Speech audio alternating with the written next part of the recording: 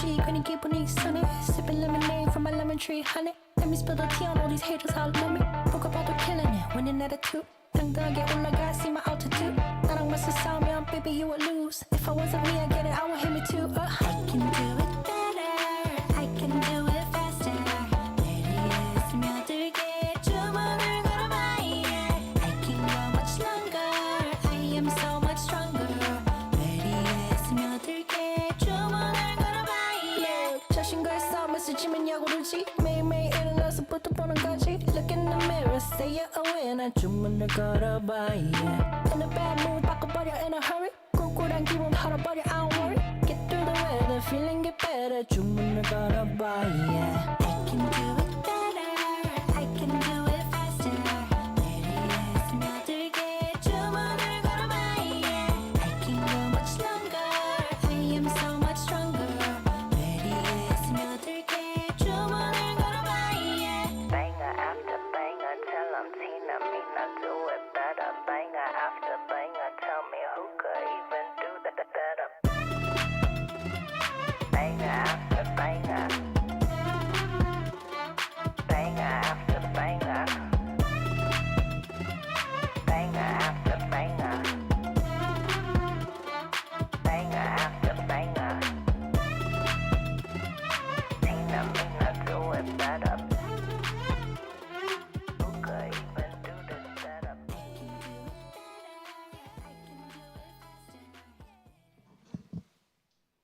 Hola, North American fans, if you've just finished watching, that's right. We just got in time to start this show. Welcome to the OCE playoffs for the APL. We've got a ton of action to unfold today. 4 best of 3s for you ahead, and 2 very handsome gentlemen joining me on the desk. Hello, Robert. How are you, my friend? I'm good. I just got in. Yeah, you were very chipper. Timed that one perfectly. You did. I was Yeah, 'cause he actually incredibly slept in. late today, but thankfully so was North America. Yeah.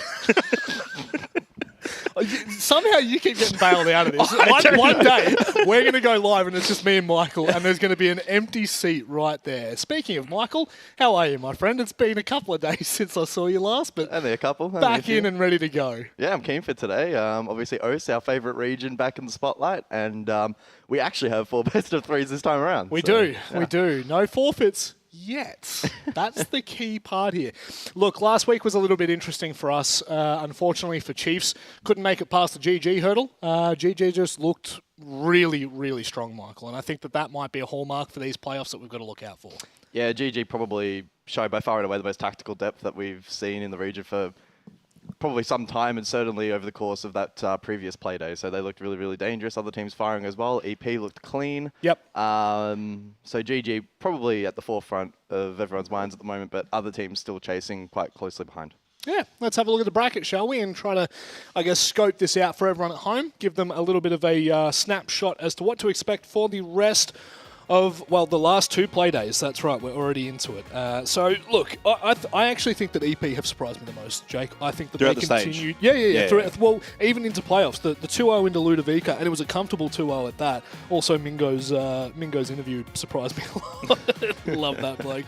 But genuinely, like, we are shaping up into a top 3 region now, which we have not had for many years. No, absolutely. And I've got an early Xenox fun fact of the day Oh, for both of you gentlemen here as we well when go. it comes to Enterprise. Wicked Brecky. So they've got 5 players in the top 10 for EPS. For all 5? All 5 players. Wow. And there is an asterisk caveat, to that, yeah. which is, of course, player has only played the 1 series. But in that series, he went nuts. 23-11, 136 EPS. Of course, that one in relation to the Ludovica game. So he came in to replace Killerman. And then so obviously relays Bap and Tuhan. And Killerman obviously not playing in that series keeps his spot in 9th. So yeah, they've got 5 players in there. In terms of then you're wondering who the 6th is, it's obviously Fisher Guy at 36. But it's still a fun fact when you can say a team's got 5 players in the top 10, even if it's not that core 5. Well, in such a competitive league as well, right? Like when you've got 3 teams at the top that are so competitive and so close to each other, or at least from what we've seen so far, to have 5 of your players up there is insane. And we will talk about player at a later time, but I just can't believe that he hasn't been picked up properly. Every single time this guy's been on a roster, he's been a sub, he's been a fill-in, he's been half-half. This guy has repeatedly shown up in matches that people have needed him. Really hope that this one sticks for him. But maybe the schedule might help everyone at home. Chiefs TSG. That's what we've got first up. A match that, unfortunately, TSG, sorry, not TSG, Circular Spheres. Thanks, Alex. Appreciate it, mate. Just our observer in the background absolutely threw me off. Circular Spheres, again, just continue to be a team on the outskirts of the top 3, top 2. They're always there, but just never enough. Never enough. However, as we go down our mark, which game has got your eye, Jake? Well, I mean, it has to be Enterprise and GG. I know we were just touching on Enterprise, and I did want to follow up very quickly on Player as well, which, is, as you were saying, hasn't really been able to maybe find that home. Since 23, these have been the teams he's been on. Homeless, Circular Spheres, Aerial Arise, Odium, Man Esports, Ludovica, Chiefs, Enterprise in the last 2 years. Home has been on more teams than there's been stages. Yeah. By That's multitudes. insane. So, yeah, maybe this could be the case that we don't know, obviously, what the situation is with Killerman, but he has played really well. He's a big test. That's a big game.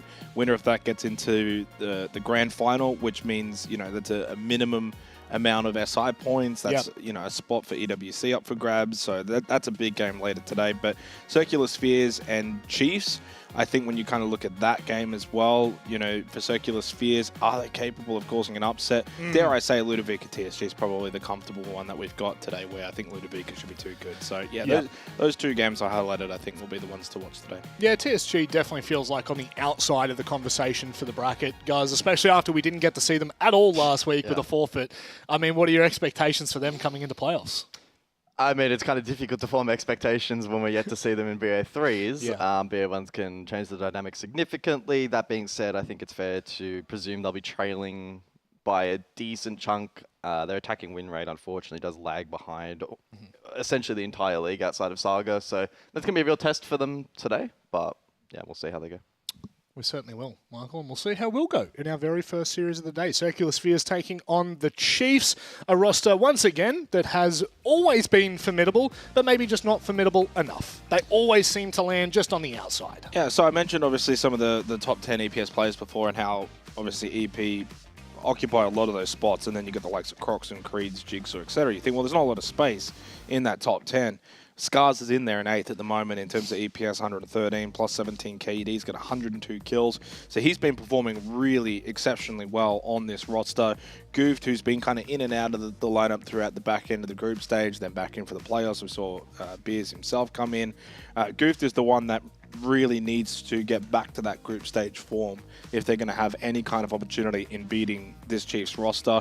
And Neptune, I think, has also been having a really good stage too. So you've got enough firepower here between Neptune, Goofed, and Scars that I think they could genuinely challenge Chiefs today. They might just need a little bit more from someone like Jay Kenner. Hunt to play more of the support roles. You don't need him to frag out, but can he stay alive? Can he keep that cost percentage up, which around 60% isn't too bad. So if you can get some elevation from the lower end and get the top end firing, I think this is a roster that could cause an absolute boil over today. Yeah, that's what I want from my support in IGL. 79 EPS. I don't want them fragging out in the server. Hunter is, for me, Hunter is the perfect example of what an IGL used to be. They used to be hopeless at fragging and could only play the smokes of the world. That meta has obviously well and truly gone, but there are still remnants of it that remain. Hunter is one of them in my eyes. Definitely reminds me of like a 2021 IGL where it was really structured around that conversation. However, their opponents for today, it is no small task. It's the Chiefs, a roster that has proven themselves last year and continue to prove themselves. However, they're going to have to double down. Why does Josh look like a Giga Chat? Oh my God. What? That is insane. They do look pretty stacked. He needs to give some chin over the quiz, to be honest. He needs to share some. Let's break this score down. Jigsaw, top performing player on the roster, and excluding player who's only played the one series, top performing player in OCE.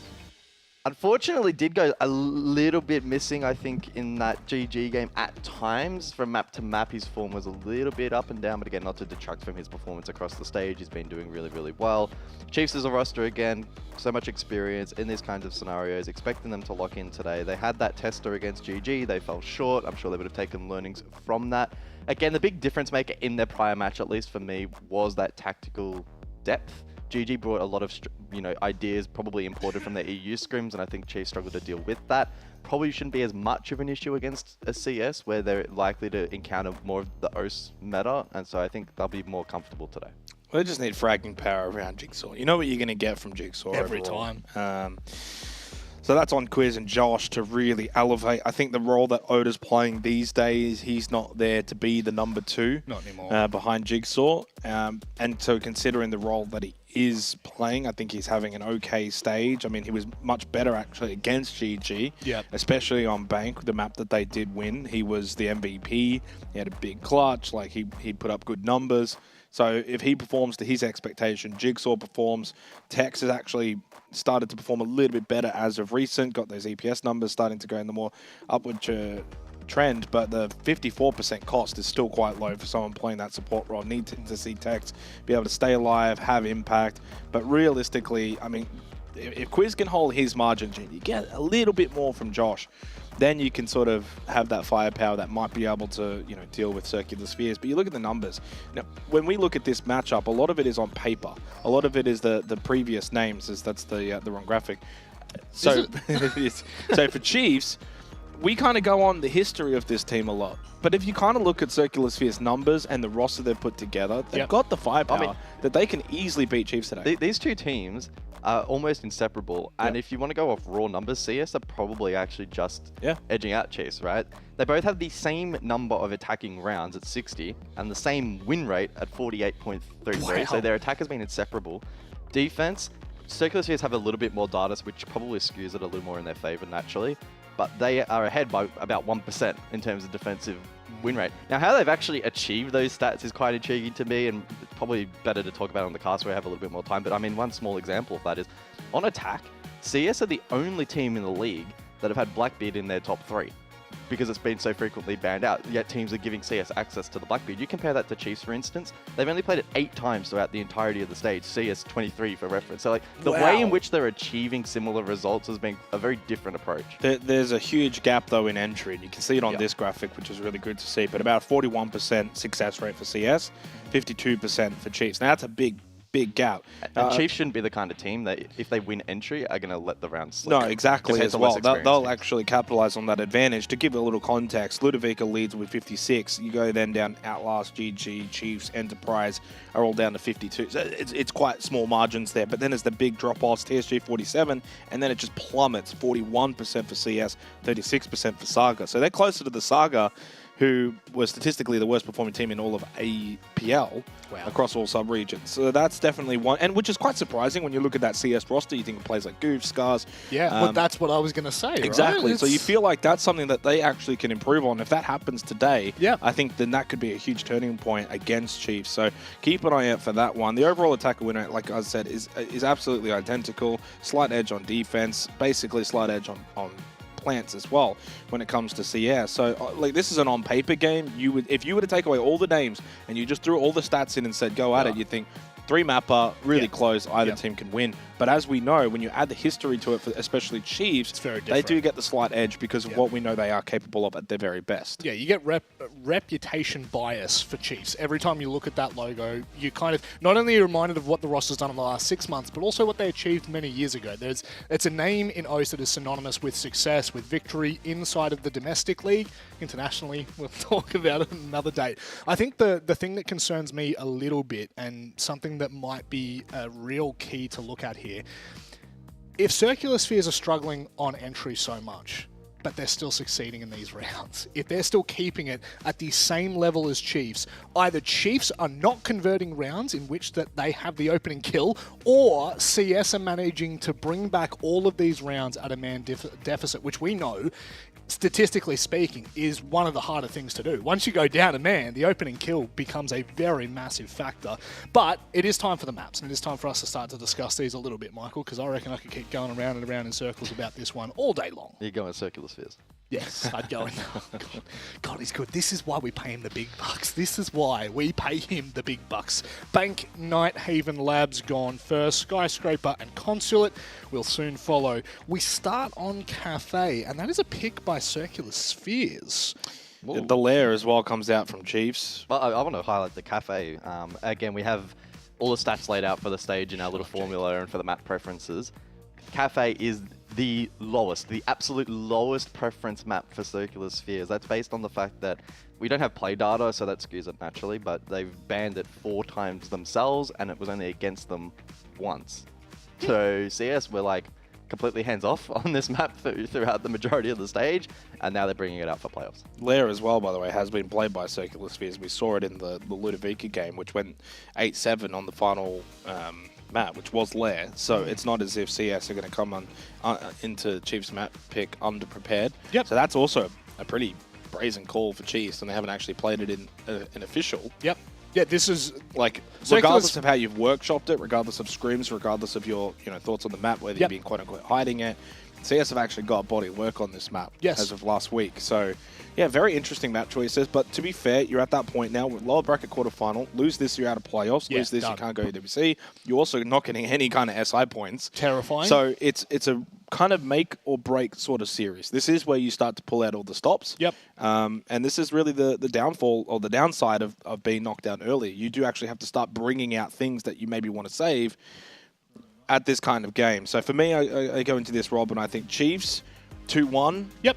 But it could easily be CS as well. I really want something good from you here on your throw. Yeah, well, I'll give you boys some time. You can take your slow time walking over to the caster's desk. Look, to be fair, this does seem like in the desk it is a little bit CS-sided. In fact, we go to Cafe to start this one, a best of 3 to determine who will be knocked out of playoffs. If it's circular spheres, I think many will regard it as on track, on par. If it's Chiefs, it could be an utter devastation. It's time for us to get underway with our first best of 3 of the night with Jake and Guz.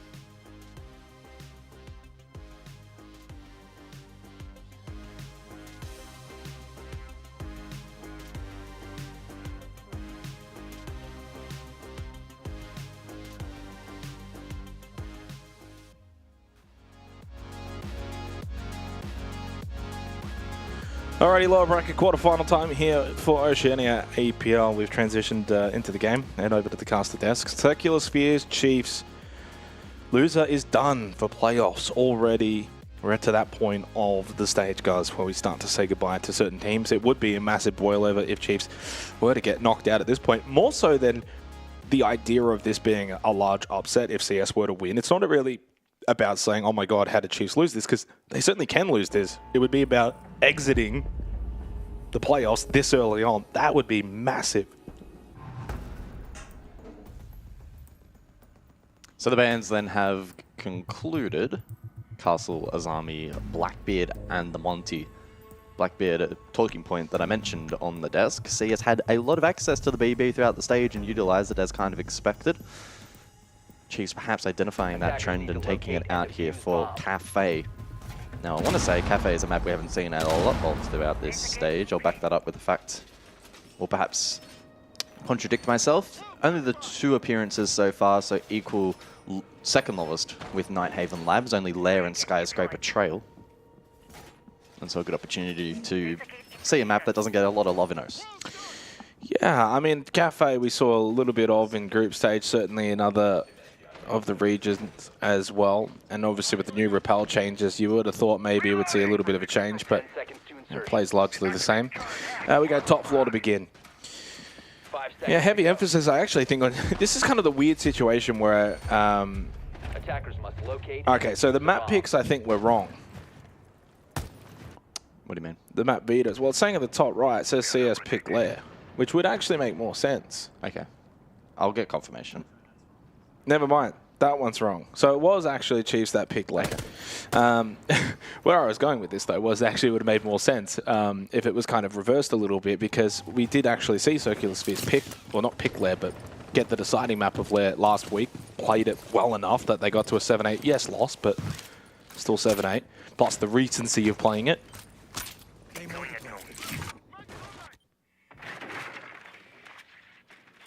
Which just leads me to believe that if Chiefs do lose this, there is every chance that Lair might not go the way that they envisioned from scrims, warm-ups on it.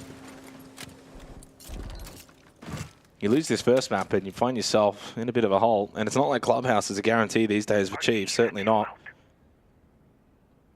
Of course, though, CS did actually win their clubhouse last week against Ludovica.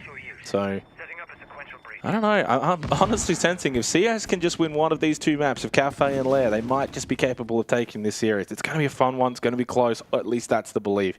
A lot of it does sort of ride on the curtails of a player like Jigsaw. How influential can he be today?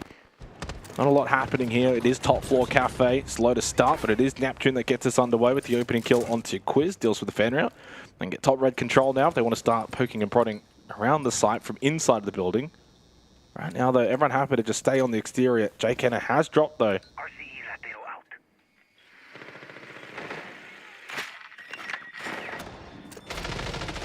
Just the one Rotero remaining for Goofed, using that to try and find info. Still a BBC deep cocktail, which will feed information in through shop as well. No one's playing forward, though. This is just a back hold here from Chief. So this will allow space for CS to get into shop, get lounge control, play New Bell. They can start to spread out a little bit. Ooh. Oh, that can't be allowed. Yeah, Well, that's nice. you got two plays in cocktail, and the Rotero just walks straight through the front door. Yep. 45 seconds.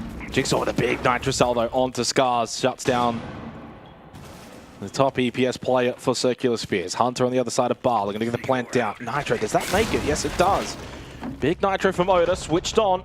Gooft is able to get one onto Josh, but Circular Spheres now at a deficit. Despite some decent work to begin in this round, they've only got 25 seconds to salvage. Jay Kenner's picked up the kit. Does he feel safe enough to go for the plant? Does have Gooft in lounge. Double stack cocktail. Tex was alone in Freezer. Jigsaw went for the trade, but it was a little bit of an awkward one. Falling down from the table with the pistol. Goof can't win the battle against the Roni. And Oda to clean up Jay Kenner. Chiefs get the opening round. Well, it's the duo of Oda and Jigsaw to have big influence in that prior round. Great Nitro from Jigsaw, and then Oda to deny default with the follow-up. So the Nitro game was really strong.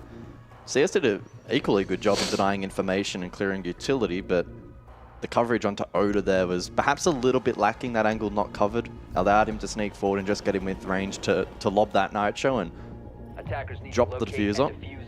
So we spoke about some of the entry numbers as well last time out against Ludovica for Circular Spheres. It was a rough go. Hunter 1-7, Jay Kenner 4-7, Goofed 3-10.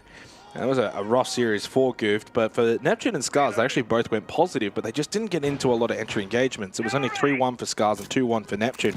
So you really need to see those two players in particular, alongside Goofed, trying to be the ones that are taking these early contact fights, getting these opportunities. And we saw that in the last round with Neptune getting the opening pick onto Quiz. So that's at least a little bit of a good sign, good start. Tacking around Cafe, you get the opening kill.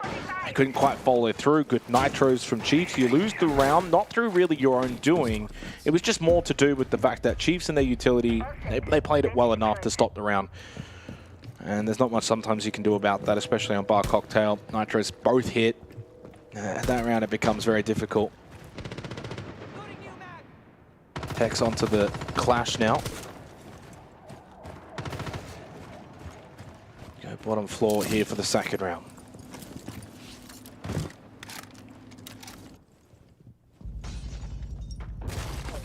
So it's the Clash to be employed here from Chiefs.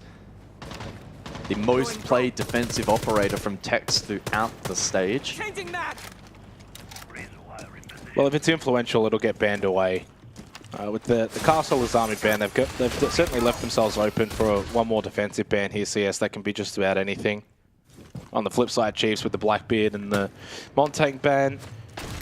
I mean, if the Blitz doesn't get played, maybe you don't have to ban the Blitz, but at this point, there's probably nothing else that's really as influential being played currently by Circular Spheres. Boogie Auto Breach it, open up the floorboards in Mining.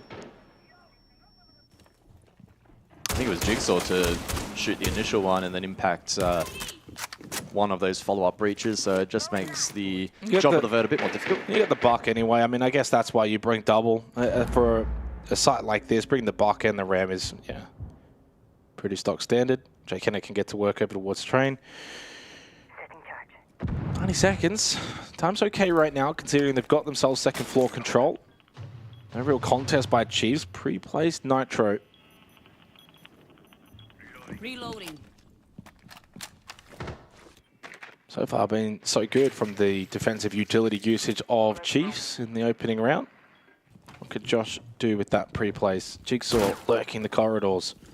Neptune looking for Goyo canisters to pop, and Josh trying his best to protect those alongside the mute jammers. Clutch drones as well in play can be used to hack Banshees. A lot of information available here to CS, doing a good job throughout the mid-round, much like the previous attack. Do wonder how they're planning to deal with Tex over towards VIP. So typically you'll see deployable shields set up, VIP bunkered down, but now with the clash over here as well, it's probably going to prove to be quite difficult to dislodge him. Josh is going to be the first to die. Another opening kill for CS. Spoke about that on the desk, guys. It's a metric that CS are really poor at. So far, so good in the opening 2 rounds, but unable to then convert. Oda gets the free kill with the gas babe, denying the push out of Freezer. That's Kit down at the chassis. Not an awful spot to pick it up. Go for the plant. If you can clear out these positions towards the corridor, back push, VIP. Tex gets involved because, hey, they just can't deal him. They cannot deal with him. Tex with a second. And that's probably going to be the round. Scars and Gooved with really no time, just have to rush in and hope for broken. Tex gets himself a 3K, played the clash well towards VIP, but in fairness, You know what the issue was? CS just never put any effort into him. What did they not have? I don't know. Explosives. Yeah, well, They had none. they also, yeah, I mean, I guess that's probably a factor. If you don't really have the, you know, You either have to retain an auto breacher to clear it, or you need a grenade, and they just didn't have it. or you could try and go for a pinch brown stairs and just do it the old manual way, flash dump in and try and clear him from both angles. And they, because we're more focused on their setup of the floorboards and the vert, they left themselves no time to eventually do with the clash, and the clash was the win factor, which is well played from Tex, because it's easier said than done when you're playing this clash. You think, okay, the operator's quite strong and being able to put down the shield and pick it up and move it around, and we know the VIP position, typically play with the deployable shield. Like, Tex has played this well. He was active, he was swinging, like he actually was a big factor in that round. And CS really kind of only have themselves to blame. They just didn't put enough time and effort into dealing with VIP, which is, I mean, pretty stock standard if you go for a freezer side push, which they eventually did. So I'm a little bit perplexed from the decision-making of Circular Spheres. So far, so good, though, from Chiefs. They haven't put a foot wrong. Chiefs have been playing really well, and that's what you... Really, if you get that out of Chiefs today, if they play smart Siege, if they're not making bad decisions... It's really just the entry. They just need to focus on entry, and if they can nail that, then there's the potential for a snowball. Tertiary side as well, so it's going to be more unforgivable if Chiefs don't get that first kill. 0-2 start as well for Scars, top-rated player for CS currently. I know how good can be, but he did struggle a little bit against Ludovica. A reminder as well, you lose this series, you are out, you are done. And obviously for Chiefs, this would be a travesty to go out at this kind of point. Remember, top 5 to get 50 SI points. Stage points as well, presumably on the line too for regional finals. Eddie, so I guess 5th and 6th is, yeah, they do a playoff game. That one will, I believe, be off stream to determine. So the loser of this series, the loser of the next series will play off later on to determine those SI points. Opening kill, Jigsaw onto Jake. 5 kills for Jigsaw. Yeah. And so far, everything that we said for Chiefs, as long as, you know, Jigsaw's fragging, they're making good decisions, yada, yada, yada, is all happening in the opening 3 rounds. And this is the CS map pick as well. As you kind of prefaced, maybe Lair isn't the safest of picks from Chiefs, who knows, but if they get this one, it's, yeah. Makes it a tall mountain to climb.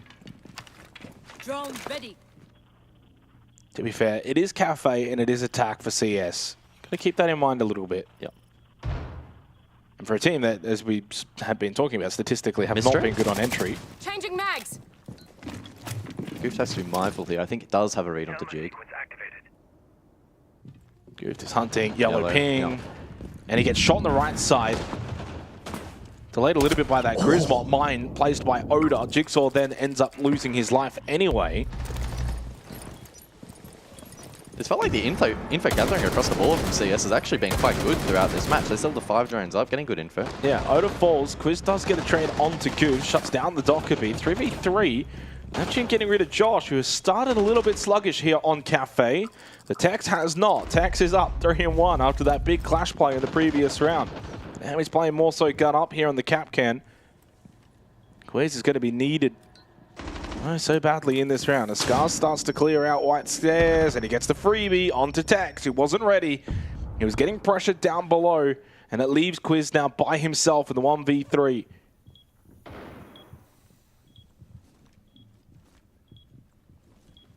CS just have to be patient here and get in positions to be able to cover this plant.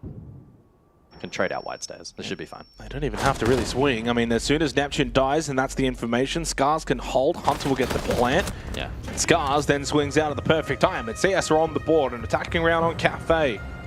Ironically, in the round that they didn't get the entry kill, despite getting it in the first 2 rounds. But hey, round win, nevertheless.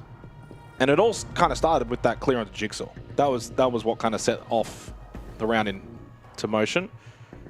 Good clear. And even with the Griswold behind that, it was actually placed by Oda that I thought maybe was going to disrupt that pinch onto Jigsaw. They still pushed through, got the kill. They get the round. And it is not going to be a Clash ban. Instead, it's going to be the Valkyrie and the Dokkaebi also taken off the board. Yes, that's 3 rounds now in a full rotation with that entry not converted. That will be an intriguing stat to follow throughout the course of this map and series. Decent start to the round for Chiefs, but CS bit back. And I really like the way in which they played the 2 versus 3, right? The flash on the text wide stairs, the clear, they trade that out. They've got the cross to reading. Didn't get impatient. Played around that win con of the plant, which was well protected. Definitely looked more cohesive than, for instance, maybe that VIP clear that we saw earlier. Yeah, and in fairness, I think that VIP clear so far has been the only real detrimental thing for Circular Spheres. Even the opening round, they did a lot right. And certainly in that most previous one as well. No kills yet for Jay Kenner. He certainly wouldn't even be in the top 2 for fracking power on this roster anymore, and arguably not even in the top 3. I think Scars, Neptune, and Goof are the ones you want really getting kills. Jay Kenner's probably more of the soft support alongside Hunter. Attacker's objective is to locate a bomb and defuse it. Quiz thinking about early peek hit in lounge, 1 tap, balled away. And we go back top floor here in the 4th round. Another thing that popped into my head, and it's not really completely relevant to what's happening on screen now, but we didn't mention it during the schedule. It's important to note that the winner of this game then has a really long break. Because of the way the fixturing and the scheduling works, they then go on to play the last game of the day to prevent a back-to-back. Yeah, So, I don't mind it actually, though. I think it's slightly more beneficial that they have the really long break, because obviously, as we know, we got Ludovica and TSG after this. not sure what this is for. Okay. Get confirmation. That was after the 2:30 mark, so presumably some kind of repel bug, I would assume, but not too sure. Yeah, I don't know. That's an interesting one, because it was after the 2 minutes and a half. So it has to be. I mean, look, I don't know. We'll try and get clarity on Yeah. that so that we can relay that. But either way, like I was going to say, I think that for the winner of this game, as you said, so as is the schedule, Ludovica TSG immediately after this. So in theory, if you win this series, you're going to look at, what, 2-3 hours while that one plays, and then you got Enterprise GG, so there's another 2-3 hours, and then you play again. But it's at the point where by the time this series finishes, you'll have more than enough time to really switch off, get some food, chill out, maybe even watch some of the games. Then you'll have enough time to start warming up again and then get into your series. So it's almost like it's not too long of a break. It's actually just goes over that length where it's like, okay, this is pretty decent. Whereas for like Ludovica and TSG, the winner of that only gets 1 series break. You don't have as much time to fully switch off and then switch back on again. So I think it's actually slightly more beneficial to be in this series than it is the next one. But we're also talking about fine margins, and they're all professionals and they'll get the job done. And it's certainly better than having one team play it back-to-back. That would be actually like to the point where if you had one of the 2 teams, one had a break and then the other had a back-to-back, well, someone's not going to be too happy. Well, we're not too happy either right now because we do have a rehost. We're going to throw to a small break and we get back on the way, though, very soon.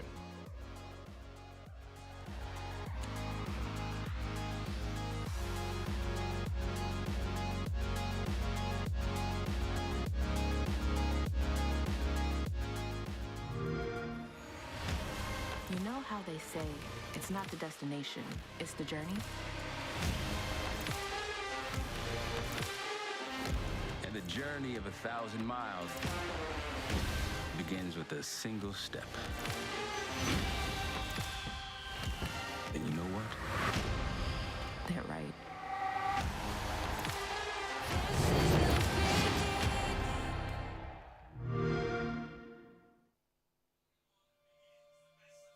As I was saying, we have to look at what's ahead of us now and not worry too much about Wait, the did you past. see that? What?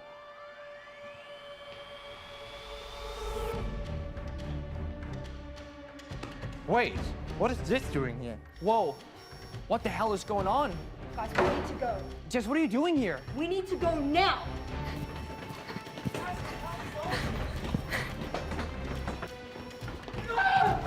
Jess, Doc is gone. We have to go back. There's no time. There's really no time. Can't take this anymore. I'm tired. He's our head coach. I have to go save him. You're already dead.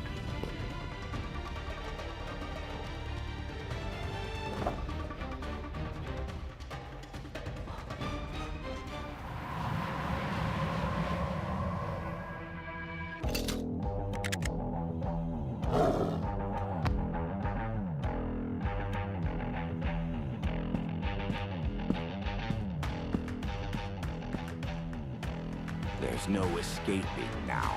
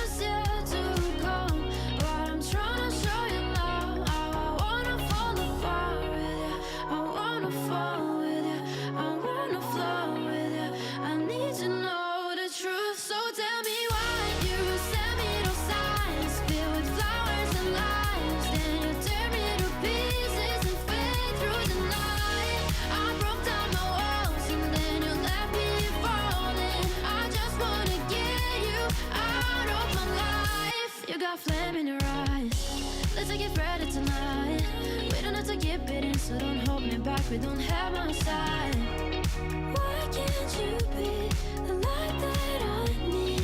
Can't you see what you've done to me? I wanna fall with you. I wanna flow with you.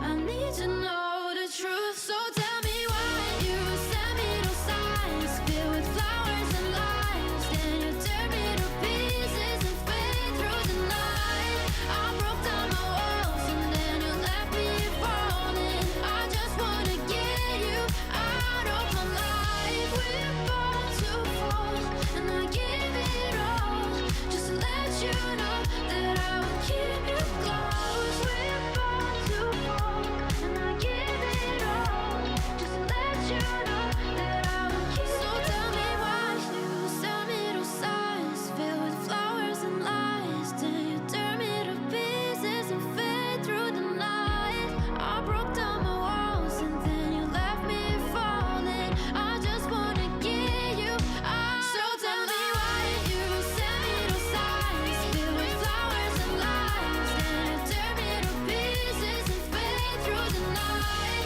I broke down my walls and then you left me falling. I just wanna get you out of my life.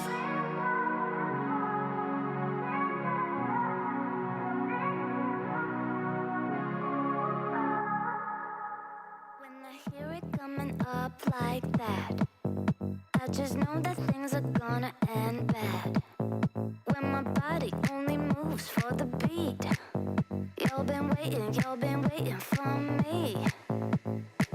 I'll just keep dropping it, like there's no stopping it. Then walk with it, la la la la la. I'll just keep dropping it, like there's no stopping it. Then walk with it. La la la la la. I'll just keep dropping it, like there's no stopping it. Then walk with it. La la la la la. I'll just keep dropping it, like there's no stopping it. Then walk with it. La la la la la. I'll just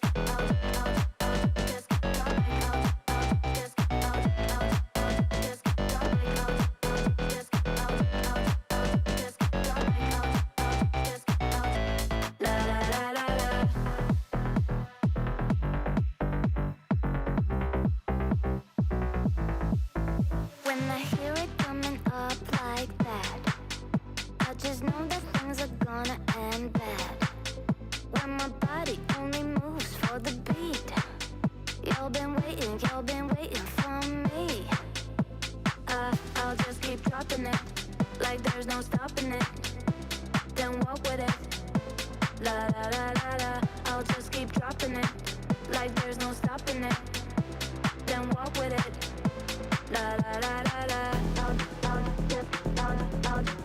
just drop like I'll just la la la la la. I'll just drop like la la la la la. I'll just keep dropping it, like there's no stopping it. Then walk with it, la la la la la.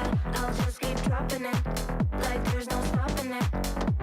Then walk with it, la la la la la. Just drop like just drop like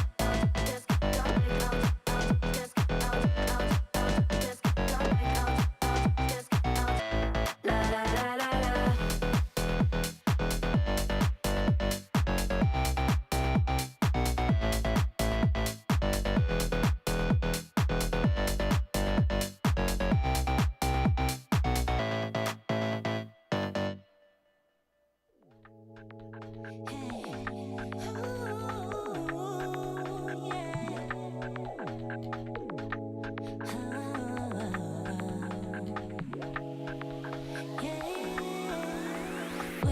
네 앞에서 no way 날 기억하고 맡길 수 없는 걸.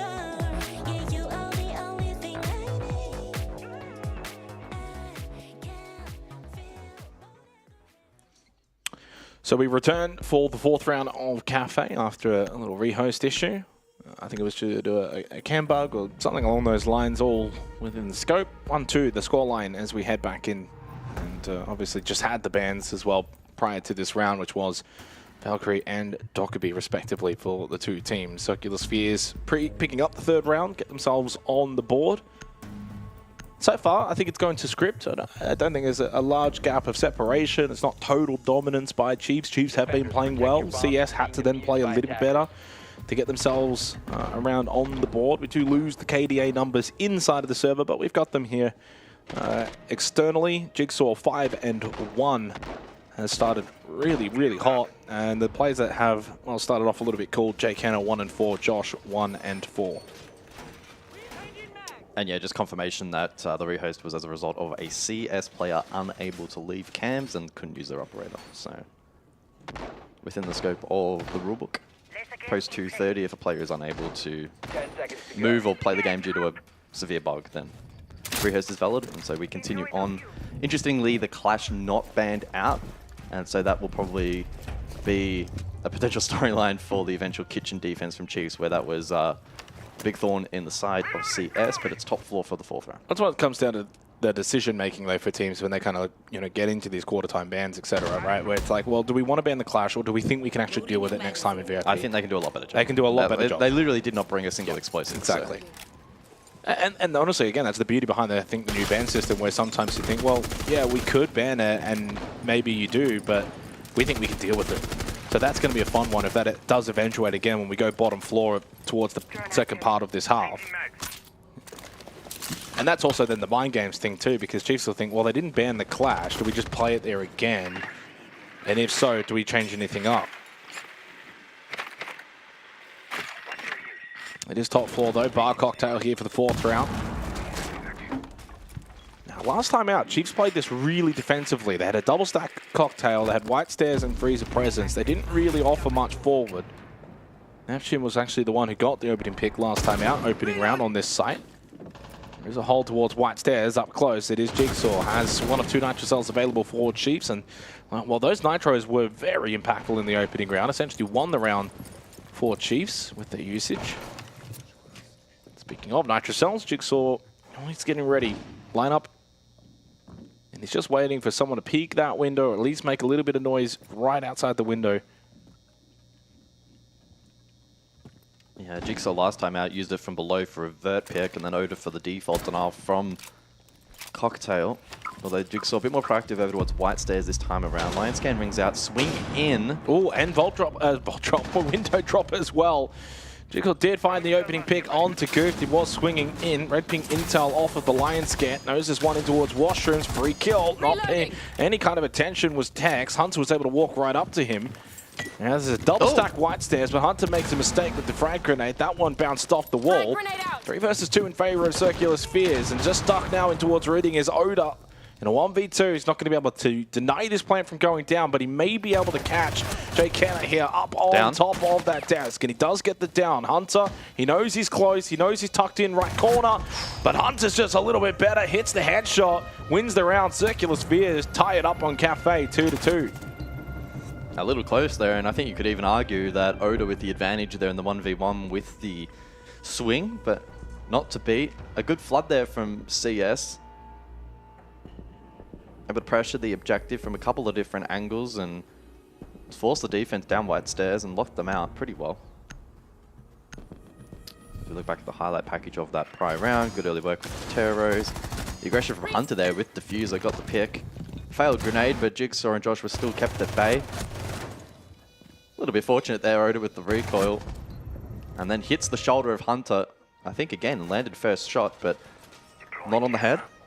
And so losing out on that fight. 2-2 scoreline, kitchen we go, and the clash is in play. And 2 rounds on the board now for CS. If they can find 1 from the remaining 2, I think that's a really, really good half for them. Puts a little bit of pressure now back onto Chiefs. They do bring the clash, like you mentioned, Guz, and we'll see if CS are going to be a little bit more prepared for it this time around.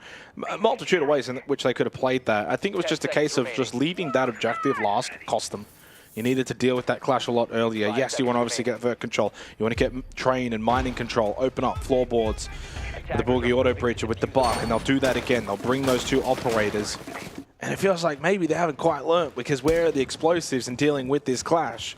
Now, admittedly, with the way you can play the clash, you know, you can, of course, pick up the shield, put it down, etc., really quickly enough that it doesn't get destroyed. But so my hope is, if it's not going to be explosive, Guz, it's going to be flash dumps, it's going to be double pinch, push down Brown Stairs through bar, try and get him on the backside of VIP, but they've lost Jay Kenner straight off the rip, so you're down that Buck immediately. Lowers that verticality potential towards train and mining. Yeah, it's definitely an intriguing risk to be taking. No catch on the side of defense yet, still no explosives, so perhaps we see a complete pivot and it ends up being a bakery side hit entirely. That is another option to not count out. But Clash can rotate pretty quick these days, though. But I don't think it could rotate all the way from VIP to essentially like prep or small bake or even bake itself that quickly. Yeah, not easily. Losing Jay Kenner, though, not ideal this early on into the round, considering how valuable the button can be. Maybe it is, because not a single entry has been converted this match. Not a single one. But you are right, in terms of raw utility, definitely a loss for CS here. Doesn't mean round over, but it's certainly going to make the round a lot more difficult now for Circular Spheres. And now they've lost Scars as well to a Nitrocell placed by Josh. The Nitro game from Chiefs thus far has been quite good. Yeah, and it needs to be on a map like Cafe. Absolutely needs to be. So much verticality. Well, look, not often that we call it a 3v5 round already, but it's going to probably be, we're talking like fine margins here now for Circular Spheres. At this point now, plan A is basically in the bin. Tex needs to give them a freebie here. Yeah. So only in on the round. He needs to lose a peak battle, or he gets timed here on a pinch from Neptune and Hunter. But he's got a little bit of help. Quiz is actually towards bar, so he's got that watch towards Brown Stairs, so they can't even get this pinch onto Tex. Tex wins his battle towards bottom white. Hunter does get it down onto Quiz, but this round is over, and Tex is a mean machine on that clash. Start calling it Tex's position at the moment, man. He's firing. Yeah, forget VIP. There's 3 letters that's needed instead. It's TEX. And this round is done. You'll get goofed here too. Oh! Not quite. Surely only a moment away. Round is certainly over though. Couple of hungry boys going hunting as Josh pushes into Kochak, goes for the swing, even with the shotgun. Goofed is low. 10 seconds left in 1v5. Nice little angle opened up by Tex, but I think at this point Goof wants to probably look to try and save KD. Not going to happen. It's a flawless for Chiefs. It all started off the back of that opening kill onto the Buck, and on a site like that and how influential the Buck can be, it made it really, really difficult for CS. It was the kind of round they never actually really got an opportunity to play the way they wanted to play. Yeah, it was a bit of a nothing round in the end, unfortunately. But a site that certainly didn't really click for them on either attempt. Well, the first time around, they didn't deal with the clash, despite getting the vert control. Defenders, protect your bomb. This time around, the clash actually was still a nuisance, but that wasn't the main reason. No. They didn't even get an opportunity to deal with it properly. Initiating jammer. They looked good on this site, though, CS. And so there's a very real opportunity for them to equalize. They did win it last time. They had the Hunter plan and then the double stacked white, able to cover the cross. It was pretty well played. So far, it's been 2-3 in terms of the entry kill battle in favor of Circular Spheres. We spoke about that on the desk. That's been their downfall so far. Resulting in 1 conversion. Yeah. Which was that last round. That was the first round that an opening kill has been converted into a round win, funnily enough. Attackers' objective is to locate a bomb and defuse it. And by far and away the most dominant round result as well in terms of players left alive. So Chiefs with a bit of momentum rolling into the final defense of the half. Pre-place, or probably pre-ripped Nitro from Jigsaw here. All it takes, though, is one round here for CS, and it's a 3-3 half, and suddenly, game on. Yeah. This is a very important round. Air jabs for any potential exterior runouts. And they lose Neptune, who's playing the Ying. So no Kendalas available. Well, there was one that was in hand. You could hear it popping up on top of the roof. So got caught with util in hand, and that's going to be an early death. Again for Circular Spheres, 2 in a row. And a big operator as well for the second time in a row. You know, if you lose your Nomad after they've already placed the air jabs, it's kind of like, okay, we've lost a player, but whatever. But you're losing Neptune, who's been playing so well for CS, and you're losing the Ying. It's a bit of a double whammy to begin this final round of the half. Information here from Tex on the polls, and boy, he's having a good game so far. Triple Nitro in play for Chiefs, and so if Tex can stay alive and relay information, this will be very, very difficult for CS to contest. Tex himself is hunting and following and hoping if they sit still here, I might be on as he heads closer towards Red Stairs. Josh Nitro, get ready. I heard one blow, by the way, in the background. That was Jigsaw who threw his. Tex has also gone for broke. Okay, a little bit impatient there from Chiefs. Yeah. Wasteful and impatient off of the cardiac sensor on from the pulse of Tex. Now, they do have one more here in reading from Josh. Oda finds a big pick onto Goop. Hunter towards White Stairs. I mean, critically, Tex is still alive, still on sensor, and is feeding information. So Nitro's not netting picks, but they've got the info. Oda caught with util in hand. He saw the longer angle play, but wasn't expecting the close swing from Scars. Brings it back to a 3v3. It's been a messy round here for the final round of this half. Jigsaw taking the low angle battle. Did take a bit of damage. Hacked the drone as well, so he's feeding information on that top floor, or at least was for a little bit. Oh, you can still see it's up in the background, so that could be a difference maker again for Chiefs. 46 seconds, still got to make their way towards the site, though. Circular Spheres. There is that drone you can see on the pip top right. Tex towards White Stairs. Jigsaw very lucky to still be alive. Can play the bomb chassis. Hunter looking for a default plant, and he's got Jake Kenner behind him. Flash is available. Hunter's not going default. He's going deep. He's got Jake Kenner to watch for these pushes. One in Laundry, that was Tex. He gets dealt with, and this could end up being this third round acquired for Circular Spheres. Jigsaw does get the down onto Jake Kenner, but he is incredibly low. One bit of bullet damage, and Jigsaw will fall, and the round will go the way of all Circular Spheres, and they get Jake Kenner back up. Let's be honest, guys, this is not happening for Jig. Yeah, round over. CS looking really good on this objective. Again, will equalize the score 3-3, and just keep the pressure on Chiefs. And smart positioning, CS, not giving him anything. If you want that kit, you're going to have to get on it. We got 1 above and 2 outside the doorway. What a half for Circular Spheres. They gave up the opening 2 rounds, but they battled back to find 3 rounds overall from the 4 of the last. So out of the last 4 rounds, they got 3 of them. There's that momentum swing that now going into the second half is certainly there. 3 attacking rounds as well. Now you get to go defense. It is your map pick. There are expectations for you to do well on your choice of map. And I think they did more than enough there. And Chiefs, if they lose this map, they'll have to win out on Lair and Clubhouse. And let me tell you, CS, like as is with most of the OCE teams, they're a clubhouse team. They know what they're doing there. They beat Ludovica on it last week. This just has all of the hallmarks of an absolute nail biter. Yeah. Monty Twitch. Well, my Jaeger banned out by Chiefs. Yeah, get rid of the catch. Double catch. Okay. That's very spicy. Castle Mines back to the first half. It ended up being the Azami Castle Valk banned out, so more of a focus on utility, bit of emphasis as well on information. But yeah, they give the Blackbeard up as well. I mean, the Twitch ban is fine because of util, but I mean, this has all the hallmarks of Chiefs playing a lot of Ying, a big set of grenades, and there's not going to be a piece of utility standing at the end of the round. Well, there at least in theory shouldn't be. And I wonder then for Circular Spheres, I think the way that they kind of need to play this is maybe a little bit on the aggressive front, because you know Chiefs are going to get into these kind of pop positions where you get in, you set up, and then you go, and then you go off with those Candelas. And we spoke to Wedables last week, and it's sort of like in defense for CJX, you kind of want to be ready to hit. Sense and Fuse, again, playing heavily into the no catch. Maybe indicative of a freezer drop facilitated by that kind of utility, and Oda to the mid round will clear. They did drop the Ying. Stuff from Vert, So the Ying's been taken out last second here by Chiefs, as you mentioned. The Fuse in play now. So a little bit of a change up. Yeah. Might have been sight. Maybe they weren't expecting bottom floor. I'm super intrigued to see how this plays out, G. So attempting to cook here. Drawn up and running. Early droning. It is just one player offside, or at least on the second floor currently. It's Neptune.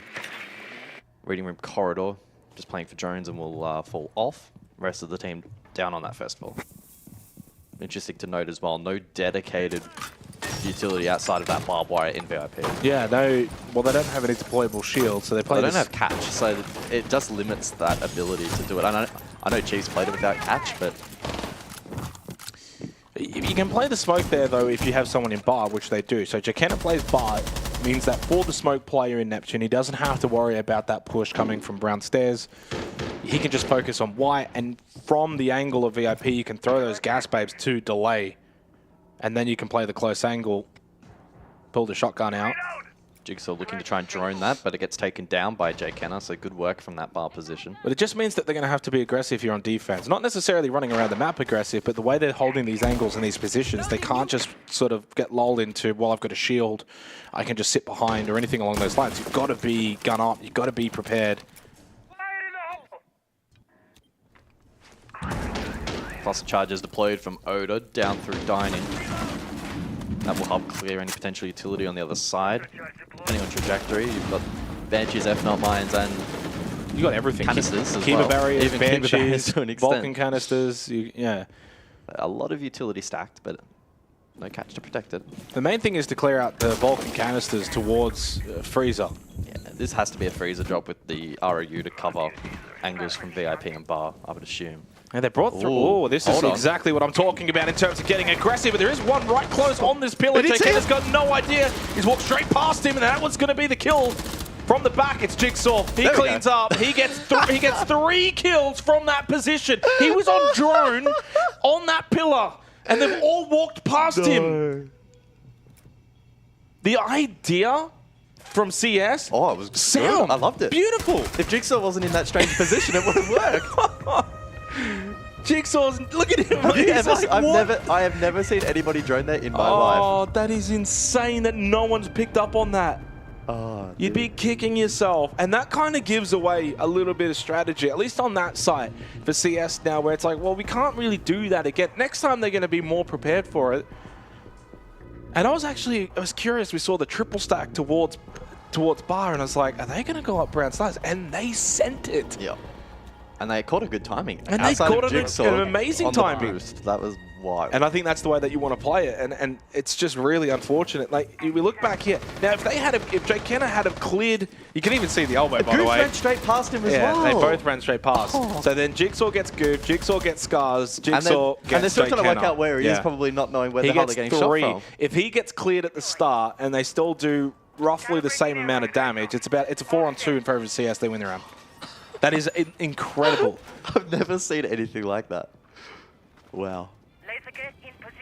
Also propels Jigsaw in the kill department as well. Now up to seconds. Well, 5 and 1 is not right. So I think the API has completely shit the bed. The API stopped after the 4th round. If it's 5 plus unfortunately. 7, quick math, he's 12. probably on at least 12 kills at this point. Yeah. I could hope you could do 5 plus 7, Michael. You never know with it. Well, does that just change the complexion here? CS might get a little bit now over-aggressive because they sense that frustration from the previous round. You almost want to just go and make that round up. You can't think in that manner because you know you probably should have won that last round. If you clear Jigsaw, you win that round. It's as simple as that. He absolutely just salvaged it for Chiefs by not really having to do anything. Quite literally, by doing nothing, he got the 3 kills.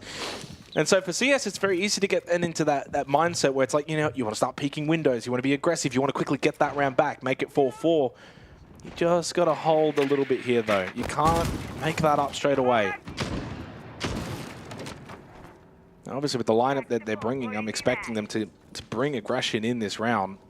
Track Stinger's in play from the gridlock this time around, so Chiefs not wanting to take any chances with a potential retake on the cards late round once more. Flames and Candelas. Well, this Cocktail is pressured. This is the lineup that we saw before from Chiefs, and then changed it due to the bottom site pick. Josh losing his life, Quiz losing out as well. Scars did get down. Still got 2 Candelas available, a couple of frag grenades, and an adrenal surge as well from Jigsaw. So honestly, with the 3 that they've got up, you know, you consider the Blackbeard, the Ying, the Finker, they're strong operators. Big pick as well from Jig. Scars still on the ground. Close angle. Oh, Goof is just a little quicker than Oda on the trigger. Here comes Tex, though, with that shield in hand, and he's playing on confidence right now. He's having a very, very good game. Up to 6 kills. Reloading. Goose can still play towards washrooms, has a mirror window, now rotates towards Pixel. Maybe trying to catch Tex on the timing, does do so. Left side angle, gets just around that shield and leaves Jigsaw in a 1v3. And he gets obliterated. And there is that round back for Circular Spheres. 4-4. Right now, though, they'll be sitting thinking it should be 5-3.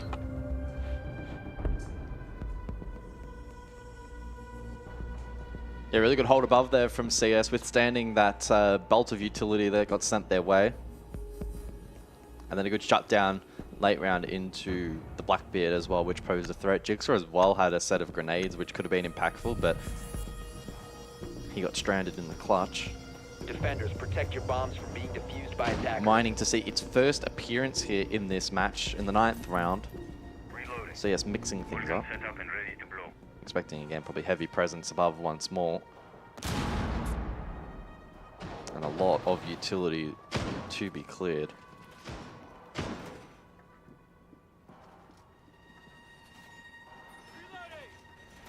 Castle as well, available and selected. With no catch protecting them will be down a challenge, but in combination with the mirror, it's a lot to deal with for the attack. 10 seconds to go.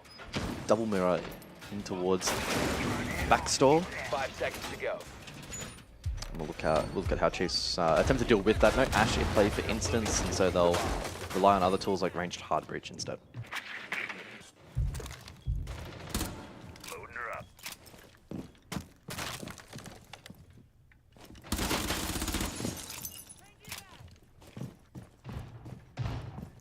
Well, the biggest thing that you're getting out of this CS roster so far is the fact that Hunter's up to 10 kills, which we probably weren't expecting. J-Ken is now improving as well. He's up to 4 kills since the rehost. So you're getting extra numbers out of the players that statistically throughout the group stage, start of playoffs, maybe weren't quite giving you that level of effort. You're getting it here now, and it's a reason why this game is so close, and that's even without someone like Goops really popping off. He's only got the 6 kills overall. Even Neptune only has 5. Scars with 7. So it's the fact that Hunter and J-Ken are really stepping up. There's more room for Circular Spheres to get some extra firepower from their top gunners. We'll sneak in towards shot for Jigsaw, free. Almost caught a timing. Goof was also under fire, but able to escape. He was castle barricaded off, so he couldn't actually shoot him through. Thought it may have been cleared from the window, but you are correct. Reload! There's one here though on the rappel outside Cocktail. Goof is low. Was a nitrocell that was thrown by Jay Kenner, and Jigsaw catches him on the timing, gets the freebie onto Goof as well. Getting jiggy with it right now, up to 17 kills for Jigsaw in this map. We had a rehost. He had 7 prior to that. He's up to 17 kills, make it 18 kills for Jigsaw. He's just different. Yeah, they had really good pinch positions, especially from Rappel there, Chiefs. They just needed somebody to get the ball rolling, play the front line, try to start dislodging defense. Good timing, first pick, White Stairs. Goofed, obviously, from that position, forced to re-peek. He was already low on HP, had the UMP in hand, so not the most comfortable positions to be in against Jigsaw on the LMG. He wins that one out, follows it up with Frag Grenade as well, so continues to stack kills as we stack bans. Brava, Mirror, the final bans for this match. It's Bar as well for round at number 10. I mean, he's just the difference maker right now when you have 18 kills. Like, yeah, it's so far and above anyone else in the lobby. And even if you were to take away that pillar round where he got 3 gifted to him, that's still an insane. Yeah, he's total. still 15 plus anyway, even if you were to take that away, which you really shouldn't necessarily. No, obviously. I'm just saying it's not like a case of... Yeah, so Josh has 4 kills, Quiz has got 4 kills, Oda has 5 kills, Tex has 6 kills. Attackers have discovered Jigsaw's got 18. That is he's literally got 3x his teammates right now in terms of overall kills. He's gotten entries as well. He's the difference maker in a series that's the map that's 5-4. He is the difference maker. So CS are getting good numbers spread evenly, but they, Goofed is certainly, he's got the kill record he knows, right? But do we know what the actual number specifically is? Because Jigsaw, if this goes to overtime, could smash it. Wasn't it map record, not series? Well, I'm saying, well, in this map, if this map goes to overtime. It was like high 20s, wasn't it? Or something crazy? Oh, well, if this, as I said, goes to overtime, I could easily see a 30 bomb here from Jigsaw. He only needs 12 more. He's got an 18. Potentially, yeah. So, as kind of expected, CS now lean into Maestro and Echo. They ban out the Bravo to better protect those operators, and so info gathering will be obviously bolstered for them. In response, we see IQ for the Echo and Jigsaw on the Ash alongside the Roteros or the Flores to deal with Maestro. That'd be a bit of a double whammy though for Goof. You lose the map and your kill record in the same game. Long way to go though. Bulletproof camera dealt with by the Rotero, sent out by Oda. All information for Goof up through top red hatch. Got to bring the Yokai back for free as well. Tex on the IQ to find a lot of this information. UPCs, the Yokais, Maestro cams as well.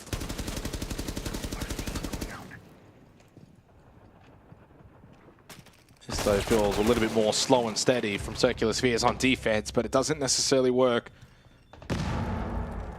And a creep up from Jigsaw, top red. Scars with the NS after he lost his life.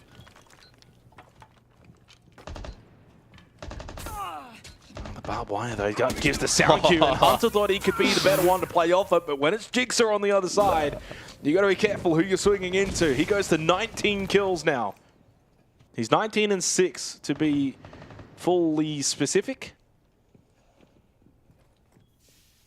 And this gets tougher and tougher for CS, starting to think that this map could be getting away from them. They had a good little middle portion of momentum.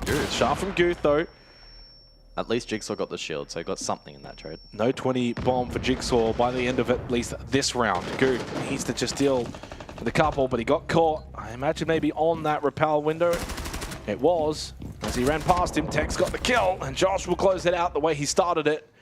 And Chiefs go up 6-4. They've got map point. He's not getting the record. He's too good.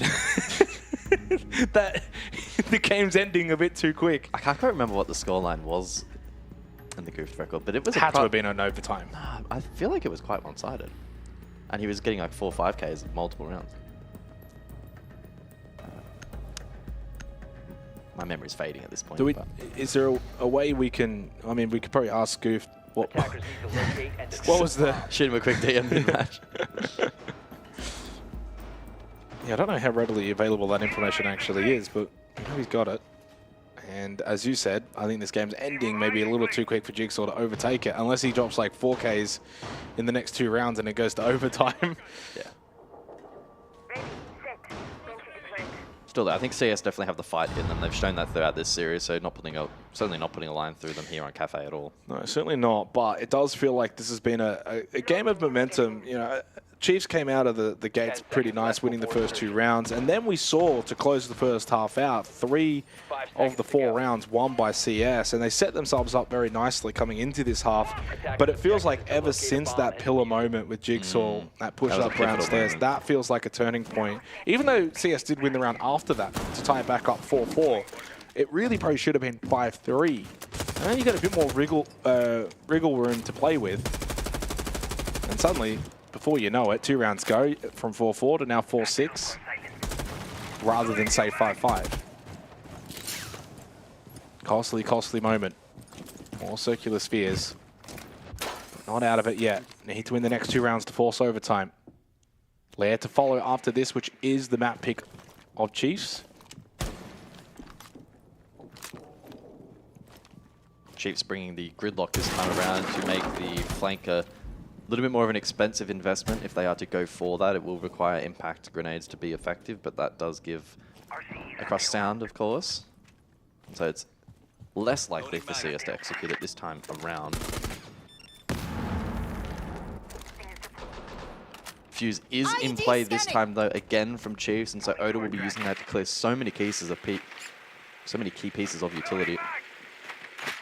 Essentially all but Neptune will be pre-placed to some extent, and he'll be looking to try and find as much of that as possible in combination with Tex on the IQ looking for information. Rotero is also as well effective against the Goyo. So Quiz tasked with that. This is his last drone in hand. Looking for some utility over towards this reception position, and I think CS again have established the triangle here. Bit of a double bar stack into VIP. Maybe again, potentially posturing for the flank, although again, probably more unlikely this time around. I do wonder, are their Goyo canisters still at their default position? I'd love to have a look if possible, because that could be the big difference maker in this round, dependent on the Chiefs execute. Looks like it's being cleared now, so thanks Lads for showing. That's a win in the column of Chiefs. Who's still Maestro Cam? That's 2.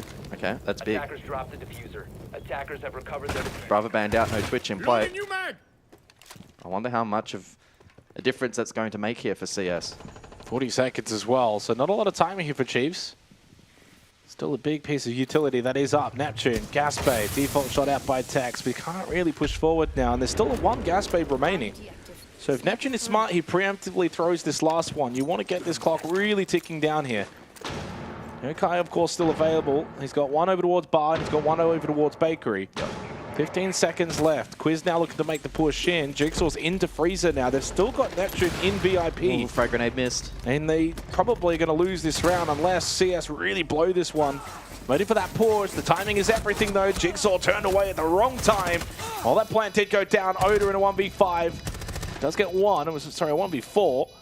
And it's 3 more players. Surely they don't all just walk one by one at him. They do not. And we go to another round. Jigsaw didn't get any kills that round, though, so still stuck on 19. 5 and 6, the scoreline, and OT could be beckoning. Really good round from Circular Spears.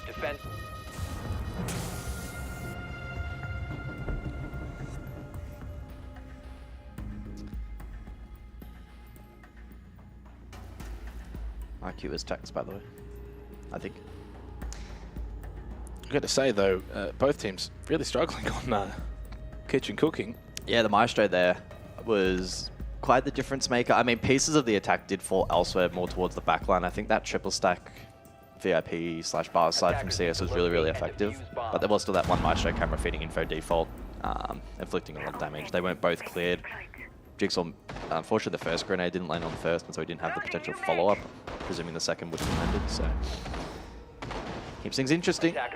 Final round of regulation. Reading dining. An opportunity for CS to extend proceedings. I also got word that apparently the kill record is 22. I haven't been able to verify, but I thought it was higher, but could be wrong. If it is 22, then it is technically under threat. 5 seconds to go. What's he up to? Still on 19.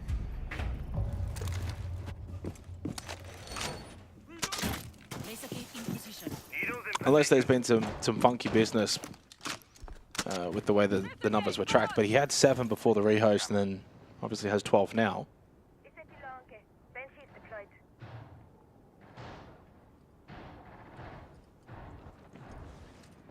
But I think he'd rather just get this over and done with and move on to Lair.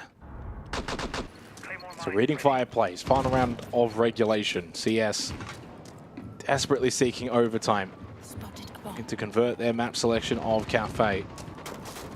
Feels like this, though, is very stereotypical Circular Spheres playoff game, elimination match, competitive, but ultimately always the loser. They're able to cause that upset, take down a team like Chiefs, but competitive.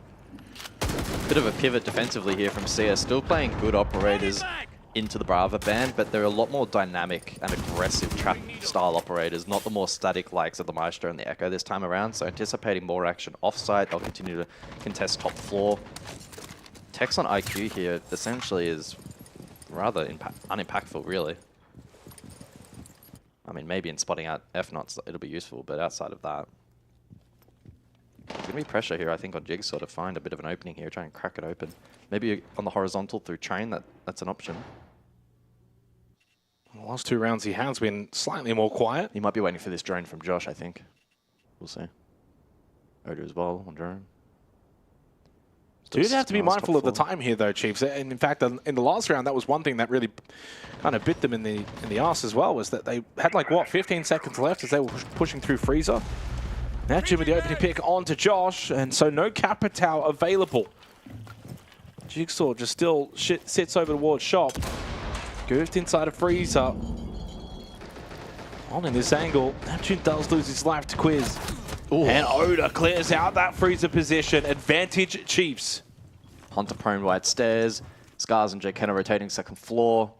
45 seconds on the board and the advantage in the Chiefs column. Just limit that. They need to be effective here in terms of time usage. You'd be mindful that no one is able to re-aggress as well. That's important. CS will go for that if the opportunity arises. You can see how conscious and wary Chiefs are of a flank at the moment. Constantly looking out for it. Big drone from Oda through Pillar into reading. Will garner information onto Kenna, potentially Scars as well. No Nitro, no impacts, no real utility available for Circular Spheres, but down into the last 10 seconds. Hunter, you got to win this fight towards White Stairs. Cannot allow this push to come down safely. Oda's in towards reading, getting the plant down. Jigsaw did lose his battle. Oda's been stopped as well, and there's no time to get back onto that kit. We are going to overtime here. The lower bracket quarterfinal matchup is proving to be an all-time banger. 6-6. Not a lot separating these two teams. In fact, if it really wasn't for Jigsaw's amazing heroics throughout this match, I think CS could have taken this easily in regulation. But now they get an opportunity in overtime. Double defense, looking to secure this map. It would mean Chiefs are on the brink of elimination if they lose this. They would have to win the remaining 2 maps in this series.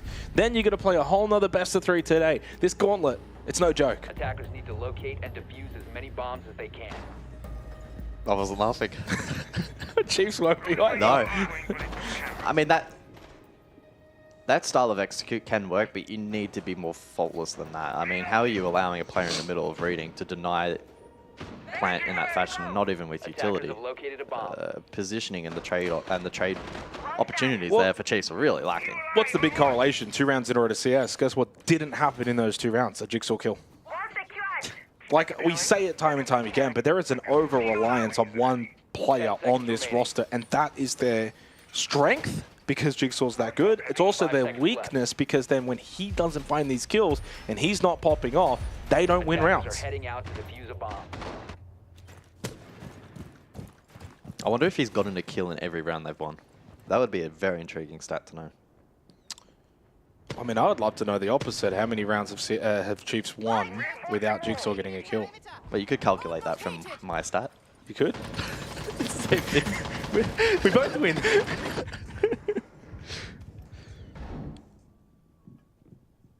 Six to 6. Overtime we go. Double defense for Circular Spheres. It's been largely back and forth. Swings of momentum. And I mean, on the flip side, Goofed is 3-8. you know, at plus additional kills elsewhere with the stats. Yet CS remain competitive. So it's an intriguing battle between the two at the moment. Oh! So, speaking of, well, Freebie goofed on to Tex. Tex has been one of the better performing players for Chiefs so far as well in this map. Lose him early, it's not ideal, especially on the IQ as well. Decent amount of utility. I mean, there's 3 BPCs to kind of hunt out. The F-dot lines as well, the Banshees, the Maestro cams.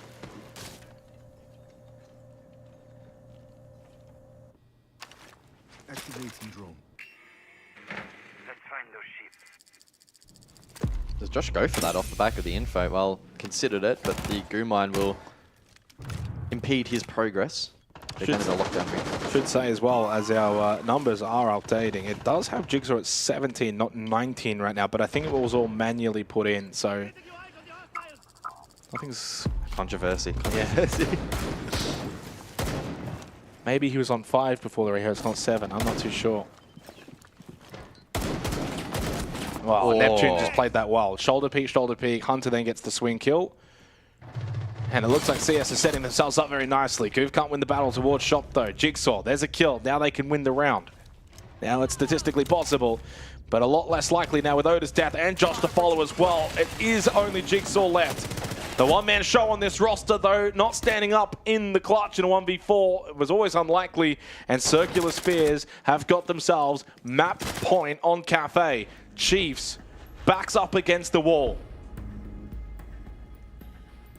And this is what we were saying last week, guys, when we looked at the GG Chiefs game, the EP Ludovica game, maybe less so, but the Chiefs GG game was like, you have to go play CS.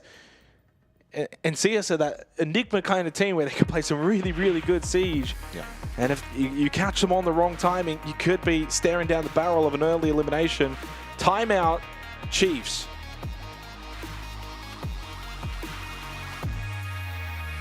I thought we only played this song after 6 PM.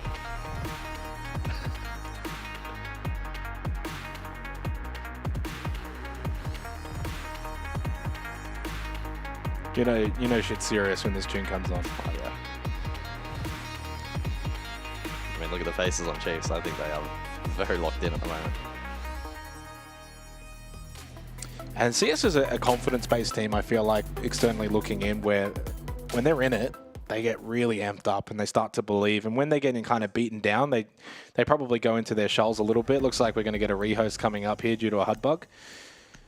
So I'm envisioning there might be a slight little break delay here before we get back under to way. 7-6 though in favor of Circular Spheres. The timeout was, of course, taken by Chiefs, so that has elapsed. We will go to a short break when we come back straight into the game here to conclude the opening map of this series.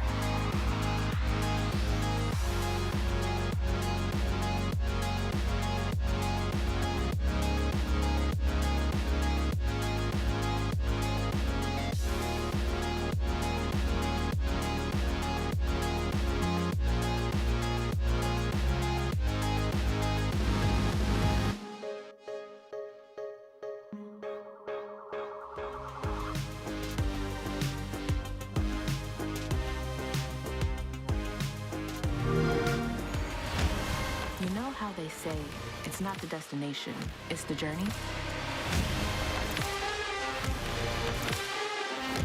And the journey of 1,000 miles begins with a single step. And you know what? They're right.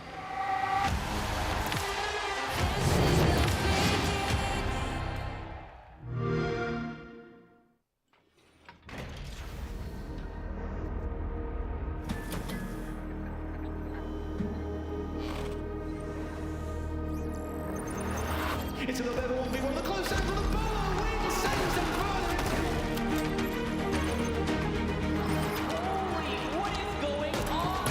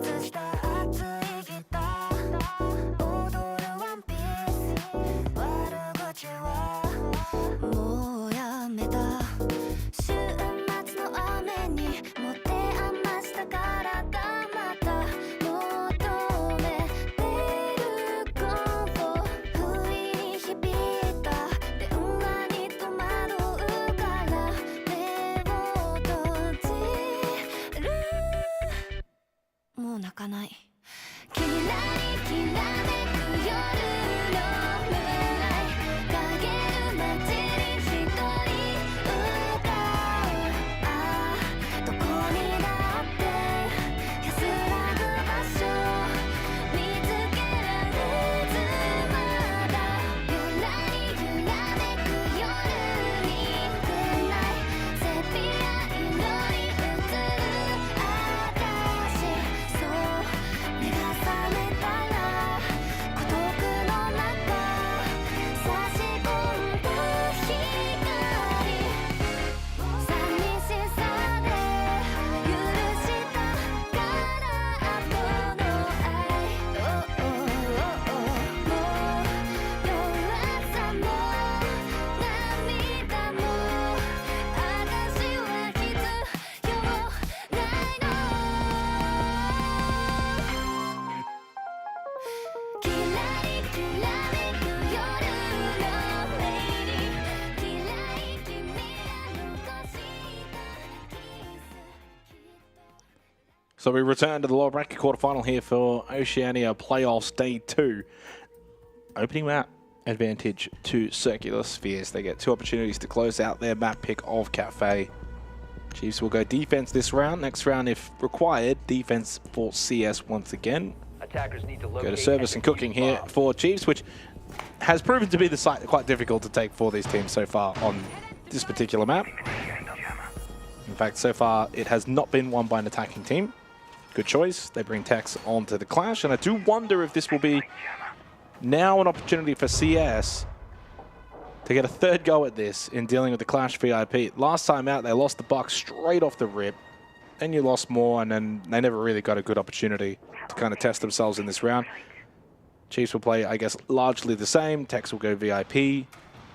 It'll most likely have someone over towards Bar. 5 seconds I wouldn't be left opposed to before seeing CS go for something like a bakery here, but I guess attackers are heading out to defuse a they just bomb. don't want to. Funny trend I've noticed as well. We talked a lot in the first half about lack of conversion from opening kills. Every single round in the second half, plus the prior round, the first in overtime, it has been converted. So that entry has been changed. Absolutely flipped. Critical for CS on defense. Now, we flip back to the dynamic potentially of the first half where Chiefs are on defense, and maybe that entry is less impactful. Yeah, it looks like all the stats have been put in. Jigsaw on 18 kills right now, so we'll go off that.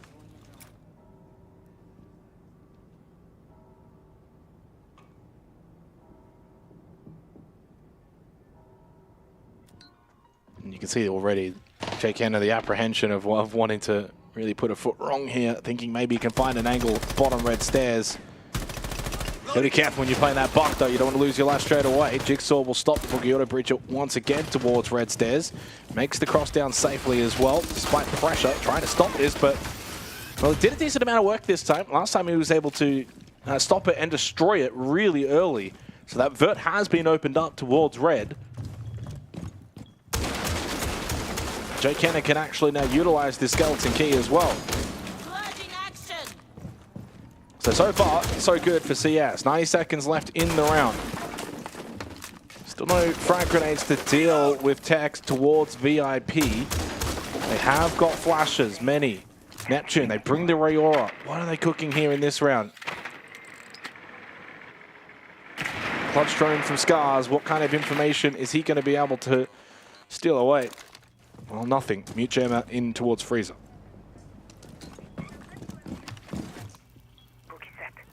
.60 on the clock. Mute Gem is imposing problems on side. It is a bakery pivot though from CS. Here we go.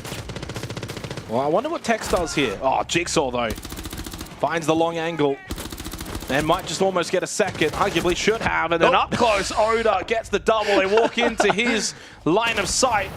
And once again, this site in particular proving to be an almighty task for attacking teams. That goes for both CS and for Chiefs. And we are going the distance well and truly. And that's now 20 for Jigsaw. Hunter. Dispatches of Tex. Had a chance to take out Jigsaw, who is quite low on the Malusi. Only 20 seconds. Does have the kit, but arguably not winning this one. You would imagine one close up bar. That's Quiz. Stays tucked in, keeping himself hidden. Could pop up at any moment. Now with multitude of players looking down that corridor. As Quiz does stand up, he'll sit back down by Hunter. And Josh will put an end to the round. So 15 rounds required in the opening map of Cafe. Both teams now with an opportunity to take the opening map of this elimination game. CSGO defense. Do they now themselves go first floor? Cooking and service has been, well, very difficult. No, reading and fireplace. Now last time out they went fireplace and mining. Sorry, they went reading and fireplace. It's in, put it wrong on the tracker. Yeah, I think it dupes on the API. It's still broken. So now they go fireplace and mining. Defenders, protect your bombs from being defused by attackers. Oh, this match really could not get any closer. 3-3 half into a 3-3 half into a max OT. A map deserving of unlimited OT, but we don't want to be here till 5 AM, and so it will be decided here in the 15th. See us in defense, leaning heavily again into the Bravo ban. Outside of the Azami, which will be vulnerable to the catch bans, every single one of those operators defensively is somebody that the attack typically on a map like Cafe is going to bring the Bravo to counteract. Capcan hidden as well. He hasn't placed any EDDs, so it's 5 seconds to go. Completely hidden. And we haven't seen a Capcan at all this series, so this is going to be something that's not at the forefront of the mind of Chiefs. Unless somebody, hopefully for their sake, drones it and finds it and pings it and comms it, and they remember. I'm pretty sure we actually did have a Capcan at the start. We did see it round 3. Yeah. We did see it round 3. Yeah, but that was by Chiefs. So not played by... Chiefs haven't played into it, though. Yep. No, they have not. And completely hidden as well by Jay Kenner. So something to keep in mind later in the round. Just seeing if there's EDD explosions, then well and truly, job done. The issue is, though, once Jay Kenner is spotted out, then they know there's a Capcan. Then, you know, that kind of defeats the purpose, really, of hiding. But the main thing you're hiding really are those EDDs, and hope that maybe they don't get droned and get spotted. Position secured. So early death marker onto Neptune towards the white corridor. Has been droned out as well.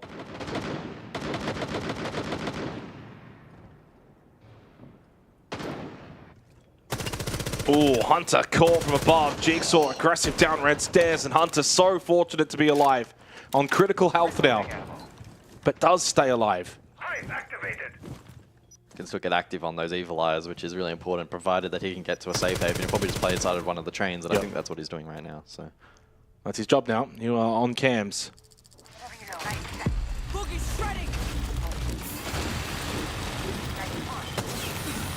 Starting to look to clear top floor, which does have presence defensively by CS, and they've lost Goofed and Neptune rather quickly. Good clear from Chiefs up above, not messing around.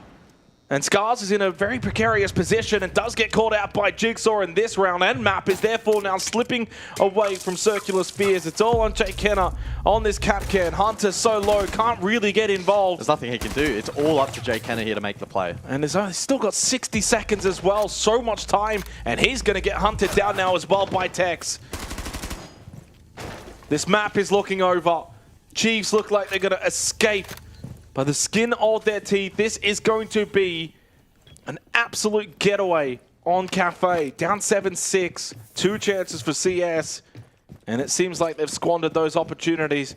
But as time does run down, there's always They had a chance of maybe a plant denial. Oda's got the kit. Over towards White Stairs. 30 seconds. Still inside a fireplace is Hunter, but they've had to give up mining completely. Hunter shut down. 1v5. Jay Kenner's going to have to pull off the biggest rat play of his life. There's an EDT. Onto Oda. That is Diffuser, but up close quiz, and it's all done. Chiefs will take the opening map of Cafe. All 15 rounds were required, and it looked like happy chappies. They probably weren't happy it went that long. Alas though, job done. Lair, their pick, coming up next. A mighty close map between these two, almost impossible to separate, and a map deserving of unlimited OT, but not to be. Chiefs taking map number 1.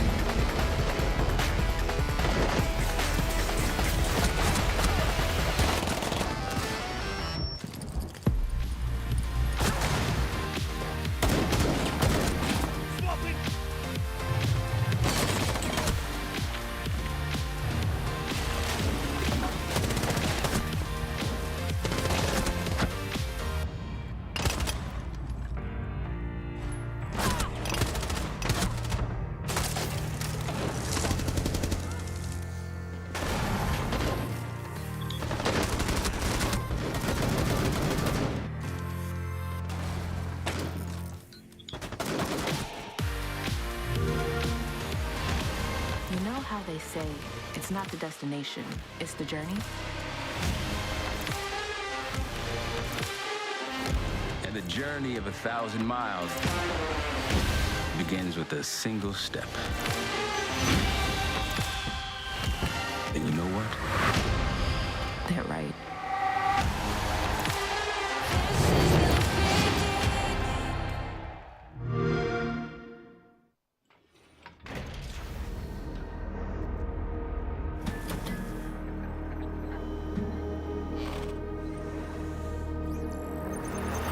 Into the level 1v1, the close angle, the ball, win, saves and what is going on? He grabbed that one out, 2-on-1. We're going to see se difensivo, e vai tentando plantar mais a Luciana. Prioritization,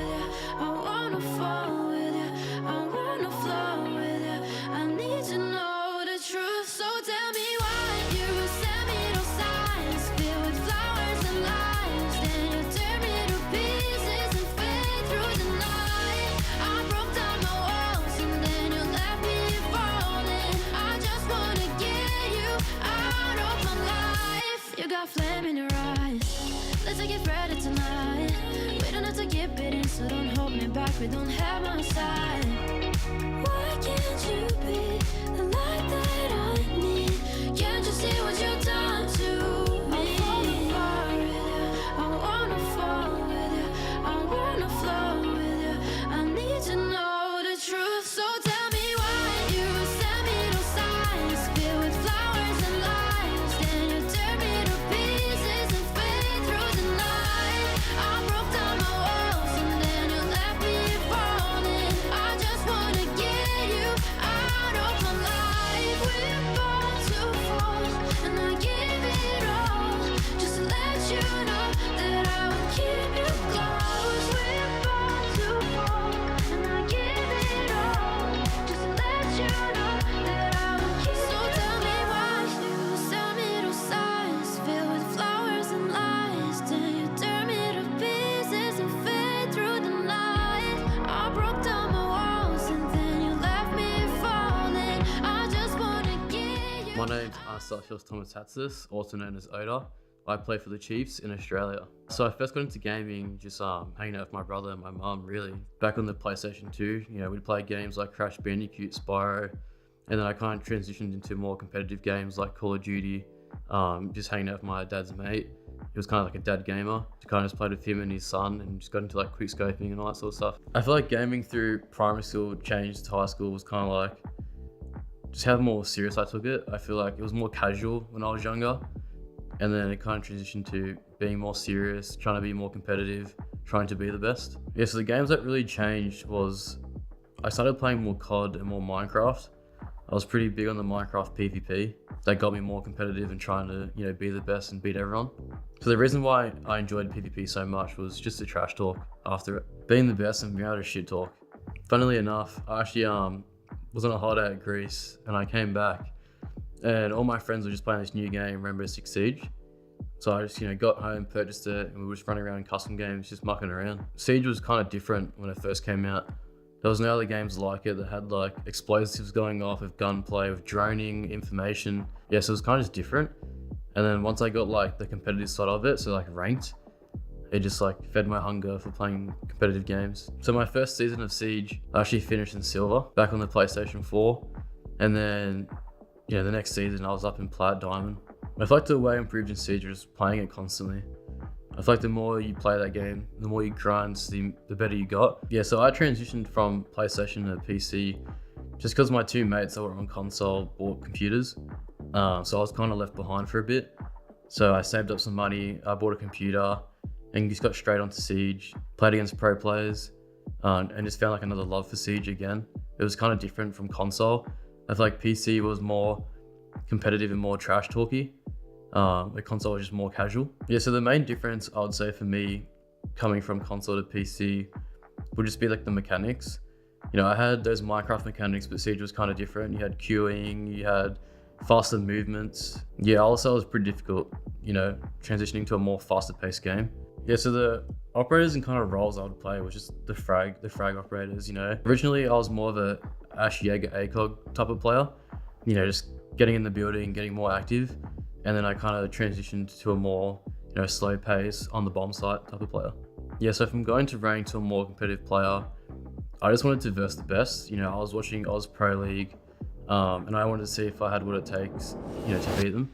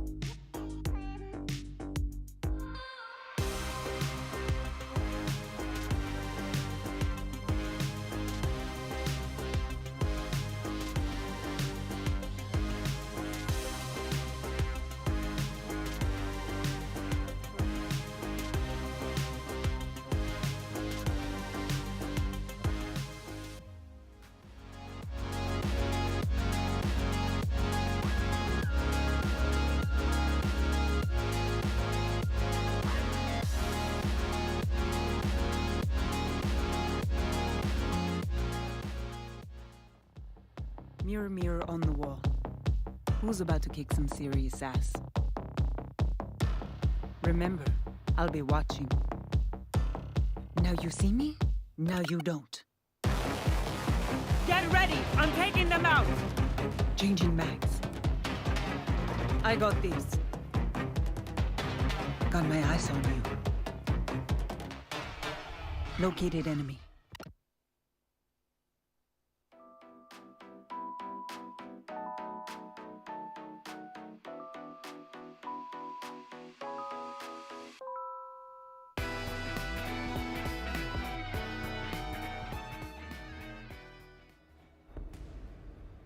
So we return to the lower bracket quarter-final. Chiefs and Circular Spheres. Chiefs now 1-0 up in the series, taking out Cafe in what was an absolute battle, 8-7. It was not close, and unfortunately for CS, they've been on the wrong side of these 8-7s. They lost an 8-7 against Ludovica last week. That one actually on this very map, and of course meant that they made themselves come to this position on the lower side of the bracket. Had they actually won that series and then potentially lost to Enterprise, they would have ended up taking on TSG today, which you would imagine they would have been the favourites in. So instead, they get Chiefs after losing that one. The Montang has been banned along with the Clash, so 2 shields. Make that 3 with the Blitz to follow. Kaid as well will be the final ban. And we head into Lair. The map pick of Chiefs. So they did choose this map, despite the fact that CS played it last week, ultimately losing it, yes, but it was an 8-7 loss, so they were competitive. Circular Spheres got 5 defensive rounds in the first half on Lair. It was an overall defensive juggernaut of a match between themselves and Ludovica. Chiefs will start on attack, and well, that will set the tone nice and early in this series, considering if Chiefs can get a plethora of attacking rounds here, it should then set them up in the second half when they switch to defense.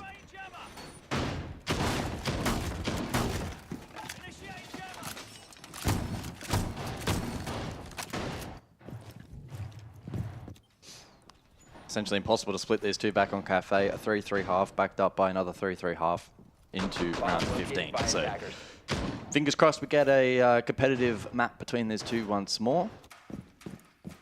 The selection of Chiefs, so you give them a slight edge, but CS certainly not to be underestimated. Chiefs heavily reliant on Jigsaw back on map number 1. If that trend continues and he has a decline, we'll see if the rest of the team steps up or if they'll find troubles as well. Some of the hard hitters from CS not really having the most amazing opening map. Goof probably the one to highlight. 8-14 back on Cafe, but still a testament to the rest of the roster who were able to stand tall. And the fact that they pushed 15 rounds and not a single player with 100 EPS or more is actually quite remarkable. Like, they really dug their heels in, but ultimately CS fell short. Jigsaw got 21 kills, by the way, which I would imagine is short of the record. He was the record's more than 27. Because Onigiri got 27. I think that was equal with Palu, and then that got beaten by... It's the OCE record, not the overall record. No, Goof has the overall record. Oh, really? Oh, well, then it's probably like 29 or something. At least. Either way, into Lair. Josh is going to be the first death at the hands of Neptune. Obviously a plethora of shield bans, but the Blackbeard's still up for Tex to utilize here. Tressel well and truly thrown early. Tex is easily able to avoid that one. Makes his way towards the Mez.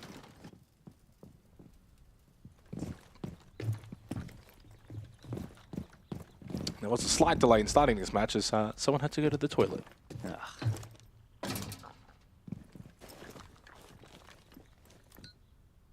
So the Maverick can play for primary hard breach, main wall, Jigsaw to hold the line, maybe anticipating Goofed to be close by, but that will not be the case. He's around the corner. Drone working through lobby, Hunter holding down that main stairs position with shotgun and Quiz. He may be forced to contest, especially now considering it is a 5 versus 3. Oh, the timing for Quiz, that's so unfortunate. Yeah, you're holding, and then you go for the util, and that's when he swings. It happens every time, doesn't it? And this leaves them in a really awkward position now. 2v5, Jig and Oda were playing for the wall. Now they have to basically just walk into the map. No real information. The Goo Mine thrown over by Neptune. Flash thrown by Oda, trying to clear left. And keep the barriers in the way. Yeah, this round's done. Not often I'll call around when Jigsaw's still alive and he can do some crazy things, but... Another flash. Nicely avoided by Neptune, but he does go for the pig. Jigsaw then gets to the second. Jakey. I mean, surely you've got multiple players that are able to cover these angles. You still got to walk through this doorway. There's still a keeper barrier to deal with as well. Jacana on the other side, and he can just replenish. Another keeper barrier straight back up. You can see the amount of work that Jigsaw and Oda are having to do. Oda trying to find maybe an angle, but Jigsaw lost his life on the other end of the Mazadine. Jacana swings the doorway. CS do get the job done. They absolutely tried the duo for Chiefs, but CS were always in the most advantage position. Yeah, good opening round there. To reiterate as well, bans Monty, Blitz, Clash, Kayeds. That's 3 shields total off the board. Chiefs with backs against the wall at the midpoint of the round, 3 versus 5. Quiz had to make a play up main stairs to try and unlock that cross for Jig and Oda. Attackers need He to himself, though, locate and defuse timed, bombs. got caught. Utility in hand. That was essentially round over. So good start to CS. Basement to follow up.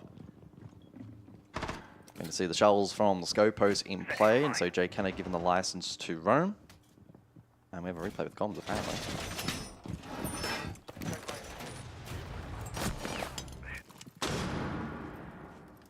Maybe at the end.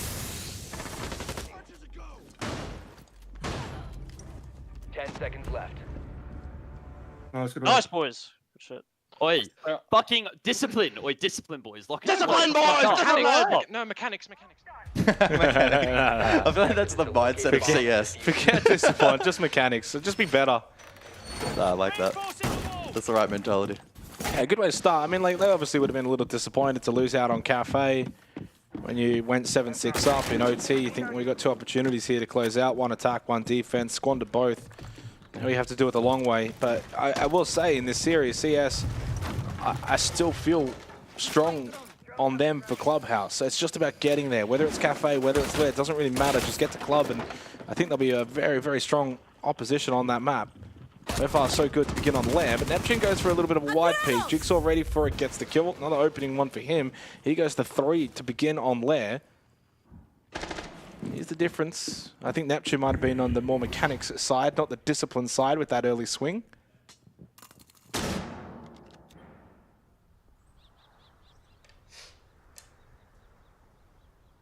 So a minute into the round, and Chiefs will slowly progress for map control. It's just Jay Kenner on the top floor.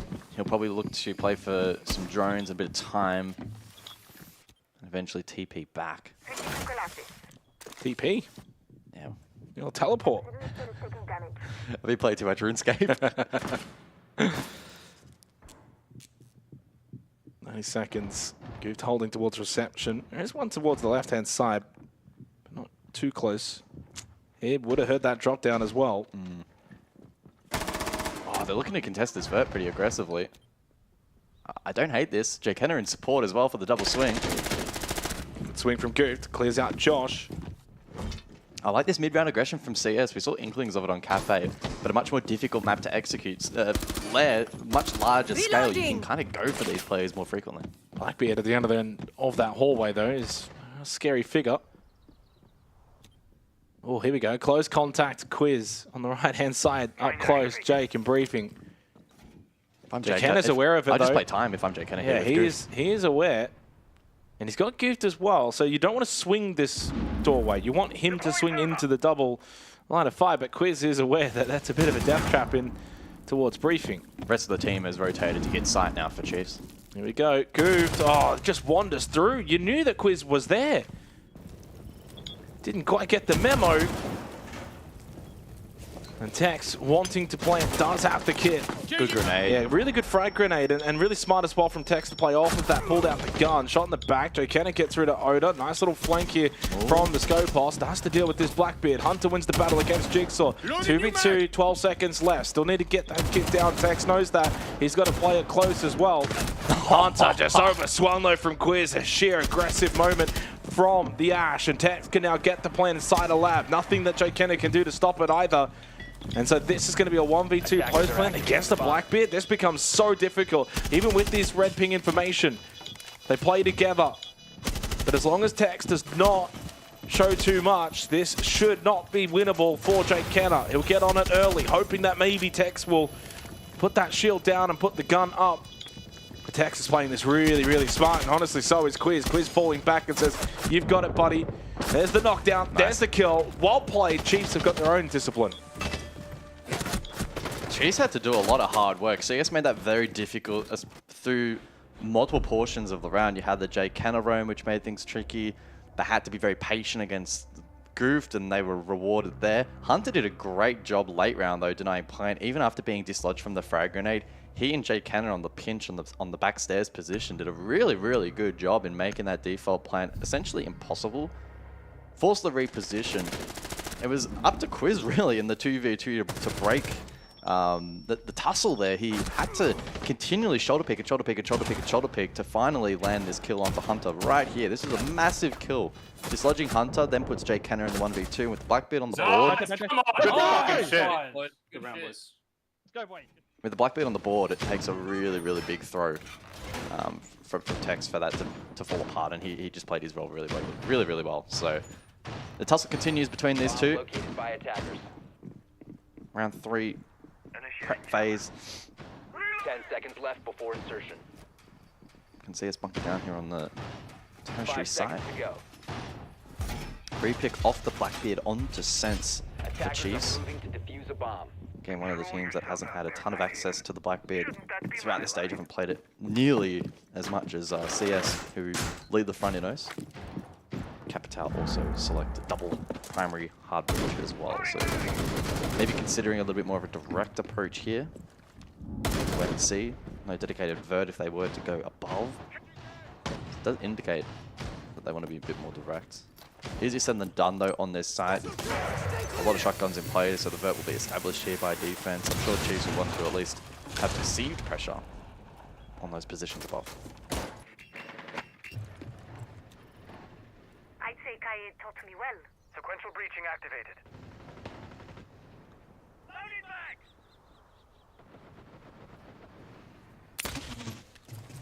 Airtrap planted. Ready to go.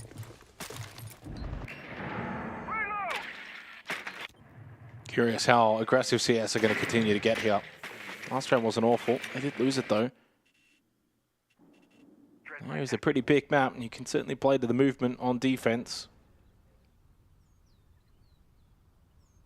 Right now, full exterior positions for Chiefs though. No map control. Tanks into the goo mine. Trying to just make an entry in through this window. Quiz has gone for more of a bottom floor lurk and make his way up. Hunter with the opening pick onto Oda. Certainly been one avenue that Circular Spheres have been better at so far today. Has been their opening kill metric. The worst team in the playoffs remaining in Oceania in that particular department. Where are these ROUs going to go in from Tex? Well, one through the doorway, red ping, chucked in left. He gets the cross, and in the end, the shield screen actually quite beneficial for Hunter. Hunter pinched, but can still play safe in this position. Tex? I'm not sure what was happening, but he was getting taken quite low. Maybe he was getting shot through the hatch. Just a little bit of vert here for CS. Yeah. And Quiz is now very much wary of it. Yeah. It's like, well, we've got sight, boys. We can get the plant down, but we're getting shot from above. But the main thing is that this plant will go down successfully. Never mind, denied last second. Tex goes down, 35 seconds. Now you've got to recover that diffuser, and now you really have to start thinking, we've got no vert here. If another angle is found, we could lose this round. And despite this yellow ping, it doesn't matter. Angle found from Jakey. And it leaves Quiz with it all to do. Knows he has to battle demons up above, and CS take the third round. Chiefs wanted the shortcut route into sight, but never cleared above. Yeah, I mean, I kind of theory crafted that heading into the round. Given their lineup, it did suggest a very direct take, but left them vulnerable. It almost worked, and they probably could have then played the post from outside if they were able to reposition. However, really good denial in that round from CS. Right at the death, just before that diffuser was planted. Big difference maker, and then they could retain control above. There was that follow-up denial as well, so good information being relayed and acted upon. CS with the lead at the quarter-time break. It's Ace and Bandit off the board.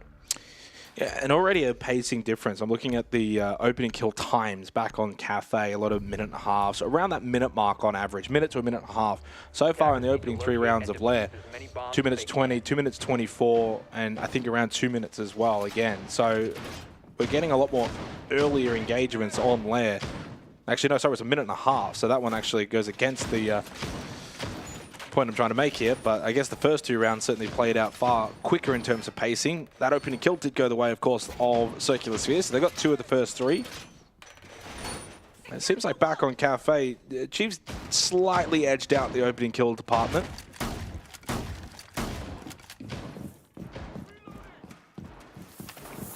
We look at the actual overview now between the 2 maps. So we've got 3 rounds played here on Lair, and we've got obviously all at Cafe to look at. 24 and 10 for Jigsaw, 14 and 11 for Hunter, the 2 leaders for their respective teams. The player that's struggling the most, though, is actually Goofed. 9 and 15. Yeah. Maybe it's time to get Paul Beers in. Still time to turn around some of the individual form, but more than anything that matters is certainly the team form. And so far, CS have been performing well as a team. Hunter is actually, by the way, having like a live series compared to the group stage. He's up to a 14 and 11.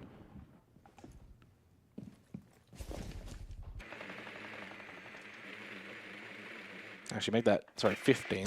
Previous round hadn't been added in, so I'll add in the extra kill. Tex on the Glaz. And Quiz on the Nook. Well, he did go for a lurk entry in the last round. The Nook is probably a better operator for it than the Ace.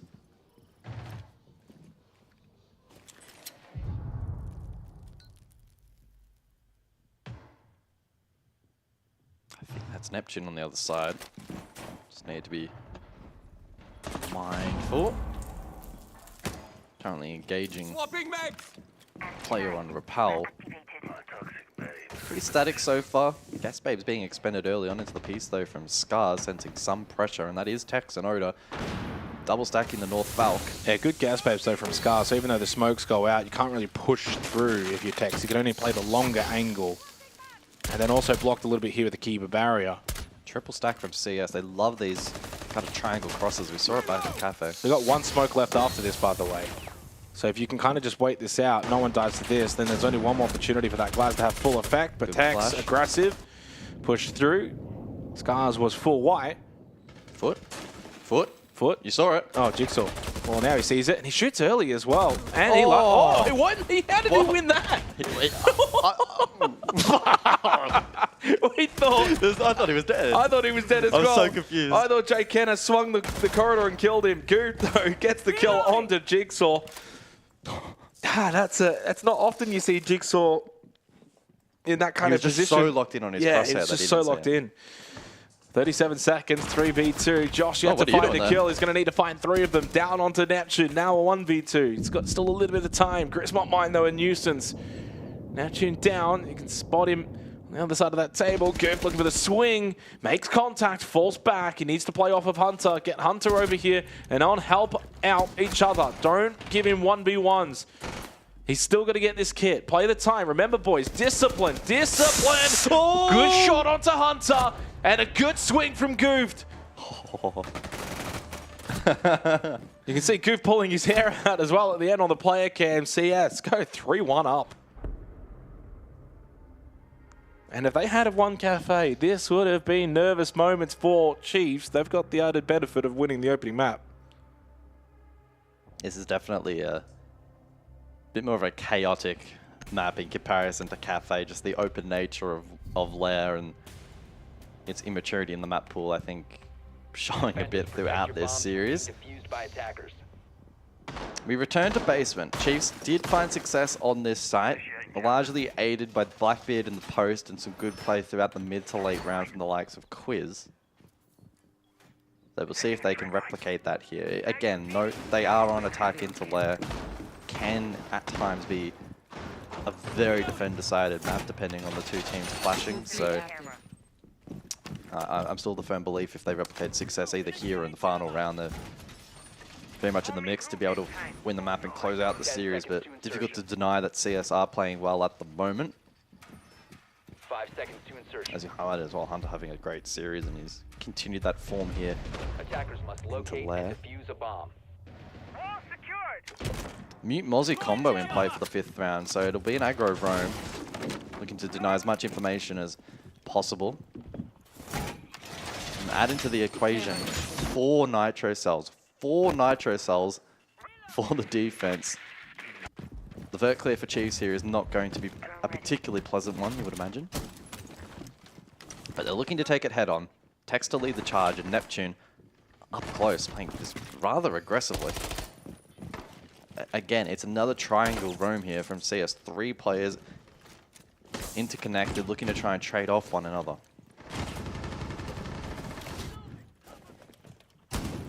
Got to remember as well, Lair, last time we saw it last week, very defender-sided. CS are doing more of the same. It was a 5-1 half lead that they had against Ludovica. Ultimately lost that one, 8-7.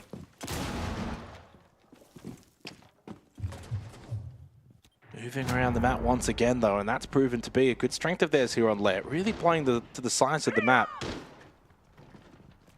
which is also causing Chiefs to have to spend a lot more time clearing. Nitrocell narrowly avoiding Tex. Earned by Goofed through the hatch.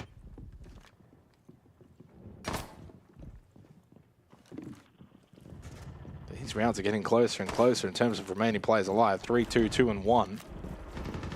Goofed is going to be the first to fall, and at the exact same time, so too will Neptune. Adrenal Surge from Jigsaw to get him back up. Same with Oda in terms of health. A really strong advantage now for Chiefs. Must convert.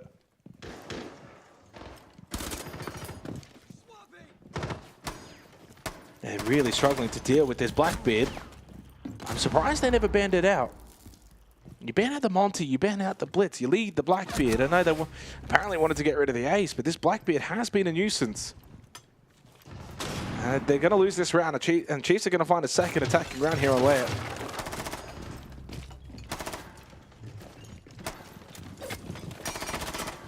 Nope. Nope. Okay. Well, they resettled Chiefs basement again. Success. I don't know why you don't ban the Blackbeard.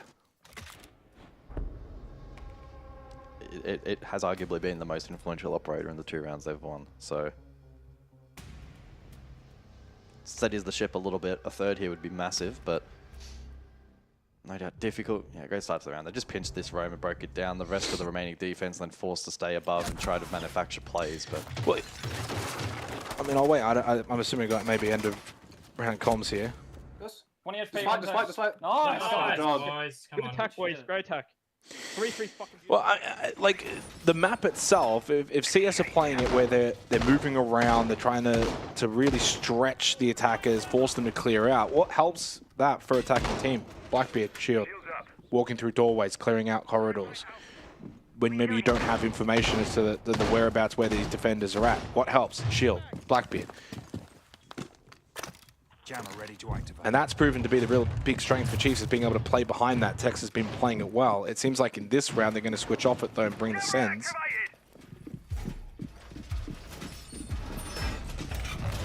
Wall fortified. Enjoy the.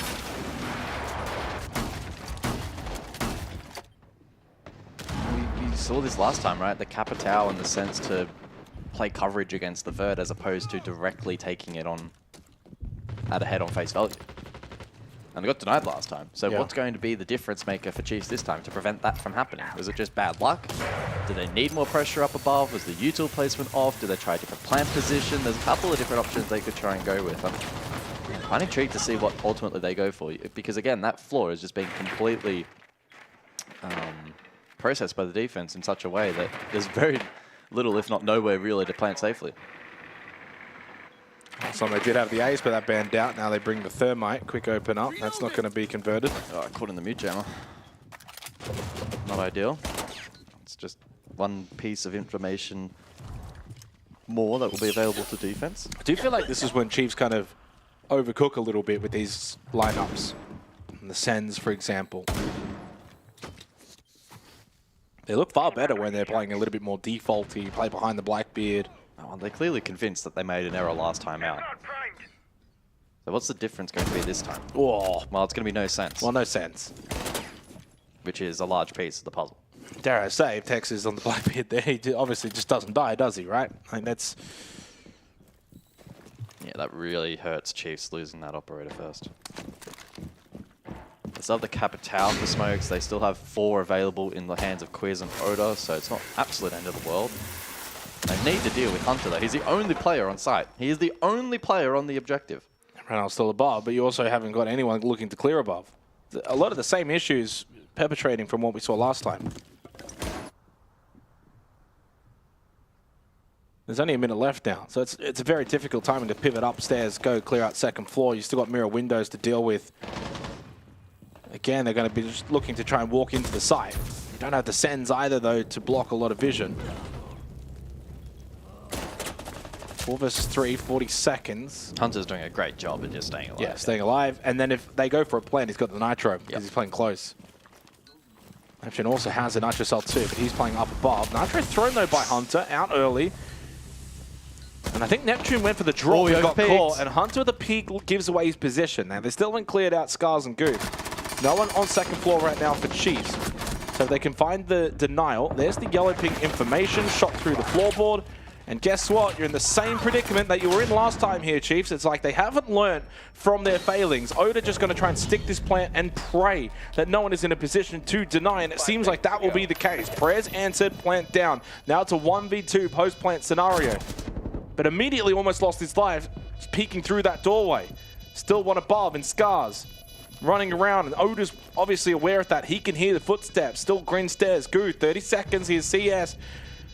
The Scoof's position is known, pushing down this corridor. Oda has played the angle well, but on the drop down off the intel in the 2v1, Scars plays it better. 4-2 up to close the half in favor of Circular Spheres. Clean work from CS, similar style defense, and Chiefs struggling to deal with info. The sense died first. The smokes didn't provide enough coverage, and ultimately getting that diffuser down, even in the 1 versus 2, was not the best of positions. Will that be enough, though? The 2 attacking rounds for Chiefs as they go defense themselves here on Lair. Because last time out, Circular Spheres could only muster up 1 attacking round against Ludovica. Blackbeard instantly banned. Followed by the Blitz. And on the other side of the coin, it is the electrification of the Kaid and the Bandit. Does leave the Montang available. I don't think you necessarily need it. And if Oda's going to be playing the Clash anyway, that can counteract that Monty. So I think these are good bans right now from Chiefs. Attackers need to locate and defuse as many bombs as they can.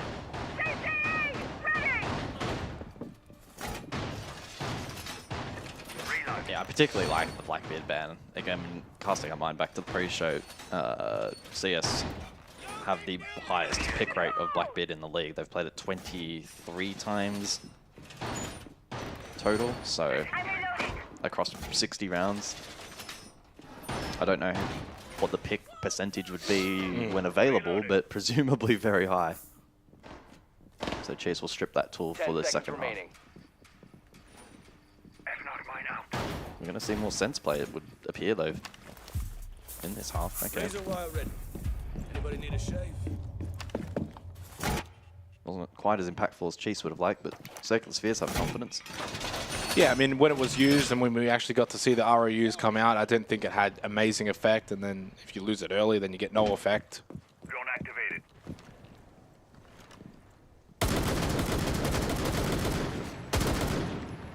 They might... I mean, there's a couple of different options available in how you want to deploy the ROUs, so we'll certainly wait and see.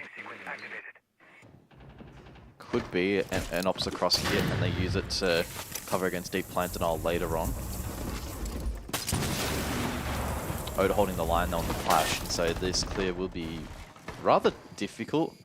No grenades again from CS and no Capitan. Same bans as last time for Circular Spheres. Their third ban was the Valkyrie, so keep that in mind. So clearly playing to, again, a somewhat strength of having played this map earlier last week. Oh, shot from Jigsaw. Again, the difference maker in this series really has been Jigsaw. Well, it's the Oda Jigsaw show. Oda feeding that live info and Jigsaw not missing. I dare him. Yeah, this is a really strong position into this lineup especially. Like, what are you using to clear the clutch shield here? It's the same issue as VIP Cafe. They don't have the tools to deal with it. I think they need to just try and avoid the clutch almost entirely, right? Maybe you can try and flush him out with the Ying, but outside of that, closing that distance will be tough. Oda pivots, maybe sensing the over-rotation from CS. Places the shield R6. I think that posture's good. Yeah, they're looking to bunker down now, I think. There's only a minute remaining. Jacana below could be a threat. He is in a position to vert this if CS get a read. That's really going to be their best tool here in contesting him, I think. Reload. But Oda's not playing it overly static either. And Jacana's now very tough as well, so... Hunter with Diffuser has control ops across. Well, they need Jacana because they lost Goofed. So you've got to get extra bodies. You can't really afford to have him down below this entire time. He loses his life anyway. There we go, okay. Jacana down on the trade, 3 versus 3. Candela out from Neptune. He has 3 more Candelas available, plus a couple of smokes. Just waltzing through that doorway, though. Free kill onto Quiz, and suddenly puts it all onto Jigsaw and Josh to work out how they're going to be able to save this round. They even went back and got Jacana in bunks with 15 seconds left. 4 versus 2. You've got the numbers. You've still got 2 Candelas available. Jigsaw sitting inside a Master. Jigsaw, long angle, watching that doorway. ROU comes out, blocks off that vision. Now changes his crosshair more towards the actual breach itself. Double knockdown. Jake is the only one left, and he has no time. It's a masterful performance from Jigsaw and Josh as they combine to save the round for Chiefs. Tactical timeout by Chiefs called. They were staring down the barrel of a 5-2 deficit and stolen at the death in a 2 versus 4. It's now 4-3 into the tack. 11 kills now for Jigsaw. And over the course of the entire series, he is now up to 32 kills. That round was so good for CS he is until it wasn't. 32 and 13. Yeah, that's impressive. And it's like, that's impressive, right? But it's an 8-7-4-3. And someone's going 32 and 13. Oh.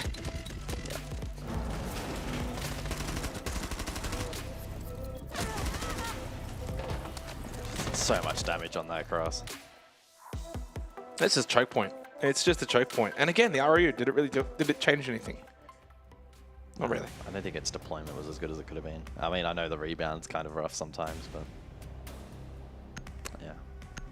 I mean, ultimately, the clear onto the clash and stuff was really, really good. And yeah, it was like, damn, CS are and maybe if Jacana hadn't got down, they would have had a Right. little bit more time because he didn't have to send someone to bunks and go pick him back up. And maybe they could have actually just completely negated him and just said, we'll go in 3v2.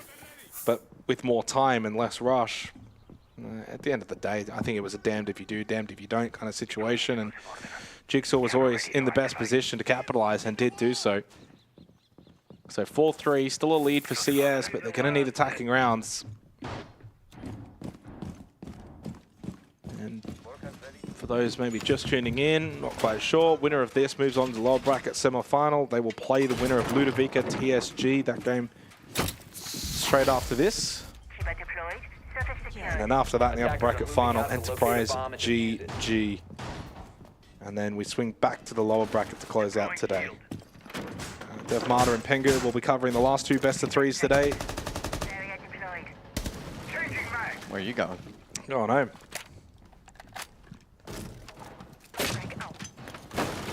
By the time you drive home, it's almost time to come back for tomorrow. Reload.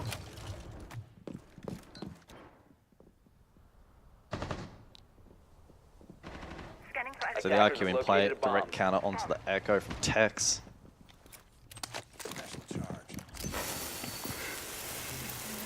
Some utility set up here on the first floor, and understandably so, considering there's multiple players holding up above. What an angle. There's one of them, it's Quiz.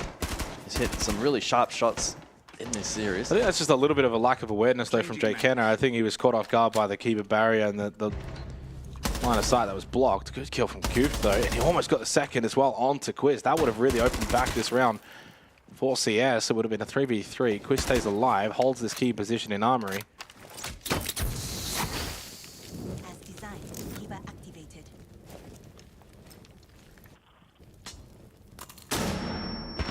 Oh, wonderful. Yeah, Quiz is on. Ooh. This flash did get over the back of that keeper barrier. Hunter's the only one left, though, now on the attack, and Chiefs are going to tie things up 4-4. Even if Quiz does lose his life, going for the swing from the keeper barrier. Round of life.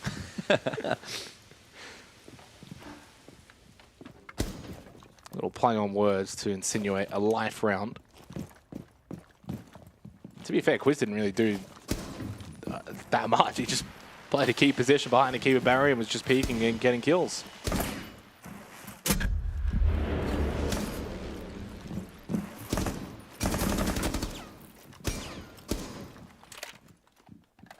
Hunter's obviously going to play this out. 50 seconds, 1v3. It's not impossible. Not impossible, but very unlikely as long as Chiefs don't do anything too silly. Hence the fallback from Josh. He thought about playing stairs. Well, Goya's and 2 smoke canisters. It's almost impossible. He can open the hatch here. I think that's what he's going to go for. Already open.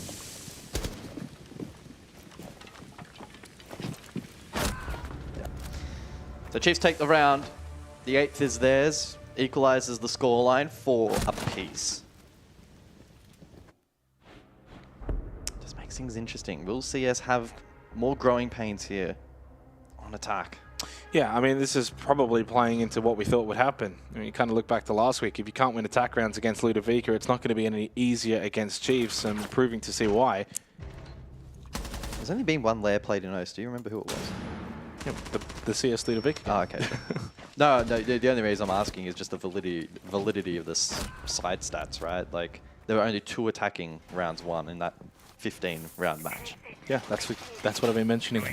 I'm just confirming that in my brain. Yeah. I'm just connecting the dots. Yeah, I'm like, is this actually real? Like, it was again, the only game. Which could perpetuate the storyline that CS attacking into Lair could be their ultimate downfall here for stage 1. Yeah, but I mean, this was also what I was saying on the desk when we saw that Chiefs picked Lair, and I was like, well, we've only seen Lair once, and it was CS played in that game, so it's a bit of a, brazen kind of map choice. And don't forget, if it wasn't for the Jigsaw and Josh 2v4, like, it would have been a 5-2 start, which puts you in a pretty decent position, gives you a nice little buffer. Now it's 4-4, but attacking is...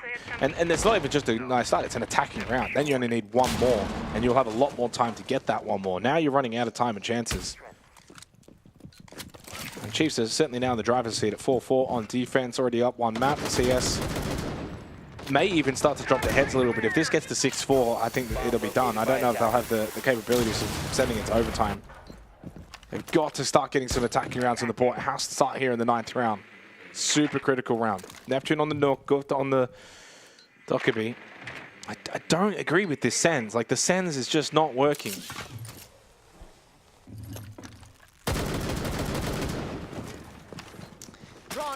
Yeah, Chiefs utilizing it directly in towards that objective to try and cross for the bunks plan. We'll see if that's a similar plan from CS, who have been again afforded this control through that bunk corridor position, able to directly open up sight.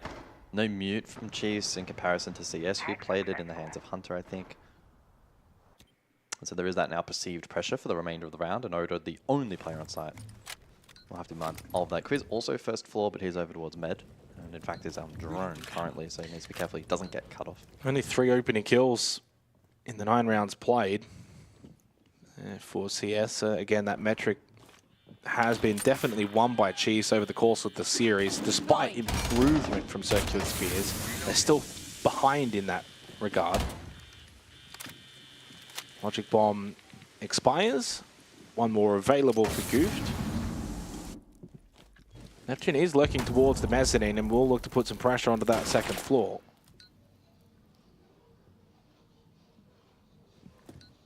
And really, I think what will have to be here, CS hit, and then those that are top floor Chiefs are preoccupied looking down. Neptune comes in. and get some kills. That's got to be their win con. There's the slow walk off the back of the logic bomb. Now they need to start working as a team, in sync, hitting sight. And they do that. Scars gets the kill onto Oda. Here the ROU is trying to duck in towards Bung. They've got Neptune above. There's that clear. And so far, this has been executed very nicely from Circular Spheres. Plant successfully down. And you've got Neptune above. Getting the kills on sight. A well-worked round from Circular Spheres gives them a lifeline here on Lair. That might be one of the better executed rounds that we've seen from them all series long. Had a clear game plan. Everyone played their role. Discipline. I mean, they shaped up better than Chiefs as well in a one-to-one comparison. I think having that lurk pressure up above and also the positioning of the sense, the two massive deal breakers, or difference makers rather. It is the tertiary side though. Chiefs may be able to tease that finish line a little bit earlier by winning the primary and the secondary to follow and at least pushing OT. So that's certainly a factor to consider. Final bans are Clash and Sense. So if Chiefs can replicate success on the primary sites, push us to that objective again for a potential regulation win, with the Sense off the board, CS could be in trouble, but still a lot of Siege to be played out before that eventuates. And it gives them a It's a risky target ban for Chiefs, which I firmly believe is for that objective. I mean, sure, maybe the Sense as well on this floor, we did see it, but I don't think it's You also have to consider overtime. Yeah, I mean, it's a risk from Chiefs. I mean, I don't hate it, but... And I look at it as well because Chiefs themselves played it in the first half, and sometimes if you're playing it, you have an idea as to what it can do, and then they've done it, and they've finally executed it for the first time. The Sen's actually impactful and used well, and then it's sort of like, okay, well, if they're going to start to utilize that and get the most out of it, we're going to take it away. There's not much else we care about them having. They're not playing the Monty, and Monty on Lair is probably too slow for a pretty big map. Attackers have located a bomb. Attacker's objective is to defuse a bomb. The mighty Deimos, brought to his knees. Boy, not one more word out of your yapping trap. I don't think I've ever heard that voice line. Jeez, that goes for a while. Mighty Deimos has been indeed selected by Jay Kenner. Yeah, Jay Kenner played the Buck last time out to counter the Clash banned out, so a little bit more dynamic now onto the Deimos.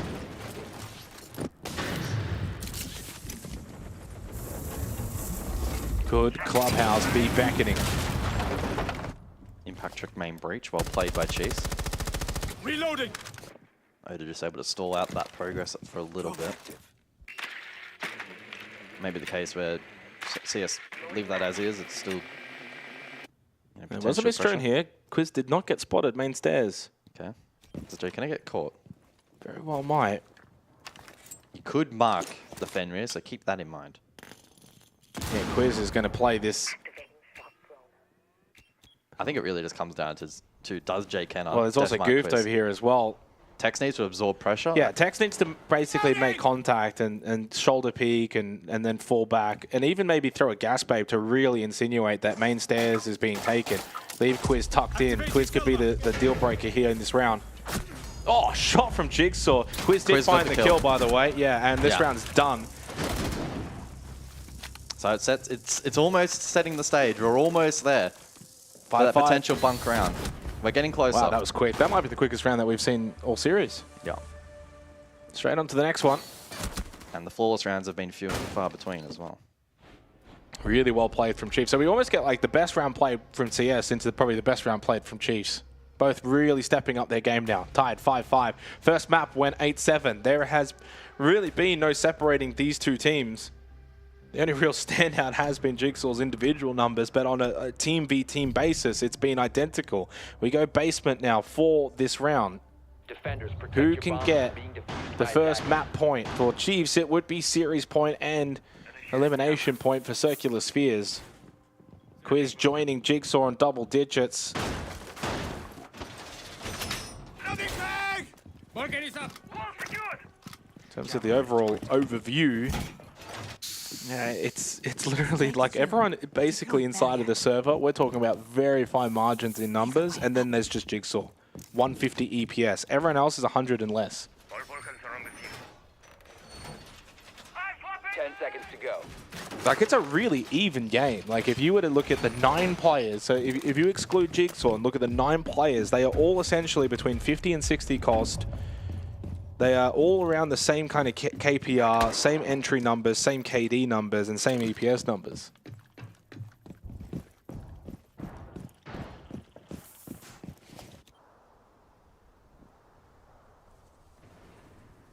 Round 11 basement. Quiz again on the Azami roam. We saw that catch CS out last time, but I anticipate them to be a little better prepared this time around for their second attempt. They may even switch up the routing altogether and go for something else. Josh lurking reception as well and support. In fact, Quiz has actually gone back down to basement. So, difference in posturing. Jigsaw almost caught a timing there, but unable to find an early kill. Keep it deployed. We have some time. Does Jigsaw go up, or does he try to retreat to side? I think side's probably the best call. Plays it safe, and Tex will escort him back to the objective. Does forfeit control of the top floor, though. Outside of Josh, he's lurking yellow stairs, but that'll be for a drone fall off. So very different to last time out where we saw bloodshed. Thanks to Quiz. More patient this time around.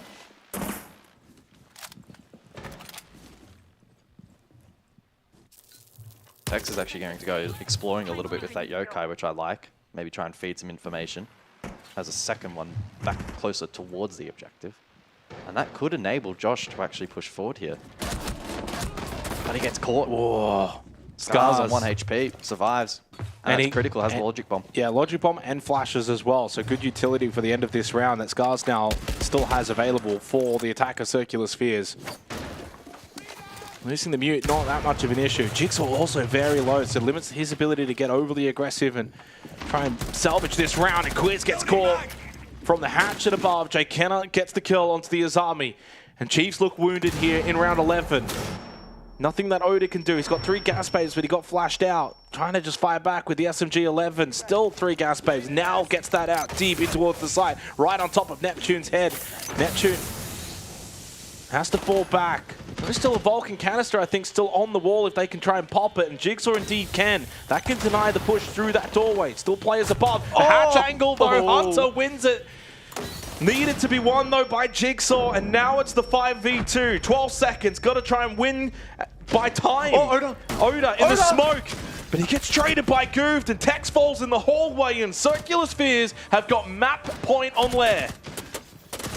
Oh, that's the twist in the script. I thought we'd be set up for potentially a Chiefs win on bunks, but it's now gone the other way. CS really doing a great job in that last round. It got very, very, very difficult at a couple of points, but the clearance was great. Imagine if it had been an 8-7 cafe in favor of CS. This could have been elimination round right here and now for Chiefs. Very fortunate the way that they closed out cafe. 6-5 match map point for Circular Spheres, and I still feel like they're going to be a real threat on Clubhouse. Oh, Josh was unfortunate to lose that one out. Then Quiz got caught with pressure. Doing his red. I know we do them, but I just don't know who does them. Some chit-chat from the Chiefs. Tex and Oda. I mean, Oda in the smoke there.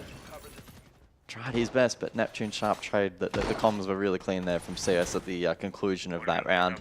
They event themselves map point. Bunks though in play, and Chiefs with the target ban on Sense. 10 seconds to go. Kiva successfully deployed. Finish deploying ball. 5 seconds to insertion. Opening kills as well so far in Lair, Guz. 11 rounds played, only 1 round where an opening kill was not converted into a round win. That is a damning statistic. So that's 10 rounds that you've got the opening pick, you then get the round.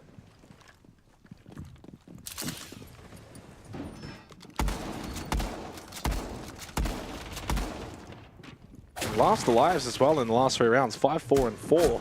Oh, Josh. An easy one onto Jay Kennett, deals with a buck nice and early. Well, I did mention the opening kill statistic. It now is in favor of Chiefs, but they are the one team that got an opening pick and lost the round. All the way back in round 4, Goofed swing, kill, clear, and Quiz to fall. And just like that, from the opening pick advantage to now being at a disadvantage in the 3v4 for Chiefs. Jigsaw still up, round still alive. Tax taking some unnecessary damage. Plenty of bees in that Quan Hive launcher because we've got 2 minutes in the round. And CS can just slow things down now if they so choose to. Play the Death Marks, play the Grim Bees, play your util. You don't have to rush.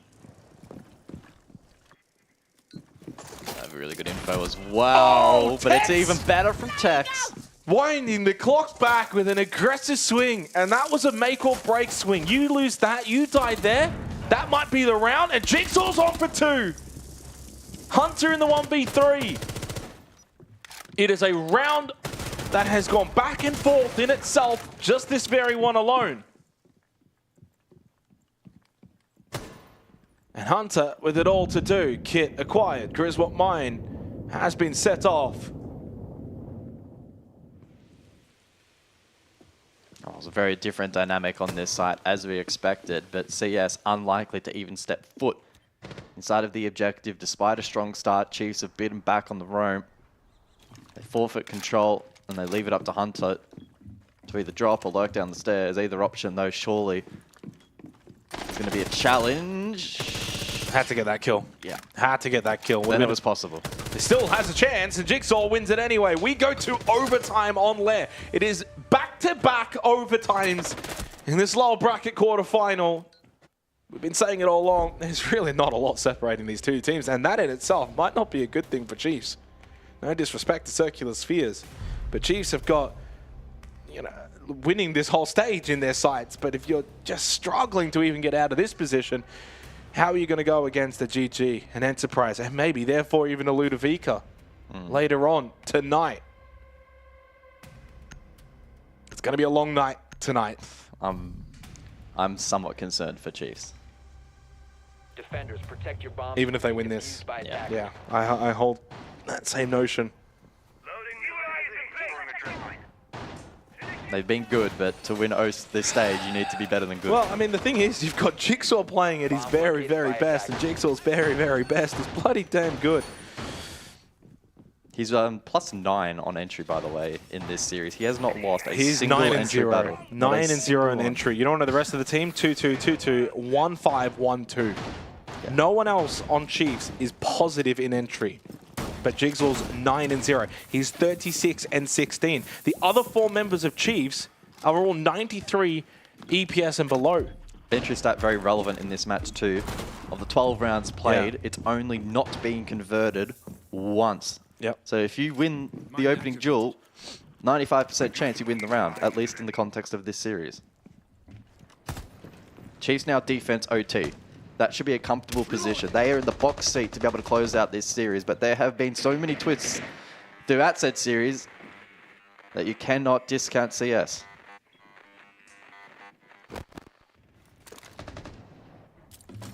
I think CS would be absolutely up all night if they lose this series 8-7, 8-7. Yeah. When they could have easily then won it themselves 8-7, 8-7. These are the ones that will haunt you. This is when you got to lock in. First map didn't quite go your way in overtime. The second map must, but they're also double attack, guys. So far on Lair, it was 2 attack rounds from Chiefs, 2 attack rounds from CS. It is doable. They themselves just did it. They won basement and first floor. Neither team's won this objective. But no one has won this objective. So and they have to. Oh, Josh.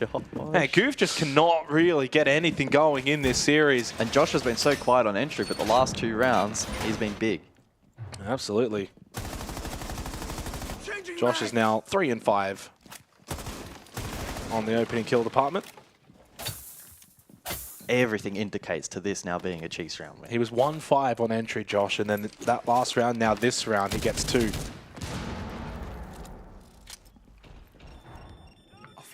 Oda just quietly 3-8 as well in this map.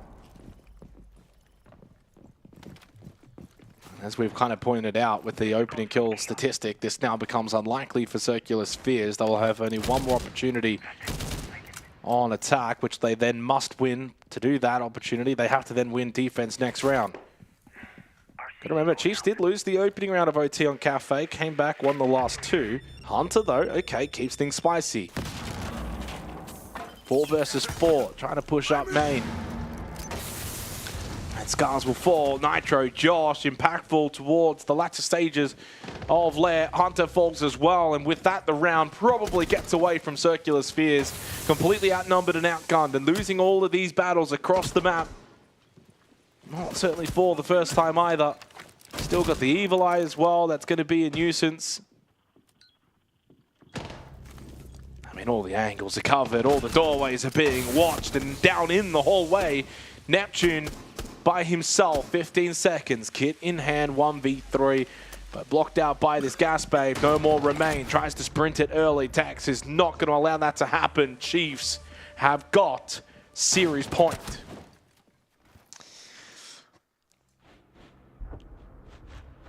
That being said, for Chiefs, it's still a challenging path forward. Nobody has won top floor. I presume CS will go there, and it still then opens up the opportunity for a 15th round snatch from CS. The tertiary sites have not been particularly safe. Both teams have won rounds on both first floor and basement, so keep that in mind. It's far from over, potentially. I think a 15th round is highly likely, but maybe Chiefs can sprinkle in something special here and finally break the drought on this top floor site. Both teams have tried very, very different approaches on multiple attempts, and just nothing seems to be quite working. Breaking down the back line here on this side towards the tail end of the round has proven to be quite the challenge. Blackbeard available, and so Tex is going to lean into that. It was impactful back on Cafe and could be the difference maker here for round 14. Let's see what the defense though can present. Mirror is in play. Again, fortifying that back line, which has been challenging to deal with. 10 seconds to go. Chiefs then in response will actually drop the primary hard breach. So I think an R6 hit is most likely here in order to introduce that twitch into the lineup in order to counter the mirror.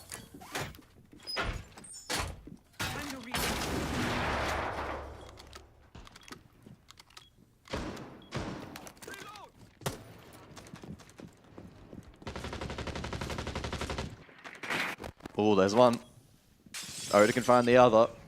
That could be quite large for Chiefs. I presume the second one was placed facing into R6. I'm not entirely sure. Maybe we can get confirmation. Oh, it's Ops. Okay. Well, they popped this one. Oda's going for it. He's close. The Ash as well to follow up. Can Quiz land the shot? He will. So good clear. And maybe that now changes the storyline, the dynamic for Chiefs in this round. I think the opportunity to go for Ops and main breach now is far more likely. In fact, probably the optimal path forward. It doesn't mean the round's going to be a given, but it certainly gives them a new pathway that they can certainly take. Well, you can send in text through Ops, I would imagine, and scout for information, potentially, we'll see. And maybe Jigsaw lurks other side and looks to frag out. Maybe in combination with Quiz. Tex is entering Ops now, so we'll wait and see. Jigsaw can be self-sufficient as well with his own air jabs. But again, no primary hard breach. They traded that out for the Twitch, and we'll see if that now potentially causes problems. How do you get from Ops over towards this objective for a plan? The Blackbeard is just going to be so important to be able to do that. Push back the hallway pressure and then give you some door control. But yeah, because they can't open this wall. That door is just going to be surely heavily watched. So gas waves, nitro cells, impacts, lots of utility that can stop any kind of push through a singular choke point. Big battle here from Quiz. Ooh, and the Blackbeard's going deep as well. It just continues to push on up. Hoping to keep this player trapped in, can't hit the shots. How is Hunter staying alive here? How is he still alive? Finally and dead. He drops the Blackbeard. And it's Blackbeard that's down. No way. Still winnable. 50 seconds for both of these two teams. In the 4v4, where they've got no way of opening up these walls. It's going to have to be choke point doorways. And now without the Blackbeard. It's all on Chiefs to make something happen. Oh, and Jigsaw will send in the GOAT of OCE. but now quite low, and he really can't be the first one to go through that door. He will die really quickly. 2 gas babes still available. An impact for Jake Kenner. No more keeper barriers. 2 goo mines and 20 seconds. Jigsaw has double flash though, so needs to try and deploy that utility and try to set up plays for others. There is a smoke as well, and Oda's going to send that one out. Can he find the headshot angle? It's Neptune from a distance that shuts him down. Josh, big kill. Neptune, no more Jigsaw, 2v2. Time the biggest factor, and they don't have the kit currently in hand either. They might just simply run out of time. 1v1, no time. It's a 15th round for the second map running. Well, arguably the closest the team has gotten to winning that objective. But what was going on with Chiefs? They had so many big fumbles. I think after they dropping the primary hard really breach for good the start Twitch of was getting an the mirror oversight. windows. Like, really good job at the beginning of the round in terms of the early prep, get rid of the mirror windows. The Hunter clear and the lack of hard breach, though, was absolutely devastating. This here, though, this should never happen. This should never happen. He's completely pinched. And then he gets the... Oh, that's... Quiz will never want to watch that back. That's, yeah. And then he gets the kill onto Tex as well. Now there's a little kill feed bug that you don't quite get to see it, but Hunter got the opening kill of that round. And this is what makes me feel uncomfortable again for Chiefs. As I prefaced heading into that 14th round, this site has not been near as successful for defense. Top floor has been impenetrable, but the tertiary sites have seen limited success for attack. It has been more comfortable. And CS are going to throw another factor into the mix. They're going to play the Monty for this 15th round as well. I don't hate it. We haven't seen Montang at all. Talk about just throwing caution to the wind. CS have shown like quite a bit of depth. They have here on Lair. Yeah, no, they've been really impressive in this series. The reality is, though, they might actually get 8-7, 8-7. After, guess what? Their last map was an 8-7 against Ludovica. So this would be, if they lose this round, it would be 8-7, 8-7, 8-7, all 3 lost for CS. What a way for you to exit playoffs. 3 maps straight at 8-7. They must win this, otherwise it's a travesty to close out stage 1. Losing 3 8-7s in a row. And Clubhouse, I tell you what, Clubhouse, they can win that. They can absolutely win Club.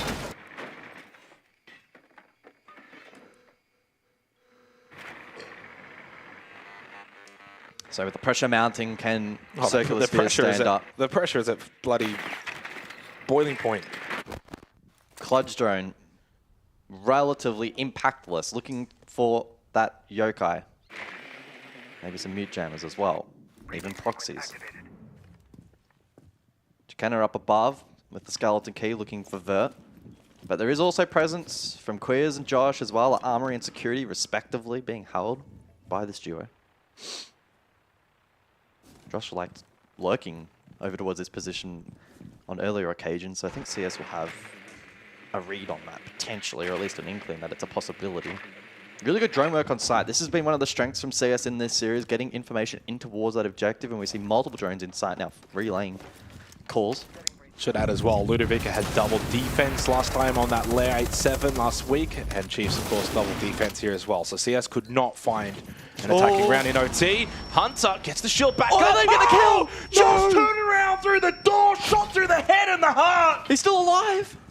Josh is so low, and Hunter too, now very low. Finally, that nuisance dealt with by Jake. But Hunter is so low, and so is Jake Kenner. That's massive damage done. The flames, the smoke. Hunter is so vulnerable to that utility. So vulnerable. This round becomes near on impossible for Circular Spheres, honestly. It's up to Gooft. Honestly, it's up to Gooft and Scars. Scars still has 2 smokes on the Glaz combo. Those 2 must win this round now for Circular Spheres with 40 seconds left. Pressure mounting. Utility still facing this attack. Gooft knows that he has to be the one in combination with Scars to make the play. There's only so much that Hunter can do from this position. And same with Jake. He's got flashes. He'll have to play as a support and send the flashes in. Scars, 1 smoke goes out, blocked off by Gasbabe. 1 more available for Oda. He could block off this position. You need to go deep through it. Scars is going to have to take some of this damage. Does. Makes the push. Gets the kill. Oda will fall. Jigsaw quite low. Scars will go down. And Hunter looking to stick the plan inside a lab. But he does get the kill onto both Gooft and Scars. Where's Jake Kenner? Kit needs to be stuck. Hunter has no time. It's all done for the third map running. Circular Spheres lose 7-8, 7-8, 7-8. GG as Chiefs will move forward in the lower bracket and bye-bye to Circular Spheres. What a series between these two, ultimately 2-0, but 30 rounds played and so difficult to split these two squads. Absolutely feel as if that is a heartbreaking moment for Circular Spheres for the third map running. It's the same result. For Chiefs, they move forward. CS, see you bye. Well, it's a little bit devastating for Circular Spheres. So close, yet so far away on multiple occasions. 7-8, 7-8. Series that I think they will look back on with a lot of pride, but also a lot of pain. This is not the first time we've seen Circular Spheres go toe-to-toe with a giant of the region, and falling short only slightly, if ever so slightly. That is a huge problem for them, but Chiefs will be happy. Nonetheless, regardless of how close that is, Chiefs securing a 2-0 here pushes them further in and kind of gives them a little bit more of a break now. They can have some reprieve after what was a very close series, because this one felt as though it had the legs for a third and probably deserved one. Oh, absolutely. CS will be reeling that after 30 rounds they weren't able to get that third map. Yep. And they've seen a similar fate in previous series as Jay kind of contested to. So yeah, unfortunate for them. Having double attack into Lair was always going to be an immense challenge. I mean, second floor was pretty much always off the cards, and then having to follow it up on the tertiary, whilst possible, was always going to be a challenge. It chased through some different stuff at them in that final round, which kept them on their toes, and yeah, ultimately not able to get it across the line for Chiefs. Massive result. Yep. But a big reliance on Jigsaw. Yeah, some concerning signs, no doubt, for the last team to go to an international event for Oceania. I mean, it's a little bit of a concern here, Xenox, seeing the Chiefs go 8-7, 8-7 against a team that realistically they should have in their prime be comfortably beating. Yeah, and look, honestly, with Circular Spheres, we can touch on Chiefs later, but Go for it. with Circular Spheres now out of the competition, this will be kind of the last point to really kind of touch on them. Go for it. They're run this stage. So 7-3 versus GG, that was day one. Yep. And that was, okay kind of result. Probably not many would have anticipated them to beat GG. Say okay kind of result. That's bloody ridiculous. 7-3's loss. No, they lost it. Oh, loss. Yeah, sorry. I thought you said they beat GG. I'm like, mate, 7-3 win against anyone. Loss against GG. Like, that's probably what you would expect. That's par for the course. 7-8 loss to Ludovica. Oh, my God. Here we go again. And then an 8-6 win over Chiefs. Yep. Which is a good result, obviously. And then 7-5 over TSG. 7-3 loss to Enterprise, which turns out it's not too bad, and then 7-1 over Saga, and 7-2 over Outlast. So the games they were expected to win, they won super comfortably. Yep. The 50-50 games, though, that just barely won them or just barely lost them, and then they were competitive against the top end. Then 7-5, 7-5, 8-7 against Ludovica. Tight game. Absolutely tight game. And then 8-7, 8-7.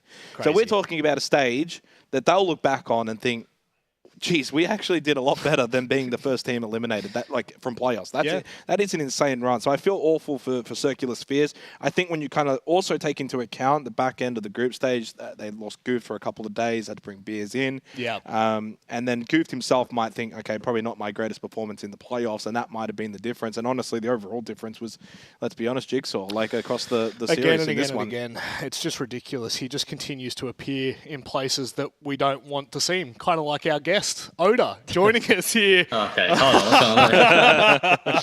Oda, it's been a hot minute since I spoke to you last, my friend, but 8-7, 8-7. Look, it's a comfortable 2-0, but barely comfortable in that. I mean, were you guys surprised by this result? 100%. I think we all expecting to play a bit better. I mean, if you look at the BO1s, we lost to them. So a 2-0 result to me is still like a good thing. Sure. Just too close in the rounds, I think. Oda, obviously something that we mainly me, perpetrates a lot on the broadcast is that for you guys, Jigsaw is very much just almost overly relied upon in this series. I don't know if you've seen the numbers. He dropped 39 in the two maps. The next highest was Josh with 21. And to be fair, between Josh, Quiz, yourself, and Tex, it was all very much similar numbers. Jigsaw's the outlier, but at the same time, you guys must know you can't just keep relying on someone like Jigsaw to drop 40 kills to get you through an 8-7, 8-7. If he doesn't drop 40, you guys don't win this series. Oh, 100%. I think this is kind of been the big thing this season. As you can tell from our VO1s, we're kind of just lacking consistency. And you could see towards the end of the group stage, we started having some good wins against Luda, against GG. It's just being consistent, and we need to bring that same energy to game day. Looking forward to your next match, Oda. Obviously, the winner of Luda and TSG. I want to more so talk about what the hell are you going to get up to over the next 6 hours? Yeah, 6 hours or however long the bloody break is. What are you guys going to do? Oh, probably go down to the local KFC, grab a plate, get a zinger box. What happened to health? health, mate? What happened to fitness? What's going on there? None of that. We're gamers, bro. We need to just eat shit food. Mate, when you were with Bliss, you were eating steaks, you were cooking up veggies. What's happened? You leave Bliss and all of a sudden you just want to eat crap. You might be onto something. It's Quiz, bro. Quiz is always getting Uber Eats. Yeah, fair. I did want to ask, though, because obviously for you guys to make grand final, you're going to have to play one of EPGG. That's just the way the bracket's going to go. Are you guys going to, as a team, sit down, watch that series later today? Oh, 100%. We sort of go versus Luda, so we'll be watching the next series as well.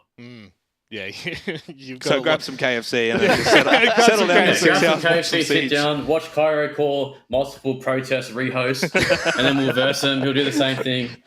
Just some abuse thrown left, right, and centre. Look, before I let you go, I do have a rather serious question because from pretty much any team you've ever played on, it's been quite a positive energy. Now, I'm not saying it's a negative energy right now, but it feels quite neutral. How do you and the team feel going into the last couple of games of playoffs? Like, what's the energy? What's the mood like? I mean, energy's still good. We're still going into these games having a laugh. It's more about getting into these games and getting over our issues. Sure. Like, we're not sitting there arguing. We're not sitting there complaining. We're just sitting there saying, boys, we need to seriously lock the fuck in. That's pretty much all it is. We need to wake up. Yeah. And if you don't wake up, then Kara's going to put you to bed later today. Oh, could you imagine? Could you? He said the same shit last time. And he got We've been saying it for a very long time. Oda, as per usual, mate, anything you'd like to say before we let you go? No. Let's change it up. No. Yeah, love We're locked that. in. I'm going to eat KFC. Go to the next game. Speak to Rob tonight. Yeah, maybe. GG, go next, mate. We'll see you soon. Later, boys.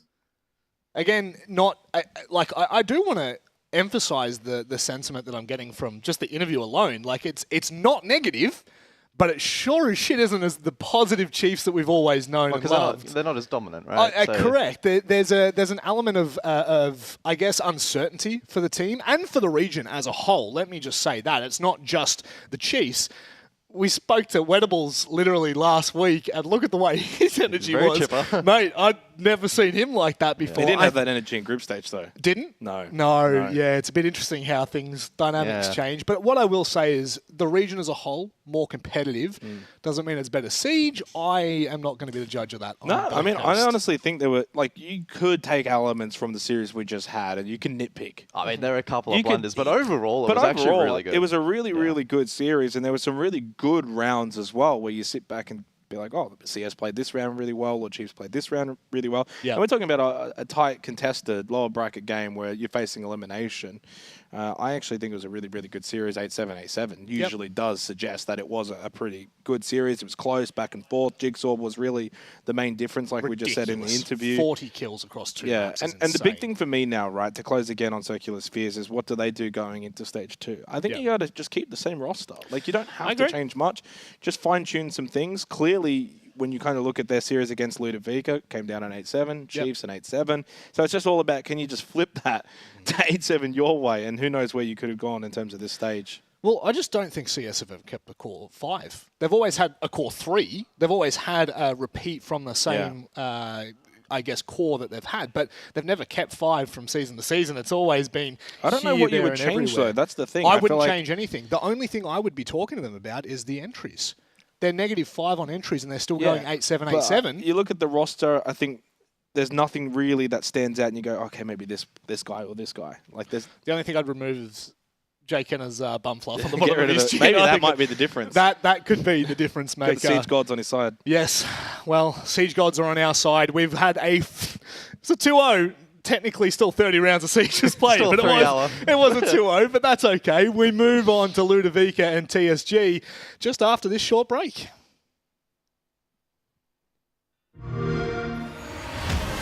You know how they say it's not the destination, it's the journey? And the journey of 1,000 miles begins with a single step. And you know what? They're right.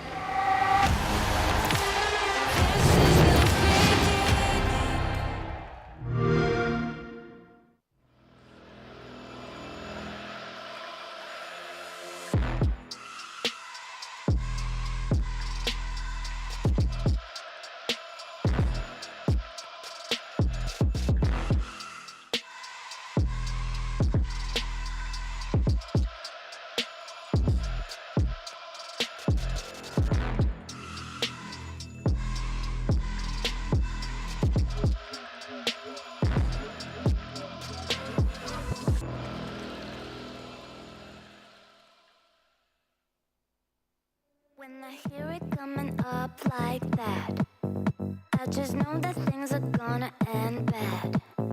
When my body only moves for the beat, y'all been waiting for me. I'll just keep dropping it, like there's no stopping it. Then walk with it, la la la la la. I'll just keep dropping it, like there's no stopping it. Then walk with it, la la la la la. I'll just keep dropping it, like there's no stopping it. Then walk with it, la la la la la. I'll just keep dropping it, like there's no stopping it. Then walk with it, la la la la la.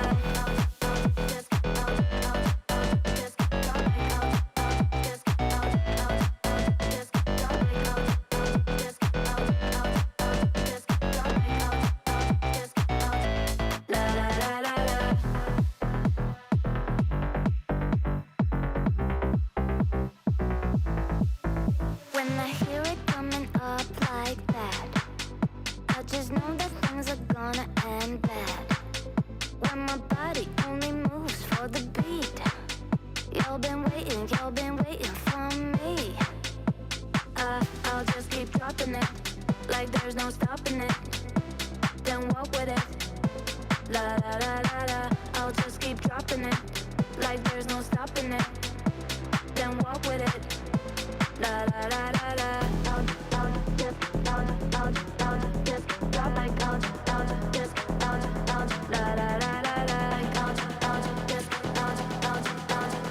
drop like I'll just la la la la la. I'll just keep dropping it, like there's no stopping it. Then walk with it, la la la la la. I'll just keep dropping it, like there's no stopping it. Then walk with it, la la la la la.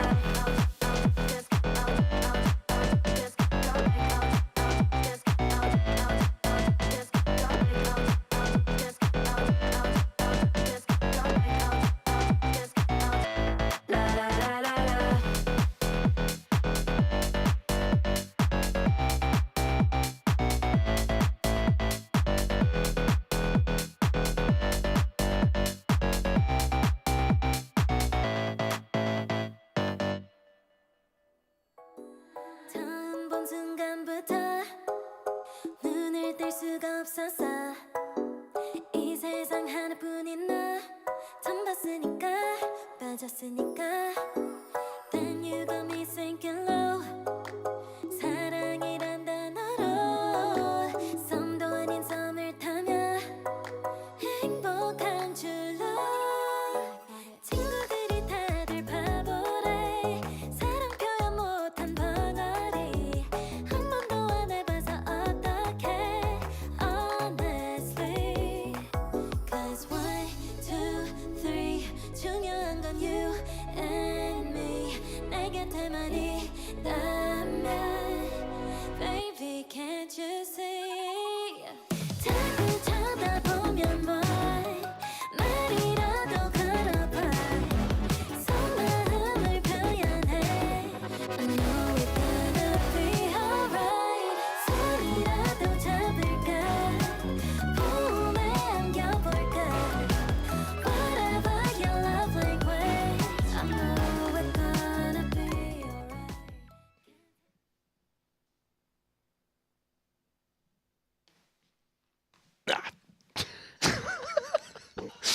Get that shit out of here.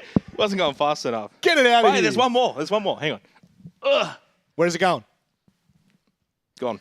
They're out. Are they like rubber that like bounced away? What do you mean? They're pure gold, mate. They're clearly just rusted gold. By the end of this stage, there's going to be only three left. Three. Yeah. Or three. Oh. We're reading between the lines because guess what? We're into map two. Match two. Yeah, I kind of went to throw and it just didn't work too well. This matchup, very first time we're seeing TSG in a best of three. Yep. Unfortunately, they had to forfeit last week, and the reason being, how do I put this? It's called a Farmers League. It's called a Plumbers League.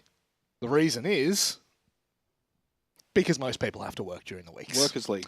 It's a workers' league. Yep. It's kind of like, is it blue collar? Is that what we'd call it, or more like white collar? What are your thoughts on that? I don't know what their job is. Yeah, well, you know what? Actually, hang on. What do you say to an OCE player halfway through the week? I'll have fries with that, thanks. And let's start breaking this one down, shall we, Michael? That might be a little too real for you. That might be a little too real. Esports goes to shit. Yeah, well, you just never know. Let's start cracking on with this matchup. I am incredibly excited to finally see TSG actually perform, well, play, I should say, in a best of three, because ultimately they didn't have the best, but they didn't have the worst stage. And I will say that this roster has, in times gone, been competitive enough to go toe-to-toe with good teams. So they do go I would say this could go the distance, but how have your thoughts been on this? The biggest win was against Chiefs back on Playday 2, which kind of then sent Chiefs into a little bit of a spiral in the group stage. That loss then was followed up by 2 more losses in a row. But outside of that, they obviously beat Saga, which everyone did, and then the other win was against Outlast, which essentially that result determined between Outlast and TSG ahead of time. This was like Playday 3, but ahead of time as to who would get the final playoff spot. So then you kind of look after that, their losses, 7-5 GG. I mean, that's an honourable loss, but 7-3 to Ludovica then probably sat them back down a little peg. I think this is a team that's got decent potential, but the problem is they don't have enough experience in these kind of deep runs, and then it doesn't help that they unfortunately had to forfeit last week, because that would have been some really good best of 3 experience then coming into a series like this one against Ludovica. I think they've got good players, but I also just think they need more time. They needed that best of 3. It's unfortunate they didn't get that. They then would have been a little bit more prepared for this week, and then would have been more prepared going into stage 2. But alas, they're in a position now where they're going to have to be, a little backs up against the wall, lacking some experience, lacking being at this portion of a league against the Ludovica roster, which certainly is not lacking that kind of experience. I mean, their numbers here are quite damning. Like, this really should be 2-0 territory in favor of Ludovica. You've got to remember some of the numbers for TSG a little lower. They missed an entire best of 3 last week. Could that be right, though? That's double. That's double the kills. Ludovica did. Well, you got to remember, Ludovica played a 3-mapper, and then they played also against Enterprise. That's right. So they 5 whole maps worth of data. For reference, Ludovica played 142 rounds.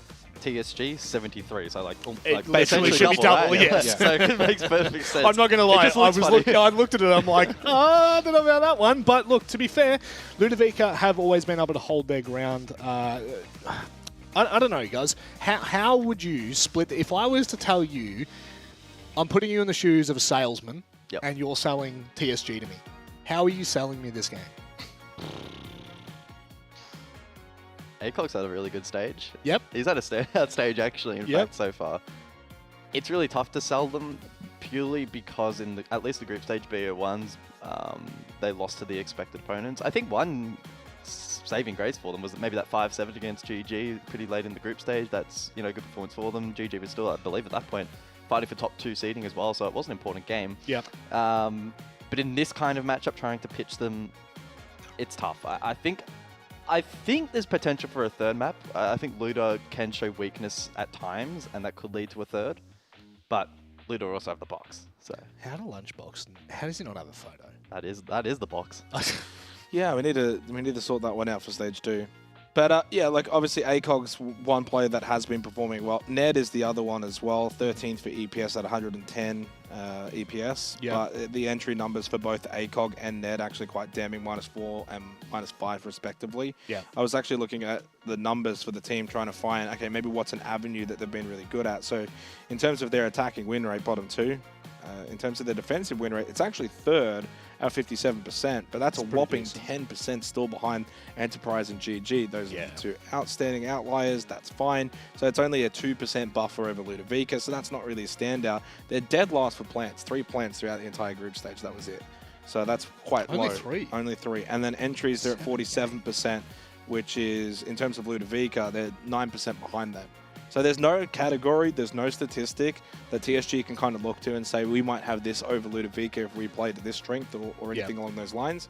I think when it comes to also the best players on the respective teams, you look at this Ludovica roster, evidently with this head-to-head, Lunchbox has had an amazing stage. He continues to grow strength to strength. Molosca's had an amazing stage. Yeah. The likes of Cairo, Karma. So I think this is definitely the kind of series you look at. And you have to say from our unbiased perspective, this should be 2-0 to Ludovica. Yes. That's not saying it will happen. No. But just setting the tone for the series. I think the good way of looking at this series is TSG is that next up-and-coming team, right? They were probably one of the best teams in Tier 2 last year. ACOG Ned definitely standout players in Rivals last year. However, they did get 14-0'd in the grand final against Cairo. So, and that was the old Ludovica, which obviously turned into the Chiefs. Very different conversation, but still relevant in this one as we look at the maps for this best of 3 because, I mean, you need something. You need some kind of hope for TSG that they can push this to a third. I don't think I could ever see a world in which they could 2-0 this. As we go through, Chalet, probably the only notable one there for me. Labs and Clubhouse first up. Guys, I might let you take the lead on this. I mean, my first impression is that this veto has played out exactly how Ludovica would have prepared for it. TSG have not thrown any real surprises. Maybe Clubhouse to an extent. They had a 4-1 ban for and against record, but I mean, scaling back, Skyscraper and Border were their insta-bans throughout the entire stage. Skyscraper banned 6 times, Border banned 7 times. Yep. So it was completely predictable up until that point. Clubhouse is a map where you're expected to play in this region and comfortable anyway. So yes. I think overall this should be fairly comfortable. And I mean, Labs as well, the pick of Luda, banned 5-2 by TSG. So this is played out very comfortably for Luda. Consulate ban, TSG, that's the map they beat Chiefs on. Yep. So you kind of just take that immediately away. And then Chalet was the map that these two teams did play on last time, which I think, even though Ludovica did win that map, that's also then prep work from TSG's perspective, what they could do to improve. They've already seen Ludovica on that map. So I think both teams, in terms of their bans, probably about what you would have expected. The Clubhouse one, I think, was that the map GG? Yeah, so GG, TSG, that was 7-5. So TSG were competitive on that. They actually went up 5-1 on defense club against GG. So they'll back themselves in on that map when they get to it. Yeah. But for Labs, obviously, it should be very much in favour for Ludovica, Rob. Well, it will kick off here now. Second best of 3. This is in the lower bracket. So lose this, and guess what? You can say goodbye, sayonara, to finishing first in OCE. And of course, with that, the EWC invite. A big game for Ludovica as they look to try and potentially take this in a 2-0. That should be the realistic expectation heading into this. But it's OCE, and as we know with OCE, anything is bloody well possible. TSG, can they do the impossible? We'll find out soon.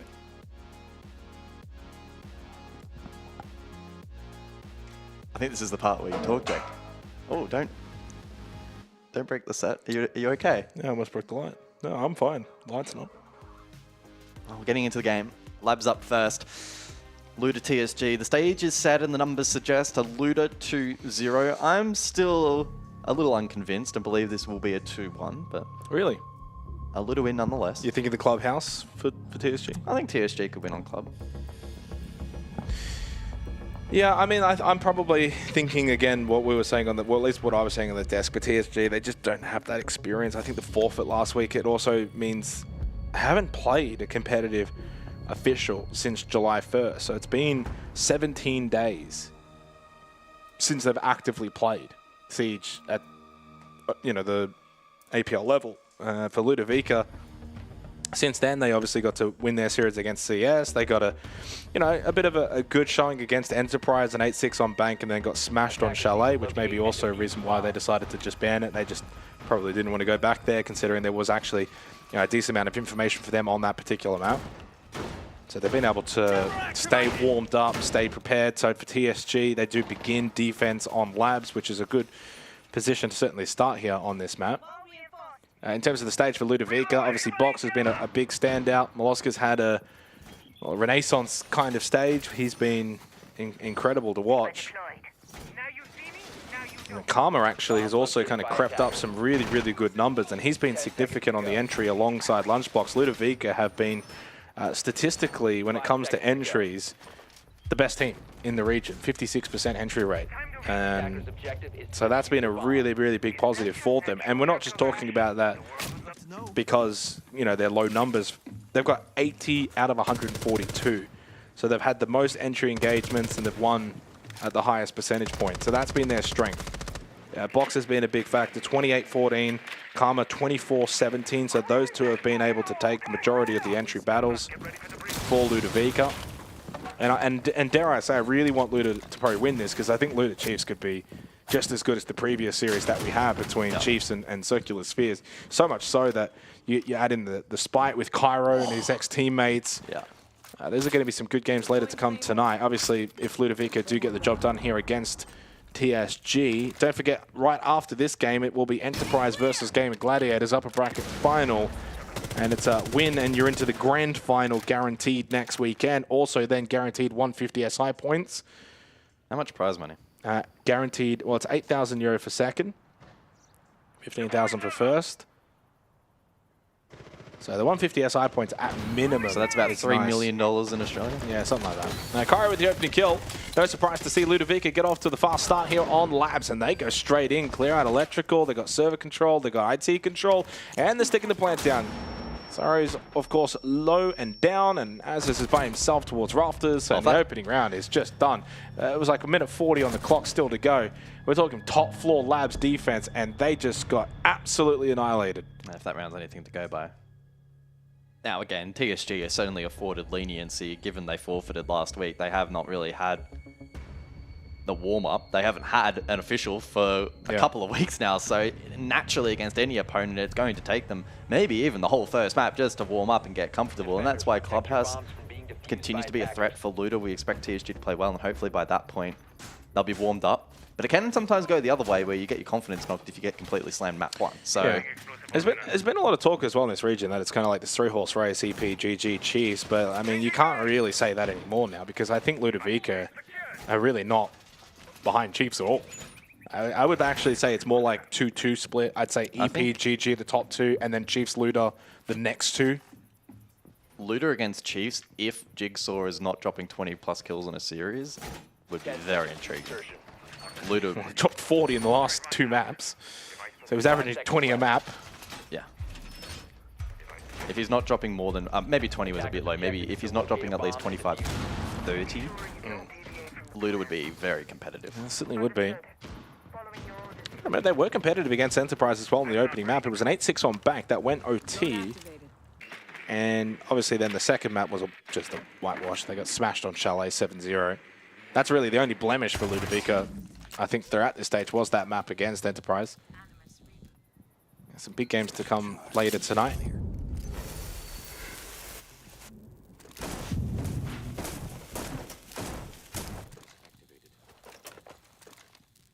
Yeah, TSG just need to be a little bit more switched on. Ludovica can play some aggressive siege. Cairo on the blitz. We'll look to utilize that, considering it's probably going to get banned out after the third round. Montang and Blackbeard, so you're putting a lot of emphasis on shield play again. Loyal towards Blue Stairs. Karma, the opening kill. This is what they do, and they do it quite well. These opening picks, it is their strength. It is their bread and butter, and they like to play fast. Through cargo into tank now for Cairo. Physics is the one with the kit. Just hanging outside here towards the breach. Not sure if he thought he saw something or what those shots were, or maybe trying to predict a swing as he was holding the new angle. And Box does go down. And so does Physics. 3v3. Karma trying to play behind the blitz, but Cairo gets caught on the left side angle. Trade there does come through from Karma. Karma and Molosca versus Ned and Loyal. Still a minute 20 on the clock, by the way, so a lot of time for them to navigate the scenario they find themselves in. And then one shot, though, makes it difficult. Karma and Milo relaying comms to one another, trying to formulate a plan. BPC needs to be dealt with. Oh, clean from Karma. And what a stage he's having. Moloska can get the plant down inside of Assembly. Loyal coming in. He has double red ping information, takes the battle with Milo, but Milo's just better. That's a 2-0 attacking start on Labs for Ludovica. Karma's shot was nutty. That shot was pretty insane. He destroyed him. And that just, he can't get that smile off his face. I don't blame him. He's loving that. And it's 2 attacking rounds. That's the main thing here, guys, as well, when it comes to the Nighthaven Labs. It's not like you're just starting well, you're on defense. This is straight out of the blocks. It is, of course, their map pick. Defenders, protect your bombs from being defused by attackers. Really, for TSG, this needs to be the warm-up. Doesn't matter if you lose it. As long as you then win Clubhouse, send it to a 3rd map, that's really going to be, I think, the goal. Attackers have located a Already some heavy damage done here by Ludovica. TSG looking to repeat top floor. After they went away from it. Didn't work down below, so back up top we go. Oh. Close to me? On my door. No. Oh, No. Nice, Tim! Let's fucking go, Tim! Let's go, Tim! That was so sexy.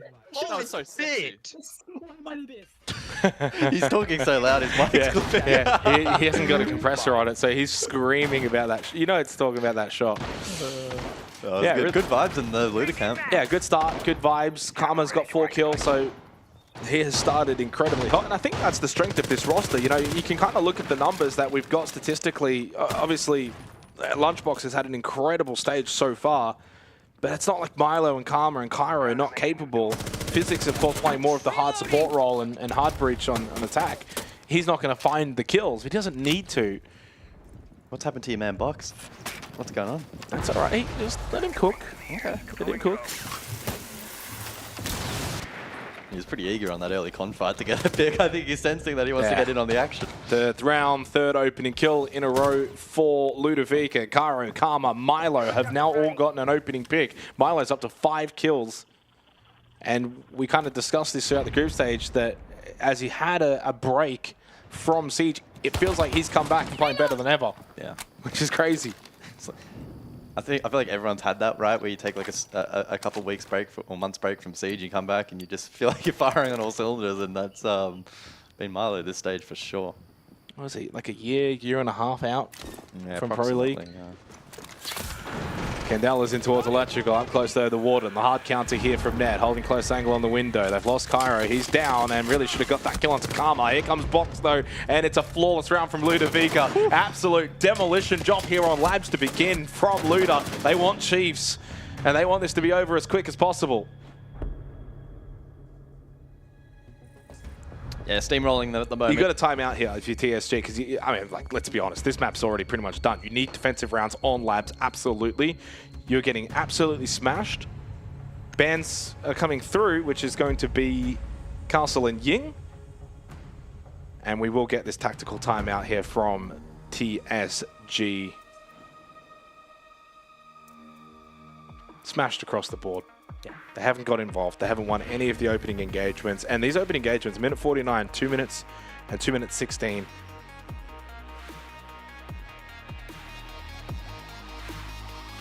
I thought this was the serious song. Yeah, this is we've gone a little early. Yeah, this is supposed to be like map 2 at least OT. It's not serious right now. Well, it is serious right now for TSG. I'm jumping in. Good fish, dead. Guys, Milo, good shit. My let's go, holy shit!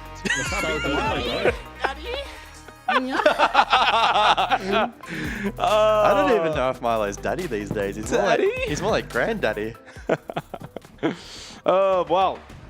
TSG are on the ropes early. We are talking about like a knockout punch has already been thrown 5 seconds into the boxing match. They're stumbling and staggered.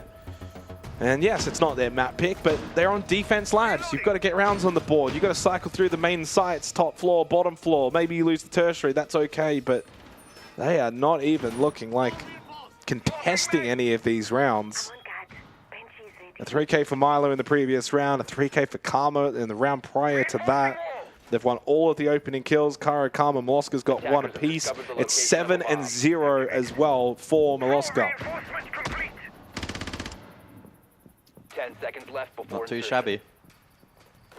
And look, expecting TSG to be more comfortable on Clubhouse, but same goes for Luda. If they're absolutely firing on all cylinders at that point, this is an incredibly dominant series. They will play, they can play to an extent aggressively still on Club, and if they're hitting shots, then TSG won't be able to crotch it. Last time TSG did actually play, by the way, which was in the group stage, was against Ludovica. Funny how that has happened actually in 2 of the APL regions now. What was the date of that match? That was the 1st of July.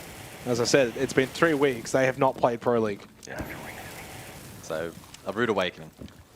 It's really unfortunate, and as I said before on the couch, I really think that, yeah, they probably weren't going to beat Chiefs, but you get a best of 3, you get some rounds, you get, you know, you stay warm. I agree. Looking like another direct hit here from Luda, prepping these walls. Blitz can play the front line. Rayora in the hands of Box. They're going to go quick here. Cut off. Probably close angle if they go Animus. This is a plan A with no real plan B. In comes Cairo. Gets window control. Flash, I don't think connected. Oh, they get the long-range shot as the Azers. Pistol pulled out. Box has gone and got the double. Outside, Molosca catches Loyal, and this one's all she wrote as well. They're switched on from the get-go. Inside a tank, the plant's going down. ACOG trying to play the breach nose. There's one outside. Here's the swing from Milo. That's kill number 9. And Ned is all by himself. This might be back to black. Flawless rounds. And just how easy. Oh, shot onto physics. Not a flawless. Karma gets the kill, gets the trade. It's 4-zip here on Nighthaven Labs. 4 attacking rounds in a row for Ludovica. And we obviously know, after speaking with good old Oda, hello to the Chiefs boys. Good job on your win. This is your next opponent. How much can you take away from this so far, though, really? I don't want to play Labs if I'm Chiefs. After what I'm watching. I wonder what number preference Labs is for Chiefs. Let me have a very quick look. Bombs. Purely out of my own curiosity. Well, it's the lowest preference map, and they've 5-0 banned it for. Yeah, boys, so let's pull it out. You know what? Let's decide. That would be a laugh. Yeah, Chiefs did beat Ludovica back in the group stage. That was a 7-3 on border. So you could probably deduce a little bit that maybe you don't go border. You probably don't see Labs. I don't know what you're going to see, to be honest, in that series, because that's going to be you pull out all the punches for sure. Do we return to Lair? I was thinking that. Yeah, there is every opportunity that you could see the return to Lair. I mean, they did play it, though, Ludovica. Of course, they beat Circular Spheres on the map, 8-7. Only 3 teams that have played Lair so far in Oceania, which has been Chiefs, Ludovica, and CS. So that might be an option. That might be one to keep an eye on. But, yeah, this map is basically done. Unless it turns into the most attacker-sided Labs you've ever seen. And the biggest swing of momentum we've seen. Karma 6-1, Milo 9-0.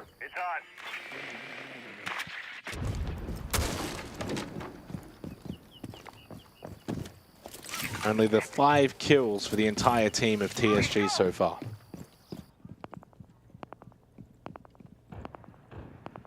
While you're looking for some information. I mean, you never really like seeing this in terms of the ultra beatdown that we're getting. Like, you kind of feel, obviously, for the team that's getting dismantled, but you have to credit what you're seeing from Ludovica. They're playing some incredible Siege right now. And I do hope that TSG can get back into this series. It'll most likely have to be on Clubhouse, which is their map pick. And we'll play completely differently to what you're seeing here from Ludovica. They can't really play this sort of style on Club. Yeah, I wouldn't imagine so. Unless TSG are really down in the dumps, it's unlikely. It should lean itself into being far more structured in terms of power positions and whatnot. Kind of flood meta that we're seeing from Luda in this match won't really be as possible. This is the slowest round that we've had so far. The latest opening kill was the opening round at 1:49. And at 1:21, it's now Karma on to Syro. That's now 5 rounds straight. The opening kill has gone the way of Ludovica. Karma has found 3 of the 5 rounds. Padding up those entry numbers. 7, 1, and 1. Ludo given a lot of freedom top floor to establish his vert. Will now look to pressure horizontally, and Loyal continues to lurk below alongside Ned. So double nitro for denial. Karma has taken a bit of damage. 40 seconds left into the round. That's going to be the best hope for TSG, that the time becomes, well, the biggest factor. Box kill onto Azaz. Now they've got significant man advantage. ACOG kill onto Box. One hive launch of the bees now buzzing towards cargo stairs. There's the push coming. Good angle from ACOG though. Keeps this round alive. That's Kit down. That's a second kill in quick succession. 3 overall. And Karma's very low. Milo, you're 10 and 0. Can you keep that number going? Karma to slip in towards control. Look for the desk plant. BPC, though, a little bit of a nuisance. Nitrocell, it should land, and indeed it will. No time to react. Got to get this kit, got to stick it immediately. Milo's had a great game, but now he needs to have an amazing round if they have to stay flawless for a little bit longer, and they certainly will not because ACOG... What? Oh, he got off the plant! I mean, he would have died anyway. Would have died anyway. He wants to stay 10-0. That is a 10-0 play right there from Milo. 4-1, TSG on the board for the first time in the half. 1 round to go in the opening half. Milo stays at 10-0. Doesn't count though, does it? Nah, well, it does, because he's still 10-0. You're going to try and take it away from Milo? Yeah. Attackers need to locate and just a little bit complacent with the stairs clear there. That was a good job from ACOG. Played that well. They probably had a pathing option as well through games that they didn't go for either, so... It is what it is. It's a round of board for TSG. Good solo play from ACOG, who actually, again, has been really good this stage. Best player on the team. So. Also, the first round, the opening kill, of course, not converted into a round win, as Ludovico have gotten all 5. Karma, 3 of those. And ACOG with a nice little 3K. Nice for the self-confidence, and obviously nice for the team to get around on the board. They can tally that one up. So 214 EPS for Molosca at 10-0, 1-0 on the entry, 2 KPR, 100% cost. Perfect game, stays perfect for him. Kind of. You got an asterisk next to it, don't you now? That next to that it's 0. Still a 10 KD at 10-1, yeah. So.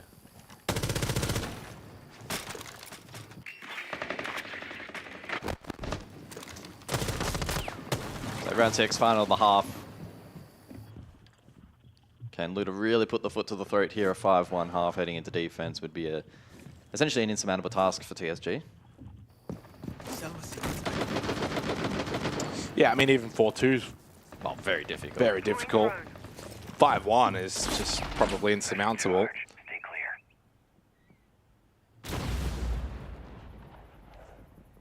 The pacing, though, has slowed, I think, round to round to round from Ludovica. We're talking like out of the gates, and now its pace has certainly dwindled a little bit. IT getting opened up. It is quite ironic that the only round that TSG have won was on the tertiary site of storage and control. We go top floor, main site. Usually the easiest site to defend. Box will give them a flawless half of opening kills. And it's on to ACOG as well, who's been the best performing player for TSG.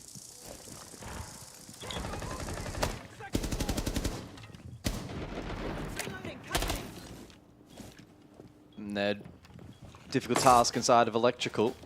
Sorrow up close in connector, looking to play inside of the bushes.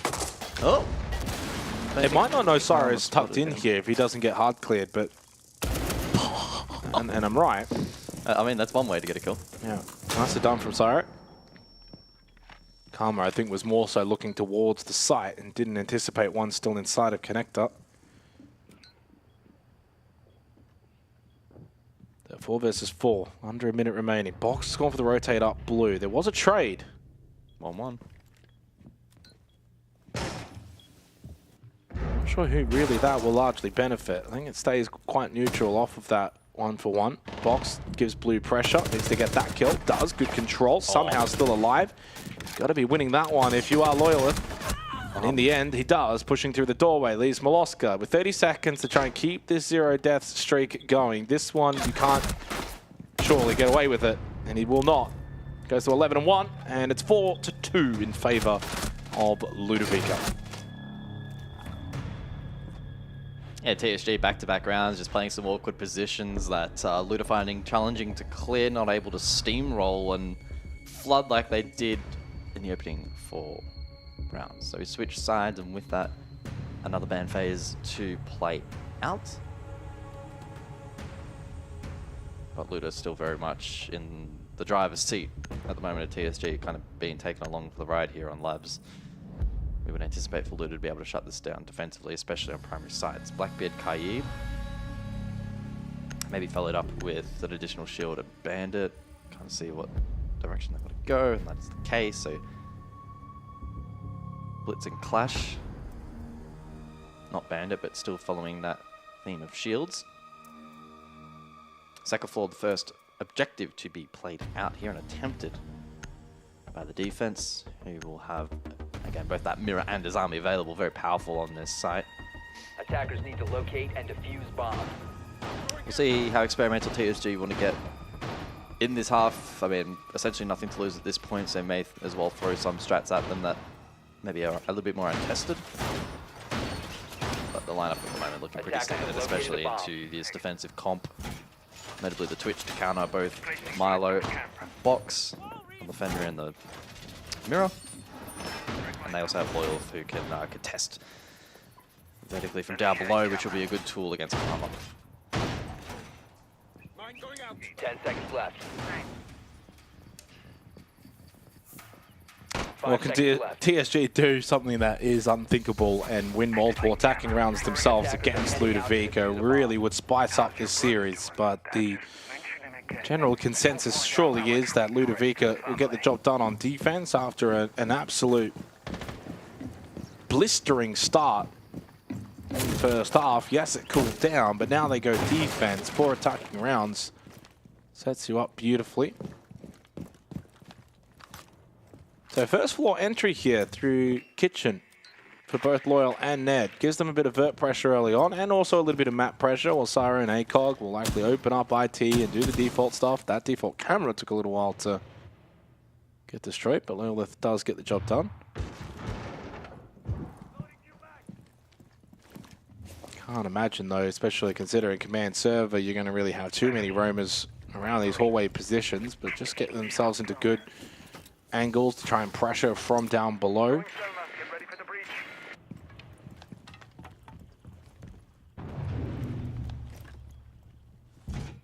And between the shock drones of the Twitch and the Buck down below, should deal with this mirror window. Milo probably a little lucky not to get caught there. Loyal does get one. I think Box, he either got shot from below or started to try and push down. I think he might have just died upstairs. Yep. Peek the hatch. Box is prone sometimes to getting a little aggressive. Went for the hatch peek and ended up losing his life. Gives the opening kill for the first time in this map, the way of TSG. Still electrical control though, established through physics. Just over a minute. Spot the feet. No damage done though. Certainly not looking to be a conventional push, though, by TSG. They've got some con-side pressure as well. Lovely shot from Ned, and suddenly 2 kills to open up the site. And that honestly would have been a third if he wasn't holding a flashbang. I know exactly Kairo's position. The call given by Ned. Oh my god, they're getting picked apart. EMP onto the Warden. Oh! A good flash. Should be flawless. And it's a flawless attacking round from TSG on command server. Ludo are going to end up being called the CAG of OCE. Nah, they've lost 3 rounds in a row now. Where has this come from? We are talking about blistering pace, aggression from Ludovica in the first 4 rounds. Total domination. It just seems like they're playing with food. It doesn't really look like a Pro League team versus a Pro League team. And then bang, bang, bang. 3 rounds back from TSG. And the statement round just then and there in the 7th on command server. Attacking into that site and winning it comprehensively, flawlessly. How is this match 4-3? If you had shown someone the first 4 rounds and then told them TSG would win the next 3. I couldn't have seen this coming. I mean, you could make an argument saying, okay, well, 4-2 half, or, you know, whatever. But I would have then expected 5-2 at this point, but it's now 4-3. And really flawless round at that. Like a really well played really dominant. And I love the fact that they didn't just play into it in a default manner. Double send through kitchen, get the vert, open things up. Box got aggressive, peek the hatch, dies, and then you slowly, one by one, just keep picking at them from below. Really, really good round from TSG, and that's the statement round, and it's game on now. Clutch active.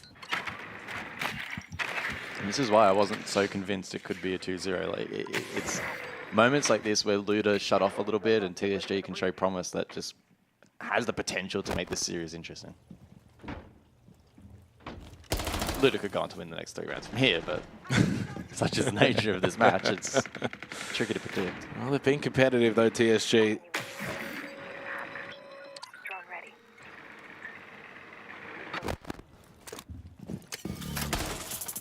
Box posing questions here, top blue.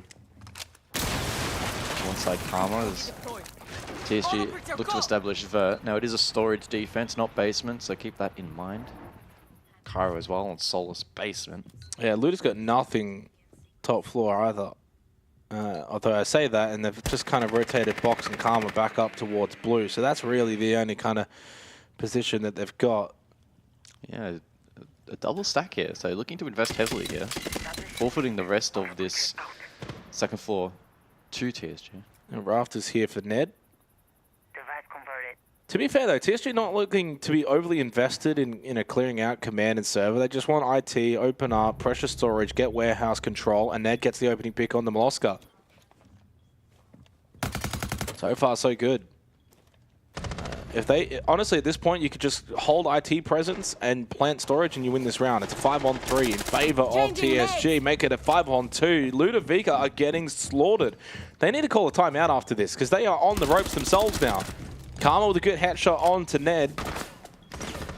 Then he's getting pinched. Fighting a battle on 2 fronts. Still over a minute as well. TSG have given themselves plenty of time. Nitro from Bob. That doesn't connect though. Oh, and caught with util in hand. Karma.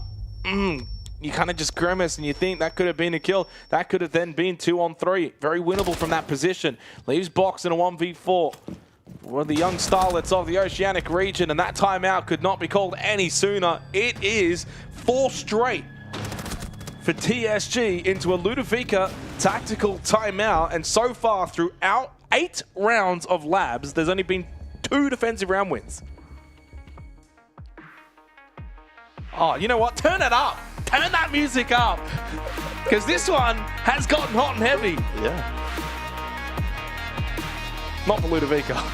When did Miley get to 10 kills, by the way? He was on 10 kills. So the first round they lost was control storage, which was the 5th round. So he got to 10 kills in the 5th round. And they've got a 1 pick in 3 rounds. Not to negatively highlight him too much, but more so just expanding on the storyline that Ludo have completely shut down. They've all switched off. TSG have capitalized. Well, they're not even winning opening kills anymore now. 2 in a row for TSG. This is astounding. I mean, you couldn't have predicted this after the first 4 rounds because the way in which those rounds were won convincingly. Fair play to TSG. Oh, absolutely. Regardless of what happens from here, fair They've play. gained my respect, absolutely. Like, it would have been very easy to wave the white flag and be like, yeah, a bit of a warm-up, let's focus on club. Yeah. But they've gone in with the attitude that we want to win this map. Well, they certainly can now. 4 in a row, timeout Ludovica. And we heard some of the comms as well from Ludovica earlier. They were up and about, like energetic. As many bombs as they can. I wonder what their comms were like at the conclusion of one of these previous rounds. That would be a replay that I would want to see. If they lose another round, I want the comms. Well, 4 rounds ago, I said, hello, Chiefs. This is your opponent next round. Well, hello, Chiefs again. At this point, I got no idea. Good luck. Bit of a premature goal. You're going to have to watch both teams now. TSG, of course, did beat Chiefs back in group stage. That was certainly their biggest result for TSG.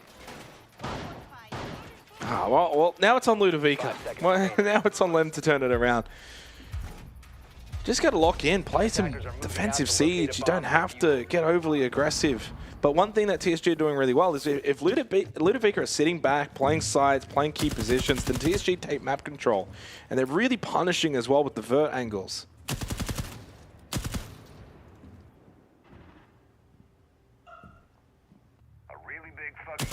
Oh. We'll spot the rotate of Cairo back down cargo stairs. And Box will play Lonesome in electrical. So he's gone for a big extension here.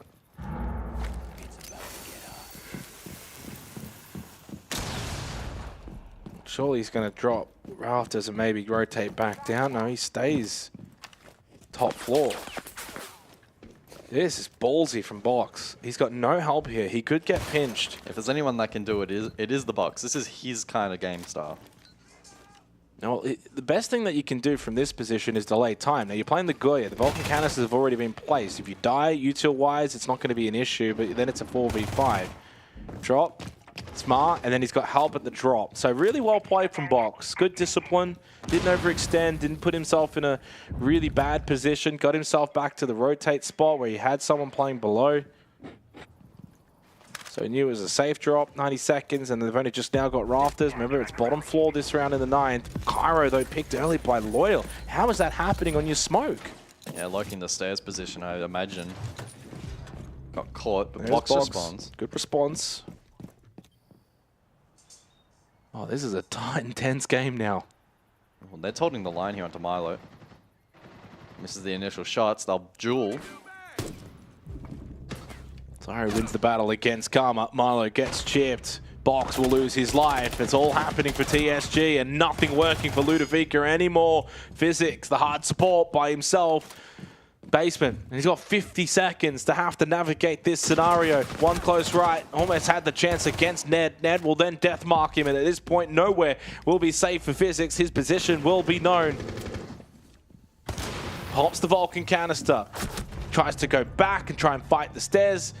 But at that point, you're always at the disadvantage against the Deimos, and it is a 5-4 lead for TSG. They have won 5 rounds consecutively. And now the chat banter may just begin as well. A mention to the old beers from TSG. It's not Paul, it's now Tim.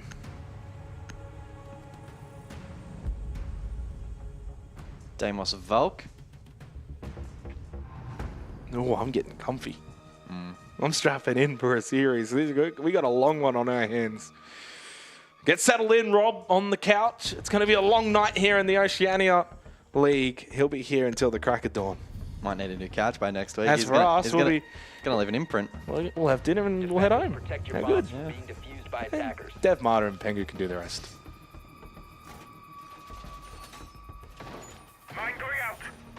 If you're Dev right now, when do you time your entrance to the studio? It's not as bad for him. It's worse for me. I'm a long way out. I don't know. Peak hour traffic around here on a Friday night, but not No, fun. it's true. Nah, he'd have to probably leave after the first map, right? Yeah. That's what I would do. Well, you also get here 5 minutes before. Oh, actually, I got here before we went live. Good old North America, half the USA. Attacker's objective is to So 5-4, 5 in a row for TSG, but most importantly, 3 attacking wins in a row as well. It has been an attacking masterclass so far here on Labs. And the rounds themselves as well, in particular the attacking rounds, 5 alive, 4 alive, 3 alive. Special charge. And Stay clear. in those 3 attacking rounds, they've picked up the opening kill in every single one of those rounds.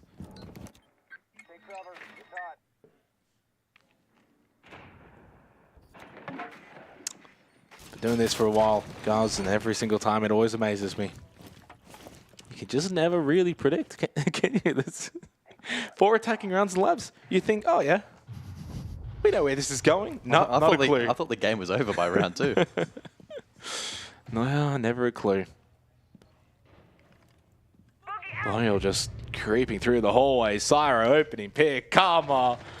That's now 4 rounds in a row for TSG. They found the opening pick, and Loyal's got himself a really good deep position. They have got no idea. Free kill in the back. Koro staring at the wall. It's 5 versus 3, and TSG are hot. And Ludovica are ice cold.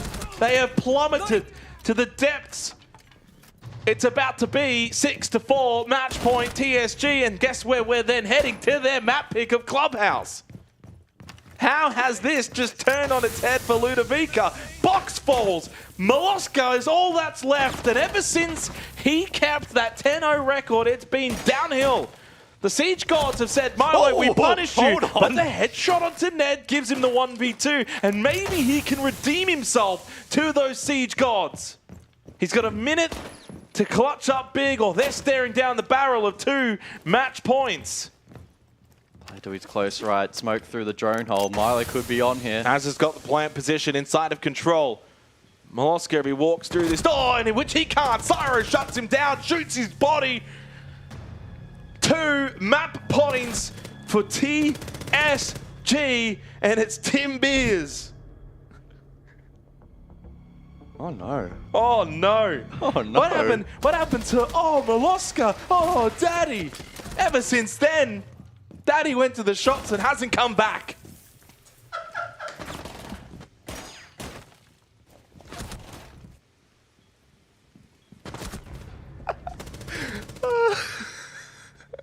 Locate and defuse bomb. That was an all-timer from you. And you know what? They look pretty locked in. They're not getting too overly excited. Yeah. Forehead cam. Forehead cam. Do we have any more forehead cams? Nah, that one's like a 3/4. Do any of them actually have their full face, like every single face? Can we go back? ACOG, yes. Ned, no. I don't count that. I see a missing chin. So ACOG's the only one, and even then, missing a little bit on the top of the hair. Guys, got to work on your framing, but don't work too much harder on your siege because it's going pretty good. And it's been a team effort. If you actually look at the opening kill department as well, Loyal, Ned, Syro have all found opening picks in the last 4 rounds. Double up for Loyalith. Syro with a 3K in the previous round as well. And Ludovica have given up 6 rounds straight. Yeah, this is wild. This is borderline insane. This is incredible. You know what's going to be even crazier is TSG win this and then Ludo recover in the series. That would be the cherry on top of insanity. I don't know. Yeah, I don't know either. I don't know anymore. I've seen it all. By far and away, the most attacker side of Nighthaven Labs I think I've seen. 2 defensive round wins, and that's it. Both of those by TSG. Ludovica have not gotten a single round this half on defense.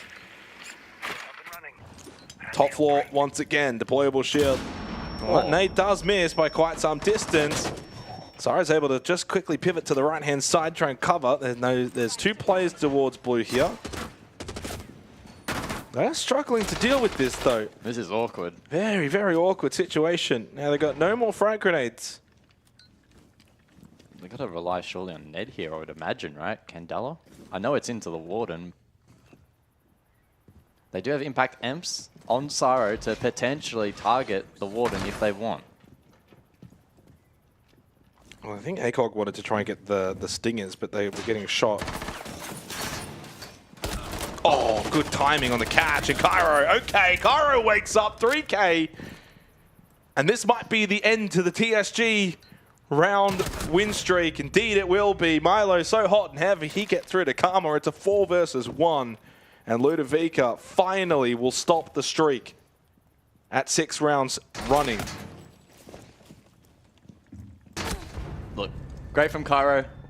Especially the shot while blue is the impressive one, the others lined up. But that clear was bad. Like the grenade did not land. They didn't use the impact EMPs to maybe counter the Warden and get value from Candelas or other utility. Like, it was pretty poorly played. But even that kind of round, if you're tilted, you can throw. So good work from Ludo.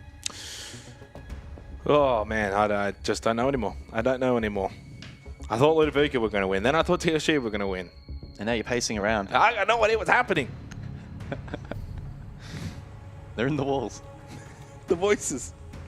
Attackers need to locate and defuse. The one thing that has been a constant, though, has certainly been the opening kill department. Only the 2 rounds that have not been converted out of 11, so that's a pretty decent margin of success when you're kind of looking at that metric. Cairo with 4 kills in that previous round.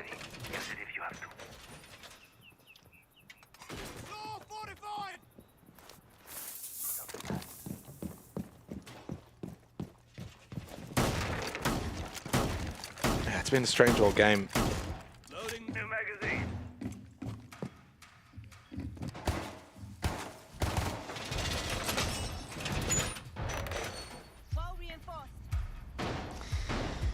Yeah, that's one way to put it.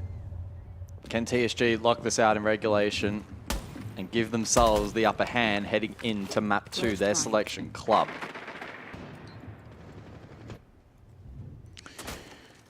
Yeah, I mean, the clubhouse is certainly, I think, a good choice for TSG, considering they're being competitive on that map against some top teams. Loyal says thanks for the default. That's going to get shot, though, by Cairo playing cargo. He almost got shot back through the window. He got taken to half health. I'd give up a clutch drone for half health onto it on the smoke. Physics Bandit. Shrek lands. No. Well, the ace on the other side. So the double down with hard breach means that the wall does get opened.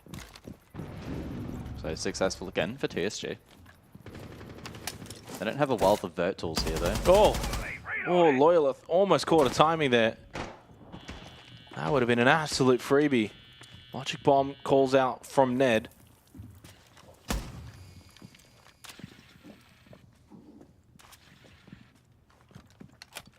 So have control above now.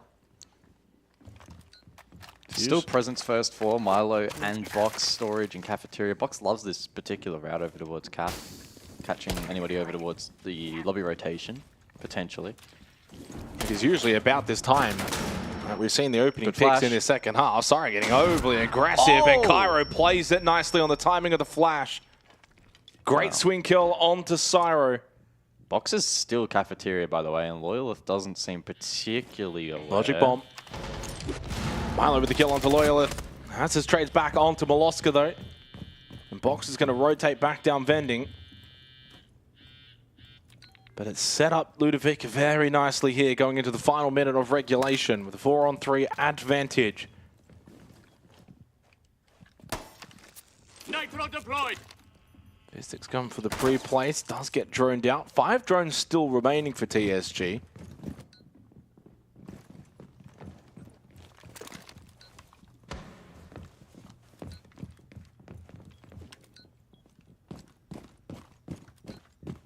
And they're going for a pivot, they're going for the rotate. ACOG looking back towards Breach, doesn't have the kit. Az is following in behind, he does. Ned will stay above. I think they were just hoping that maybe someone from Ludovica would go for a bit of a wander back up. The stair rotates, but no one really ended up coming. No Logic Bomb remaining, and Ned by himself, it's going to overtime. So for the third map today on the Oceanic Stream, it's OT once again, baby. And that really must feel like a huge reprieve for Ludovica, because they were getting trampled. Yeah. They gave up 6 rounds straight. They had 2 match points that they had to overcome, and they have done so. Their reward is overtime, but more importantly, double defense overtime, which usually is what you want. In today's game, I'm not too sure, but that's what they've got. Command server to begin OT. Defenders, protect your bombs from being defused by attackers. And so with that, the bands carry across from that second half. Attackers To top floor we go. What has the defensive success rate been like in this matchup for this site? Let's cast our minds back to earlier on. Successfully attacked into in the opening round. Not once, but then also in round 3, so twice in the first half, but then successfully defended into a successful attack first round up in round 7. But again, successfully defended later on. So it's been a little bit topsy-turvy, but generally speaking, the first attacking attempt has seen success. Now, does that trend transpose over to this particular scenario? Well, probably not quite as much, but still intrigued to see how it plays out. Second attempt from TSG, unfortunately, was quite poor, with their clear over towards top blue being a struggle. This time the Sense, though, in play, so looking to switch things up. And they have the Thatcher dedicated in anticipation for potentially the Warden again, but that won't be in play. IT breach to be worked. I don't think there's pressure below here from TSG. Cairo is going to be able to trick both sides of the wall, not quite. Just falls short. Now needs to escape and does so. TSG getting a little bit fortunate there, considering, again, they didn't vert from below, but nonetheless, IT dealt with. And information inside of garage. Keeper deployed.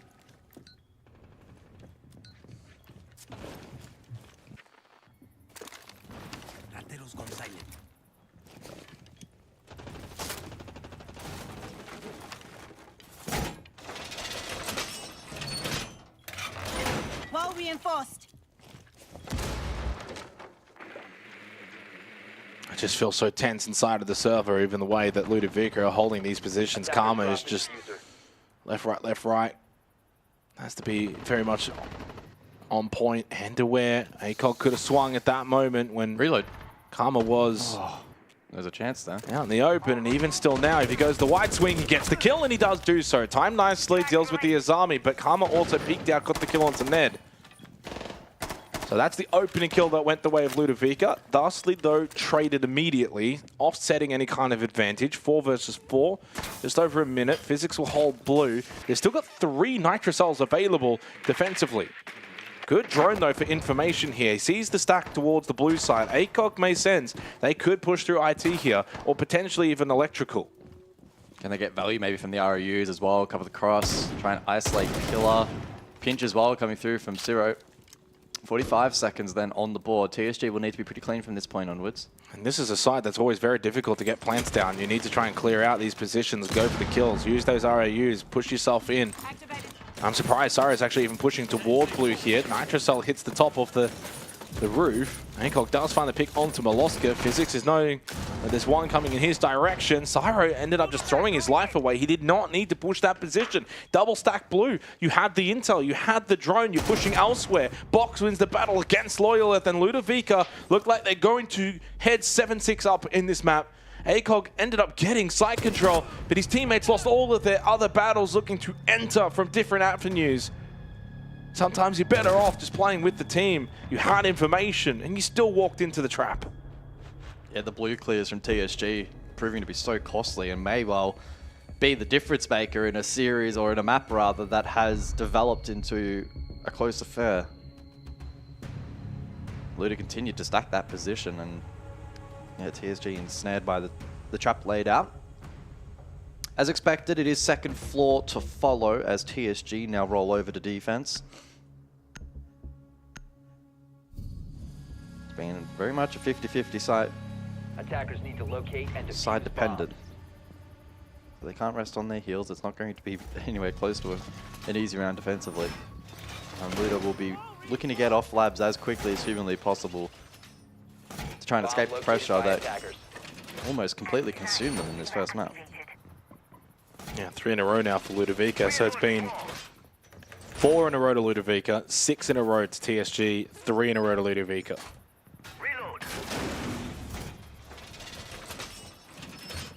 Not really getting back and forth. It's more so just massive momentum swings. Luda to start, TSG in the middle, and maybe therefore then Luda to finish. Attackers are moving to defuse a bomb. 7-6, Clubhouse to follow after this. Ludovica, the last 8-7 they were a part of was, of course, the CS Ludovica game, 8-7, but they also played an 8-6 against Enterprise in that upper bracket semi-final. So they've had their fair share of overtimes. In fact, Oceania really as a whole has had its fair share of overtimes. Hence why last week, even with 3 best of 3s, it was still a really long day. And I think tonight's going to be another really long night.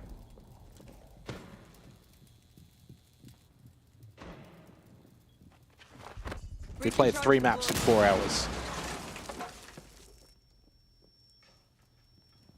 They've all been long though, to be fair. So 8-7, 8-7, 7-6.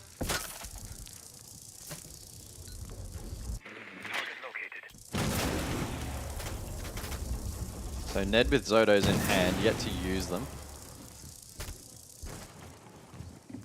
As the meeting wall's open. Good swing from Box. Well, Box has gotten better really as the game's gone on. I think he was the one that started a little slow. Nitro retaliation. Gives them a huge advantage now. Opening kill has guaranteed the round win outside of just 2 rounds. ACOG, Nitro onto Box. That's a good pick back. Just stabilizes the defense a little bit, and they still have a Nitro in the pocket of Loyalith in Electrical.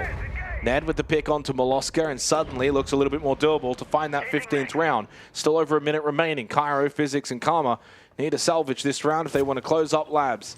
Loyal, Nitro, through the window. Got shot out, though. No more Nitros available for TSG on the defense. Knife launcher used to send the bees in towards Electrical and force Loyalith back, but he basically says, I don't care if you can see me, I'm not moving. I think all eyes on Karma here. He needs to be the one to lurk IT and get a couple of picks to disrupt the defense. Allow Physics and Cairo to gain some ground and maybe cross. But they haven't let him make the play yet, and Cairo falls. Big swing from Azes. And we are down to just Physics. And a 1 versus 3 on the attack with 30 seconds left, and everything now does insinuate we are going to a 15th round for the 3rd map in a row today. Although, still has 20 seconds in a 1v2. Azes and Ned just need to play angles here. You just don't allow him to be in any kind of way, shape or form capable of creating 2 1v1s. He doesn't even have the diffuser.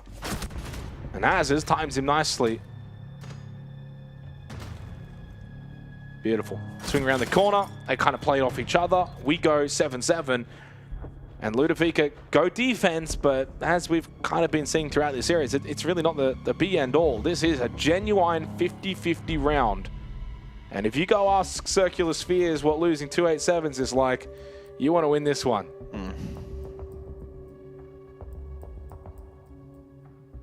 So basement then for the final round of Labs.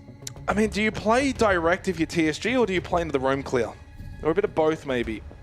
This kind of just screams direct, though, and main breach is going to be their focus currently with the Ace Thermite combo, Thatcher. Yeah, I like the Ram over the Brava. I think you do need to get some kind of first floor control, open up floorboards, put some pressure. The Ying as well helps with the entry. So I think with, instead of the Grim Brava and the real focus being just sight, the Ying, sorry, instead of the Grim Brava, the Ying and the Ram now combine and give you a little bit more first floor presence, a little bit more map control presence, a little bit more entry. You just add a little bit more to this lineup.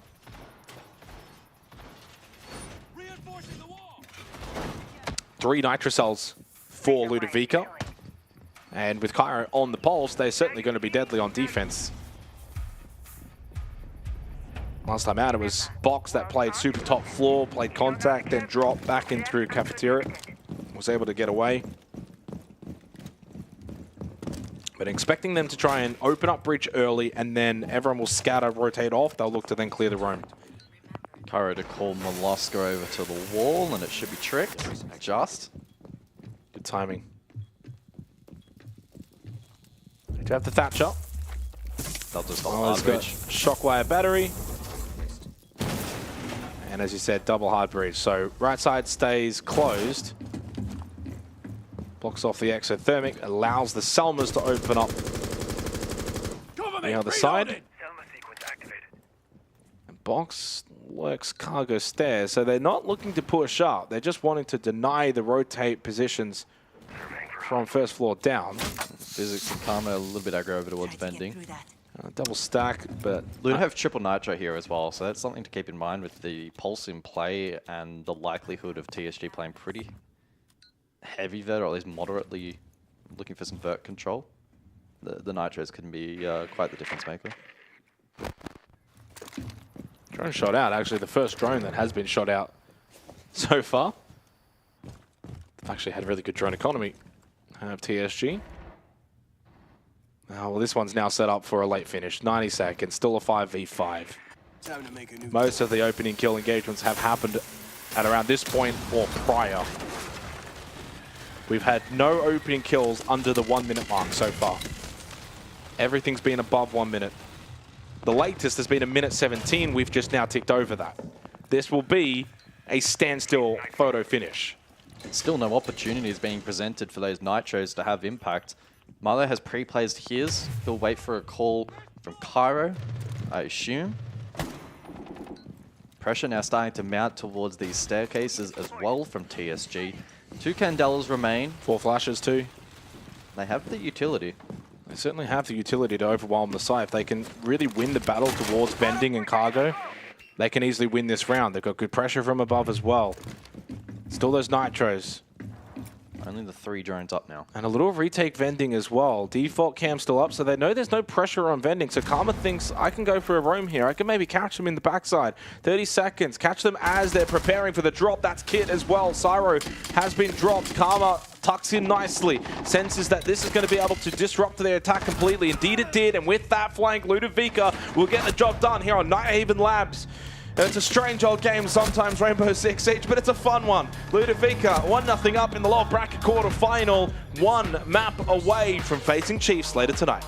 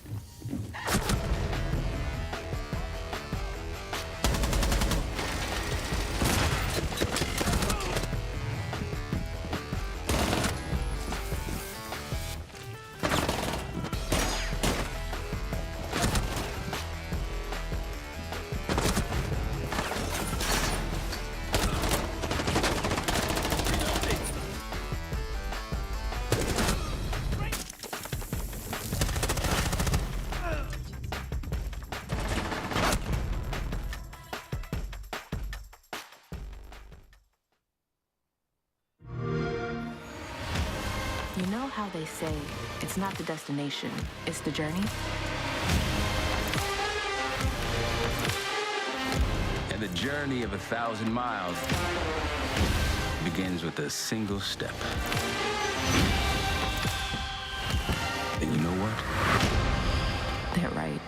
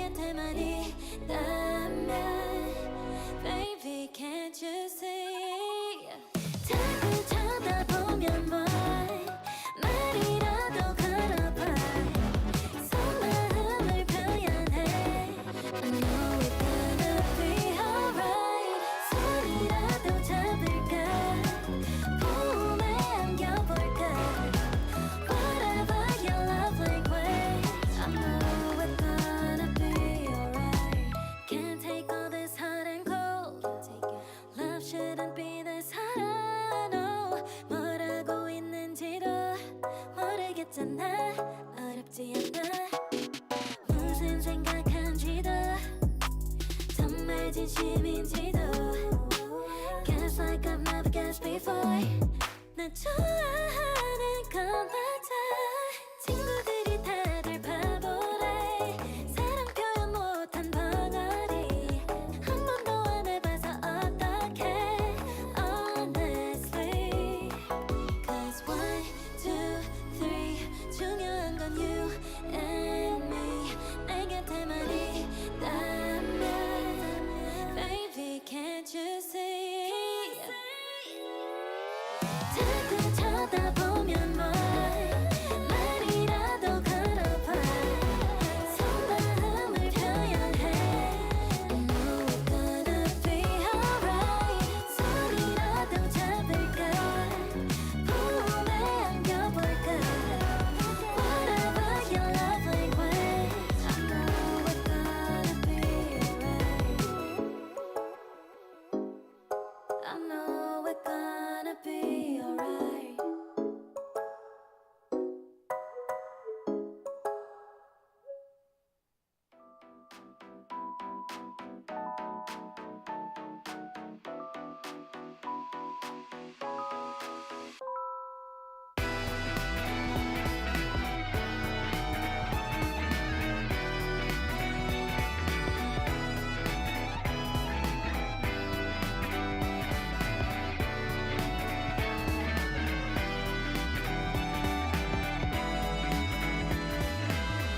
赤いネオンが映るガラス越しに見える Your body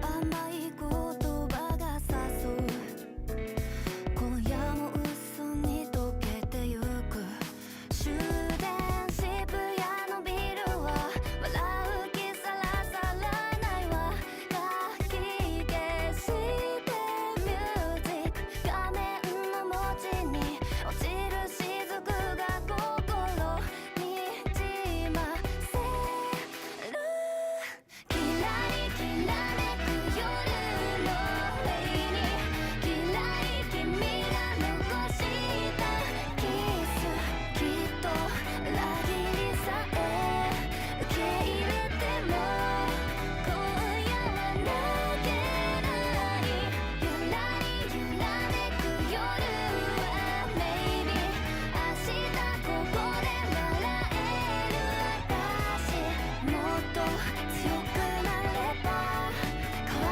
れるなら愛なんていらないわ最低だ暴言見えますねはね嘘すぎる恋愛の話頑張るのが辛かったって一番最悪な彼氏が最悪考えてみたらずっと毎日頑張れた彼氏全然好きじゃなかったんだけど一番本当はそういう思いだそれ言われた突き抜くベースグラスにリップなびく髪どこで踏み外した熱いギター踊るワンピース悪口はもうやめた週末の雨に持て余した体また求めてるコンフォ不意に響いた電話に戸惑うから目を閉じるもう泣かないキラリきらめく夜のムーンライト陰る街に一人歌うどこにだって安らぐ場所見つけられず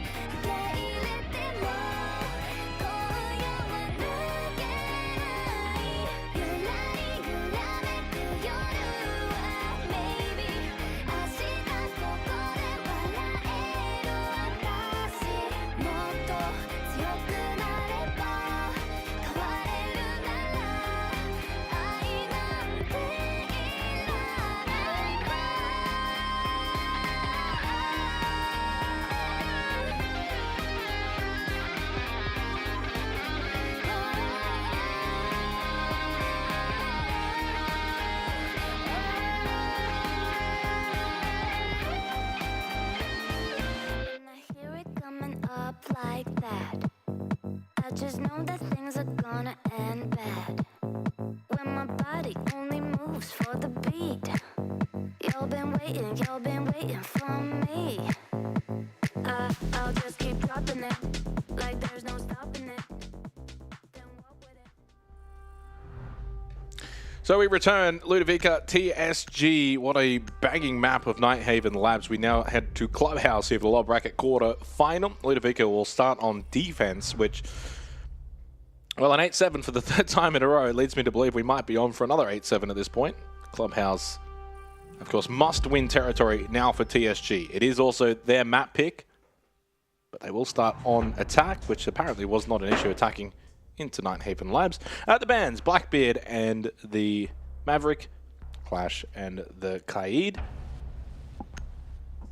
It was a 4 in a row start for Ludovica, and then subsequently 6 in a row for TSG, and then Ludovica finished it off. 8-7 victors on Nighthaven Labs. So it's a win for Ludovica, and they're through to the lower bracket semi-final against Chiefs, which will be later tonight. Upcoming game after this, Enterprise and GG. Change your mags.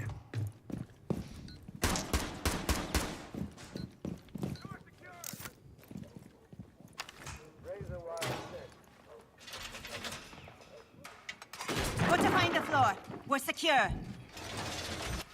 So it's basement first up. Surely Luda can find some comfort on this side, on this map, but logic was thrown out the window largely on Labs. Maybe Logic? He's been out for a while now. Mute on the roam. Pardon me, Mute on the roam here, established to try and stall out some time here from Milo. So an interesting setup. The likes of Jacuzzi stalled out as well with a jammer. Interesting here. So in the end, Milo finished 18-8 on Labs. Okay. After starting 10-0. +1 death for getting off the plant. -3 kills for the 1v5 futile attempt. But no, he played well. Cairo actually stacked some numbers late as well from memory as well. 12-9, 10-8 for Lunchbox, 10-10 for Karma. So they kind of all got going. Certainly dominated the entry game overall. Hancock with the blitz employed over towards main stairs.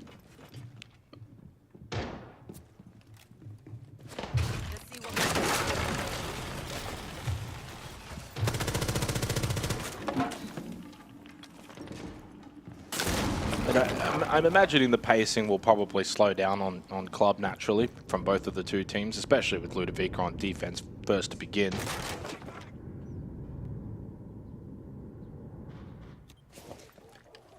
Karma, the only one playing somewhat of an aggressive angle towards Secret.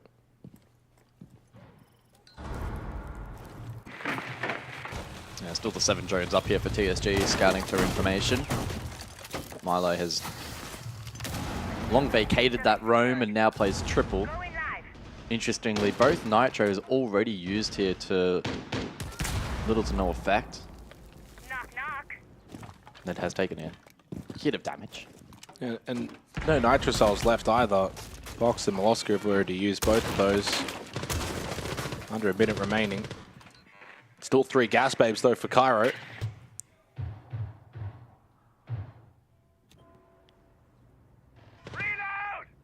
Oh, they're not going for a double pinch over towards Dirt, are they? Because Cairo will be able to delay both of them pretty comfortably for some time.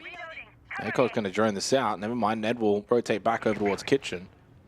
May just look to send it on the blitz, I guess. Hats drop to follow. This has really been stalled out now. There's still 2 gas babes that Cairo can delay that blitz.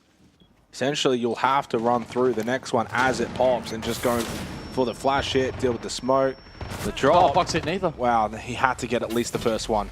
Well, he hit them, but he didn't kill them. Loyal does go down. Cairo with the battle in towards Dirt. The flash is successful. He's been dealt with. Milo needs to deny the plant. Sorrow looking for that inside of Arsenal. He hasn't really got an angle at all, and it seems like this attack for TSG will be successful. I don't know how. We're talking about 15-second kitchen drop. It should be pretty basic for Ludovica to close that round out in 2025. Maybe 5 years ago in the 22nd meta, it would have been a bit different, but you had good positions. Dirt was covered. No pressure really at all from anywhere else. And Box I hate to say it, but Box is the one he's got to hit those. It goes without saying, the hatch drop it looks much easier to hit than it obviously is, but it was a big difference maker. That position was not disrupted. It's a lot harder to drop kitchen hatch, land successfully, and kill someone like Box. That's even harder. So he had the easier of the two positions between attack and defender in that situation. He'll be kicking himself for allowing that one. And credit to TSG for fighting until the very end of the round. 30.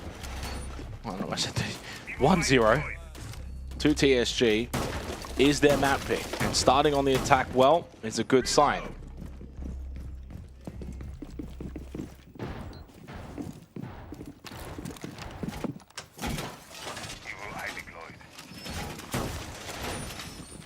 Last time that Ludovica played Clubhouse, they also lost this map to Circular Spheres. They played Club against Enterprise as well, lost that time, but Enterprise is obviously a very good team.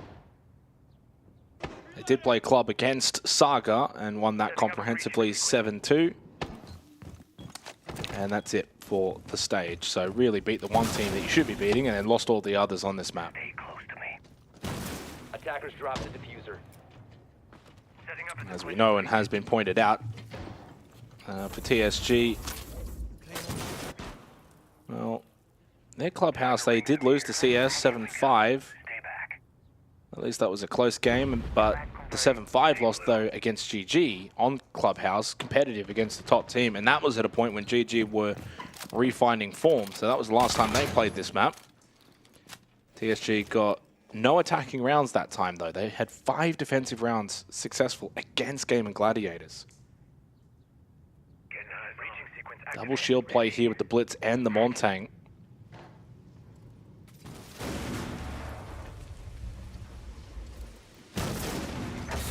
Kara is already so low and has 1 gas babe less.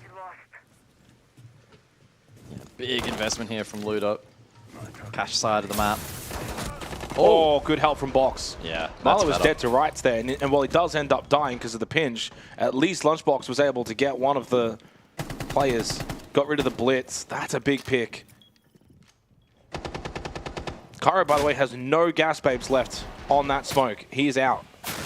We got 1 Nitro with Karma, and no more Warden either. I wonder how many Maestro cams are still up. Physics flicking 1 bedroom. There's a BBC Logi. Might just be the 2, the Volta Bravo up.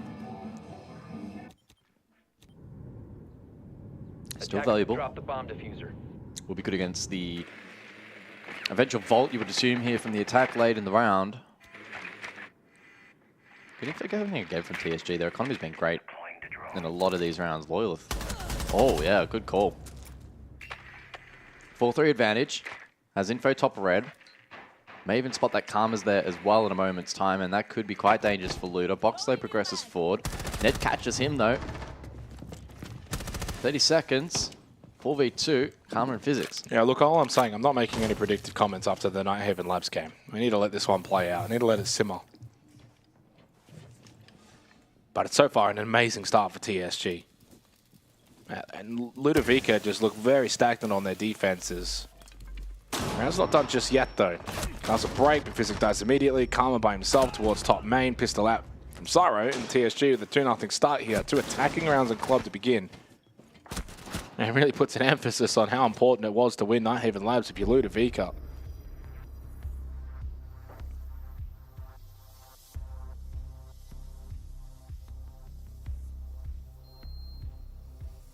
Taking a glance at Bank. Will we get there?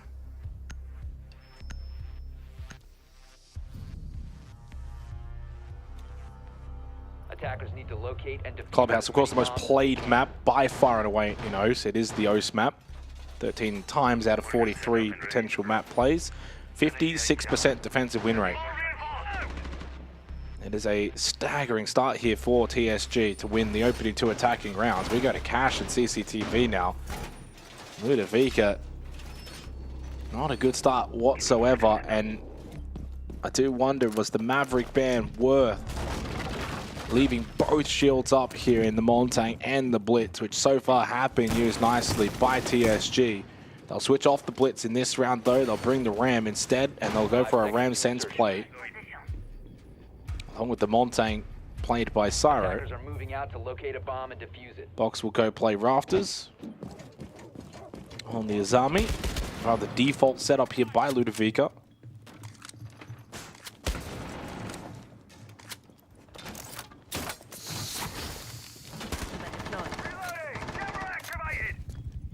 Lunchbox immediately calling out the Montang, opening up Garage.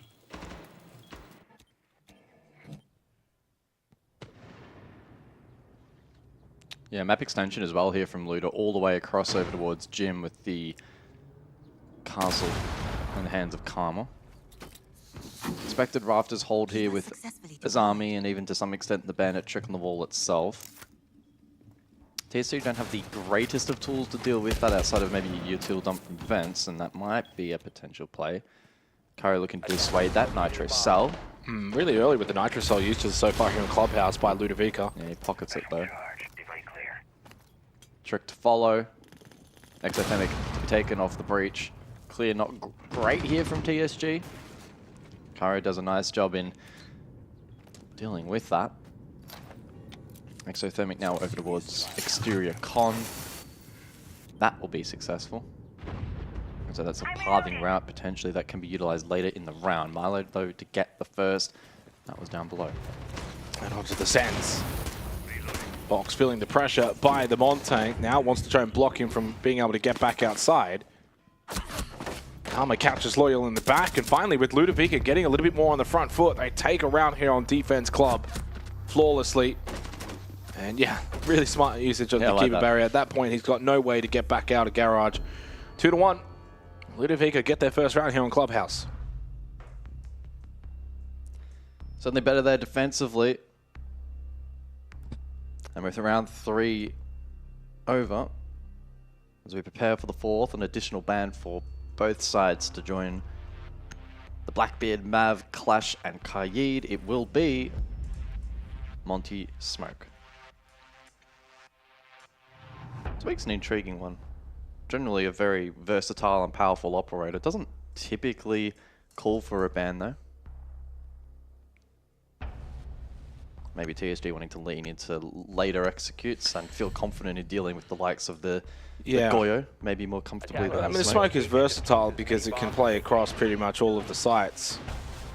And I think especially here, Church Arsenal, you can get a little bit more dirt pressure without the fear of being essentially stalled out by the Gas Babes, which is essentially what happened last time, but they just won the kitchen drop.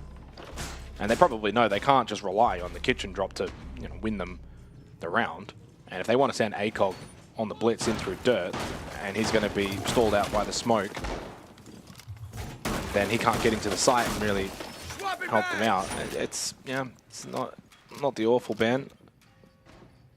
I mean, what else would you really be banning out at this point?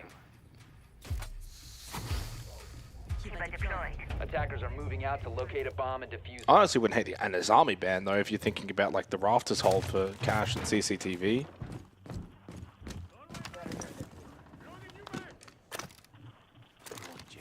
Azami similar to Smoke in that you can pretty much play it on all 3 sites. Yeah, maybe Bandit, but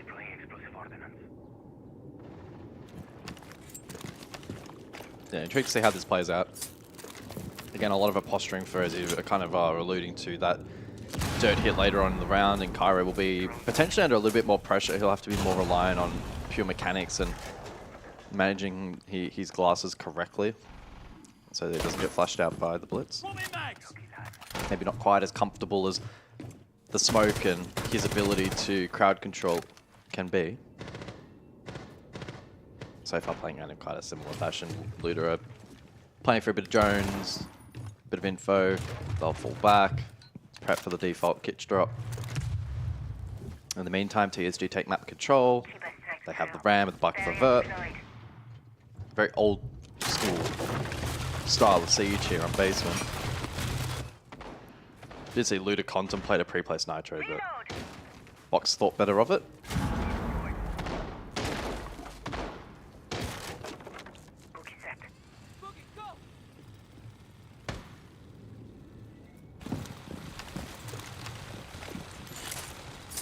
Well, the hatch going to get opened up. Secondary heart breach by Loyalith.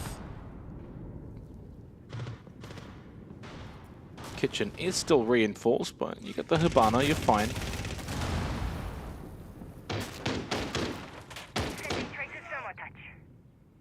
Only a minute remaining in the round. Still 2 Nitro cells available. Bomb located by attackers. You still need to get Kitchen opened up. At least even if it's perceived pressure more than anything, you still got to open this. Even if the plan isn't to eventually fully utilize it. Need to reload.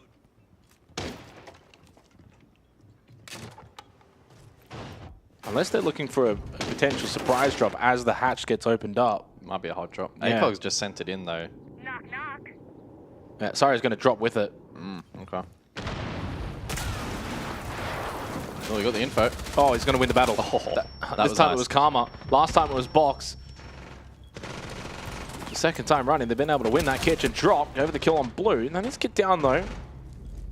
12 seconds. Cairo was able to activate the glasses as well when that flash was thrown in towards Dirt. Ned takes the position, but at this point, you just don't peek. There's 4 seconds left. Just play time. Nitro on the kit. Beautifully played in the end by Ludovica. Box and Cairo. That's disciplined siege at the end. Didn't panic. Bit of an awkward situation. Very easy to start thinking you're going to swing or make contact, but at that point, time's your friend. It's your ally. And they played it out really nicely. But how are you allowing still another Kitchen drop and then translate into a kill and open up the round? They were very lucky, actually, Ludovica, that they ended up dealing with ACOG. The blitz push Dirt again. Yeah, if the wasn't able to push through. If the blitz waited, if ACOG had timed his run better and pressured as the drop was Dirt as the drop happened, that could have been a very different story. He wins that fight. Very different story, because they would have had a lot more pressure onto, you know, the gen side of the map, etc. So close hit so far for TSG in that 4th round. So all tied up now, 2-2 after TSG won the opening 2 rounds here on Club. It's now 3 opening kills in a row though for Ludovica. So again, that's just their strength. They find these opening picks so consistently. 5 seconds to go. Blitz once again will be employed. Only 1 round the Blitz hasn't been utilized, which was Cash and CCTV. That was the round in which they brought Sens. Didn't work out. The Monty was being used as well. That now, of course, banned out.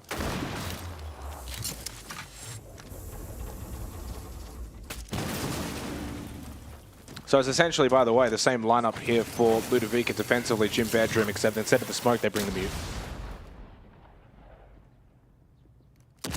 Oh, okay. What? Oh, Box. What? Is that the first person to get killed by breaching charge at this stage? I mean, for APL, I think it is. Honestly, it might be globally too. Full Box.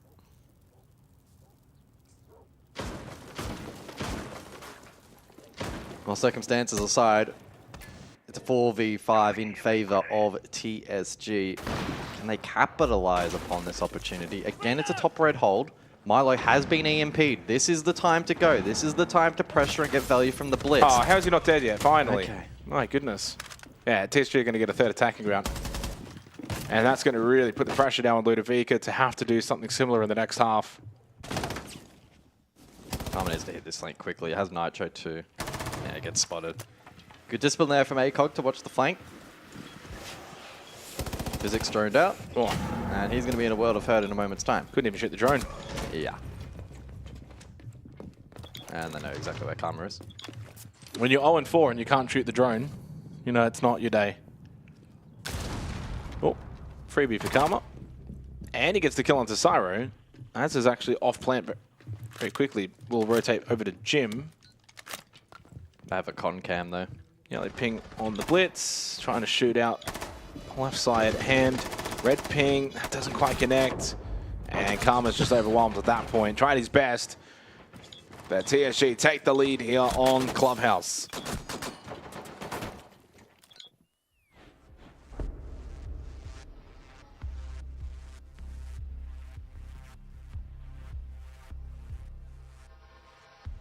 So an unfortunate start to the round there for Luda. Box dying to a breaching charge and it piled from there. Good EMP top red. They flushed out Milo on the Warden.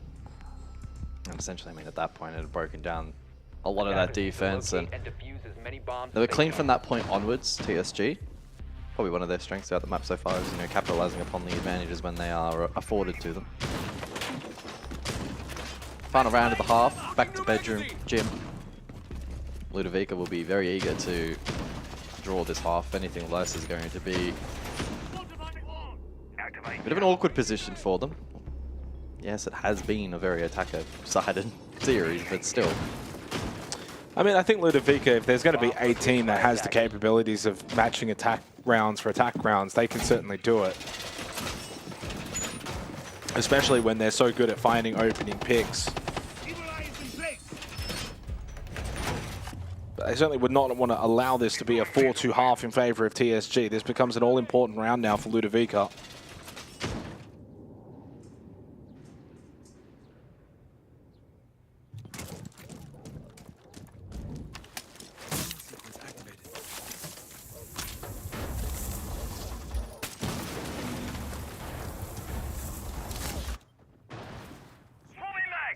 Attackers have dropped the bomb diffuser.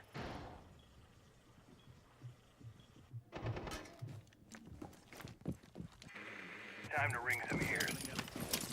Warden dropped for this round as well. Milo extending across with the Legion instead, maybe sensing vulnerability to those EMPs that were thrown his way prior. I think that's a pretty good adjustment. And the Good Minds will be pretty impactful as well. Good counter onto the Blitz too. Bravo in play. Pledge drones active here from Loyalist looking for Maestro cams, but the Mute Jam is proving to be difficult to navigate. Even normal drones having difficulty in gathering information. So at a minute 45, still pretty neutral. Neither team gaining a significant advantage.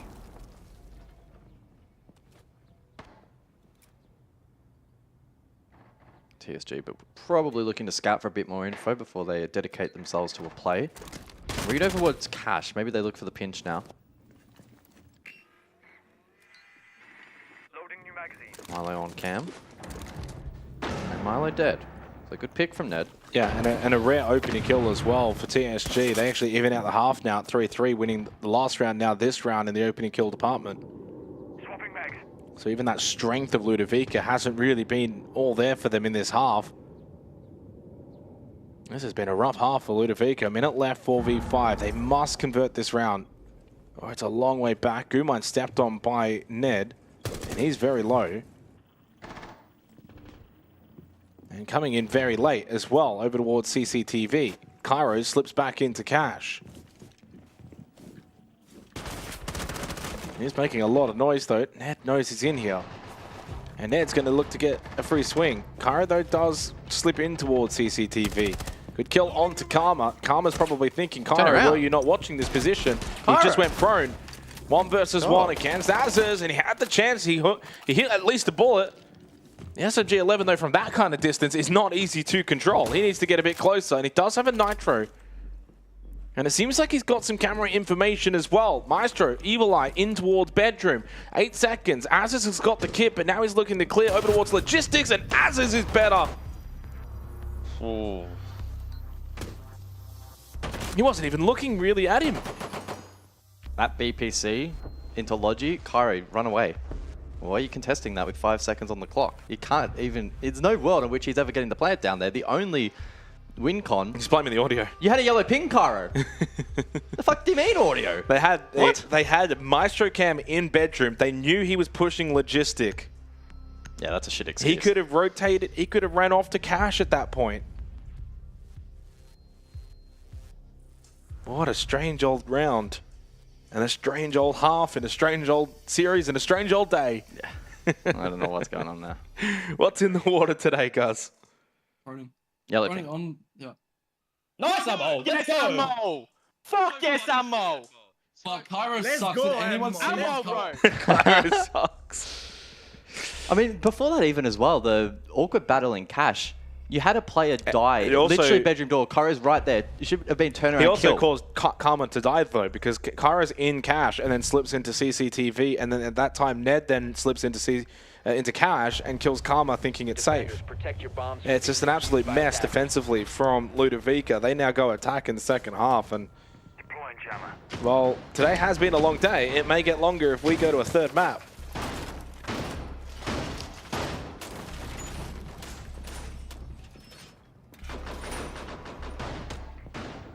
Well, still an opportunity for Ludo to recover, though, no doubt. It's been very heavily attacker-sided this series. Bank is going to be fascinating if we get there. If we get there. Yeah. Kali repick for round 7. The bans for this half, at least so far, Kaid, Azami, Blackbeard, and Monty. Azami was pretty influential actually back in that first half, and so Ludo will need to deal with that not being available for the second. That'll be quite noticeable, especially on basement and rafters if CCTV is to be selected as well. Get ready for the breach. Let's see if Cairo can reset. We didn't really see much of it. We saw about 0.2 seconds of his reaction in the player cam, but he didn't look too pleased with how that last round concluded. Understandably so. Well, I mean, even like Box being the round before that one where he dies to the breaching charge. You get a reset from these kind of things if you Ludovica. It's a rough half. There's a lot that went against you. Now you got to go into the attack. You've really got to lock in. They did get rid of the Azami. Double shield ban from TSG, leaving the blitz up, but not chosen. Cairo on the Kali. Smoke dissipates in towards Garage, and it is the Kali from Cairo that gets the opening pick onto Azaz. Karma follows up with the kill onto Loyalith, and this is where the strength can certainly be for Ludovica on their attacks. The opening kill department, opening these rounds up is a big strength of theirs, and they can certainly get themselves back into this game on an attack side club. Headshot angle from Ned onto Karma is successful. Peeks out, finds the kill, leaves him and ACOG in a 2 versus 4 with 90 seconds left. But they've given up a lot of map control. Let's go now towards bedroom. They've actually got a decent little pinch here onto ACOG and Ned. He's got sight. He knows that they're trapped. Physics into Jim. So they know they've completely just trapped him on the con side of the map. Really good slip in towards the site. While Box has been challenging from CCTV. He's done his job, but he does lose his life to the clash peak from ACOG. Box now negative. Cairo, long angle swing here on the Kali. Good shot. He's got 3 in the round, and talk about making up for the previous one. I'm glad for the sake of Cairo's mouse that he won that fight. If he lost that to a shoulder pick, I think it would have gone through the desk. Ludovica answer firepower with firepower after an attacking onslaught from TSG in the first half. Ludovica start their second half with an attacking round win. 3-4, and it's been a lot of attacking round of Siege in this series. Who says this game's just all about defense and defender-sided? Yeah. Okay, so it will be Cash CC next, and I'm quite intrigued to see how this one plays out with the absence of the Azami. Locking down Garage is going to be far more difficult for TSG. And Ludo are understandably going to play into this ban, I would assume. Capital selected initially, Grim as well, but they might switch things around. Mav to confirm the wall. Attackers have discovered the location of a bomb. Eager to see how this one plays out. Catch will be in play though on the Jaeger. Goes without saying, Jaeger ADS charges now. Well, ADS devices will catch Capital charges, so just an added variable to deal with. Investment from Goyo as well on rafters. I wonder who's going to be tasked with playing this position. Probably Asses passes, I would imagine. But it's going to be a tall task. We often see teams, even in this kind of scenario as well, will double down rafters, depending on what they want to do, but... Deploying ADS! Breach charge! Quite eager. Secondary hard bridge for Cairo. So not taking much time to start chipping away at utility and garage. Yeah, I mean, so far this is at least a fast pace from Ludovica to begin in the second half, which is what you want. And breach opened up, Vulcan counters to blows as well to stop any kind of fast entries, so that's a big piece of utility that has been expended. And a quick rotate from Physics now over towards the Consinger wall. He'll open this up. So far, good pressure from Ludovica. Double stack rafters with those ADSs, as you can see from the overhead. Loyal will play the lurk angle towards Bar. He's going to be one to keep an eye on as they start filtering into Lounge and Garage. Loyal can get involved. ADS is looking to be burnt out by these flashes. You need to follow off on these burns though, and beautifully done. Good double ball onto Az has forced him to actually go for the vault over. Karma now gets himself potentially in a position to find an angle onto ACOG. He's going to be watching the doorway peak. He mustn't have spotted the shoulder peak here on the right. He hasn't fully extended as he was watching left side. Box finds the kill onto Cyro. Loyal actually momentarily was outside the map. Now slips into Lounge, looking to come in towards Garage to try and help out from below. They've cleared ACOG very nicely. And Loyal could just never really get involved from that Bar to Lounge position to help out on Garage. Yellow Ping knows there's one close. Decides to go for the soft wall. In fact, it's Moloska who answers back the other way. And we are all tied up here on Clubhouse. Timeout for TSG. Oddly enough, the last couple of rounds have had a bit of a early Labs vibe to them where Ludo just wiping the floor. Yeah. But we did see the light switch flick big time in favor of TSG back on that map where all of a sudden they just look like a brand new team and Ludo got completely shut down. Can they replicate that off the back of this TAC timeout?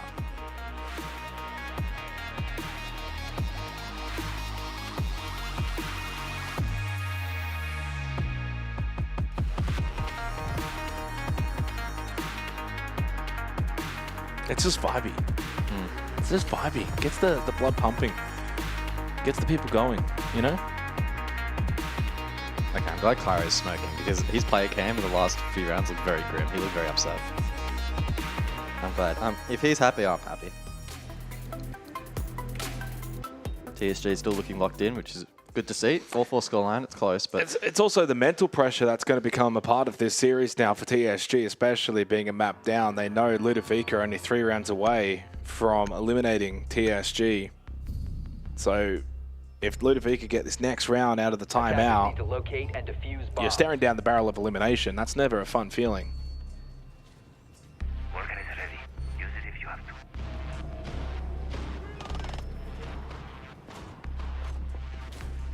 Basement to see its first appearance in the half. TSG elected not to go there around 7 and 8 where they went Jim and CC. Lost out on both occasions. What kind of brand of basement do they bring? I'm anticipating aggression off-site. They have the Vigilant Pocket and a wealth of traps as well. 10 seconds to insertion. Azes and Cyro, they can lock down side as required. Or even just Cyro really in isolation would be more than enough. Deluda look to try and help this down. We have Jackal in play. Is that the first Jackal we have seen this stage? No, not the first one this stage, but it's the first one in a while. We had some Jackal over in the group stage, I'm pretty certain. You can correct me on that if you can find the information, but... Let me dig through the numbers, mate. It is a rarity, though, that's for sure, and certainly one that is quite surprising. Well, we're not going to see the Sens in play as Ned finds the opening pick over towards Stock onto Cairo. Really fast start to the round this time for TSG coming out of the timeout, meaning business. Their first opening pick in the half. Dropped down successfully for Ned. Loyal trying to take this fight. Ends up just moving away from it against Physics. But so far, this is the start to the round that you want. But Box is going deep. Oil Pit early on the Dockerby. Tried to find a long angle with the DMR. They tried really hard to catch Ned on the rotate back to site. Karma on the Jackal ends up losing his life. So we don't even get to see the Inox scanner get used.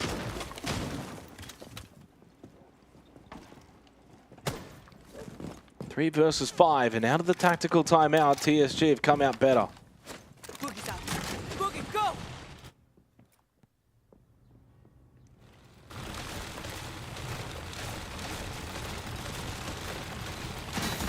Loyal just needs to apply pressure here, not give away anything for free, and we'll retreat back towards the objective.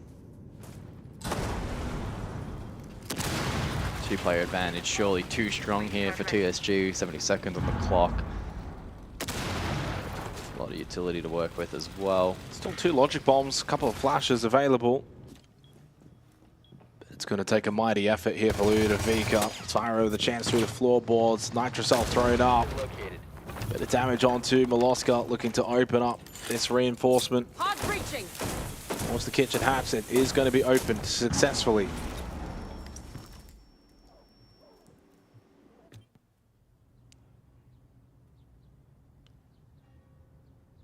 The TSG are well positioned and well set up now to deny this round away from Ludovica, who look completely stalled out. It'll be a flash dump, logic bomb, and hope for the best. Kitchen drop being watched by Loyalith, and he probably won't miss those shots. Final flashes, final logic bomb, 20 seconds, and the drop has to happen now if you are Ludovica. But as soon as Physics even prepared to go for that hatch drop, he was already being watched. Milo stuck in the flames. TSG will retake the lead here on Clubhouse. Clean work from TSG, refocus after the tack timeout.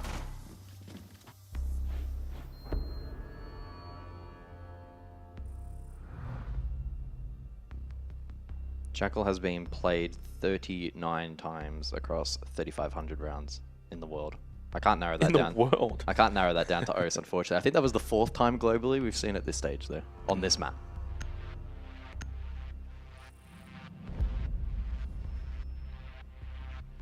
Mira Kali banned out. Kali played by Cairo earlier, and attack timeout from Ludo. Yeah. This one's going to be a close one as well. They've all been close ones today.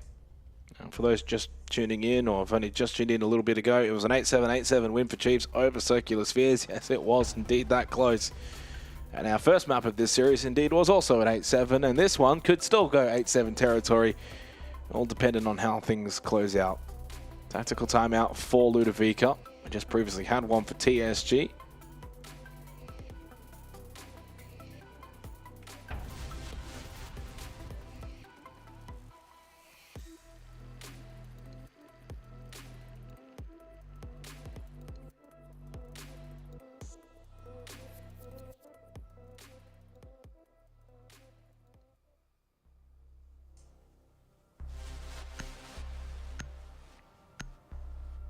This is tense. I mean, it's been a really tense day here in the OCE playoffs. There's been no real separation. These games have been really close.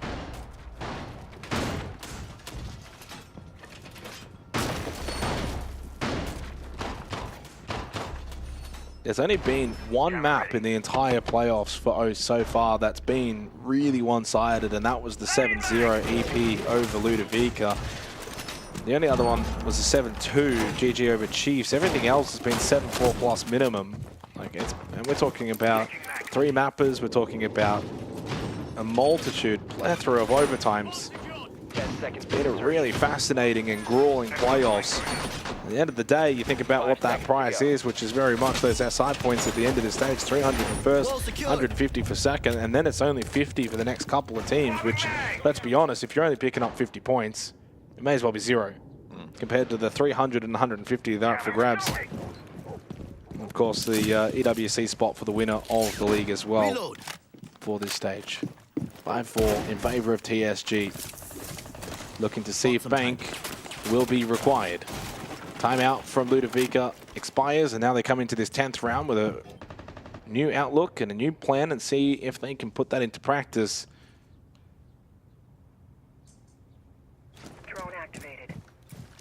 So far, only 3 successful defensive rounds on this map of Clubhouse. Cash and CCTV and Church Arsenal. Kitchen Bedroom has not been successfully defended.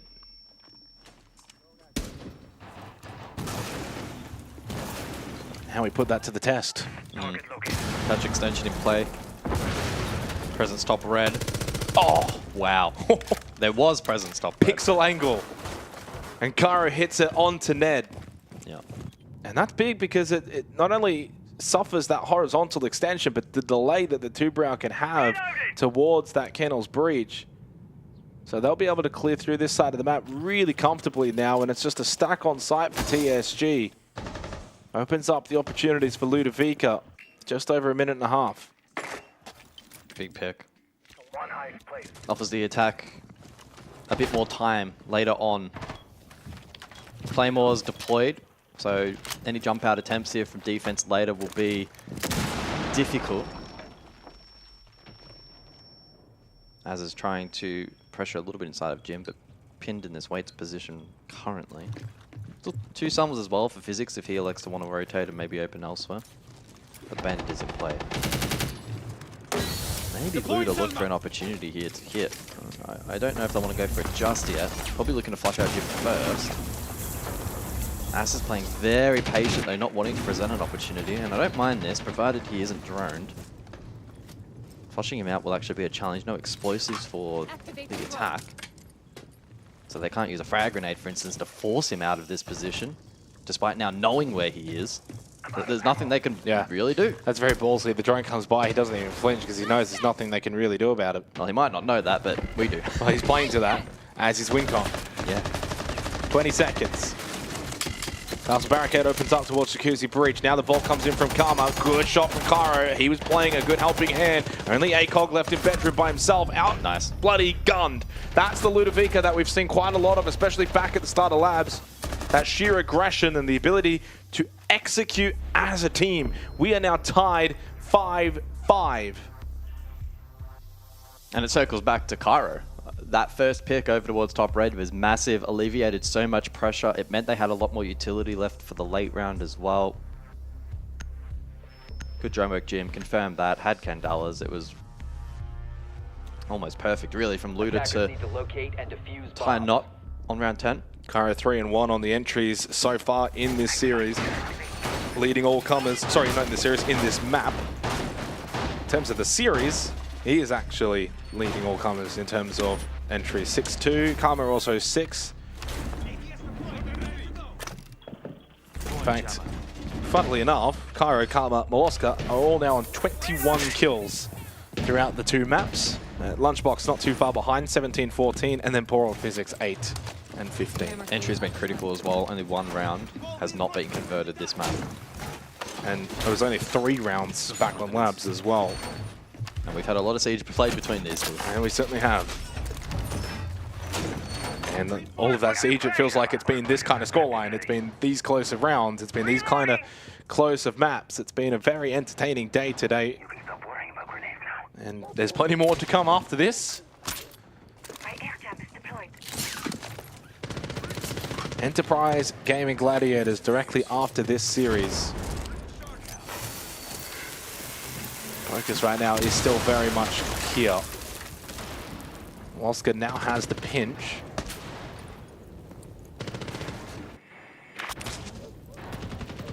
Again, double stack rafters from TSG with the ADSs from the Jaeger.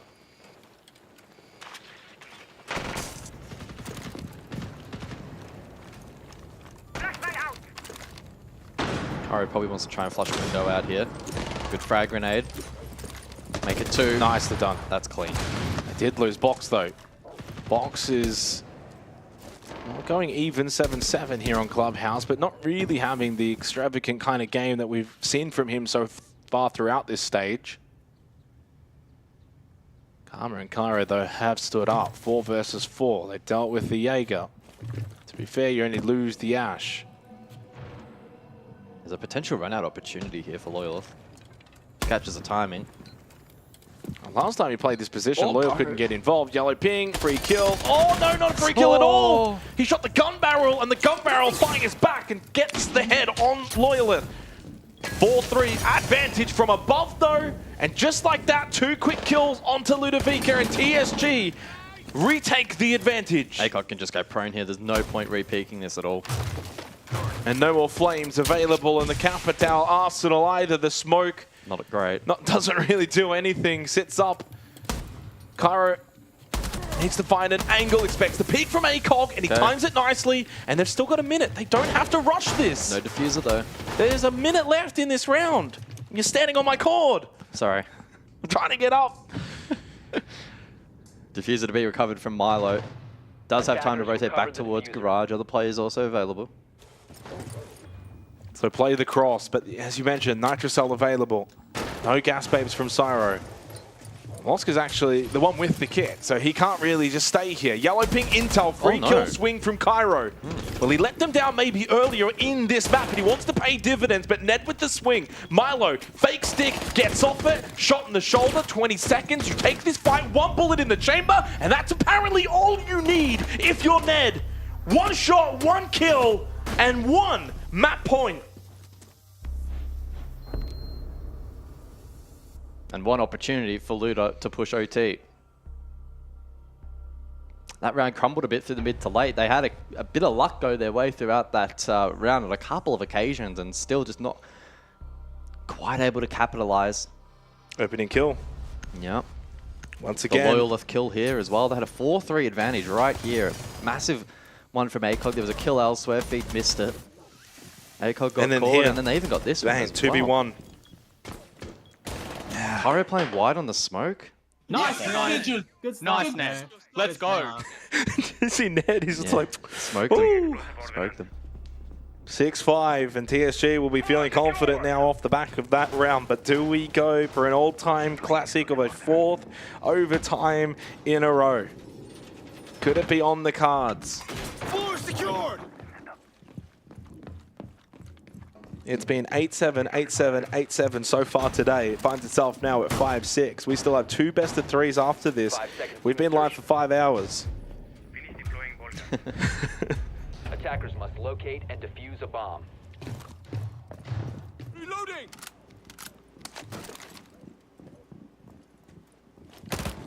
Yeah, could it be our 4th OT in a row? I don't know. I just have that feeling that TSG... Never mind. Well, I was going to say... Are going to lose this round. I could have pivoted.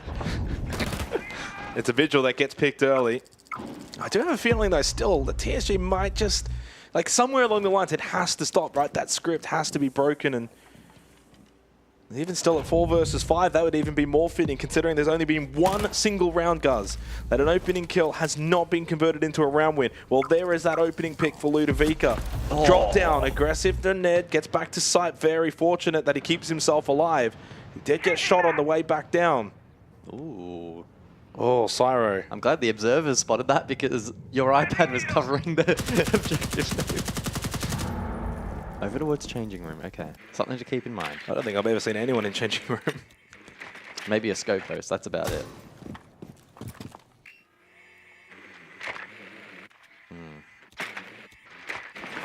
Has to time it well though. Leave it too late, bait the team, and you're in trouble. A roaming warden in strip. Ludovica would not account for this. They have that on their side. They shouldn't account for it. Why would you? The warden should be sight. Unless he's been droned and Box can mark it. Can Box mark the warden? Can we please check? No. No. So they probably hit the warden. Okay. Ooh, this is exciting. Not if you're a He has to time it right, though. We've seen these before sometimes where you just miss that timing ever so slightly. They still haven't opened up Kitchen or Moto, by the way.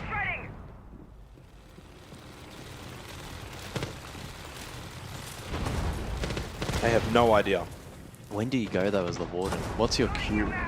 Well, I think you actually call Ned over towards main stairs and you say, do you kind of hold main stairs while I go towards bar? Ooh. Needs to be precise. Freebie, he'll take 1. That's Meloska. Shot in the back and a second onto Cairo as well. May just solidify this round and therefore the map itself. They need to hunt him with 40 seconds left. He's very low. I'll find you. Okay, targeted. Oh my god, No. that's it. Box is done. No. Oh. Up close, Cyro looking for one more for good measure, but Physics shuts him down. Finally, the roaming Warden. And a good half called out by Cyro. He feels like he's done enough. I think that's a bit early. It has gone a little early, and it would be quite intriguing if this now goes OT. Karma busts through the barricade, shoots into the back of the head of Azers. This could be a good half indeed if it goes OT, and Physics looks to stick the plant. Watching and waiting is Karma, and boy, this guy's good. But he gets shot in the head from Ned. Can he do it for the second round running in a 1v1? No! Good half! There is your good half!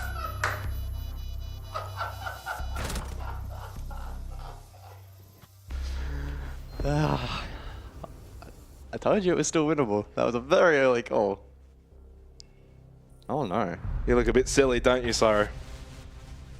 Oh, it's a great play, but I don't know about the I don't know about the old chat. I mean, 14 and 9, the Warden roam that gets 2 kills, I think it was, or maybe 3. I think it might have been 3. Might have even been 3. It was. Yeah, it was yeah. confirmed to 3K. Like, absolutely. I feel that you've got that confidence to say things like that. I get it. In that moment, I probably say it too. But the game's not over. And now we go overtime. It was a really good play. And they didn't show box whiffing on the Deimos. This is huge from Karma. And then Nice! We're so good, Good Cody. job. Let's fucking go. Very good. Good Cody. job. Good. Oh.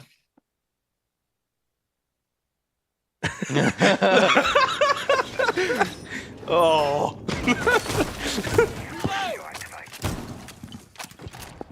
Ludovica 2 rounds away now from moving forward and sending TSG home.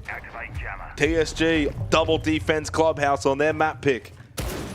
8-7, 8-7, 8-7. The 3 maps prior to this today. We are looking for a 4th, 8-7.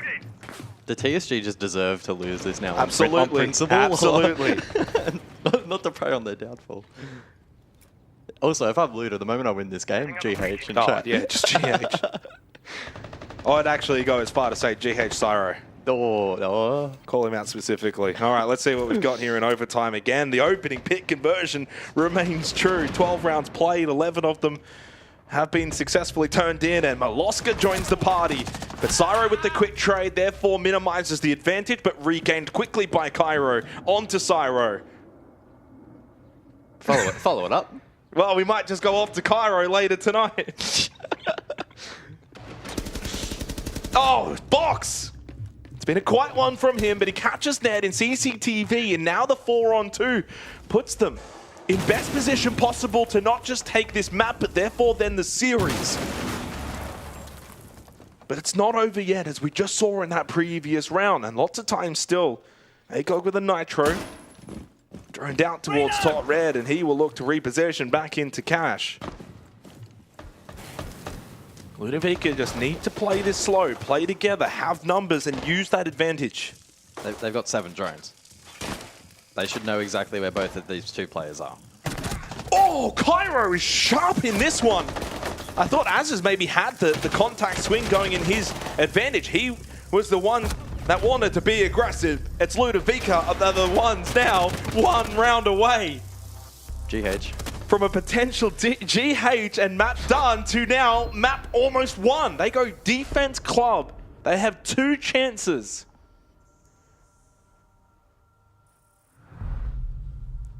Bands flip. Luda defense. Can they close this series out in a 2-0 fashion? Well, the script says 8-7 though, so we need to see TSG win this round.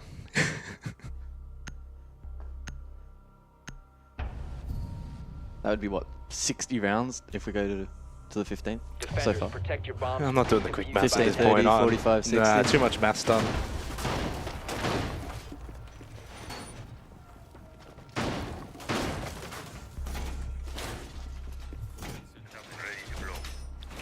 So overtime match point, Ludovica 1 round away from potentially taking on Chiefs. If they win this, they will. Lower bracket semifinal later tonight.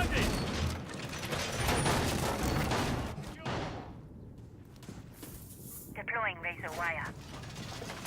10 seconds remaining. TSG need to win the next 2 rounds or their time in the OCE playoffs is over. 5 seconds left. And it's been a quick one because they didn't play last week. But they've got their rounds worth today. Yeah. They've got their rounds worth. 8-7, 7-6 in this series. And what I could say is if you were to put circular spheres in this game against either of these two, 8-7, 8-7. Default cam is up. Default cam, default cam, default cam, still up. Okay, you don't have to keep saying it. It's not going to change anything. Default cam's still up, by the way. It is still.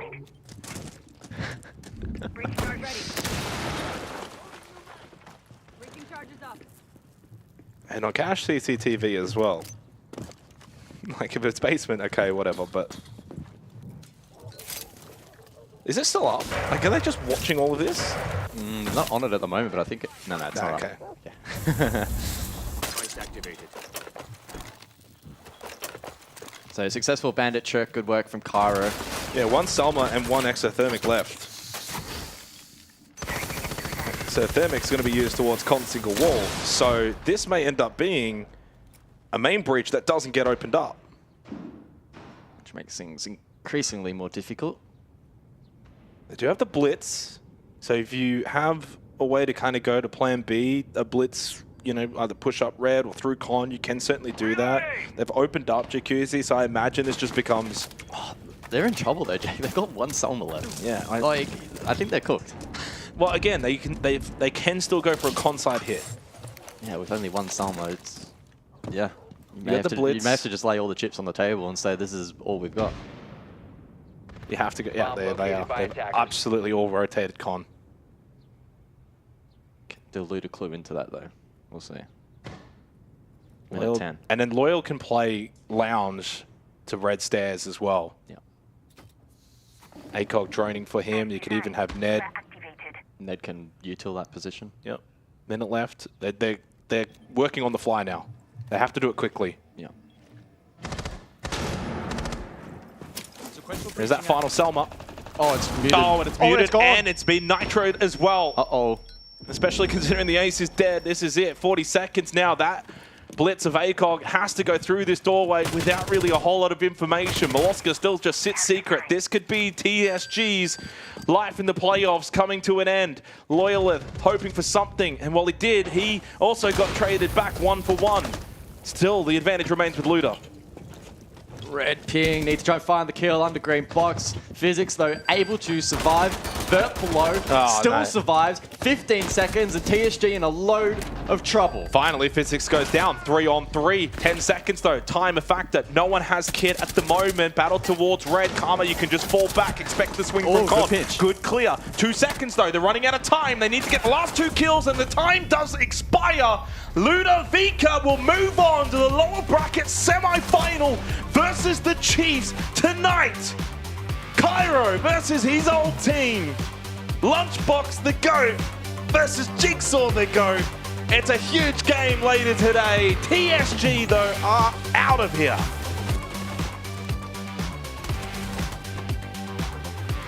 Did I just hear Jake Xenox Venditti reference Lunchbox as the GOAT? My words, I have seen better days, I can tell you that much right now. Really solid game, there's no two ways about it. And it just had to be fitting into overtime. We have now played 59 rounds across 2 best-of-3s. And they've only gone 4 maps. This is on another level at the moment, and I think that it goes to show where OCE is at the moment. From what used to be a Tier 2 team, TSG are now off and running. They look pretty damn good in all things considered, but they've got to double down. They've got to find a way into these games, and unfortunately, on both maps, they floundered when it mattered most. I was going to say, Rob, oh boy, this is really loud.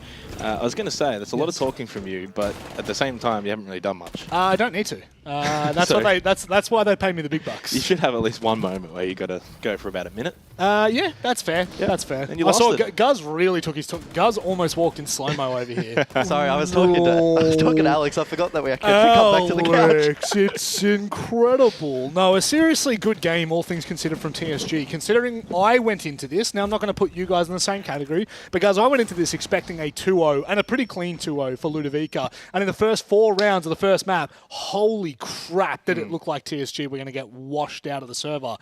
But they fight back, they make it competitive, they make it convincing, which is really important for a team of their stature. It's still Ludovica, though, at the end of the day. I mean, I'm actually shocked that we did not go to a third. GH. This is why you don't talk shit.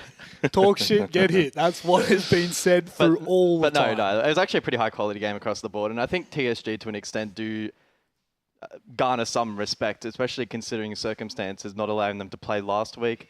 We can only imagine what they may have looked like today, given a bit more of a lead-in and a little bit more preparation. Yep. Definitely, I think a third map would have been far more likely had they gotten that prep and that experience.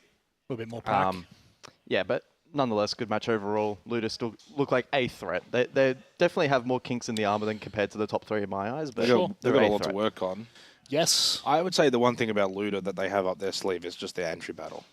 Like, they're very good at finding these opening picks. Yep. Doesn't necessarily mean they're really good at converting all of them all the time, but in this series, they actually were able to convert. Clubhouse was okay. Well, I mean, this is exactly what I was going to say. Like, only 3 rounds on labs and 1 round on club was an opening pick not converted. Yeah. So, like, if you go into a series like Chiefs later tonight and you're getting these opening picks and you're converting those rounds, that's your strength that you have that maybe Chiefs don't have.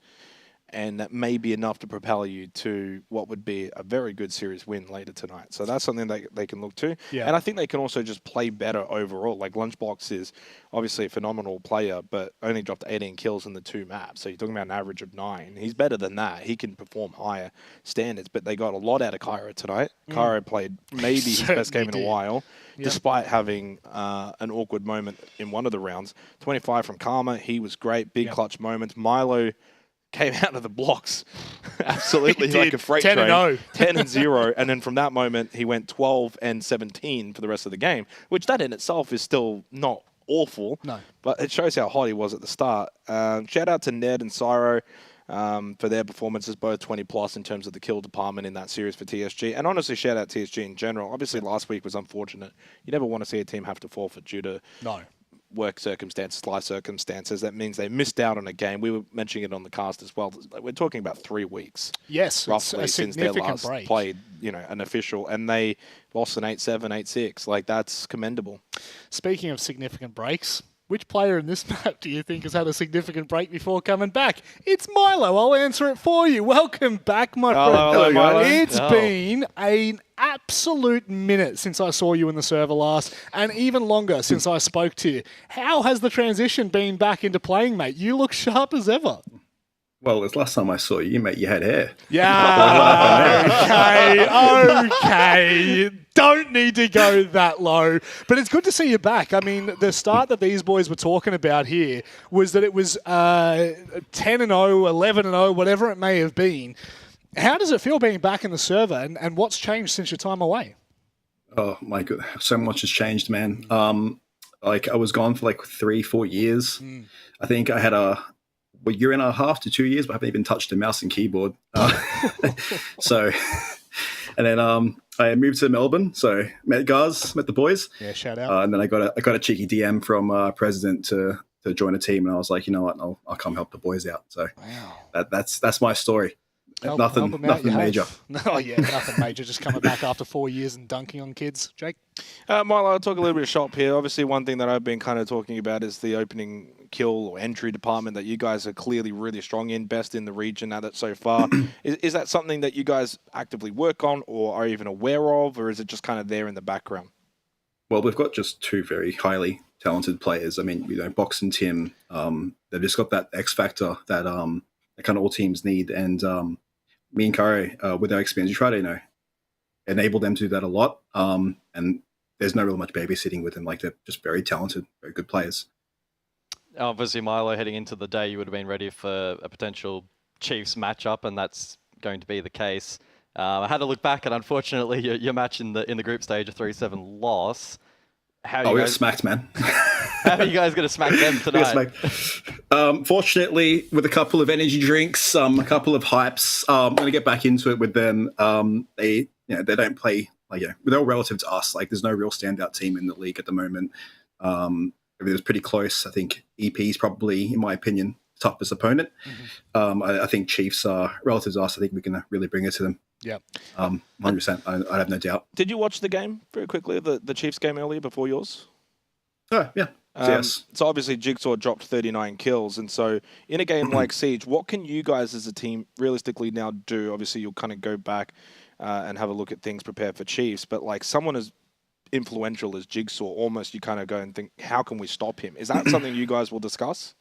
Well, it just means that the other players aren't doing their job. Like, if someone's dropping 40 kills or 30 kills in a game, like, there's obviously weak leaks. We don't typically do that often. I think we've got maybe a pretty well kind of even out kind of team.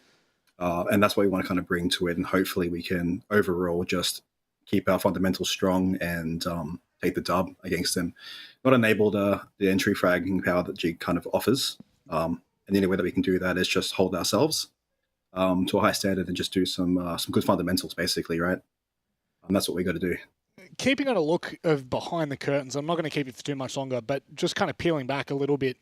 You said obviously yourself and Cairo have, a fountain of experience that these players would never have necessarily had.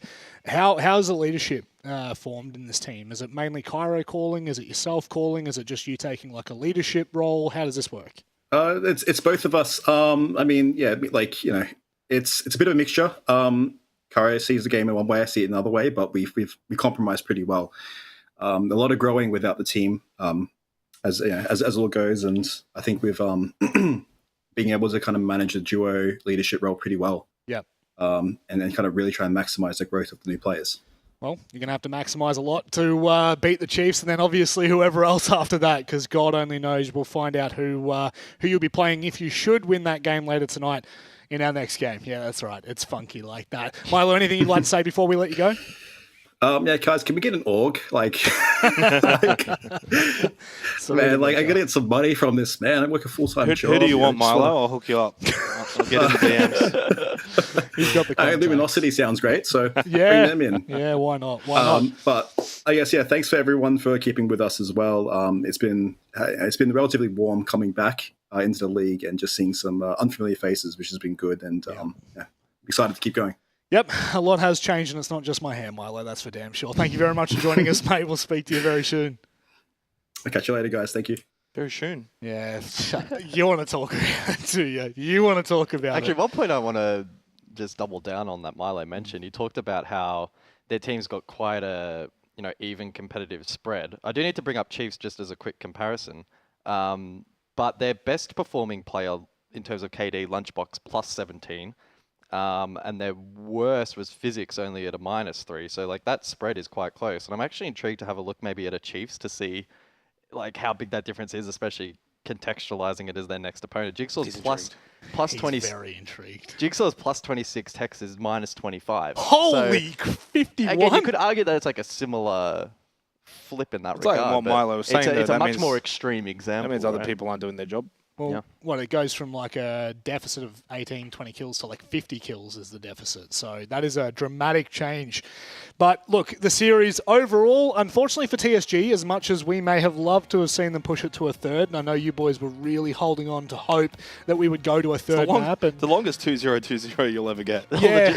Well, not quite. We could have got 15. We could have. 5.5 hours for a 2-0-2-0. Yeah, it's absolutely ridiculous. In fact, that just seems to be the trend of the OCE League. Things are getting a lot more competitive here, and hopefully the Siege will grow with it. At the moment, as it stands, Ludovica do push through to verse the Chiefs, which is later on tonight or this morning, wherever you may be watching from. I think that when you look at this, it is surprising to see how close the series was, considering how TSG underperformed individually. I mean, but we also would have said how surprising it was Chiefs Circular Spheres to be as close as it was, Absolutely. right? Like, there's, funnily enough, there's another universe out there in the multiverse where we've got Circular Spheres versus TSG. The multiverse. Yep, the multiverse. What are you wearing in the multiverse? Is it the grey version of that sweater?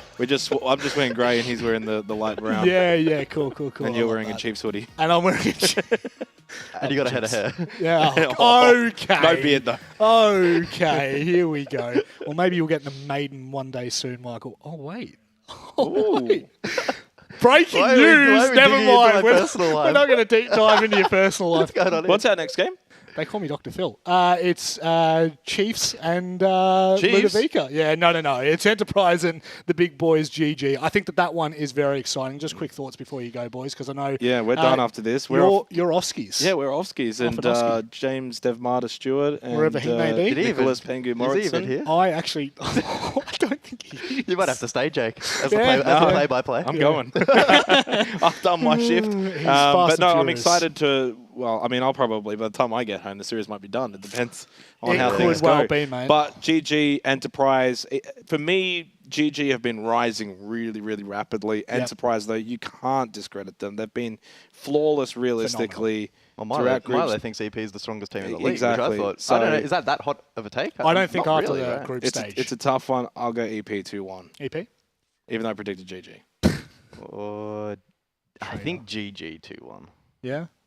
God. I'm going EP because stuffy both. Gentlemen, thank you very much for joining us tonight. Yep. Fair. That's right. I'll shake your hand. Firm handshake, mate. Firm handshake. Thank you very much. We'll be back after this with more APL.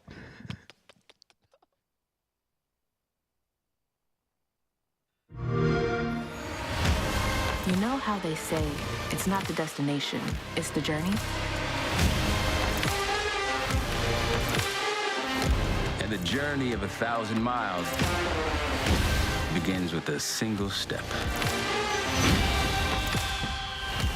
And you know what? They're right.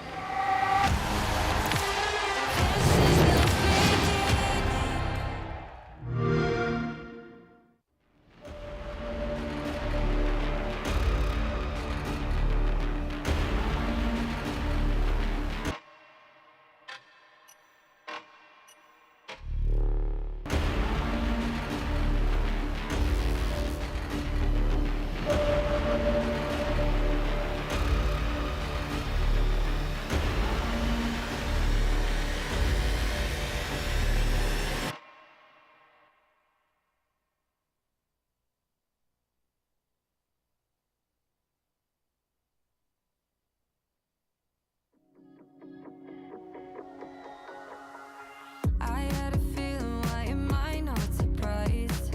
Shattered the ceiling, the glass in my eyes. I'm turning gold, why you so cold to me? Some of the words get harder to find. Swallow my feelings, they don't sit quite right. I'm like, what's the point? You disappoint me.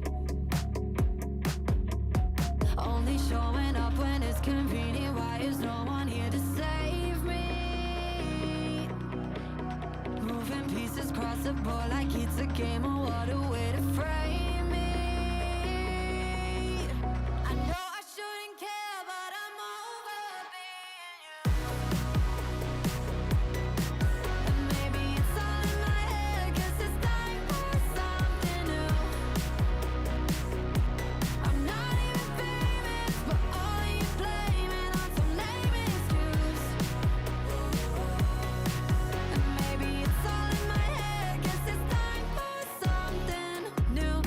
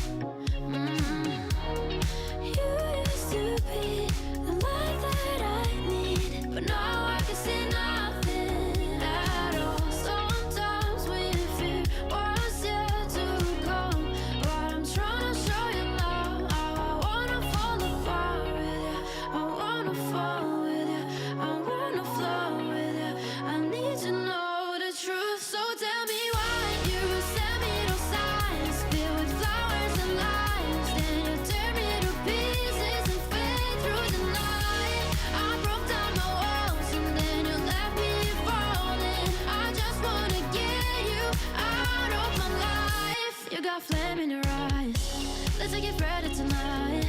We don't have to get bitten, so don't hold me back. We don't have my side. Why can't you be the light that I need? Can't you see what you've done to me? I wanna fall with you. I wanna flow with you.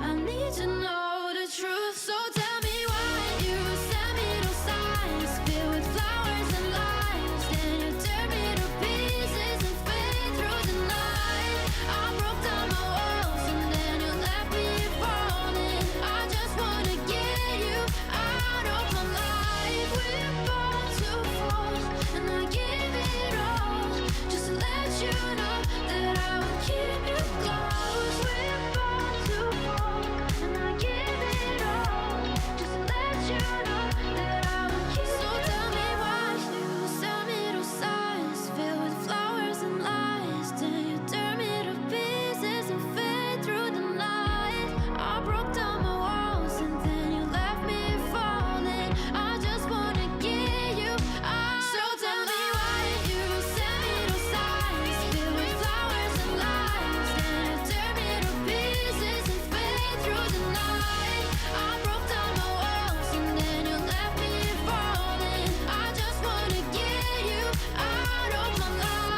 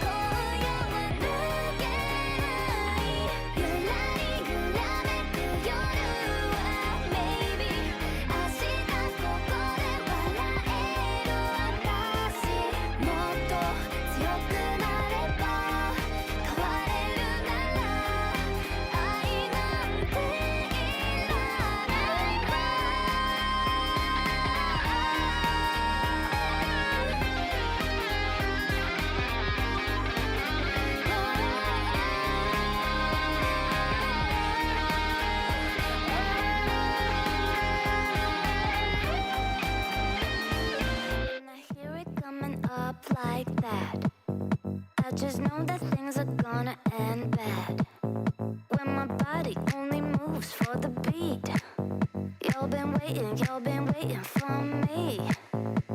I'll just keep dropping it, like there's no stopping it. Then walk with it, la la la la la. I'll just keep dropping it, like there's no stopping it. Then walk with it, la la la la la. I'll just keep dropping it, like there's no stopping it. Then walk with it, la la la la la. I'll just keep dropping it, like there's no stopping it. Then walk with it, la la la la la.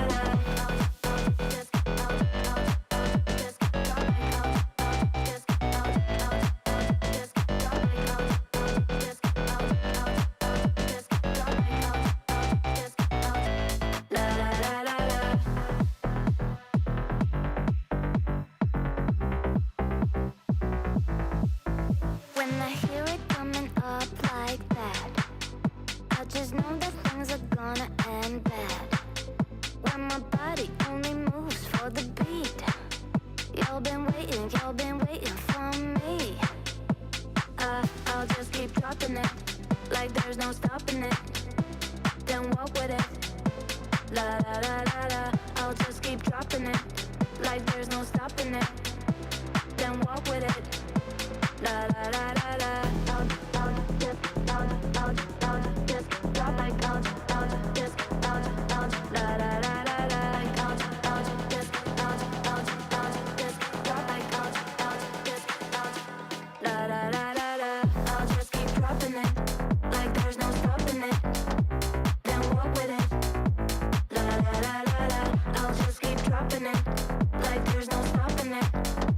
Then walk with it, la la la la la.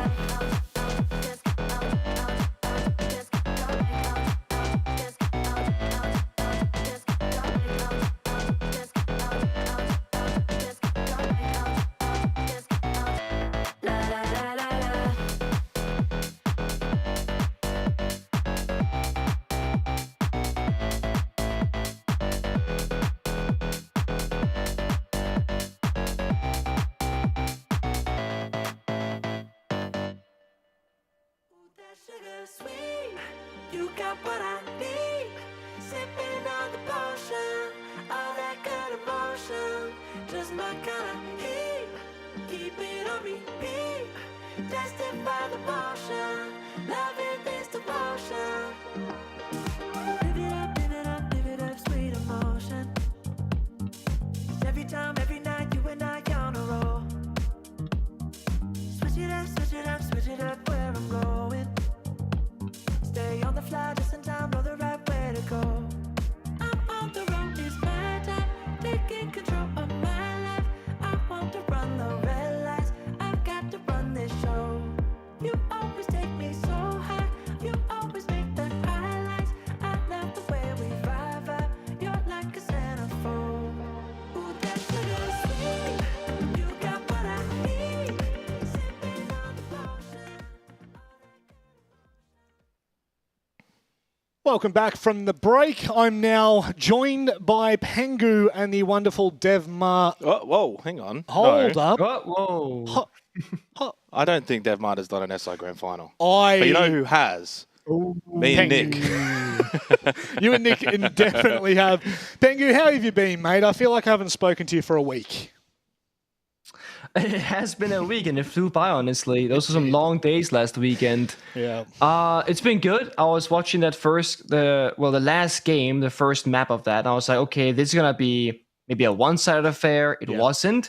I watched that second map and the good old good half, right? Only to lose the round, then go overtime, then lose out. It was a banger, honestly. A lot of memes, a lot of fun potential. And this region keeps surprising, I gotta say. Yeah, it's honestly turning out to be a lot more competitive than what we've seen in the past, especially the past 3 years. It's really starting to turn up. Speaking of turning up, Enterprise have done exactly that. Ever since the start of group stages, they have gone flawless. That's right, you're hearing me correctly, flawless. The big talking point coming into playoffs, Jake, was that player was replacing Killerman, who I believe was their top-rated player at that point in time. However, you have a fun fun fact about Enterprise? Oh, do I have a fun fact? I've got a couple of fun facts. I mean, firstly, they're statistically the best attacking and defensive win rate team. Bang. But then player comes in one series, is now actually the highest rated EPS player in the region of that one game with a whopping 136. Yeah. It says 131 here, but same, it wouldn't make a difference anyway. No. But, like, yeah, we had before... What was it? The pre-match of the whole day today. I mentioned for Enterprise, they got 5 players in the top 10 of the EPS. The caveat being, of course, Killerman not actually going to be playing. Yep. Fisher guys a little bit further down, but still, it really highlights. This is a roster where you're getting a lot of fragging power from everyone besides Fish, but Fish doesn't need to be the fragger. He's that hard support. That's not his role. He doesn't need to get entry kills. He doesn't need to be first in. He's there to enable everyone else on the team. But even despite that, what I'd be looking at in someone like Fish's role is the cost, and he's at 65%. Yeah, so he's doing a really good job for his role, and everyone else is fragging really high. Whether it's Relays, Two-Harm, Player, Bappin, they are all capable. And I'd say Bappin's probably been the standout for me because I think we knew what we were going to get from Relays to on Killer. Yep. But Bappin has really taken his game to a new level this stage. Yeah, he's looking really good. Pengu, just from your point of view, how important, how pivotal is it for a team to have someone like Fisher? Just like a really strong IGL. Oh, I honestly think it kind of makes or breaks like what makes a good team and what makes a great team, because that's going to be your adaptability, your flexibility, your leadership figure. When you go into like, guys, do we do this strat or that strat? That person that says, you know what, I'm going to have the final say, I'm going to lead the team here, we're going to go for this option. You're aligning everyone into the same objective, and you're playing the more supportive, sheltered roles, allowing all those other great fraggers to excel in their position. Yep.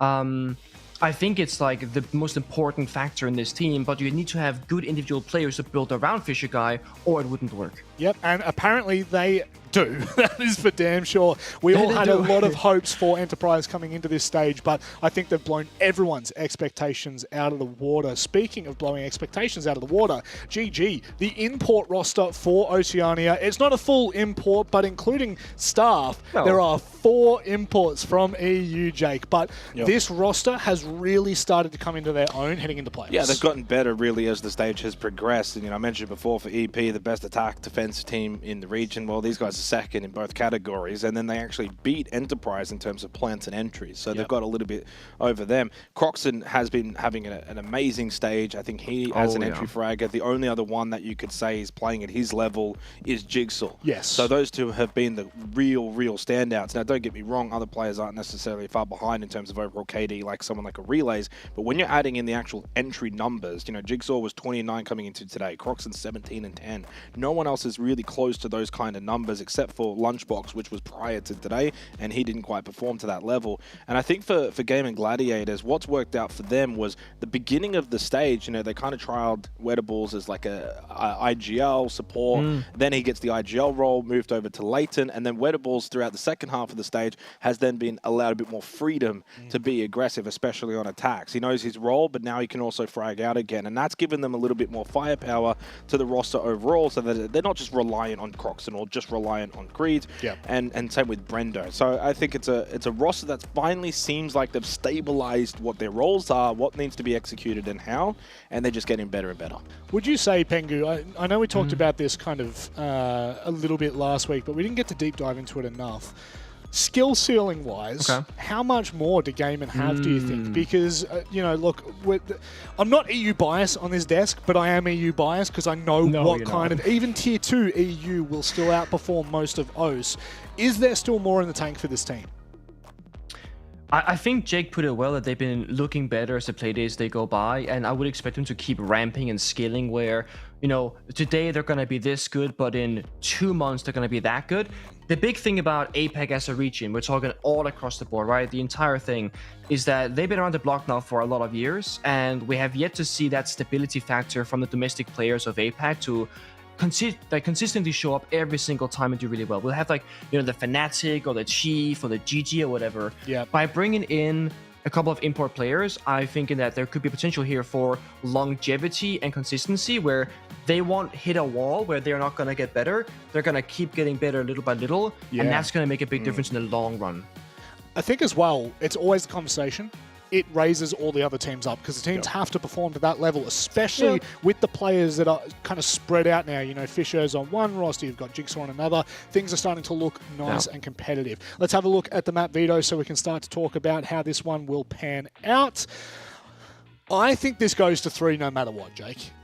Yeah, I mean, that's not a totally brazen call, to be honest, when you're talking about an upper bracket final. The curious thing for me in terms of these vetoes is there's a couple of things to this. As we go Labs and Cafes, the first 2 guaranteed, potentially the decider map still to come, but there's a very high likelihood these 2 teams will play off in a grand final next week. Yep. Like, I'm not saying that's a guarantee. Chalet is the deciding map.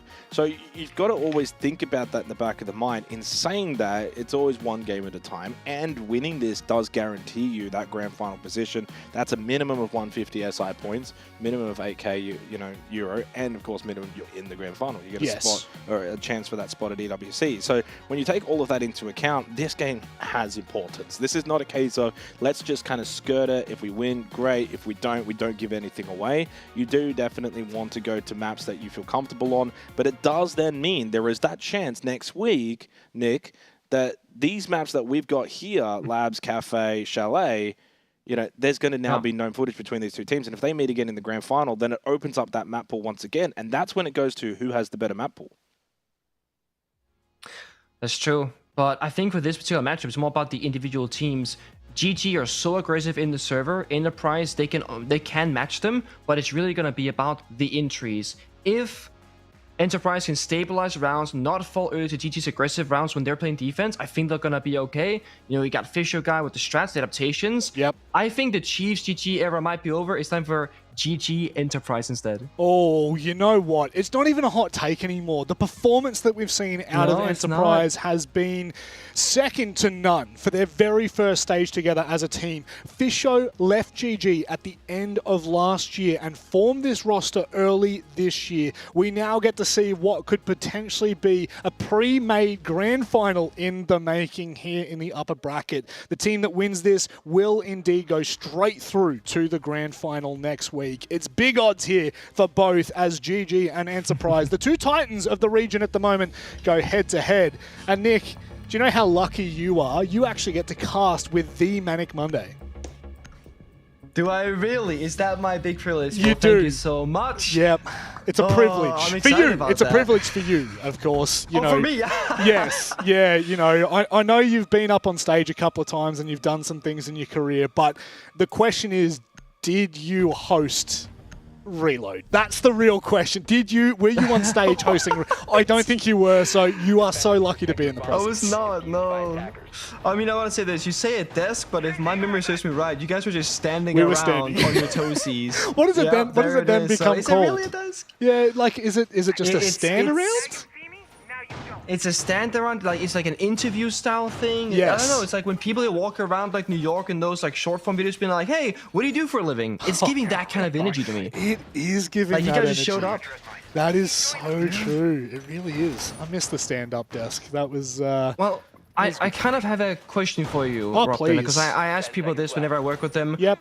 Because we all like Siege in different ways, different maps. What map do you like to watch as a spectator and work as a commentator / desk host / analyst? What do you like to watch? You know what? If you were asking me as Rob, the commentator from many years ago, I would say Clubhouse through and through. I think that Clubhouse brings out class. Yeah, for me, it's talk about class. Talk about class. Brendo dropped at the start of the first round. Oh God. I don't even need to go on a tangent. Clubhouse through and through for me, mate. I love the mini games. I love the different styles of plays you have on defense. You can extend, you can roam, you can turtle. There's so much about Clubhouse that intrigues me. And there's still so much about Clubhouse that, for me, anyway, as a viewer, translates to Nighthaven Labs. It feels very similar in the way that you can play on defense. Wow. You took my words right there. I was literally about to say, well, now we're not even Labs and has a lot of familiarity with Clubhouse, with the heart destruction, the first step, the turtle, the roam, etc. A lot of strategical depth, rather. I love it. So, right on the money there, Rob. Maybe you do know a thing or two, huh? I wouldn't say. Maybe I just got lucky. Maybe I heard Dev talk about it one time and just regurgitated it. Sure. Nah, you know ball. Now, I was saying earlier, GG if their aggression can overwhelm Enterprise, I see that being their big win condition. They get the opening kill, play that 5 versus 4, and just take it from there. If Enterprise can match the aggression or simply not fall to those silly gunfights or making silly mistakes, I think that's how they're going to win. And that's why when you brought the question up about how important is someone like Fisho guy, well, he's often going to be the guy to say, guys, let's reel it back in, hold our angles, hold our crossfires, make sure that they're not going to be overheating in the server. They go for an aggro spawn peek. They take down Brendo, the Ash player, when they're up against the mirror windows. Absolutely massive first opening kill. And because of that, now they're playing safe and sheltered by the bomb site because they've already built that early advantage. I mean, if you were to ask me back in the day, what made GG good? It was Fisho. It was the calls that Fisho had. The ability to change on a dime when they needed to. Speaking about changing, a little bit of aggression, backed away. Fortunate enough, Tuham was waiting with the shotgun. I don't like the odds of that fight coming through a turtleneck, I'll tell you that much. I certainly don't either. It's all a matter of when are you going to swing, not if you're going to swing. You see Babin right now, flashbang going out, bit of verticality, he's gonna peel back off. Miranda gets shattered now, you can't see through it. Now he's gonna play in that pillar position and lash at the right time. Proxim takes down one player, second flashbang goes through. Oh, lovely from Fisho. The timing was impeccable. And GG are left scrambling. They need to try and find a quick pick. Creeds, in fact, opens up quite nicely. This is now going to get a little bit awkward here. We don't like that nade whatsoever. That is a very awkward timing, I'll tell you that much. Flash goes out, but so does the smoke babe. It keeps them at bay for a minute longer. There's 10 seconds left. GG are struggling in this first round, and Enterprise, they should take this one comfortably with the time given, and player will close out with a quick 2-piece. That's a great start for Enterprise. Nice and simple, understanding the win conditions. I think the only way for GG to kind of fix that early loss of the Ash is if you get the Deimos downstairs and you find a ton of value with the trackers, with the verticality, and with the grenades. But none of that really happened. The trackers, well, they get stopped by the mute jammers, and then there's a lack of droning by the rest of GG on the bomb side, so Deimos didn't know where the defenders were playing from. And then lastly, they had a really hard time dealing with the mirror windows. They never actually got catwalk control by Garage Rafters, because the mirror window from the bomb side looks straight in there and you can't just walk up and punch it like in Connector. So again, Enterprise showing us that yes, they can shoot back, they can go for spawn peaks, but they also have that strategic understanding of when they need to do what in the server, and that's what made that very first round so simple for them. GG, my big question mark around this roster right now, given with the imports and looking really hot and doing pretty good, how much respect will they have for each and individual opponent? Against Enterprise, you'd think a lot of respect because they are the real deal, they're a great team. But I feel like when we saw GG against Chiefs just last week, I didn't see a whole lot of respect from GG paid towards the Chiefs, and it cost them a couple of moments and a couple of rounds in that. And the thing for that conversation is there is definitely a little bit of bias, I'm sure, in the players' minds, even if they don't want it to. They said in the interview, Wettable said in the interview about, you know, Chiefs kind of talking shit, and, you know, as the import team, you're always going to have more eyes on you, right? You're always going to be put under more pressure and more scrutiny. But I could definitely see where they came from and why they started overheating and ego peaking, which we see so often in OCE. Like, so many great teams lose pivotal moments. Oh, speaking of which, just because of those ego peaks. And look, I'm not perfect. I do them way too often. Player might even go for one here if he's not careful. But one thing that we didn't get to talk about on the desk just very quickly, we haven't seen either of these teams play Nighthaven Labs in the last, let's say, month and a bit. So I'm really curious to see how both of these teams go about adapting on the fly. Fisho's been known as a very good adapter, but you are versing, you're versing EU now. You're not versing OCE. You're versing teams that can do it on the fly and will be able to get in your face and make things uncomfortable. That's right. Perhaps right now for GG that means slowing things down just a tad, because Enterprise, they are shooting back, contesting those windows, the spawn peaks, etc.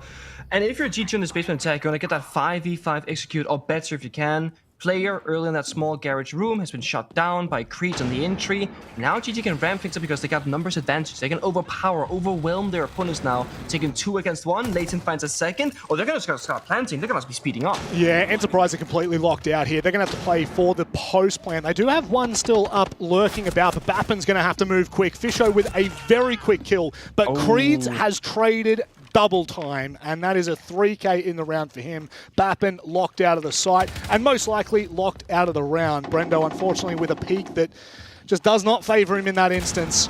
And Bappin, look, he's an absolute gunner, so don't take him out of this just yet. 10 seconds left on that kit, and I'm telling you right now, this is all she wrote. Bappin locked out, GG locked in. They are looking very good for this second round, and unfortunately, Enterprise do not have the right call. That is a round of momentum and a round of flow state for Creeds. I mean, he finds the first player and just keeps on going. And GG as a whole team that they recognize, okay, let's work with this. They're going to have roamers. They're going to be spread away from the bomb side. We can go for a direct attack because they have the Aurora. Those few doorways that allows the defenders to go from one bomb side to the other to fight back, they're going to get close right up, or right down rather, and enable that plant potential. And because you got that first kill, the second and the third from Creeds all of a sudden, there isn't enough manpower left from Enterprise. There's no plant deny, it's a post plant, it's completely over. And that's what I was saying earlier. If Enterprise cannot fall early in the opening engagements, they're gonna have a really good fighting chance in every single round. But if somebody like Player gets overzealous and dies way off the bomb side somewhere on his lonesome, that can really start opening things up for Gaming Gladiators. God, it's almost like you know what you're talking about. That is insane.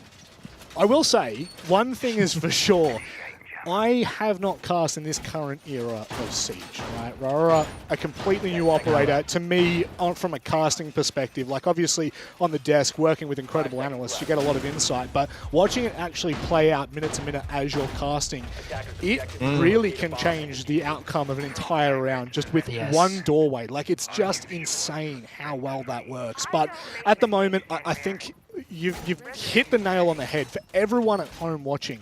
These early rounds are so pivotal here for Enterprise. And look, Tuhan's first little peak at the start of the round in the first round set the tone really nicely. It kind of forces GG on the back foot a little bit, but you can't do that every round. And you certainly cannot get caught out every round. So they're going to have to find a way into this game. That's exactly it. You got to find consistency on a consistent level, not relying on a hero play or GG making a mistake. You want to be the ones taking control as often as possible. And that's where, when I speak of respect, when GG recognize, okay, we can't just cheese our way through this match, we have to now adapt on the fly, like you mentioned, Rob. They can and they will do it. And they'll slow down the pace when they have to. They'll, you know, take it right back up to like really, really fast when they have to as well. Enterprise now, it's a bit of a mental game. They've seen both sides of GG. They've seen the vulnerable one where they fall back, one where they just push the bomb side. This time Player gets the opening kill, but there's a trade from GG. Yeah, wow, just sandwiched in. Absolutely nothing the Player could do. Completely white. Fisho goes for the swing. No one from GG is there supporting on the window or the doorway. Croxon, unfortunately, too far away to have any impact. And the round slows down significantly now. This makes things a little awkward for GG. And Enterprise, they have an opening now. They have to ensure that they lock GG out. I get Blitz going for a fast plant because well, there's a C4 downstairs, but with no cover, it doesn't work out. Weatables instead goes down. This time there's coverage. 2v1 on Fisher Guy on a castle. They can't quite stop this one. Post plant once again. Enterprise, though, they start off in the right fashion. However, Croxon is going to be a pain in the ass to deal with. I can assure you that he's actually rotated back up above, and it means that Enterprise have to fight on two different fronts. Weatables out on the window, but he's going to be watched. I think that's by Bappin, maybe. He's going to swing, but it's Relays that holds, and so too will the kit. Enterprise with a very clean retake. Incredibly clean. Like that is one of the hardest rounds to reach because, as you said, you're fighting two different positions. The verticality upstairs by the exterior breach and the bombs at window as well. You can take a third layer to this and say the basement portion. If you have like a Deimos or a yellow, red ping, a bog, you know, anything that can do it from downstairs. They didn't have that. And they didn't have enough manpower to spread themselves that thin in the server. A really good problem solving from GG saying, hey, we can go for a completely free plant. This time there is coverage. And great response from Enterprise saying, hey, we got castled by the bomb side, found that first pick. I need somebody from my team here to just go upstairs and lock down the verticality. And if we win just one more gunfight, either above or below, we can then go for a defuse. Beautifully played, honestly, from both teams. And again, Enterprise are showing us that they're not a one-trick pony. Despite GG doing that early play, they had the right answers. Now, Nick, as much as this has been a great honour for you to cast with Manic Monday, unfortunately, it's time for me to leave you in the very capable hands of the late James Devmata Stewart. Welcome in, my friend. Thank you, Rob. You make it sound like I've died, the late Devmata. What is that all about? Yes, I'm very late, and my apologies for that to everybody. Pengu, how's things been tonight? What a hectic night. We've actually had 2-0s. That's a bit of a record for the APAC playoffs so far. Don't get ahead of yourself here, James. Okay, yeah, there were 2-0 spoilers, but they were like overtime all the way. You know, a team calling GGs before the game is over just to get swiped in overtime instead. It's been incredible. It's been phenomenal. It's been extremely fun, and it's been chaotic. And I think it's kind of set the pace quite well for GT Enterprise because it can get kind of chaotic here as well, but also at a very high level, strategical, coordinated aggression. And for the first 3 rounds that we've seen so far, it's pretty damn close. Yeah. It could have been 2-1 GT, but it is 2-1 for Enterprise because they got that retake in the last round in the 3-on-3 post plan. And this is such a big game as well. Not only is it the upper bracket final here in OCE, but of course it's a big grudge match between Gaming Gladiators and Enterprise, or specifically between Wettables Brendo on the GG side and Tuhan and Fisho Guy, formerly on that GG roster, dropped not long ago to make space for these European imports. So it's a big opportunity for Enterprise, and particularly Fisho Guy, who's seen as the figurehead of that team, to make a big statement against his former teammates. Let's see it now. That early stage also important. We saw Wettables sort of join sort of Aqua right here, watching for the staircase, and of course using those florist drones as well for self-destruction. For GG right now, it's discovery phase. They want to take down any of the gadgetries, the traps, the information away from Enterprise and weaken them, apply all this phantom pressure, open up doors, windows, and angles so that Enterprise are not going to know exactly what the attack is going to be. Because if you have a very linear one-dimensional attack, they're going to have a counterplay very easily. Also worth noting, GG did ban out the mirror. That was the bit struggle previously on, so now they can get connector control, where Croxton is right now a lot easier. Whereas Enterprise, they banned the Blackbeard, which takes away 1 set of grenades, and of course, an easy-to-play entry operator to get that map control. So, very, very slow round, the slowest thus far. The opening kill, always important. Wettables injured all of a sudden, taken down, jumps in the window, finished by the barbed wire. And it doesn't go much better for Creeds, who immediately dies as well. It's a 2-player advantage. There's less than a minute to go, but GG haven't found a lot so far. Brendo's a very sharp shot, but he goes down. Croxton and Leighton. It's the imports to try and do it all. Croxton down. Wow, this has been a pretty shocking round from GG on a map where we expect to see a decent amount of power from that attacking side. Enterprise are off to a very proficient start. 3 rounds to 1, and now it's a 4v1 for, yeah, maybe the best player in the league, Croxton, the Spaniard, but I don't think even he's capable of something like this. 20 seconds to play. It's a dud round for GG. He's waiting now, hoping for a swing, but Enterprise is showing us discipline. They got the crossfires. They're waiting for the vault prompt. The sound cue being stuck in animation. Air jet goes out, won't matter, and now comes the swing for the kill. They won't get it on the first one, but the second one, Tuhan confirms it.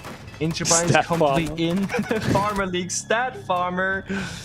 Okay. Do something. Come on, do something, Croxton. I love that. Man, you can see these guys are firing. It does force the attack timeout. Now, keep in mind, Pengu, the last time these teams played each other, it was in the round robin phase. Enterprise won 7-1. Over GG. That was a different map. That was over on Clubhouse, a map that GG are happy not to be playing at all in playoffs. And, of course, keep in mind, we are on EP's map here. But a 3-1 start, especially as dominant as some of these rounds, particularly that one, have been, that really does tell you a lot about the stage that has been set here. And, yeah, Croxton, he may be one of the best players in the league, but he's going to get called out nonetheless. GG having to work very hard for these rounds in small ways. They're slow to begin off with. They don't find the opening kill. One of the downsides of being a really good mechanical team and just kind of out-fracking your competition is that when you're being given those gunfights, you're gonna win them. That's just the nature of the game. You're the better player, you're the better team. Done. When your opponent isn't giving you those gunfights very easily, so when they play utility, or they play on the bomb side, or they play on those crossfires in the corners, you need to problem solve a situation to get into a gunfight that you can then win. And that's kind of area where GG right now, they're falling short. on that upstairs attack, on both attempts, GG has been unable to force any kind of gunfight and been unable to problem solve the setup that Enterprise is bringing. In the first round, one player got spawn peeked, that was Brendo, unlucky, he was playing the Ash, they couldn't clear the mirror windows. That was the story of the very first time they attacked it. In the previous one, the only play that really happened from GG was jumping in the garage window from Wedables, straight into a keeper barrier and a barbed wire, a Legion mine, and just died. It was very, very straightforward. GT needs to go back to the basics right now. Problem solve, hey, what do we care about? This area of the map. Okay, is there a defender there? Okay, let's say Babin's playing. How do we kill Babin? How do we force him away from this position? Is it verticality? Is it going to be a grenade? Is it going to be a Deimos tracker? And then just go from there. Like, you can't just walk in the building expecting to get kills because Enterprise are clearly so good they won't give it to you. There's a wallbang onto Leighton, LOLs in the chat. GG again. Just trying to force a simple gunfight. It doesn't go their way. It's another 4v5. We thought we already had the big grudge match here in Oath between GG and Chiefs, but apparently Enterprise, we hadn't given enough respect to their name. Everyone on the GG roster was expecting to play Chiefs in the grand final later. Everyone on the Chiefs team was expecting to play GG later in the grand final, but perhaps maybe we're not actually giving enough credit here to the new kids on the block, this brand new roster that started this year. These guys have been in peak form. And you know what, Pengu? I was saying that Croxon was #1 player in the league. He's actually been overtaken per stats by Player, the newest sub in for Enterprise. He's only played 21 rounds prior to this game as he's subbed in for Killerman, and he's been on fire, as is the whole of Enterprise. Tuhan now, it's him and Fisho together to two-piece that #1 player from GG. And now with so much time left on the clock, GG have ran out of options. 5v2 now for the defense, and Enterprise are keeping this pressure going. They really are. A Prime C4 gets popped in the soft wall. We see Brendo and Creed's not in great positions, not close to each other. Doesn't win the gunfight. I thought that was going to be a freebie. Creed's all alone, 6-3 to his name. Overwhelmed, swarmed, and taken down. A flawless defense for Enterprise. They are in full control from the very first wallbang till the very final finish as they just run towards the final attacker that was the global operator of Dokkaebi. This is a dire situation. GG, they have called a tactical timeout. They've banned that third operator, and they still are unable to problem solve and figure out how to take that Enterprise on this very first map. Sure, it's the map pick of Enterprise, but still, if you're GG, if you got those imports, if you got all that experience, you would be expecting a different scoreline and a different outcome in these rounds. Yeah, damn. I mean, look at what the scoreline says, Pengu. We are very close to looking at a 5-1 defense half for Enterprise. GG have got to be feeling a little bit of stress right now. They got to be a bit anxious, guys. What's going on? This is not how we plan things.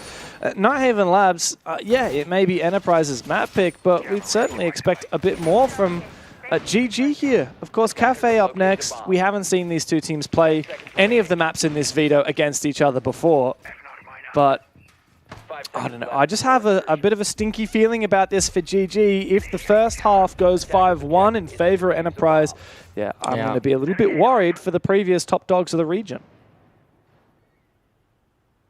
The big thing, of course, it being a best of 3, you can kind of warm up on your opponent's map and then go big on your own. So as long as GG shows up on Cafe, we can at least get a deciding map on Chalet. In the perfect world here for GG, what do they get? They get everyone actively warmed up on the scoreboard. Right now, oh, that's a bad one. A swing goes the wrong way. Croxon with a freebie this time.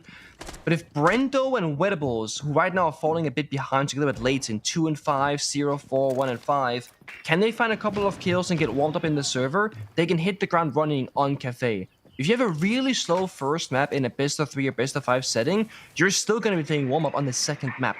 And then if your other players who did get that good start on the first map don't end up showing up as they should, you're going to be, again, down some firepower. So GG can just find themselves here in the first map and say, guys, this is all practice, so to speak, warm-up for what's to come. That's the beauty of a long series. Yeah. Now we know GG have what it takes to come back.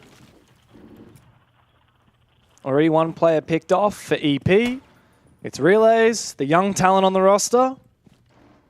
Bappen's keen for something here with the MP7, wondering are they going to come up from below on Garage? The drone work is coming through from GG, spotted on the camera by Enterprise. Nice to have Relays watching that for him. And Bappin actually does find his kill out onto the breach. Leighton, you can't afford to lose that one. Thankfully, Creeds is there to support his teammate. And Bappin eventually goes down. Top floor dominance from GG. But still a lot of map to clear here. We saw the aggression there from GG. They get that pick and they jump in the window. They take catwalk control. They just take as much map space as they can gather for free. Time a little bit against them, 60 seconds. Bok is dead, but Sledge is still alive, currently on flank watch duty. Enterprise, if they move around too much right now, they might get picked off by the rotation flanker watchers of GG. They're gonna stay mostly by the bomb site. Creed's still not active with the sledgehammer. They might not have time to do enough vert here to go for a default plan, but as I say that, Creed starts doing the vertical destruction. Question for Enterprise, what are they gonna do? They have one C4 in pocket, no toxic babes. Are they gonna take the gunfight? Are they gonna play plant deny? They got both options available to them. Honestly, it feels like they're just playing patiently, Pengu. Keen to contest at least somewhat through the floor, but it might not work out for Player. He takes a hell of a lot of damage and only lands one shot on the Creeds in return. Another opportunity, but it goes begging the Fisho guy. However, that wasn't the player with the C4. That's Tuhan. Out comes the Nitro self, detonates, but doesn't get the kill. Just a lot of damage. Meanwhile, Player goes down, finally finished off. The Nitro doesn't matter, but it does seem that the shotgun will find the kill. Now Croxon to relocate. There's a player coming down below. It's Brendo, and he will punish Tuhan. GG finally find their second round as we close out their attacking half. A little bit too close for comfort, and that's what I was saying earlier. They got that C4 downstairs, and they have players inside. Do they go for a gunfight, or do they go for plant deny? They kind of did a bit of both, and the C4 also missed. The benefit of those, the people on the bomb site just kind of playing far back and staying alive, is the American can't afford to run around the bomb site trying to duke that C4. So what happened in that round is right before that C4 got tossed on out, one defender got killed, and the other player on Tuberao was shot to 1 HP. They're now going to play very, very passive and not holding those aggressive lines of sight, and that actually gave Maverick enough time and space to sprint away from that first C4, which further slowed things down. So had they played more passive on the bomb site and had the plant deny downstairs, maybe that could have gone differently. But we gotta go back to the beginning of that round. Enterprise went for a run-out, spawn peek sort of thing, but like Garrett small box. And they played that entire round down into a 4 versus 5, then traded back to a 4 versus 3. It was a tough round from the go. Yeah, and yet, like you said, it was still very close. Credit to GG though, when push comes to shove, they can lock in those 3v3s.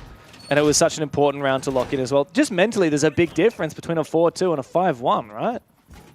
Yeah, massively. It's all about the parachute, as I like to say. How much you can save yourself if things they go wrong.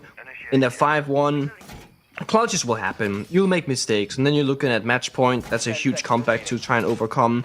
Now on 2-4, you can still make a mistake, and it's still only a 2-5, and you can still, you know, keep your opponent away from the match point situation. So it's okay. And I think the benefit of GG with the experience that they have, they can mentally sit in this and say, guys, we didn't have the half that we wanted. We didn't play as good as we needed to, but we're still absolutely in this to finish it off. And both teams in the operator ban phase have kind of had the same thoughts here. GG banning Heartbreachers, the Ace and the Maverick to strengthen those walls around the map. Enterprise, of course, banning the Kaid and the Bandit kind of in a response, saying, okay, if you're going to take away most of our Heartbreachers, at least you'll be able to open the wall in the first place. Now there's only going to be mute jammers on the wall, which you can then secondary MP, destroy from below, or repel with the thermite charges. So the walls will get opened up. Yeah, the flip side of that is, of course, what's omitted from the ban phase is shields completely. So EP have full choice of what they want to bring. They're going to go with the Monty. Not surprising considering the type of player that Fisho Guy is. He's one of those like IGL who just loves to be like an overlord and see everything and then call the shots from there. So he's going to be doing that on the Montaigne. Meanwhile, Clash unbanned in this ban phase, but unpicked at least this round for GG. We might see it later, particularly if that Monty's a problem. But for now, it's much more about holding these crossfires on that top floor. So who's gonna strike first? If GG wants to, they can go for a swing. They can aggress into the attacker's position. They're known to do it on when they're playing defense. And that was my big question. Will Enterprise be ready for it? Holding those angles and locking down the positions. Vert might have seen the player. C4 going out. Doesn't touch anybody. and just gets taken down from above. And this is the Meanwhile, value. Monty Fisher guys on the bomb side. That's the value of that Montaigne. He's just forcing his players to make their moves, but a big C4 from down below. The one thing that Enterprise didn't account for, it might not matter though, because they found enough kills to account for it. Croxon is on the ground, going to get picked up now by Leighton, or Wedables. I didn't manage to see which player that was. Doesn't seem to matter though, because another kill from Bappen makes it a 2v2, nullifies that revive. And now the round slows down again. There's almost a minute left for EP to figure out how they're going to execute this in the 2v2, but Leighton has retaken above. In theory, that means plant denial. But in practicality, it might not be possible. There goes one air jab. There's info. Leighton gets down. The second one as well. Player and Bappen. They team up together. And Tuhan is getting lippy in the chat because EP know they are in the driver's seat of this match. That was a full-on mental warfare from Enterprise. They played it so well. GG had no information, no blue of cameras, no Valkyrie, no nothing. They're playing off sound and they're playing off expectations in the server. Enterprise, in that 2 versus 2, they start planting for a few seconds, then they get off of it.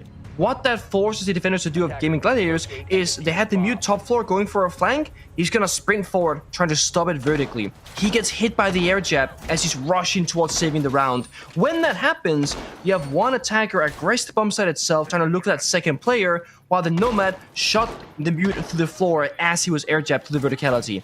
It's beautiful. It's just forcing GG to make the wrong play by simply creating a bit of sound and distracting them from what the actual play will be from Enterprise.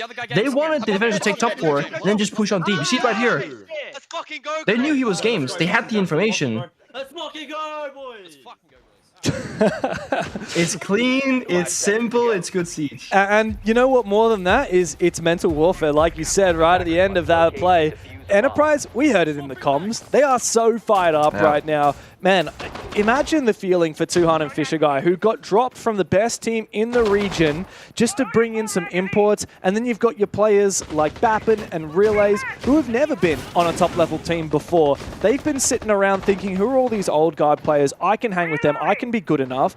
Especially Bappen, who at the end of last year played for Supernova, which was on paper such a dangerous team, and they did pitifully badly. They did absolutely shockingly. Relays on the flip side, he's never played for like a top-level team until this year. Then Enterprise forms at the start of this year back as Antic Odium, and my god, ever since then, everyone, even players like Oda and Wedables have said, hang on guys, this is a real team. And hang on guys, because this is a real execute. Very early on in the round, already Croxon is forced back and forced to detonate an early Vulcan canister as well. Is that a bit of panic there, though, from Croxon? Was it needed to pop that Goyo canister? You got the mirror window, you got the crossfire, Brendo above, just takes down Fisher on the Monty. And oversight, the hatch open right above them. I don't think they had any idea. Relays had top floor control, but too late, wrong timing. Doesn't find the trade. Map control in favor of GG, Monty dead. It's plan B time for Enterprise. That's right. And it will resolve in a little bit of ratting. That's what they'll need to do. They need to capitalize on some of these 1 versus 1s that could come through. They've done that onto Wedables, who, by the way, a bit of a shocking game from him, 1-7. Meanwhile, Brendo, the dangerous player here for GG, is holding onto his roam. Creeds has been found on site. That's the top fragger. How is this always slipping through GG's fingers? Gunfire's not going their way. They have to read the second. Oh my god, just it's so easy for them, seemingly. Oh, no. Now they're in the bomb site. They find another. It's just devastation. How? Enterprise have completely dominated GG in this round. They know where Croxon is now.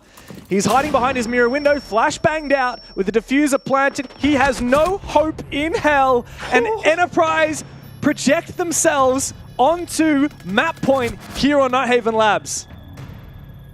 That's criminal. It looks so easy and so simple. I'm gonna tell you right now, what Enterprise managed to find in that round, it is not easy. It is incredibly difficult. They did it with limited information, limited roam control, and almost no verticality. They just walk in, it's plan B, they know they gotta go for gunfights, and the second they get numbers advantage, when Bappen finds that second pick upstairs, they just overwhelm the site, because now they know, without drone information, there's probably only gonna be 2 people on the site.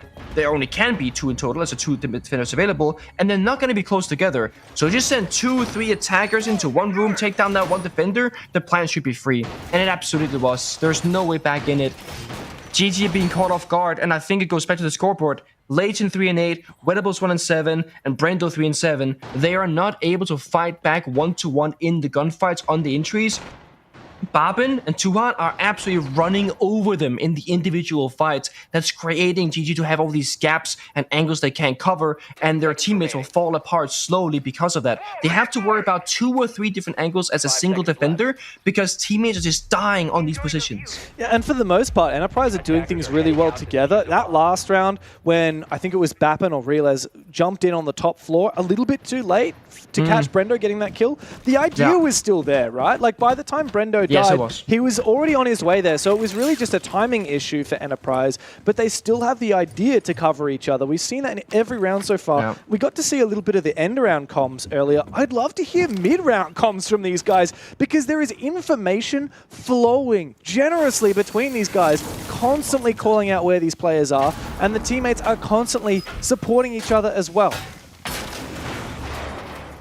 Mirroring the trick there on the exothermic charge, a small thing we started seeing with the operator bend phase. So you play 2 Baral, you freeze the wall, and you have a mirror window in your pocket, and when you put down a mirror window on a wall that has an exothermic charge or any kind of hard destruction, you will destroy the thermal charge. So now you're gonna have limited hard destruction left from Enterprise, and there's 2 or 3 walls they would like to breach in a perfect world. They can only get one of them.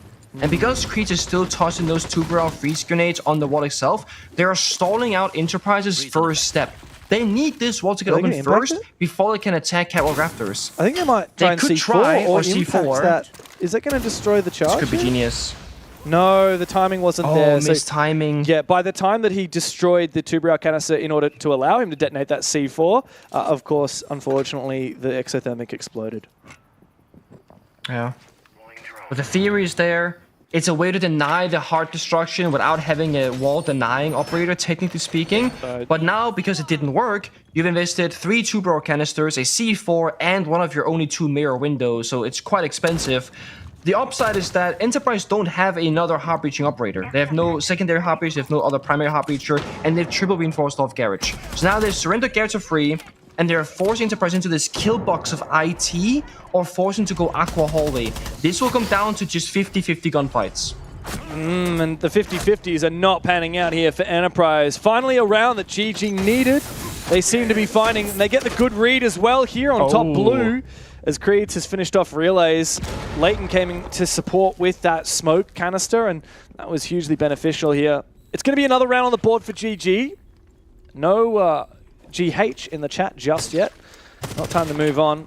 Bappin in a 1v5. Let's see if he can pull a Croxton and stat pad a little bit, but I think GG really needed this round. They really needed a dominant round as well.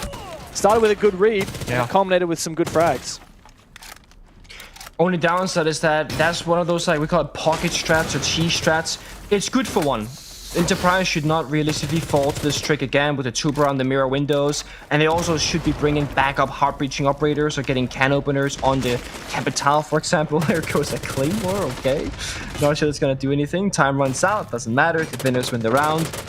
Enterprise should be good for future rounds, and this is the problem with the 4-2 half and then losing your upcoming rounds. GG are against match point. They need to go flawless now 3 rounds in a row to trigger overtime and then come out victorious. They then need 3 more pocket strats where they can cheese if around victory, or they gotta wake up in those gunfights. Wedable got a 2K there. We didn't see it on camera, but it happened off screen. So at least he's now kind of on the board fighting back. But it's gonna be a long road here for Gaming Gladiators. Yeah, and I don't know who would have called that from GG about the 2 Baral and the mirror, but it was a good pick regardless. Wouldn't be surprised if it was Wedables. I know he's a smart guy. He often brings a lot of ideas to the table in the mid game. But yeah, honestly, I'm not sure how familiar you are with the 3 Europeans on this roster, but I'm not super familiar with their playstyle back in the day. Like Croxton we casted when he was back on Wild a little bit last year. But, you know, I don't know which of these players are the ones who are coming up with the, oh, guys, this round, let's try this thing, let's try that thing. Or whether it's reaching back into the strat book, something Titan has already prepared. But I know Wedables is a guy who does that. But like you said, they're going to need a hell of a lot more of these. All right, this round we're going to, hinge our win off this pocket strat. I don't think that they've got 3 more of those in the bank for 3 more different bomb sites. It seems unlikely. It does. And operators getting removed as well. You're more limited, and also the risk factor, because if you fail to execute that pocket strike correctly, or Enterprise, they did bring a second hard breacher, as the defenders won't know the attack and lineup, of course. You're investing a lot into nothing. So kind of the stars aligned there. Creed's 11 and 6, by the way, looking to get very much active in this round, going for a bit of a spawn peek into applying pressure. GG, they're still fighting. They're not mentally boomed out of this one. They're applying pressure, trying to slow things down. Creed survives and dodges those bullets through the wall. And now we see only in 30 seconds, that same wall that they could not really get last time very easily has already been broken and breached. GG, Creeds, what are you doing here? Is killing the drone falling back? Okay. Well, the thing is, it's obviously a different bomb site. This is the same bomb site that we saw in the very first round, where Enterprise looked pretty solid. I feel like, you know, they found the opening kill from the get-go. They looked like they were going to win that. Quite a contrast to their basement attack, where, you know, Enterprise really came back in the round. This time, this specific bomb site, GG were struggling from the word go. And I think that they're maybe going to fight a little bit harder on the top floor this time as a result of that. I mean, Creeds, he's a top fragger for the team. He's got this Vector with the ACOG. He's such a good operator to try and frag, contest these long gunfights. But EP have to be careful, because GG are going to continue to stand their ground and fight. See fire going out. What else are they going to do in response? They walk on in, gets 1 kill, stabilize, re-drone. Don't overpeak this. It's a trade again. Continually fighting back and forth, but EP are winning in the exchange. And on the top floor, GG continue committing. They overcommit, and they fall flat on their faces. It's a 1v4. Croxon can't get it done. It's good halves in the chat. And a dominating 7-3 on the first map for Enterprise. Very impressive in how they got there. Not just the score count itself of 7-3, but the individual rounds, how many of those were one-sided, how clutch they were, the mental warfares, the operator band selection. They looked like they were in control for the vast majority, and they were 100%. That's not even Labs, a very open map, so to speak. Next up is Cafe, a very closed map. So I'm curious to see if they can do that on the second map as well. Enterprise are the new kids on the block, but damn if they aren't just as good as GG, or maybe even better, of course. That's just the first map. It's a best of 3. GG look to bounce back after this break.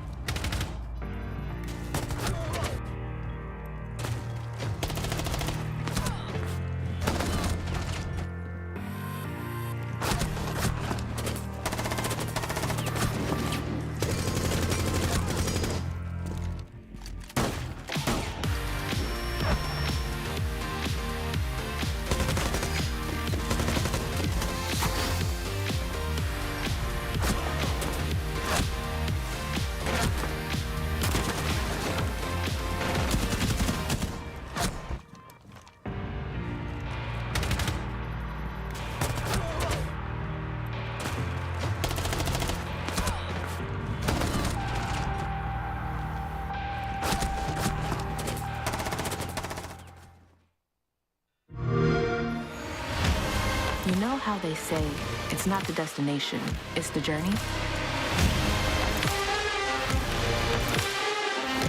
And the journey of 1,000 miles begins with a single step. And you know what? They're right.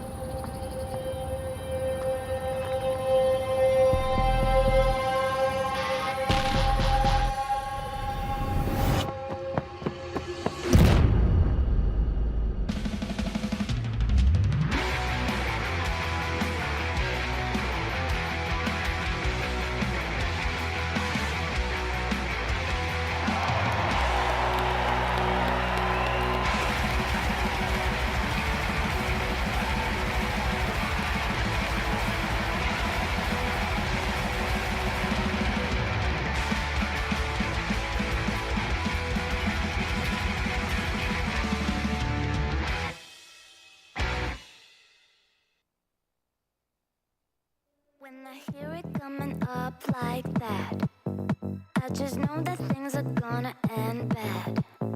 When my body only moves for the beat, you've been waiting for me. I'll just keep dropping it, like there's no stopping it. Then walk with it, la la la la la. I'll just keep dropping it, like there's no stopping it. Then walk with it, la la la la la. I'll just keep dropping it, like there's no stopping it. Then walk with it, la la la la la. I'll just keep dropping it, like there's no stopping it. Then walk with it, la la la la la.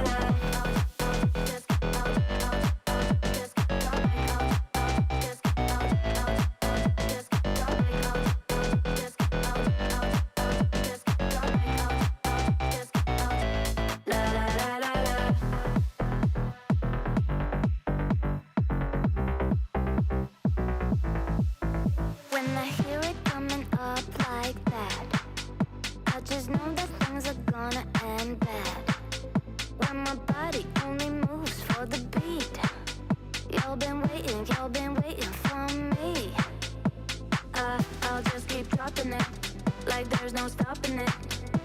Then walk with it, la la la la la. I'll just keep dropping it, like there's no stopping it. Then walk with it, la la la la la. I'll just drop like I'll just la la la la la. I'll just drop like I'll just la la la la la. I'll just keep dropping it, like there's no stopping it. Then walk with it, la la la la la. I'll just keep dropping it, like there's no stopping it. Then walk with it, la la la la la. Just drop like I'll just drop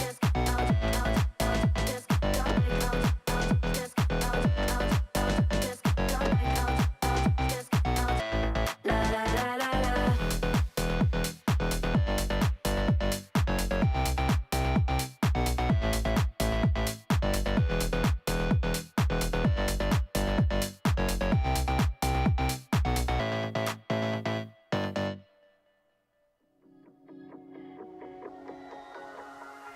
I had a feeling, why am I not surprised? Shattered the ceiling, the glass in my eyes. I'm turning gold, why you so cold to me? Some of the words get harder to find. Swallow my feelings, they don't sit quite right. I'm like, what's the point? You disappoint me. Only showing up when it's convenient. Why is no one here to save me? Moving pieces across the board like it's a game. Oh, what a way to frame me. I know I shouldn't care, but I'm over being you. And maybe it's all in my head, 'cause it's time for something new. I'm not even famous, but all you blaming on some lame excuse. And maybe it's all in my head, 'cause it's time for something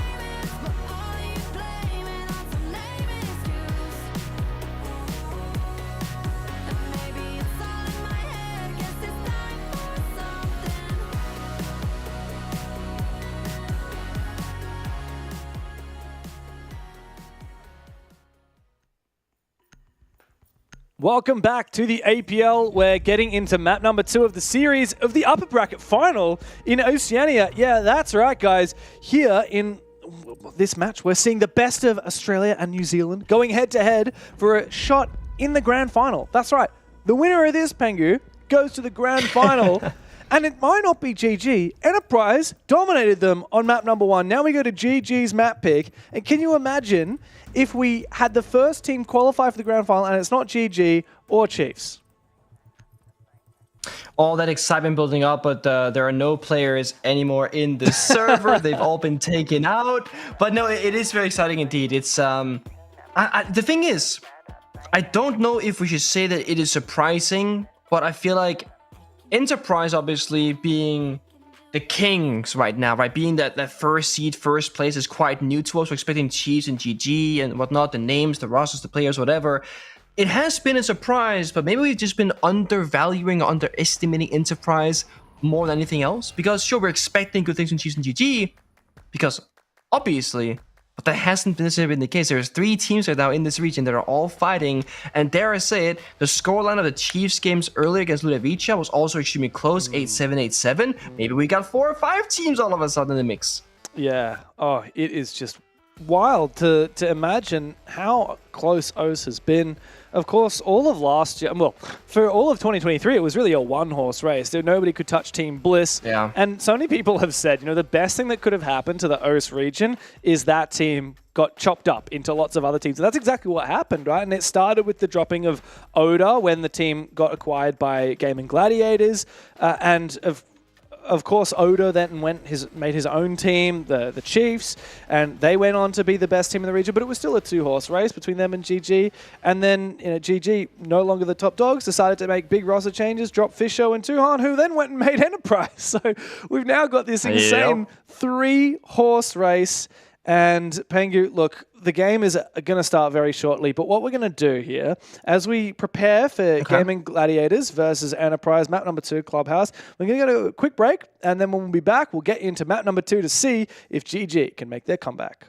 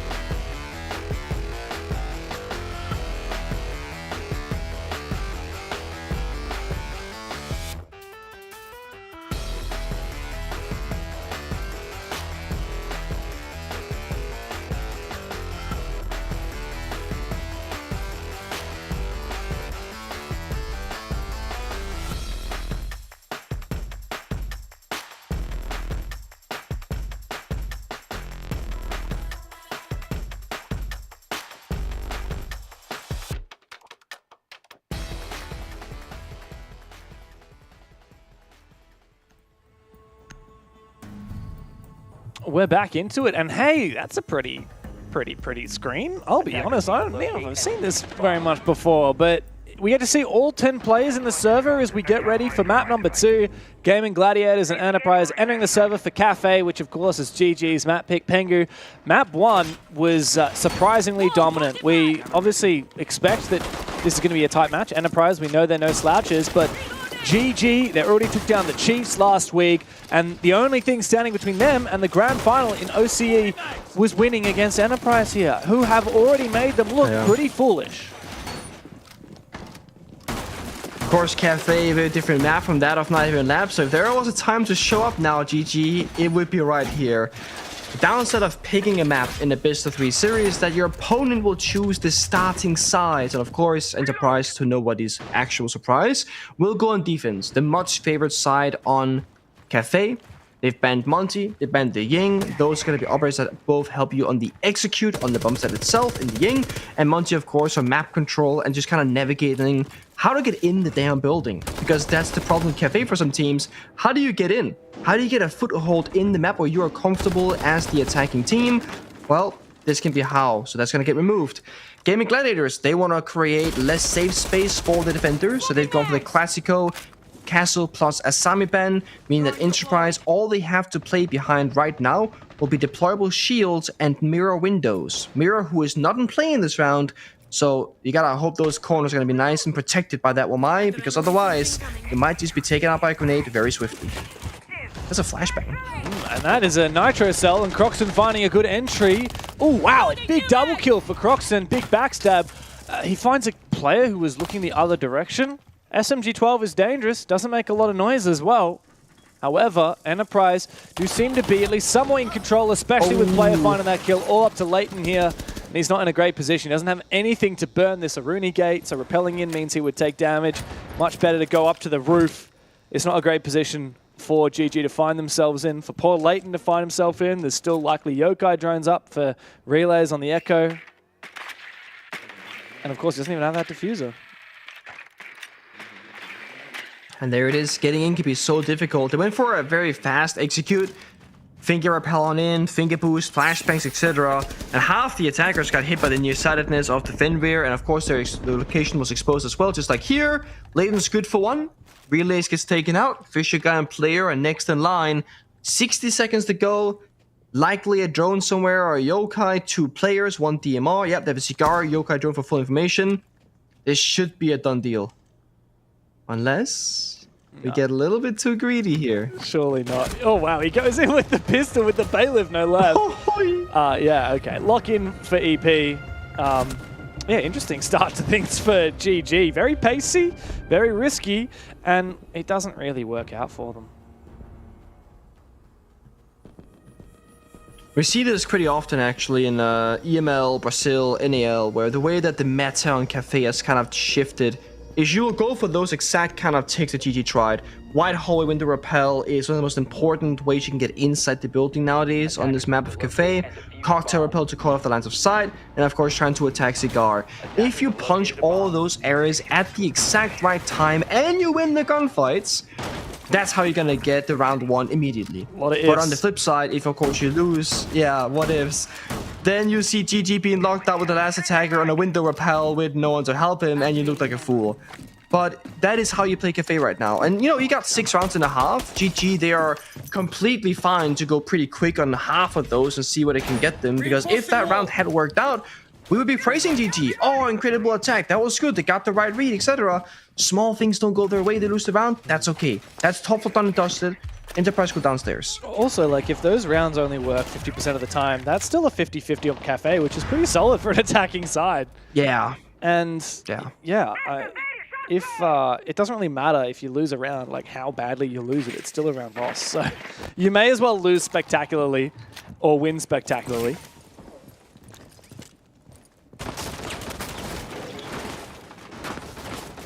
See here, they're gonna change the pace or keep going fast. Right now, holding an angle, upside down rappel, looking towards VIP or Christmas, whatever you want to call it. Fisher guy playing smoke in that exact position to stall out any sort of push by a shield or a fast take from GG. Very important Fisher guy to stay alive for as long as possible. If he starts getting antsy and starts moving around, that's where that upside down rappel angle from Layden can find a freebie. So without the right read here, Fisher guy could be in danger, but so far he's very good for it. He's not overcommitting here. I like there's a lot of DMRs here, of course. You just need 2 bullets from DMRs to land to find the kill. Oh, Tuhan's actually going to find Croxton. That's a big player to take down. Not only the top fragger from GG historically, but also the Dockerby player. One of the most important operators, one of the best fraggers. A bit of an overstep, though, from Tuhan, and he is traded back after overcommitting to that drone. Wow, the timing here on that jump in doesn't work out for Creeds. Relays has got his teammates back as well. Brendo goes down, and it's going to be desperate times for GG as these 2 players are just watching VIP. Bappen finds one big swing from Fisher guy. The SMG-11s come to life in the server, and Ypres have a big laugh at how dominant that defense looked. I'm not sure about these attacking rounds from GG. It feels like they're either so in the first round they full commit, and I do like that, but it doesn't work out. Here in the second round, it's what I call a half commit. They had 2 people trying to lock in Fisher guy and VIP. They had Lion on the upside down rappel big window outside of tables, and they had, I believe there was a Twitch DMR on Garrett's side holding the same exact angle. They're committing 2 people locking down 1 defender, while then fighting on Bakery's side, and Wedding, etc., jumping in those windows, taking gunfights in numbers disadvantage. Typically speaking, you want to have 1 attacker lock down 1 defender or vice versa, because now you're in the 4v4 effectively. When you have 2 attackers holding down 1 defender, who's completely stuck in that corner anyway, then you're playing 3 versus 4.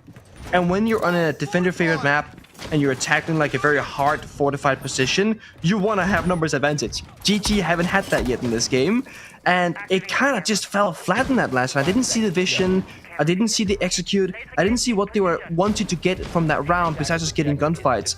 We need to see GG having a very clear going, okay, our goal is to breach this wall, take this room, and go for this kind of attack, because Cafe is very much about structure. Randomness is not super favored here in the attack because there aren't a lot of gaps to exploit as an attacker. And we have seen that mirrored so far in the OCE portion of the APL. It's the 4th most played map, and it's a 60% defensive win rate. So Enterprise starting on the defensive side. Obviously, they picked it thanks to GG picking this map. They should be comfy here. They've looked comfy here, but GG need to convince us some more on these attacks because they couldn't come back from a 2-4 deficit on Nighthaven. How on earth could they come back from such a deficit on Cafe? So now I want to see that vision. There's a lack of a mirror counter right now. That's the first thing. No Twitch, no Ash, no Kali. A nuke downstairs. Bravacone hacked by Mossy. And they know there's a guy downstairs. They might not know the nuke is there, but they see the laser. Downstairs could be a gap. Brendo drones. Another Mossy pest, of course, will stop him as well. Enterprise should have good knowledge that downstairs is dangerous. And if they're watching those staircases, they might get a freebie on Brendo if he chooses to walk up. Yeah, I think he's just going to be lurking with no drone as well, no support. He's going to be trying to play off with his teammates. But in order for that to work, his teammates have to make noise, have to attract attention. He's actually very close to the bomb site here. Meanwhile, that's a big pick from Croxon. Perhaps a logic bomb to come through soon. In fact, indeed, as soon as I say that, the first logic bomb comes through. Croxon starts making his move. Brendo's in a good position, but Croxon walks straight into a crossfire, loses his life. Player has taken a hell of a lot of HP damage on his position on Cocktail, but now he has support from Bappen, who finds a kill. And it's not looking too hot here for GG. Despite finding that opening frag, they're now losing the round. Falling back. Good read, C4 going out, not tossed immediately, tries to go for a bait, doesn't find the kill, no damage done. Falling back here is very smart. They got map control, they got time, they know if the case is down. GG has to go, very deep upstairs to try and pick it back up. And there are Valcams, red stairs, in Cigar. The only thing they're missing right now is a C4 downstairs. They've both been spent and Valkyrie is dead, so that 34 will not come into play in this round. Bog to in self-destruction, 35 seconds. It's tough. The only thing that could go well here for Brendo is the fact that obviously they're relying on those Valkyrie cams, EP, to try and get information. Nook might be able to sneak between them. Speaking of, Bappen on his retreat is caught by Leighton, and the numbers are even again. That's a big camera to hack as well. A lot of info that can be gleaned on that, but there's no time to use it. 10 seconds remain. Brendo's on with the diffuser. He's on this Nook as well. He has to make his way forward. They're looking for a kill. Brendo does find the trade. 4 seconds remain. There's you need no to get time. into the site. We need to see a plant go down. And with 4 players alive in the server, GG are asleep at the wheel. I think they might have thought the bomb site was, really. No, they walked into the rotate, they got the kill, and then nothing happened. Oh no! They might have seriously thought it was the wrong bomb site. Oh, I mean, the vertical destruction they were doing could have been because think about it, the bug was doing soft destruction to hold the flanking pillar from the 90 red hallway. They destroyed the verticality onto reading as well. They honestly might have had the wrong read. It's either that, or they generally just kind of, had a brain fart and forgot what the timer was looking like. Regardless, they will call a technical timeout again very early from GT. This is going to be a mental and strategical technical timeout because they're just not playing the right rounds of Siege and Cafe right now. I mean, I think you hit the nail on the head. I think that they got the wrong bomb site. I mean, Enterprise seemed pretty convinced of as well. If we saw what they said in the old chat, they said, site's mining, by the way. Yeah. That is really devastating. Also considering GG had the Nook on red stairs near the start of the round. That's right adjacent to that bomb site, and they still didn't realize. You could have probably heard the bomb ticking from that position on red stairs. Yeah, I was going to say. Thanks to all of the probably could. holes in the wall that was open. GG really needed this tactical timeout, but I wasn't really impressed with how they managed their tactical timeout last map, Pengu. They were, 4-1 down, I believe, when they took it, and they didn't find much else afterwards. Now they're going up against a clash. They didn't use that third operator ban on it. Instead, they got rid of the Fenrir, which makes me think they want to lurk more. But the Dokubi's gone. I don't think that they're going to have a lot of success lurking. Croxon every now and then finds a kill or two lurking, but it doesn't feel like it actually gives GG headway into Cafe. Yeah, that's exactly it. The problem with Cafe is it's all about, as I said, structure, getting the control of the right rooms. When you're attacking top floor, you typically have 2 options. Either you attack Cigar and Piano, and you're going to attack from that side of the map, from inside the building, or you go on the window repels on Cocktail, on a new balcony, on White Hallway repel, and you go for like a Rabble on in, util dump, kind of crazy 1-2-3 style execute. Getting a kill in the basement or downstairs in kitchen or top floor attack, you're playing 5 versus 4, which technically is good, but on maps like Cafe, it doesn't give you as big of a benefit as on other maps because of the nature of the map and how it flows out. It's about problem solving, getting the right rooms in control. Banning the Fenrir means you can now take gunfights more comfortably as you're entering the building. It doesn't solve the issue of verticality, doesn't solve the issue of the mirror. No. It doesn't solve a run out from Babin taking down the sledge. Bad start to an already bad situation. And what's more, we saw Croxon actively watching that run out. We saw him get the first bullet of damage, but Bappin finds the headshot with the SMG-12. Oh, it's not a good look for GG. They've lost their top fragger. They've lost their sledge as well, who is meant to be opening up these hatches. It's going to be desperate here. Look at this from Wettables. They're just running straight in. I'm not sure that the defense is aware of it.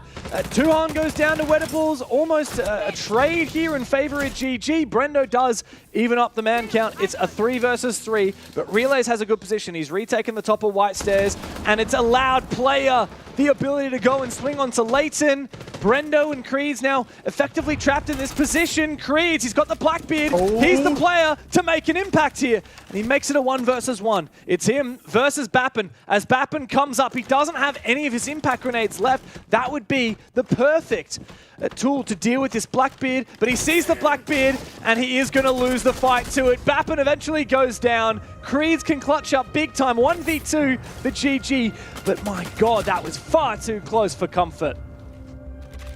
Definitely too close for comfort. It comes down to actually Enterprise making the wrong play in that round. Both the Clash and the Vigil challenging Blackbeard in close quarters in a 1v1.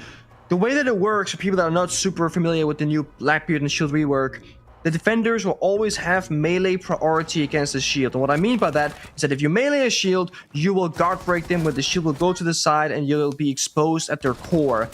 Blackbeard is kind of the exception. This dash forward with the hissing sound, that's his gadget ability. It's not a regular melee attack. And that specific instance, Blackbeard has the priority. So when the Clash or the Vigil goes for that melee, it doesn't matter. If Blackbeard presses middle mouse button and activates the gadget, he will then override the guard break and stun them instead. So the whole thing about how you deal with the shields, you don't want to get too close to a Blackbeard because you're going to get knocked on your butt. And you don't want to be too close to a Blitz because you're going to blind you.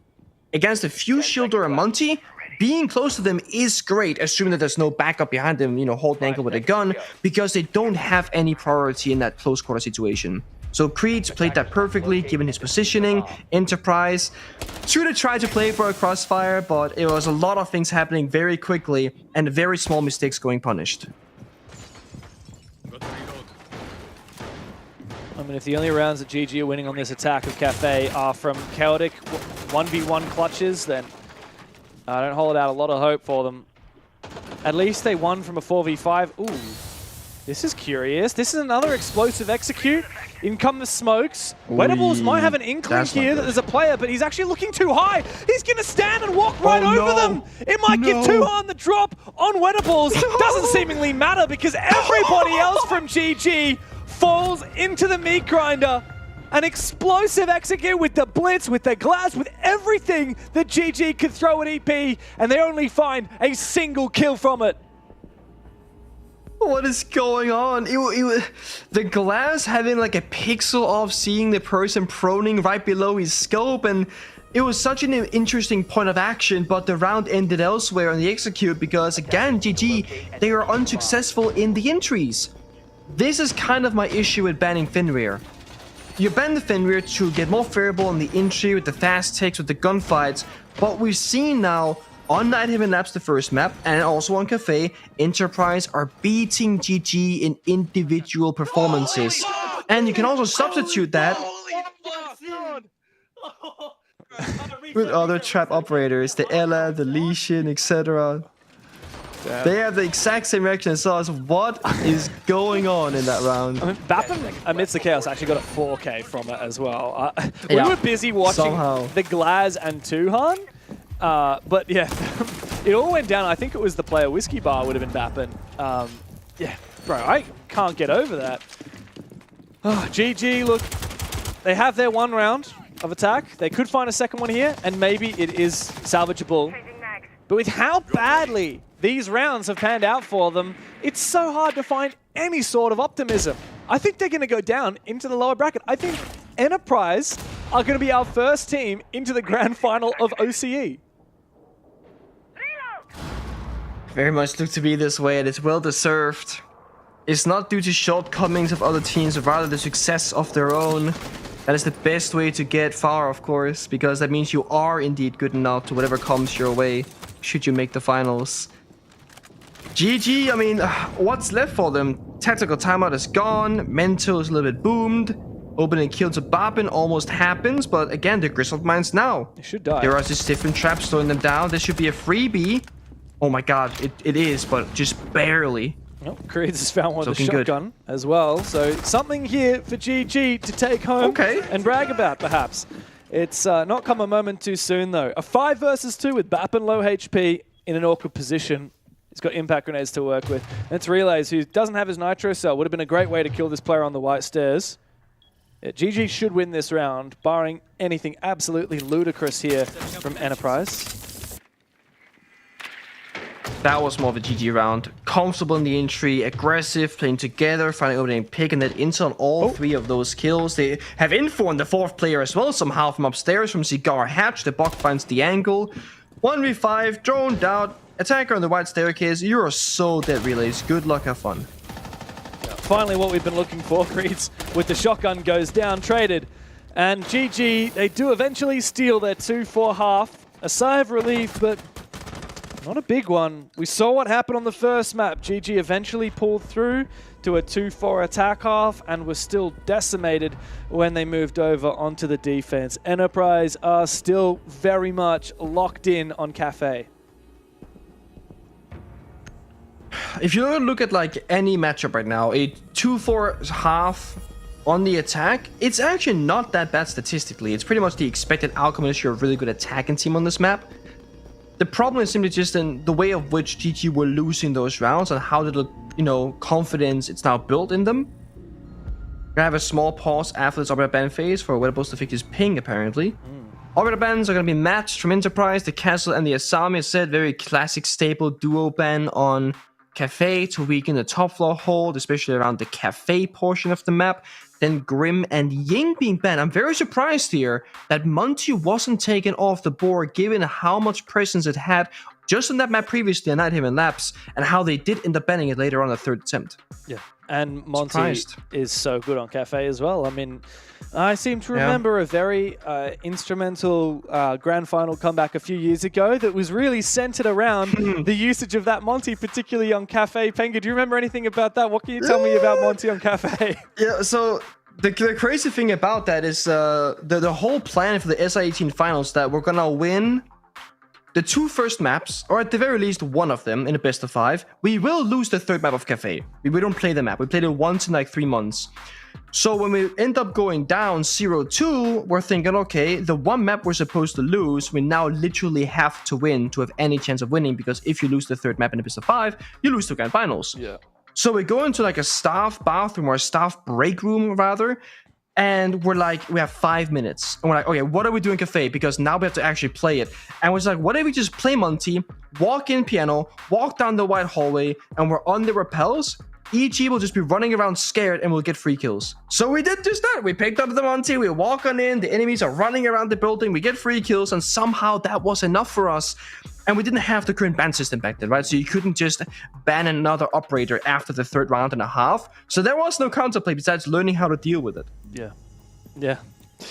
I mean, if any map you want to bring Montaigne, or you want to maybe be a bit scared that the Monty is coming for you, it's got to be Cafe. I mean, he's so good on this map. There are a lot of positions where you can't see for him vertically. For example, that white hallway, as you were saying. Yeah. Even here, we're talking about the bakery or kitchen cooking bomb site. You can... Typically, you attack this bomb site 2 ways. You either go for a bakery-centric execute or a rear execute with VIP control. Either way, you might be taking a bit of top floor, but Monty can kind of be a little bit of a cheat code, particularly on the bakery side. It's usually really tough to crack bakery if you have a good defensive setup.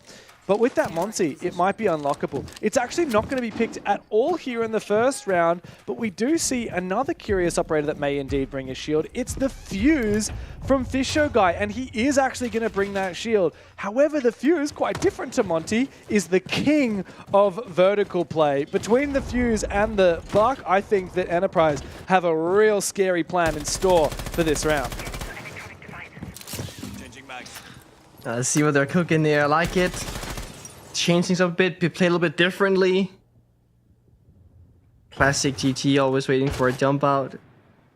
Looking at the stats right now from the individual players across the entire series so far. He did. There's a support back upstairs, but there's no attackers in the area. Prox might follow through though. I mean, he's gonna challenge this, right? We all know him. Yep, he's gonna look for it, fall back. Layden so far is 5-13 across the entire series, -8 so far. Wettable is 7-13, -6. It's kind of them two that I'm really looking for to show up here on Cafe, because the rest of the squad, especially Creeds, they have already shown up. They've been showing up. Relays -4, the only negative player so far for Enterprise. The rest doing pretty damn good. So I like these Valkyrie cameras for GG. Of course, we can see the operator lineup on Enterprise. We know that this is likely going to be very much centered around a map clear, the gridlock of player to lock down all of the flanks, and then the instrumental portions of this, of course, the Fuse and the Buck. Together, they can really dominate the basement bomb site from above, terrorize anyone who's brave enough to play on site. And also, what's more, the Fuse is so good for clearing out a lot of those Vulcan canisters earlier on in the round, so you don't have to worry. And as I say that, have a look. I'm not sure where that was cleared, whether it was with the Fuse or something else. I don't think he's used any of the Fuses. Must have just been through Vert. Here we see the first cluster charges go down from Fisho Guy. And this will clear so much util. Say goodbye to any Vulcan canisters. Go canisters. Yep, exactly. That's so important to clear, and the nades, you know, pretty low value to spend those. I think you save one here in pocket to pre-place it for a later use case on the execute, perhaps. Yeah, yes, one still so far. 40 seconds. This is the thing, though. 5v5, 40 seconds. It comes down to open and kill once more. Toxic Babes and C4 on the side of GG. They have plant denied. They can shut this down quite easily. Yeah, that said, he is actually going to go and plant. He snuck down amongst the sound of the cluster charge. Now this is going to have to be a retake. Fisho Guy does get finished off by Croxon. Not covered accurately here by Enterprise. Nor did Enterprise look to try and clear VIP. They went for something a little bit sneaky, a little bit aggressive, and it didn't work out. And now GG might be able to keep themselves alive for a little bit longer. Croxon finds another one on the side. Relays and Player are too far apart to assist, and the timer is ticking down.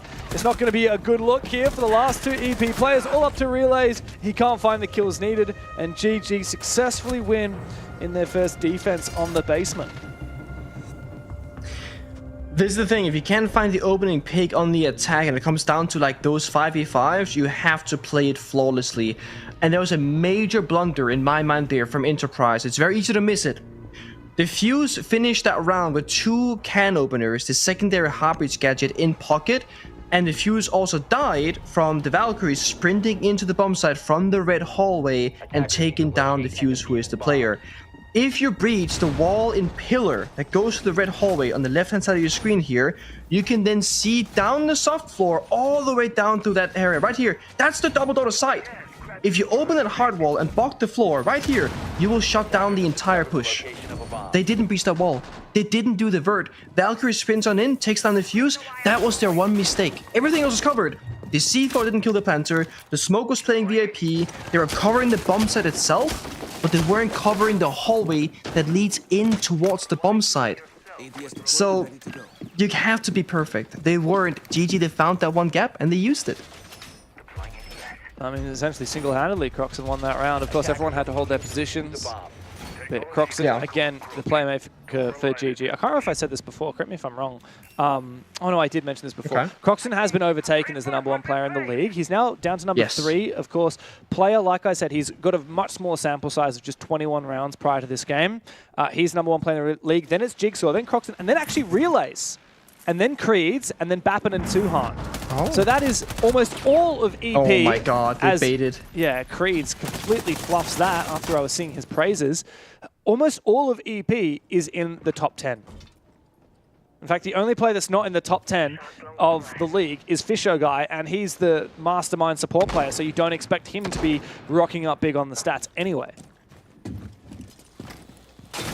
Small mini play there from both teams. The Mossy and the Echo working together for a run out, but we saw Enterprise. One person went on the rappel with the second person covering the run out.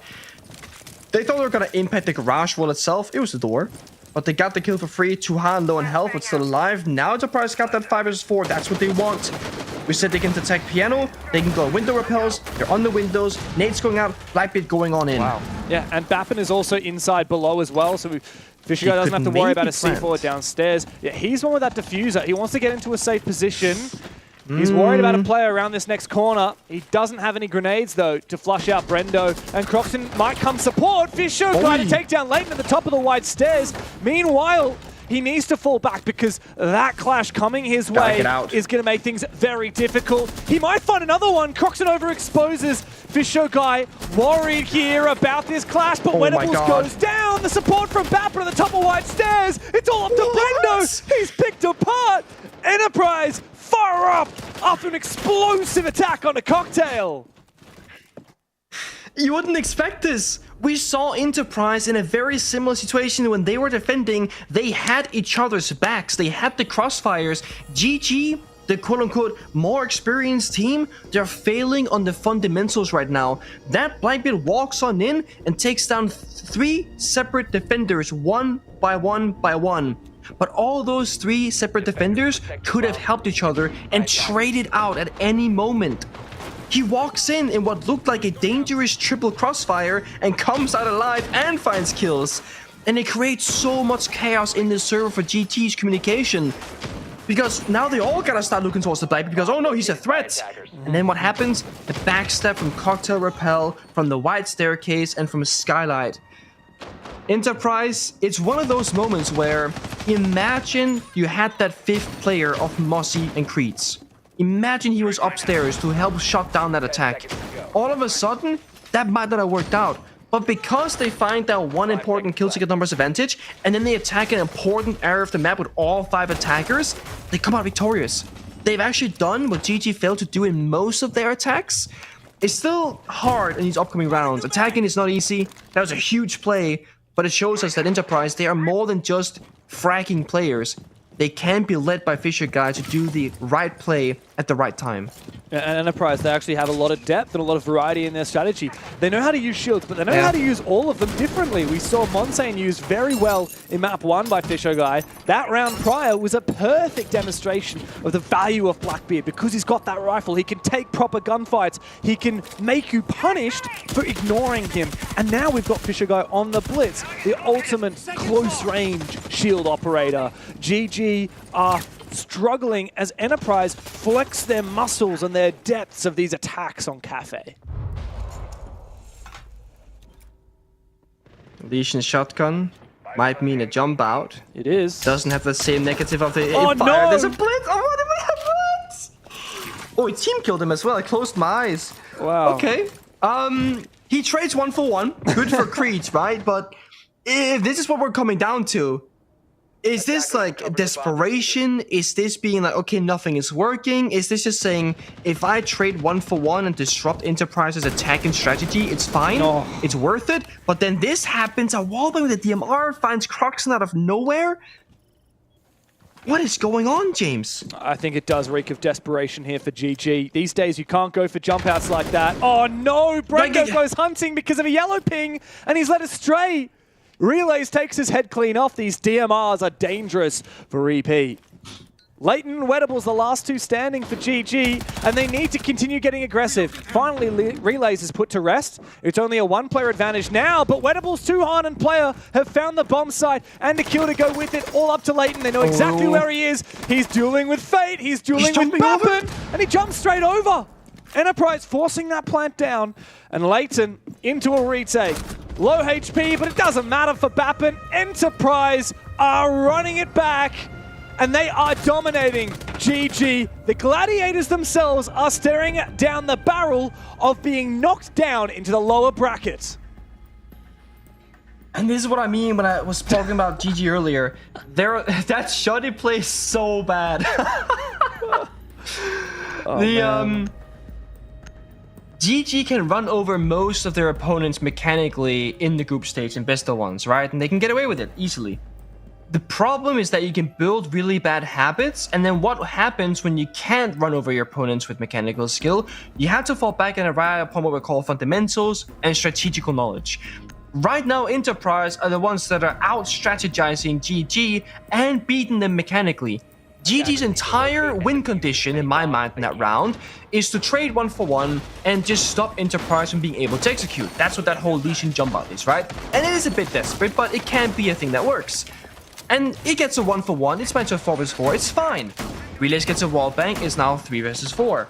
Then GG, they just start swinging every single gunfight imaginable because they have those Valkyrie cameras, and on paper, it's not the wrong play to do. But I do think where they were choosing to take the gunfights were kind of poor. You're swinging into a DMR person holding a pixel angle on Cigar, literally watching the exact angle you're swinging from. It's a bit of what's like, are you expecting to win that gunfight? Should you realistically win that gunfight? Whereas that's a bad one. The second attempt was GG swinging out from library door into pillar, much better. It's a big open space, we can visibly see that the attacker has no idea he's about to get swung, he's not ready for it, that's a good swing. GG are taking every swing regardless of the odds in their favor or against them, instead of taking the swings that are favoring them that they should be taken only. And Enterprise are cooking something aggressive here. Out goes a grenade from the IQ. They've already gotten a little bit of information thanks to Bappin's electronics detector to figure out where these players are. In goes Fisher Guy. He flexes, but it doesn't land the shots there with the blitz. Leighton, blind, still finds the kill with that shotgun. No trade as well.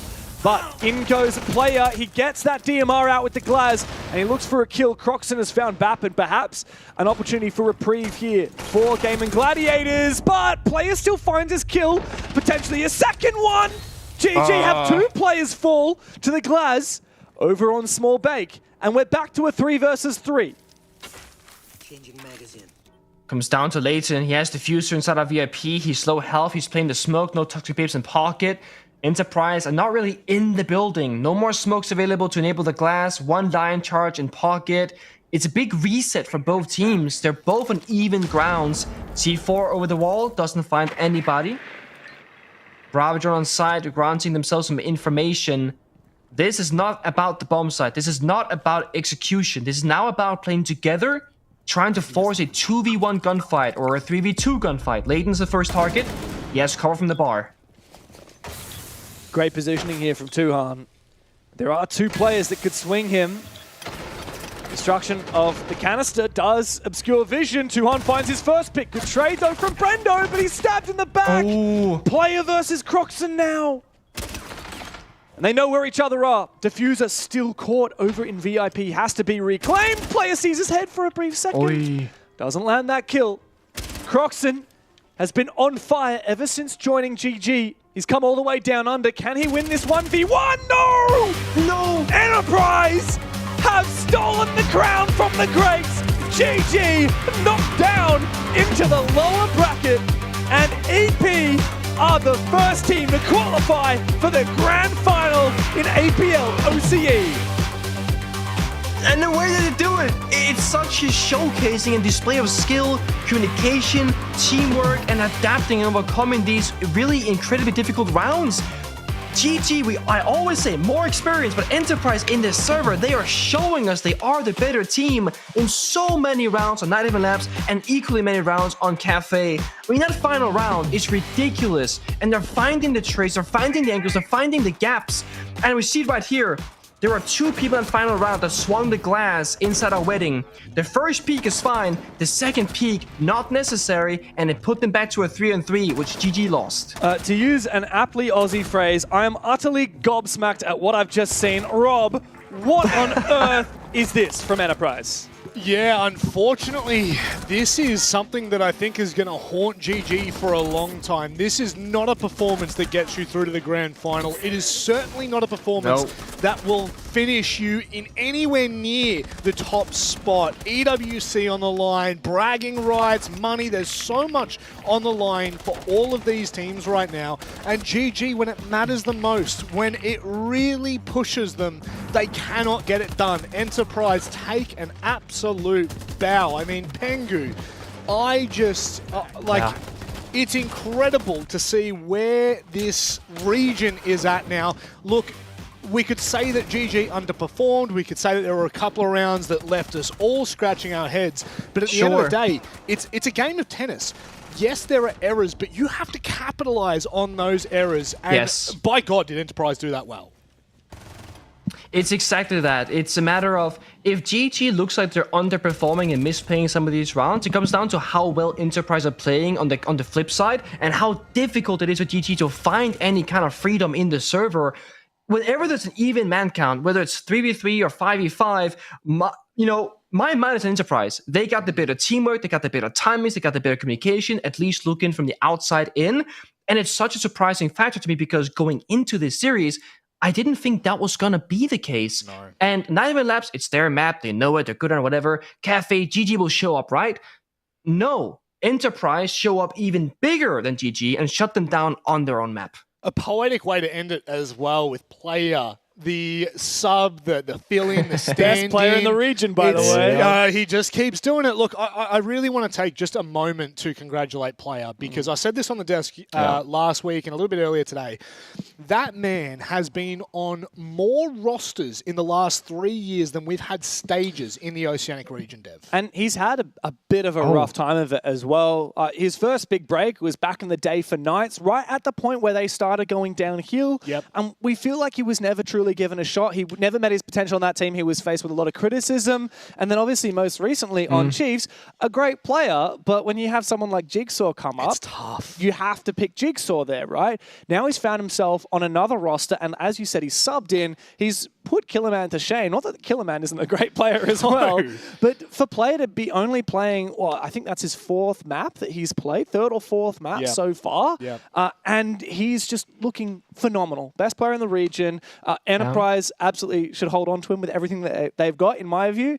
And I think we've got a serious contender here. Like, this is the real deal. These guys can hang with GG and Chiefs. It's truly a three-horse race in OCE. It certainly is. And a player outside a player that has been incredibly surprising to me over the last, I want to say 12 months, is Bappin. And we've got him for an interview. Yes. Bappin, my friend, my word. I mean, we saw the reaction cams at the end there for how that felt as a team. How does it feel for you individually to have now taken down the best of the best? And, I mean, you're flawless this stage. Like, it's insane. Bro, honestly, right now, like, my heart's still beating. To be honest, I'm just sitting here waiting to talk to you. But I'd say it's like a big change from playing with President. I think everyone collectively laughed in here, so fair enough, Dev. Yeah, look, Bappin, I kind of want to, not to have a go at President, I want to talk a little bit about your history as a player, right? Like, we've seen your name floating around for what seems to be quite a while here, but you spent a long time on teams that were struggling to make it into the top 4, top 2 even, and now you are the best team in the region. The only team that you've lost to since becoming Enterprise is Outlast, and they are already knocked out. You've now dominated GG twice. You've beaten Cheese. You've got yourself a spot in the grand final. Like, give me the lowdown. Like, how on earth did you get here, bro? How on earth did you come to this from where you've been? I think, well, I was originally going to stay with SN, but somehow, according to Prez, he had a trial with Chiefs, so then a big disperse came with the team and everything fell apart. And then, obviously, Tuan and Fish got dropped, so they reached out to build a new team and stuff. I obviously landed a good spot here. Got lucky with that one, otherwise I would have probably been out already. I was still on the same team. I think, like, what comes from the team changes is definitely the leadership, like from Fish. I think that's like where I find most of my success, honestly. That guy has got a lot of passion and effort for this team. Nick? Obviously, you guys have done incredibly well, so congratulations, first of all. There are a lot of really chaotic, scrappy 3v3 moments on both Night Haven Labs and Cafe. Do you guys just spam 5-man ranked on O servers and do crazy stuff together? Or how have you found so much synergy and success so quickly as a roster? Because GG, they have so many more years of international experience and playing in a bigger region, of course. You guys look like the better team both individually and together. How has that come around? I mean, funnily enough, we actually did Q1 5-stack rank game, which we lost. Nice. So we've never queued ranked ever. So we've never queued ranked ever again. With the chemistry, all of us boys, we all sit in Discord. We all talk to each other. We're like mates. It's not just team shit. We're all mates. So it's like it just comes off really easily. Like we can take criticism, we can give it out. Like people learn, people improve. Like it's just so much easier with this group. Speaking of the group, you've mentioned him already, Fisho Guy, being an instrumental role. It's something that we've talked about on the desk time and time again, about what Fisho has done for the region, for the teams, for the players that he has worked with. You gave him big praise before.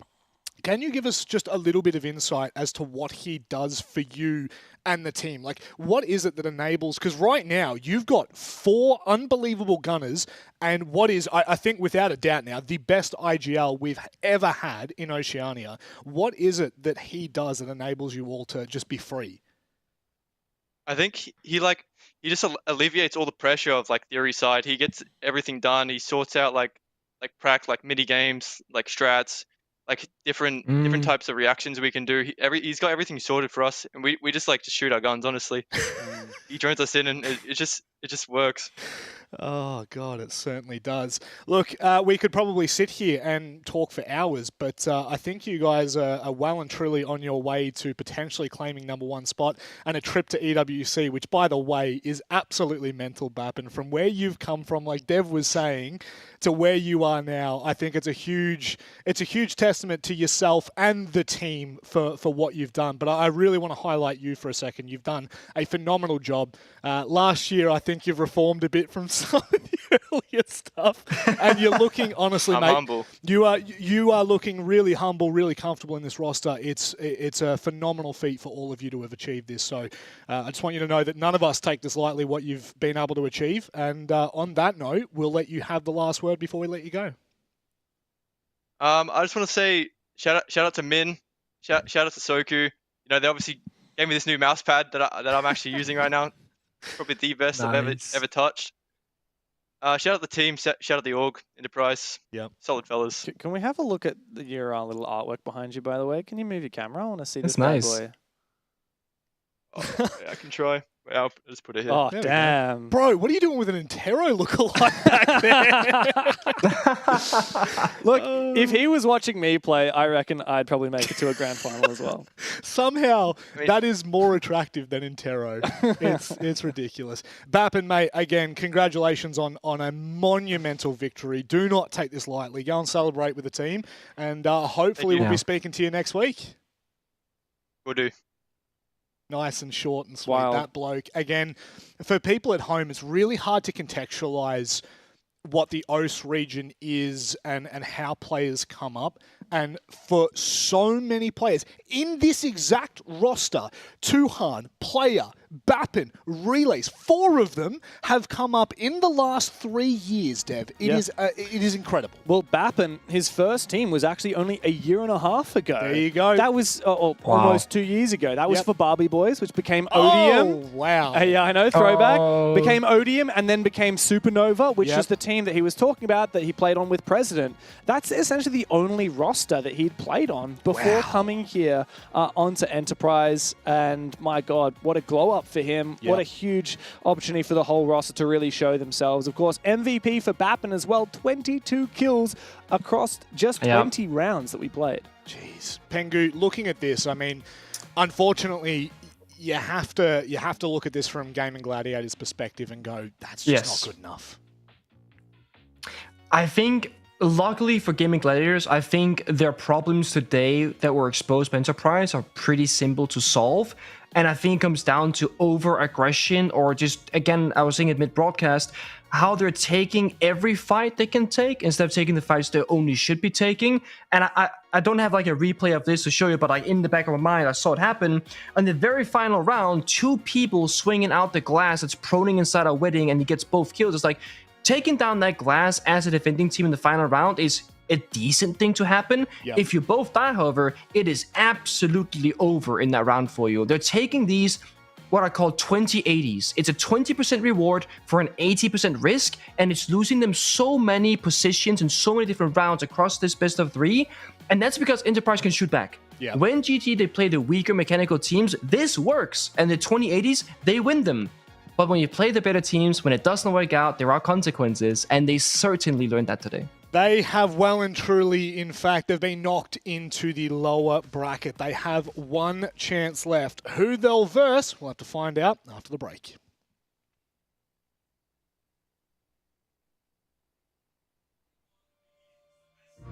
As I was saying, You know how they say it's not the destination, it's the journey? That was great. I'm gonna grab some food real quick. The journey of 1,000 miles begins with a single step.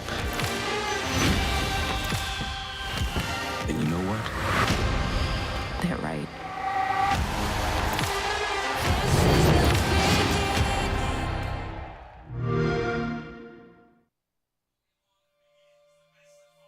as I was saying, we have to look at what's ahead of us now and not worry too much about Wait, the did you past. see that? What?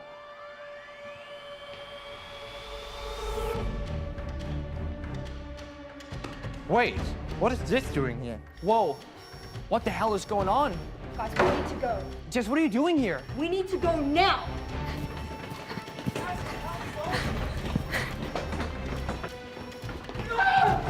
Jess, Doc is gone. We have to go back. There's no time. There's really no time. Can't take this anymore. I'm tired. He's our head coach. I have to go save him. You're already dead.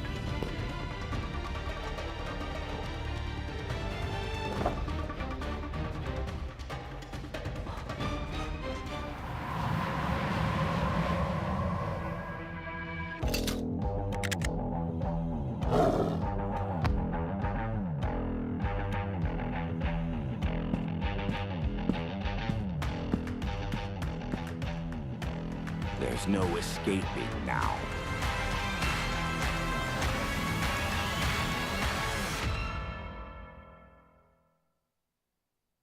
When I hear it coming up like that, I just know that things are gonna gonna end bad. When my body only moves for the beat. Y'all been waiting for me. I'll just keep dropping it, like there's no stopping it. Then walk with it, la la la la la. I'll just keep dropping it, like there's no stopping it. Then walk with it, la la la la la. I'll just keep dropping it, like there's no stopping it. Then walk with it, la la la la la. I'll just keep dropping it, like there's no stopping it. Then walk with it, la la la la la.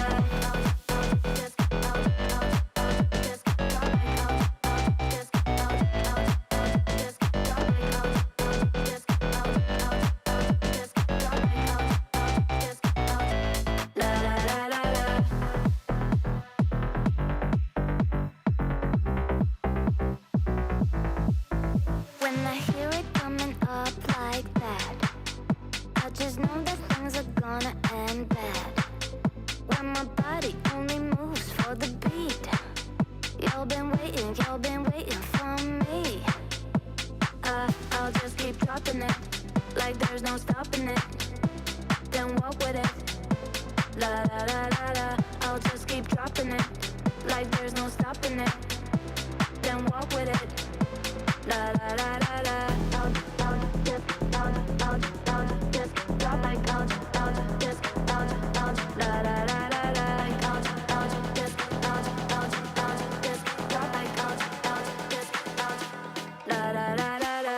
I'll just keep dropping it, like there's no stopping it. Then walk with it, la la la la la. I'll just keep dropping it, like there's no stopping it. Then walk with it, la la la la la.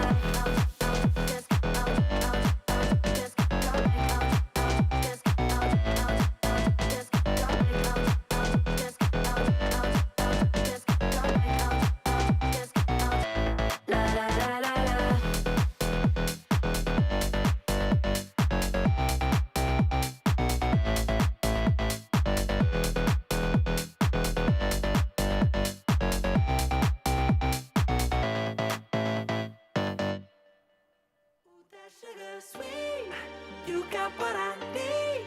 Sipping on the potion, all that good emotion, just my kind of heat. Keep it on repeat, tested by the motion, loving this devotion. Live it up, sweet emotion. Every time, every night, you and I on a roll. Switch it up, where I'm going. Stay on the fly, just in time, know the right way to go. I'm on the road, it's my time, taking control of my life. I want to run the red lights, I've got to run this show.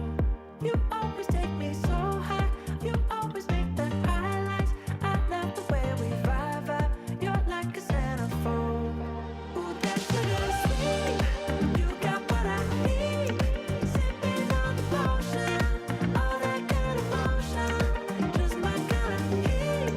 Keep it on repeat, tested by the motion, loving this devotion. Ooh, that sugar.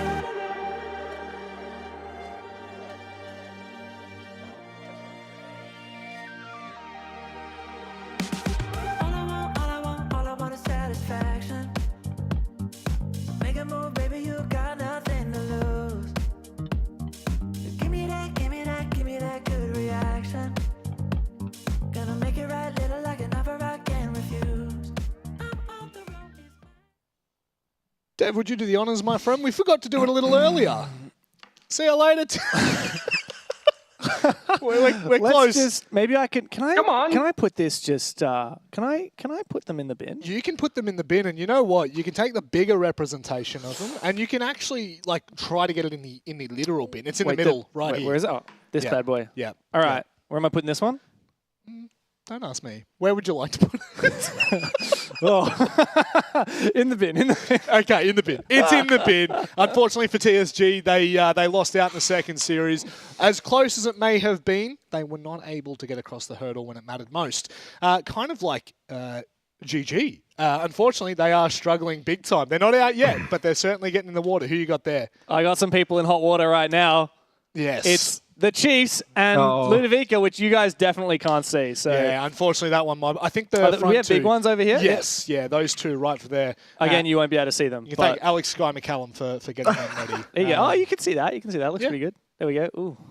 Oh god, the last thing we need is just Dev on the screen. I'll tell you what, that's never a good idea. But yes, that is our next matchup. But before we get there, we were just talking about, kind of players coming through the scene and building in the last 2-3 years and how, if you've been a viewer, you understand how big the struggle's been for all of the teams, all of the players. It's been a one-horse race this entire time. Then all of a sudden, it flicked. A big part of that is always the Tier 2, Tier 3 scene. Grassroots for the last couple of years have kind of been building slowly. Here's a real good look into what we're doing in Tier 2 and Tier 3 for OCE this year. Tier 2 will be the Oceanic Rivals, which is actually the Logitech G Rivals. The gangsters from Logitech are supporting that one. That basically, for everyone at home, is a Tier 2 Tier 2 competition only. So you cannot compete in it. If you have touched one game in Tier 1 in this stage, you will not be able to compete for it. This is to help just continue to grow the wider scene as it goes and give players opportunities where maybe they didn't have it. Back in the day, we used to have, was it OCL? Yeah, we used to have OCL. League. We had Challenger Leagues. We had so many Six opportunities. Masters. We had the Summer Series. We had so much, and now we are starting to bring these back in a bigger way. So basically, the Logitech G Rivals will culminate in a LAN at Fortress. I think it's in September. So there's a whole bunch of things that happen there. Of course, it's just the top 2 teams. It is grassroots after all. And of course, Tier 3 is the Rect Pro Circuit. Feels weird saying the own name on the broadcast. But essentially, it's just the easiest way to explain it. It's 10-mans. It's ranked 10-mans. It gives you an opportunity to play on Faceit and get involved at any level, no matter if you know people in the scene or not. There is an open and a Tier 1 circuit that is currently playing right now, so you can go across to, I believe it's at RectGN on Twitter and follow the prompts there. Wait, you'll be able to find yourself in the hub. So are you telling me that I could go home tonight? Yes. I could boot up Siege. Yes. I could play in the Rect Pro Circuit. Yes. I could meet some teammates that I could then form a team to play in the Logitech G Rivals. You bet your bottom dollar. And then I could make it to a LAN final at Fortress Melbourne later this year. And guess what? It gets better. It's not on there, but culminating at the end of the year is the Oceanic Gauntlet that's coming back. That will be the 8 best teams from across the entire year competing in that to potentially qualify to something even bigger. But that is a conversation for a much later date. Just know if you're in the Oceanic region right now, you are looking to get on this broadcast specifically, this is a phenomenal pathway to get started. And I mean, Pengu, Tier 2 is just such a big conversation. So I can't play?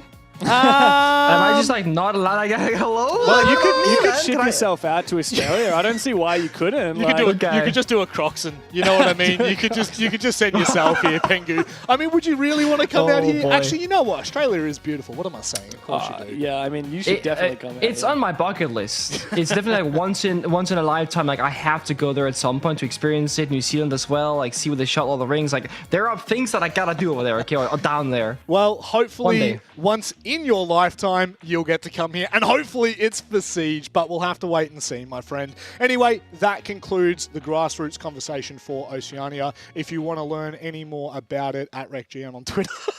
Can't help it, bro. Are you done plugging your own company now? I can't help it. I can't help it. But ultimately, you know, the entire premise of all of this is to lead you to this, to these moments right here, which we are seeing so many new names achieve, Dev. It's probably one of the most golden periods of like the grassroots players in the last 2 or 3 years. Is it because of the lack of competition we have for 2 or 3 years? Oh, maybe. No, I mean, like, you got to give credit to players like Relays, 100%. of course. So Bap and I said, like, he's been playing for about 2 years at these top-level teams, but and I still consider him kind of like a newish player on the block compared to your Fisher guys and your players. And so, but particularly Relays, like, you know, we hadn't heard much of him. He was kind of like, you know, one of the sharper fraggers on the nobody team teams last year. Now he's earned himself a spot in the grand final of the OCE League. You know what that means? That means SI points. Yep. That means real prize money, serious prize money. And it means a shot at qualifying for an international tournament as well.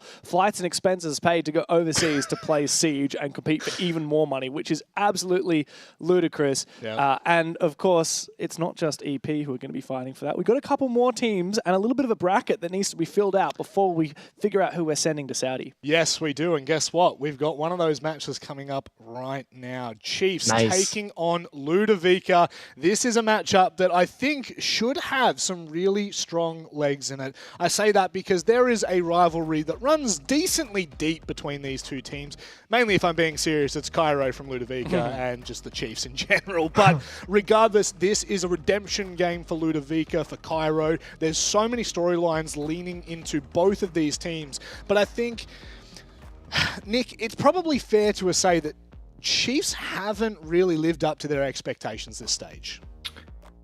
Yeah, that's kind of been the story. And looking at their earlier matchup against Circle of Spheres, they won 2-0, and that looks really great on paper. But then you look at the numbers, they won 8-7, 8-7. They've had a short break now in that previous best of 3, and now they're going to go up against Ludovica, who have also looked pretty strong. This could be a big upset. And Chiefs going out lower bracket semifinal, I didn't see it coming, but they haven't really shown us enough consistency, and they haven't shown us that they're a ceiling. You know, when they're playing at their very, very, very best, it's just not good enough against the likes of Gaming Gladiators and or Enterprise, but it has to be good enough against Ludovica. Otherwise, you're going to be way below your own expectations as a team and as a roster. Yeah, and this is the team that made it to the Montreal Major. They crowned themselves the best in OCE at the end of last year after a little bit of time that Oda spent working on this team. They overtook GG. They took that crown coming into the start of this year. We thought that it was going to be theirs again. We thought it might be a tight contest, but of course, it's actually been a surprise to see Chiefs left in the dust. Meanwhile, GG and Enterprise went and played that upper bracket final. Now Chiefs, if they are to make it to the grand final against EP, not only are they going to have to beat Ludovica, but they're also going to have to beat Gaming Gladiators later in the bracket, get some revenge for the loss in the upper bracket semi-final. But of course, it's not going to be an easy game. Ludovica have been in solid form. Chiefs historically have had a good record against them, but Ludovica, you know, they won their game earlier today against TSG. Even though it was a tight one, they are in solid form right now, and they are looking pretty good. They're looking like a serious contender for a top 4 position here. Certainly are, and coming into these playoffs, there were 2 names at the top of the standings outside of Croxton. Jigsaw and Lunchbox. Both of these players have been an absolute menace for their respective teams. Now, I guess you could kind of look at Lunchbox as the younger Jigsaw. What Jigsaw was to 2020, Lunchbox is starting to become to 2025. It's an exciting matchup. I believe I was just told that these are the results from earlier today, so the 2 best of 3s at the start of this day. No, in fact, I am incorrect in that. It's actually everything all culminated. So the fact that they've been so consistent, Nick, I mean, this is a great kind of matchup of 2 spearheads. It is, and it feels like the story for this entire region, if you were to describe the win conditions of teams and what's going really well for them, seems to be the entries. Every single team that's playing really good, that we have high expectations for, that have really good players, are all excelling in the entry department. It was the same story for Enterprise Gaming Gladiators, the early season of the round. Who gets the opening kill? Who can stabilize it? This could be a similar story. Jigsaw, of course, coming from Australia, had some time in Europe, then back again, has a lot of experience against really capable players, and he's shown that in this stage that he individually can definitely fight back, but the team overall for Chiefs, that's where they're a bit more lackluster, and Ludovica has arguably maybe a better team, but weaker individuals. Yeah. I think that's the thing. Like, Chiefs have been on a bit of a trajectory. They really peaked at the end of last year. They did pretty well on the SI quals as well. And now they're here, and they're looking to try and turn that momentum around. Ludovica, on the flip side, you know, obviously quite a new team. They've really only been going up and up and up. And so it's about trajectories. That's what matters here. And for Chiefs, they really do need this win. If Ludovica go down here, I don't think anyone's going to be saying anything too bad. They'll say, look, they fought valiantly. They managed top 4 in OCE.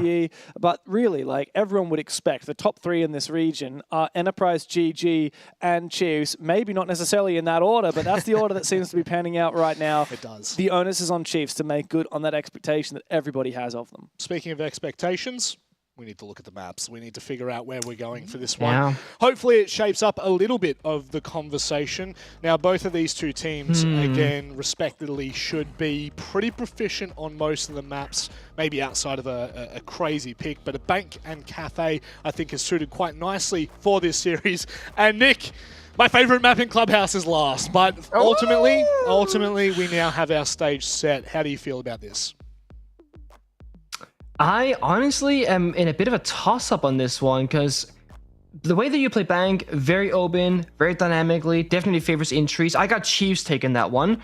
Then we go to Cafe, and that's where I feel like if Chiefs individually cannot just outshine against Ludovica, they're going to struggle, they're going to fall. And then Clubhouse is a complete 50-50 because it comes down to both the entries and the strategies and the operate up end phase. So I honestly feel like if Chiefs are playing at the higher level, when they're playing their best, they will and they should win this. Whether it's a 2-0 or 2-1, we're going to find out. Ludovica, they got to play their very best and have Chiefs struggle a little bit to take this one, I think, given the maps. Yeah, we haven't seen Chiefs play Cafe at all this stage, but Ludovica have gone 2-0, Dev, so I think that corroborates quite nicely. We actually did see Chiefs play Cafe earlier today against CS. The only time they have played it. The one stat that you missed, because that spreadsheet doesn't include today's stats. But yes, very close there. My old friends! The Cafe will be a good one, obviously. We saw Chiefs get pushed the distance on that. It was 15 rounds. They only won it in overtime. Yep. But just to speak on Bank for a sec, it was banned against Chiefs by CS earlier today, and Chiefs actually beat GG on it. It was the one map that they won in the match where they got knocked down to the lower bracket, and we also saw Ludovica play it against Enterprise in the game that got them knocked down to the lower bracket. They took EP to overtime and then got 7-0'd on Chalet. So Ludovica have played a bit of Bank before. I think this is a really good, exciting set piece. Just a side note that Border was almost left in, but it was the map that these teams played against each other in the regular stage. Ludovica opted to ban. I think a good move. Chiefs beat them 7-3 on that map. I wouldn't be surprised if this is a 2-0 for Chiefs, because I know they're good at both of these maps and they have recent wins on both these maps. If we go the distance to Clubhouse, it's anyone's game. This is the most played map by far in OCE League. It's basically been the Clubhouse League. But I'm not even sure we're going to go there. I think Ludovica really need to show up in the first two maps and push Chiefs the distance. Yeah, I can't remember a time in which Clubhouse wasn't the most played map in Oceanic Siege. It's been a hot minute since we've seen a decent rotation outside of that meta. So hopefully we do get to all three maps and we get a barn burner of a series. This time we are preparing for Bank. This time we are deciding who will go to play GG in the lower bracket final at the start of next weekend's matches. This is the final countdown for both of these two teams. Lose and you are gone. One more series if you win. It's a tough battle to get to the grand final, but if either team could do it, well, I've got to go with Chiefs. I can't help it. It is time to get underway with ours. I can't. Sorry, Pengu, I can't help it. It's time to get underway with nice try. Bank, and it's the incredible Pengu and Dev Marta. Wow, we're incredible now, Pengu. How lucky for us. Yeah, the switch up. I mean, to be fair, right now, I think Rob realized that it's just you and him in the studio. Jake and Gus, they're gone. And if he's not going to be nice towards us, then he might just go missing all of a sudden, if you know what I mean. So, yeah, Rob, be nice, behave, be good. Thank you very much. And I'm curious about this one because the thing is, the winner goes against Gaming Gladiators. Can Ludovica hold their own against them? Is it better for the whole bracket if Chiefs win? Like, that's the kind of question on my mind. Well, of course, Ludovica, when they played GG in the round-robin phase, they took them to overtime. It was a very close 8-6 that they lost. As for when they played Chiefs, like I said earlier, it was on Border. It was quite a devastating loss for Ludovica. Pardon me, 7-3. And, if Ludovica is to go forward and eventually play Enterprise, they've lost all three maps that they've played against that team so far. So there's no doubt that we would expect Chiefs to have a better showing in the top three to fight it out against GG and Enterprise. But Ludovica, really, all you need to do is focus up on the game in front of you. And there's a real chance here for these guys. Of course, like we've said, Cairo formerly on the Chiefs before getting dropped in favor of Josh, the new pickup for this roster. Ludovica's also filled to the brim with upcoming talent, Karma, Physics, and Lunchbox, and of course Molosco, who's a bit of an OG from back in the day, out from the retirement village, and here ready to take to the fight. They've made it to the top four. Can they make it deeper? Let's see on Chiefs' map of Bank. Attacker's objective is Finger ban. That's an interesting one. What? A finger ban. A jigsaw ban, I guess. Yeah, I did not notice that. A but jigsaw it's a target ban. right there. Yeah. It's funny because you're banning the Monty and the finger buffs the shield operators, but of course you still have got Blackbeard and Blitz opens. That's probably why the case. I like this though, little bit of counter action. Of course, I'm expecting Chiefs to be very much in the driver's seat when it comes to the entries and the aggression. Quiz is in the bomb site. Yes. He's chilling. He's waiting. And honestly, if Oda gets in here, there's a very serious penalty. If the smoke dies, especially, that should be... Okay, they have two options. Either you go for a fast penalty, you just take that kill, you fall back out, and you reset the round now, because you got the most important operator removed from action. If they can just get to the bomb site and get those, the verticality or just hit it fast, that's the round. A lot of roaming here from Ludovica. They're far away to help each other. Thing is here, hatch we have open this angle. Yeah, hatch is open, and of course Karma on that Solus is above. So the only way that there's going to be a safe plant is if Oda can get, exactly, in that little dark corner angle where he is vulnerable to other angles, but with the shield in his back, he could turtle plant it. And with Josh covering the rotation underneath this barricade here from Garage, it could be very challenging for Ludovica to deny this. It should just be free. I mean, of course, Box can sprint past this angle and maybe he survives, but they got a really good read. They're checking for the Val cams for information. The timing is fine. Chiefs just making sure that everything goes according to plan right now. And whenever they want to, they can go for this. We see Oda of Blackbeard and Blue stairs, maybe peeling back a little bit, securing the flank first, waiting for a potential backstab from Luda. Yeah, Box sprints past the angle, and now the round is a bit more open. Yeah. That's the problem here. The fact that Box is now deep into the bomb site. Wow, Tex is outside the building. Karma has gone back to this hatch instead of flanking up top floor. Oda may be able to get this plant down. As we've said, there's no way to deny this without a Nitro cell, and even then, it's a little bit finicky. The plant gets confirmed, and now Ludovica are going to struggle to hold on to this. It comes down to those flanks. Milo falls. Now Karma and Cairo together try and make their flank happen. Bit of damage onto Oda from Cairo. But this is not going to be easy for Ludovica. In fact, it may well be impossible. Two players in the bomb site. Impact goes out from behind. Josh finds one. Cairo might be able to take down Quizzle, but two players low HP for Chiefs. Cairo doesn't know where the last ones are. And that diffuser has been ticking away for quite some time. It's impossible now for Cairo to mount a comeback. Nice shot, though, onto Oda. Still doesn't matter. Tex will finish him off, and Chiefs, just based on the very early pick onto the smoke, and then playing the rest of the round to perfection, get a very easy entry into Bank. Crystal got the gap. He's playing Capital. He's in the bomber side, and he just waits it out. And I really like that Chiefs are showing respect to Ludovica in the opening round, not just getting that kill and sprinting towards the bomb side, but establishing the flank, establishing the garage attack, establishing the drones, and then doing a 3-2-1 execute. To make things even worse with Ludovica, they only had a single C4 in that round on the Valkyrie, who wasn't by the bomb site itself and used it on the roam. There was no plant deny. That Smoke who died as the very first operator in the round, that was the entire plant denier from the defensive team. It's the most valuable pick you could get, and they got it for absolutely free. Chiefs, they just have good drone work, I suppose, in the drone phase. And they say, hey guys, no one's on server, let me just walk in and see what I can make happen, and that's it. Sometimes the round can be defined as simply as that, and sometimes you gotta work for it so much harder. Ludovica's gonna go upstairs on CEO instead and change things up. And to my surprise, just kind of like raw dogging the Maestro right now. No Brava repick in action. A Zero instead being attacker repick from Josh for information. Love Zero. Interestingly enough, the Maestro's gonna thrive here. Yeah. Love Zero on bank, is true. Yeah. I mean, obviously, Brava would be nice when you know that there's a Maestro on the board. Did they not drone out the Maestro? I guess they didn't see it. Maestro is running around inside of lobby to put down the Evil Eye, so if he wasn't droned out, it's a miracle for Ludovica. Yeah. But it's possible. It's completely possible. Oh. Maestro not even necessary to shoot off that Selma. Here's that Evil Eye in lobby. Damn, there's so much value here from the Maestro pick. And yeah, like you said, not a lot of counters. We've got a lot of grenades. That's the one thing here that Chiefs have that could counter them. But presumably, if you're bringing 6 grenades, you've got a plan for them that isn't just taking down a whole bunch of Evil Eyes. Out go the Zero, the Sam Cams, I should say. Never call them Zero Camps or Argus Camps. They have a more respectful name.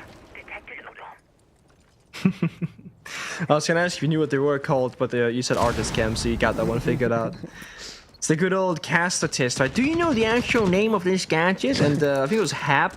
He used to always quiz people when he cast with them. Really? And it was like annoying thing. Because it's like, he doesn't tell you he's gonna quiz you. He just goes, do you know what this is called? I'm like, no.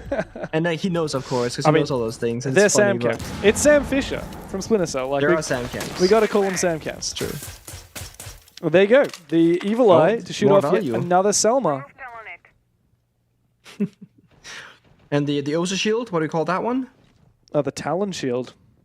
The PSG yeah, Talon there it Shield. is. Actually. Yeah, you're 3 for 3 right now. I don't know about that one. That's too much advertising, man. We already had Rob earlier, flexing his company. We gotta chill, man. Oh, that's a good name. What a late Angle from Tex, by the way, all the way from the CEO Rappel, finds the player in elevator. It's Physics, the maestro, who falls. Those Evil Eyes will be good for information, but not much else. That's a ridiculous angle. That's a very high-value target kill. 60 seconds still to go, and Chiefs, while they've been quite slow so far, they got good drones, they got a foot in the door, and Jigsaw has been so good on entry, has to make his approach in Janitors very shortly here against the SMG-11 shotgun of Box. Very important gunfight right now, and the winner can likely win the round. Time for an entry, but Jigsaw finds nothing. Bit of an uninspired attack from Chiefs despite finding that opening kill. Just a few lurky-loos. Trying to find space, not finding anything. Kyra with his DMR still holding his position. He's actually going to prevent the death mark from going off. A nade follows him. He might be caught here, but he spots Quiz and gets the kill as well. It's a swift end to the round as Tex goes down a box, and the defense didn't seem to be too perturbed at all. After losing their Maestro, they just locked down their positions, and Chiefs had no form of attack. I feel like there was more that could have been done there. If you're worried about the player inside of Janitors and you have a Deimos on CEO Rappel with a nade in pocket, instead of Jigsaw just walking in that door into a crossfire and dying, you could have tossed a grenade out from the Deimos from either above the reinforcement to the side of the rotate and trying to dislodge his positioning. You could have gone downstairs, done a bit of verticality. I feel like Chiefs pretty much just oversimplified their approach and didn't really give it their all by just walking up lobby stairs, walking in Jan door, both those attackers completely playing on their lonesome with no trade and no refrag. However, sometimes you think the gap play is gonna work, and if it did, I mean, we wouldn't be saying these things. They would have gotten both of those kills and probably the round with that. But I do want to see Chiefs working more together as a team, because that was my worry about them. I am not really worried about the individuals here. I do think the Chiefs can go 1-for-1 to blows at Ludovica, no doubt about it, but I want to see them utilize each other and the teamwork instead of relying on individual heroics, because it's not necessary. Ludovica has already shown us that they can play a really high level of Rainbow Six Siege. You cannot underestimate them. You cannot simplify this too much. You gotta give it 100% if you want to go further in this bracket. Yeah, Chiefs got to be careful. You can't put too many things down to chance here against Ludovica, because they will punish you. They're a solid roster, even if occasionally they do make mistakes, like letting their smoke die 30 seconds into the round on basement. We'll see about now, though. Open area defense. Chiefs maybe will be a little bit more careful as well when something like the Maestro is picked. Make sure that they have proper counters set up and they get the info they need in prep phase, because you could see that it really stalled them out on stock last round. This time, stock is being held by the Azami of Cairo.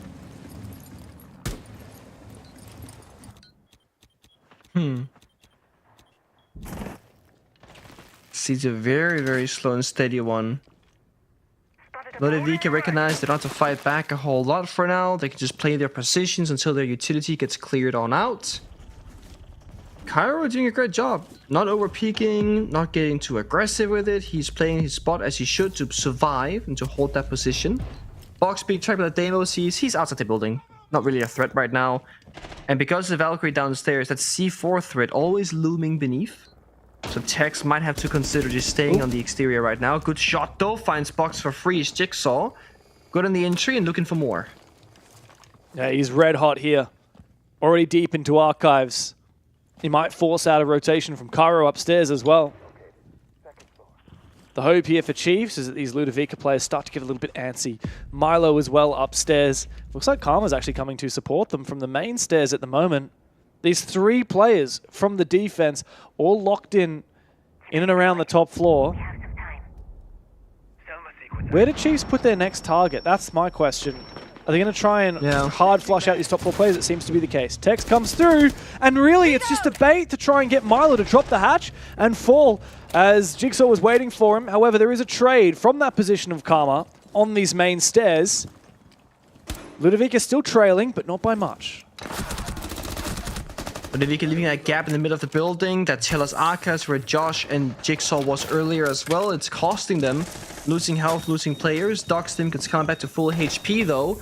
With 30 seconds left, Chiefs still gotta go quite soon. Ludovica have a really good winning chance if they can lock down the angles and stop them from entering. And just with that kill, it's back to a 3-3 with 20 seconds to go. Yeah, this is not a good turn of events there for Chiefs, but Oda just saves his teammate in time. Almost a kill as well. On to Cairo. Karma has an angle. He gets the down. He gets a kill as well. All up to Quiz in a 1 versus 2. Oda not able to be picked up. And this is the end of the round here for Chiefs. A team kill to try and finish it off here. And Ludovica can just simply hold their positions. Nothing to be done for poor Quiz on his entry.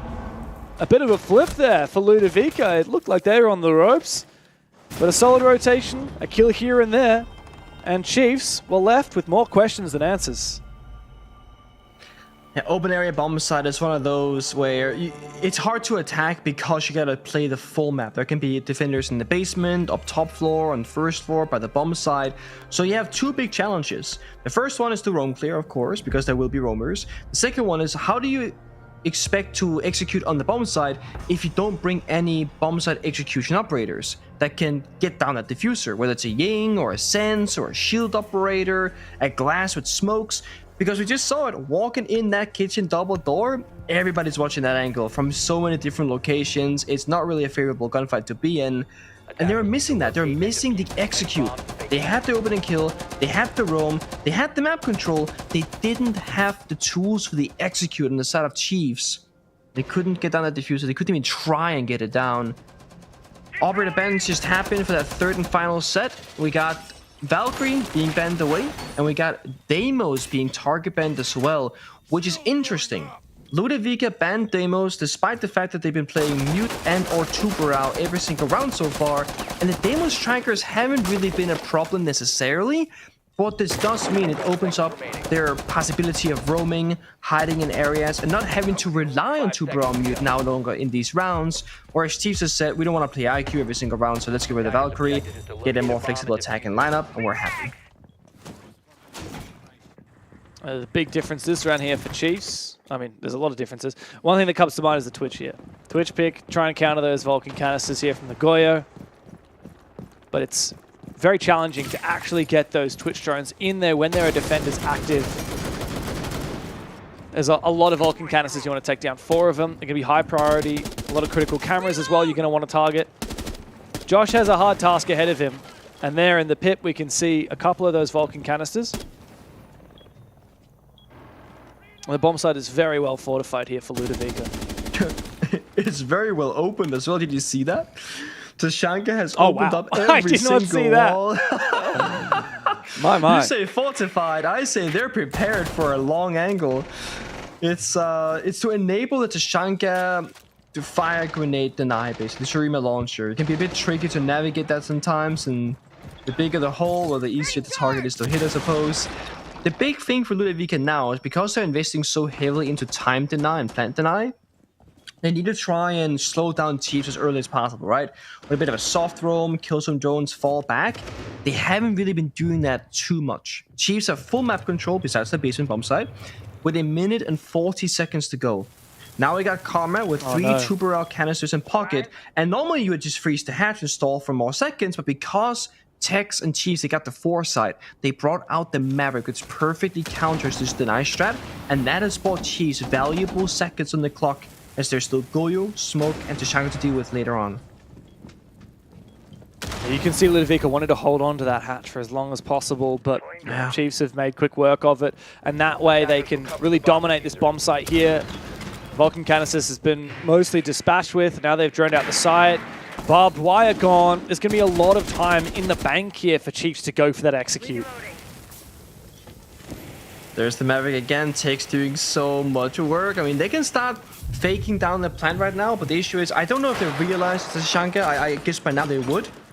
Fast plant, get shot from garage. They can start firing. They cannot go for default plant. They gotta go for a deep push and plant elsewhere because of Milo on the Tachanka here. However, Karma has died. He was the garage player. Is there a way that they can try and force the issue here against Moloska on that Tachanka? Oda again tries to go for the plant, but it's both the Tachanka fire and the smoke from Cairo that's making this difficult, perhaps even impossible. They really need to target Milo, and Nade goes out. He's going to take a bit of damage. Oda has found a gap through it. However, the gas is going to really damage him up, and that's going to force desperation now. Physics is going to finish off the plant. These open walls are making it impossible for Chiefs to find a safe haven. Cairo mops up 3 kills all the way from the bottom of main stairs, and that is the advantage of opening up all of the bomb site. Yep, and again, what are Chiefs missing? They're missing the execute enabling operator. They had the Blackbeard for roam clear, they had the Maverick for the 2-brow, and that's excellent. But they, again, once more, don't have a way to safely go for an execute or go for a plan B. The only plan B they can go for is sprinting through the bomb site, through fire and smoke, dropping down the hatch, unable to fight back, and that, of course, is not going to get you a win in any single gunfight. Once more, no Ying, no Sense, no Grim, no Backstab, didn't get the hatches in lobby, I don't believe, so there's no real pressure there on the side of Ludovica, and they can just put all their guns in the same direction, and as you said, with those walls being opened up, you can see everything on the bomb side. There's nowhere that's safe to plant.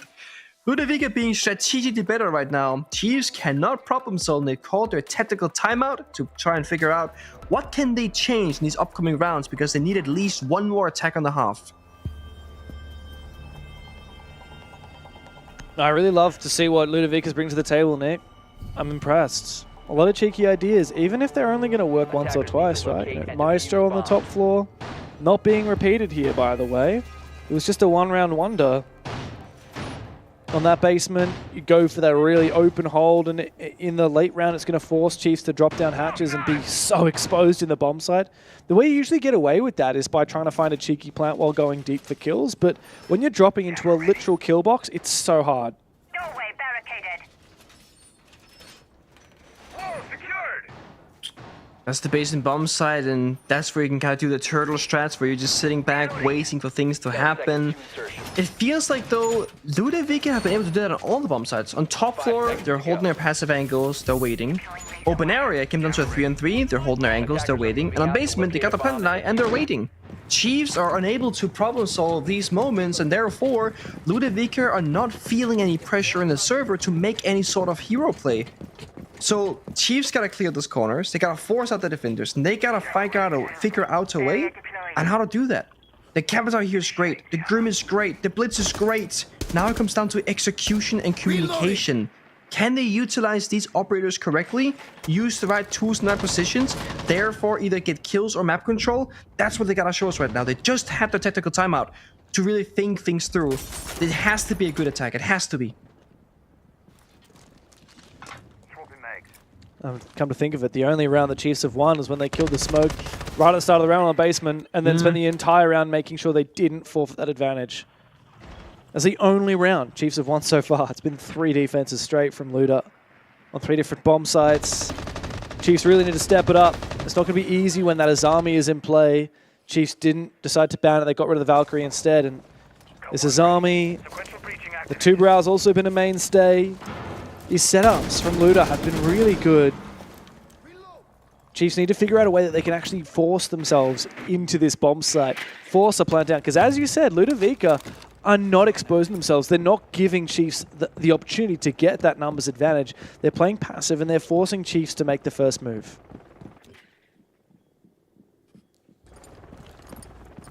And what is that gonna be? Right now, holding angles and window repels, droning in through janitor into a mute jammer. Twitch drone actually gets the jammer, survives the radius. But you see the game plan, Ludovica, they're not moving. They got 3 guys inside in 3 different corners waiting for things to happen. 1 player active main stairs, and of course bandit trick in the wall. On top elevator. There goes the fire. Is there a follow-up? Ooh. Did you get shot? Yeah, the fire missed the mark.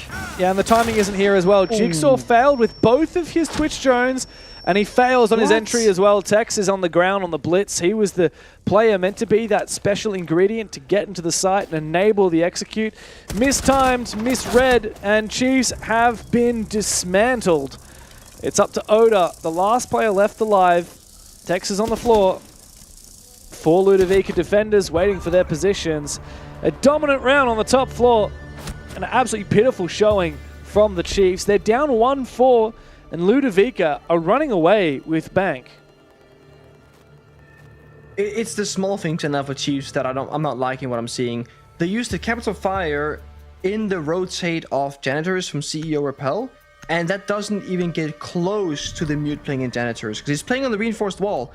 What almost every single team is doing, what we've seen in OCE, what we've seen in APAC North, what we saw in like everywhere basically, EUNA, doesn't matter. You shoot open above the reinforced wall and Janitors from CEO, and you will use the Capital Fire hitting the ceiling so it spreads down inside the room.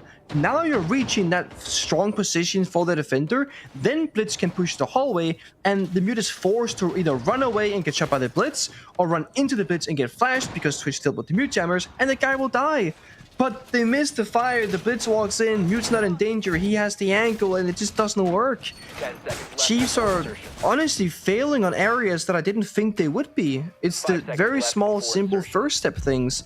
They're not getting to play the round the way they want because they can't get a foot in the door, they can't find the opening kill, and they don't get to actually execute in any of these rounds. Scopos, huh? Okay. Yeah, I don't know. Oh, common pick here. Maybe Box is going to play in a playing to die position either downstairs or upstairs, it seems, in this case.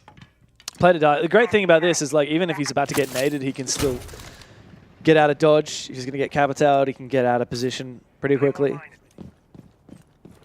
Garrett's Claymore. Okay. Curious.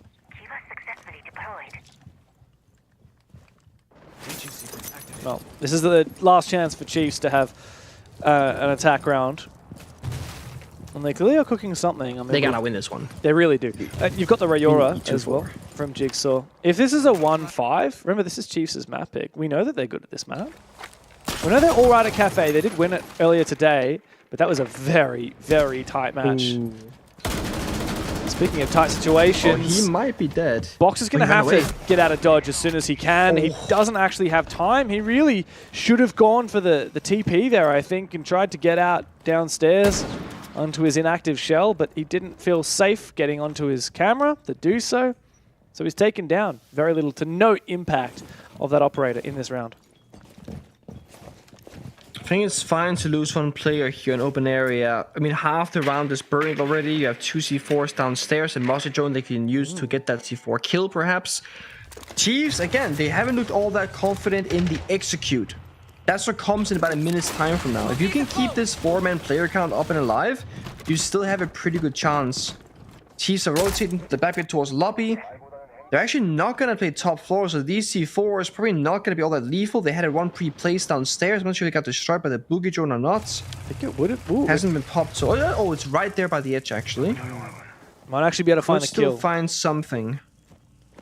Blackbeard on lobby has to make the push in towards that first floor. They sees the C4 as well. He knows the player somewhere there. C4 gets shot. Impact opens the wall. Now there's a crossfire, but Josh finds Karma first.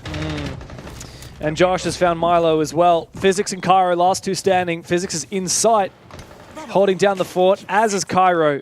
40 seconds. Now Chiefs need to make sure that this time doesn't bleed away. They have such a dominant advantage right now. They need to make good on it. They need to focus up on the site. And so they do. A bit of a breach. Tex has a nade. He's opening up a hole to throw it.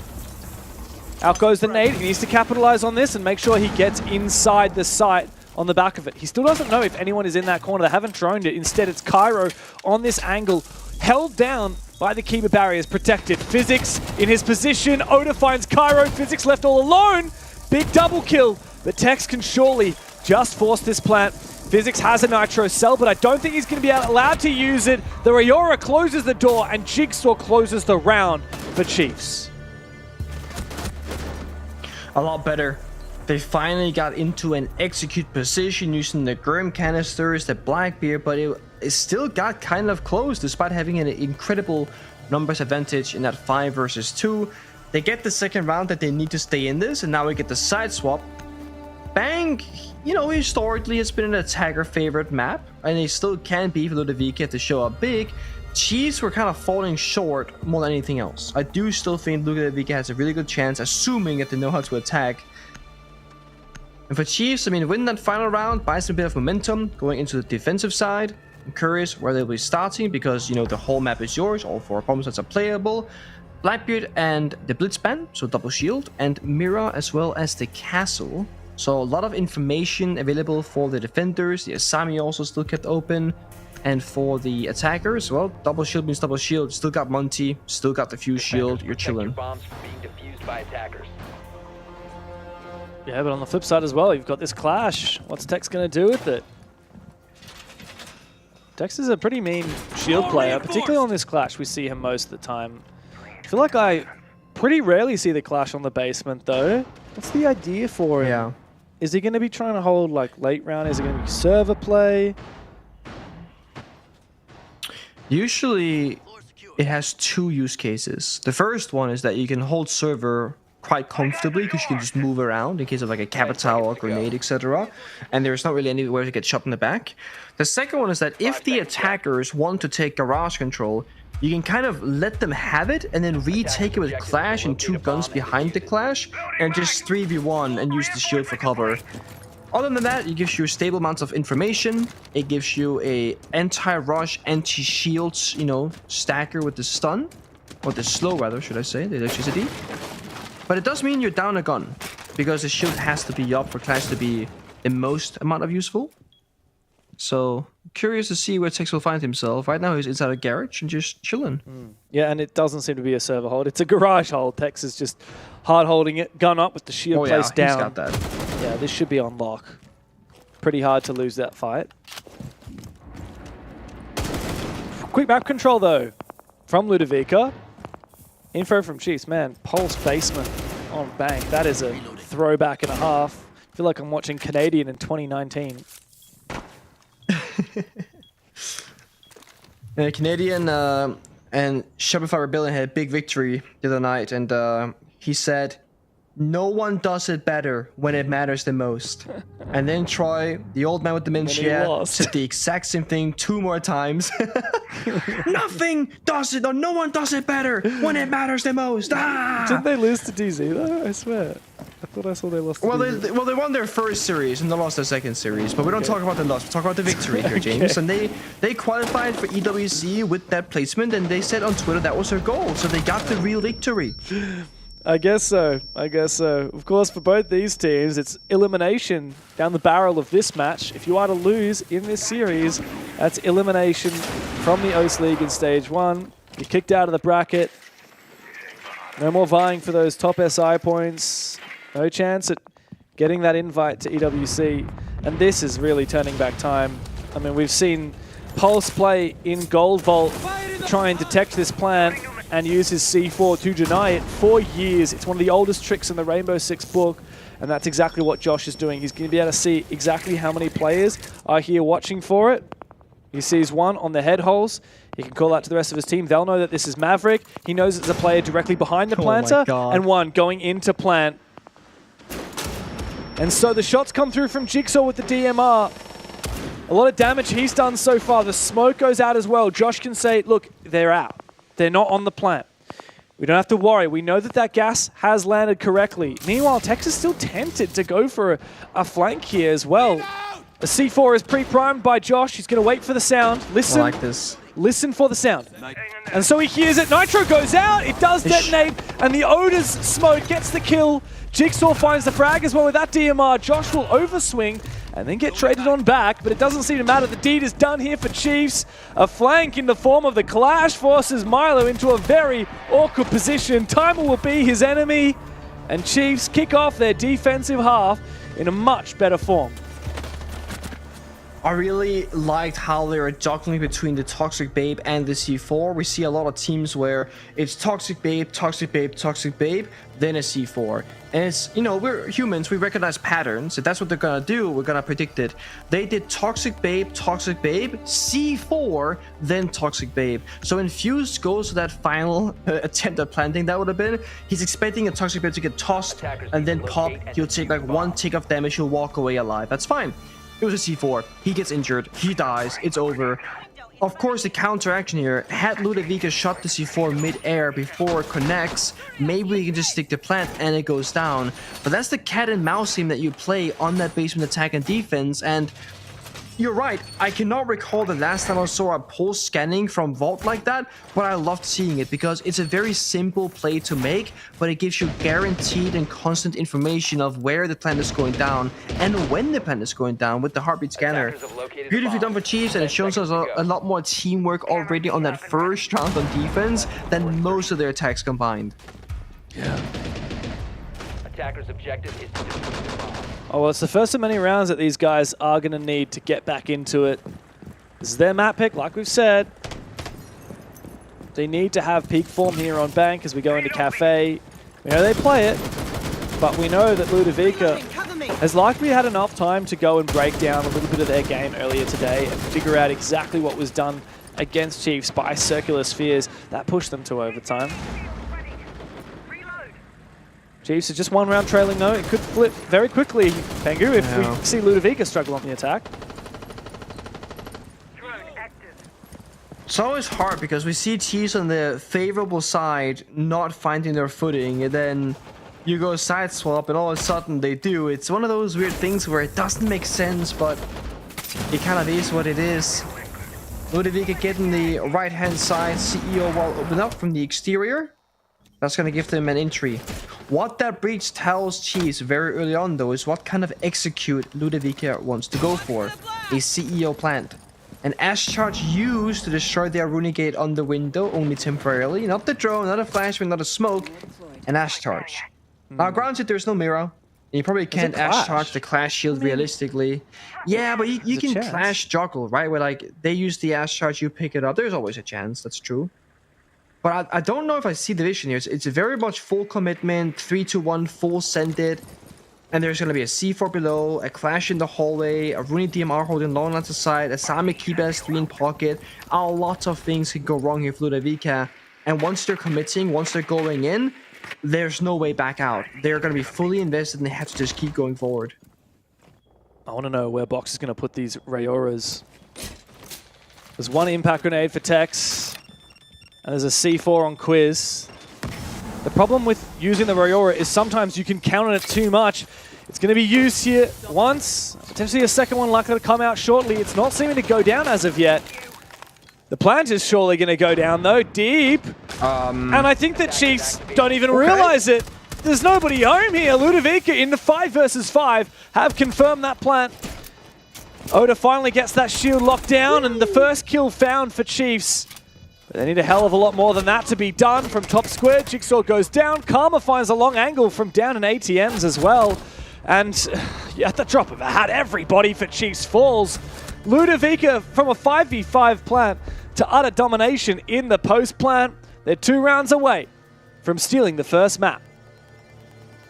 It all comes down to the plant position. How many people have the balls to plant on the soft wall of Generous? He's like, his feet were by the soft wall, his body was by the reinforced wall. He's right next to 2 different defenders, a Clash and a Jaeger. There was a Valcam inside of CEO, and that's the big thing. Ludovica, they mapped out the entire bomb site, took down the only bit of information with the Valcam, smoked off Janitor, created sound, and planted in a really awkward and uncommon spot. Chiefs had no idea what was going on because they couldn't possibly have an idea. They were lacking information. Ludovica, they make a very risky play, very ballsy, and it pays off massively.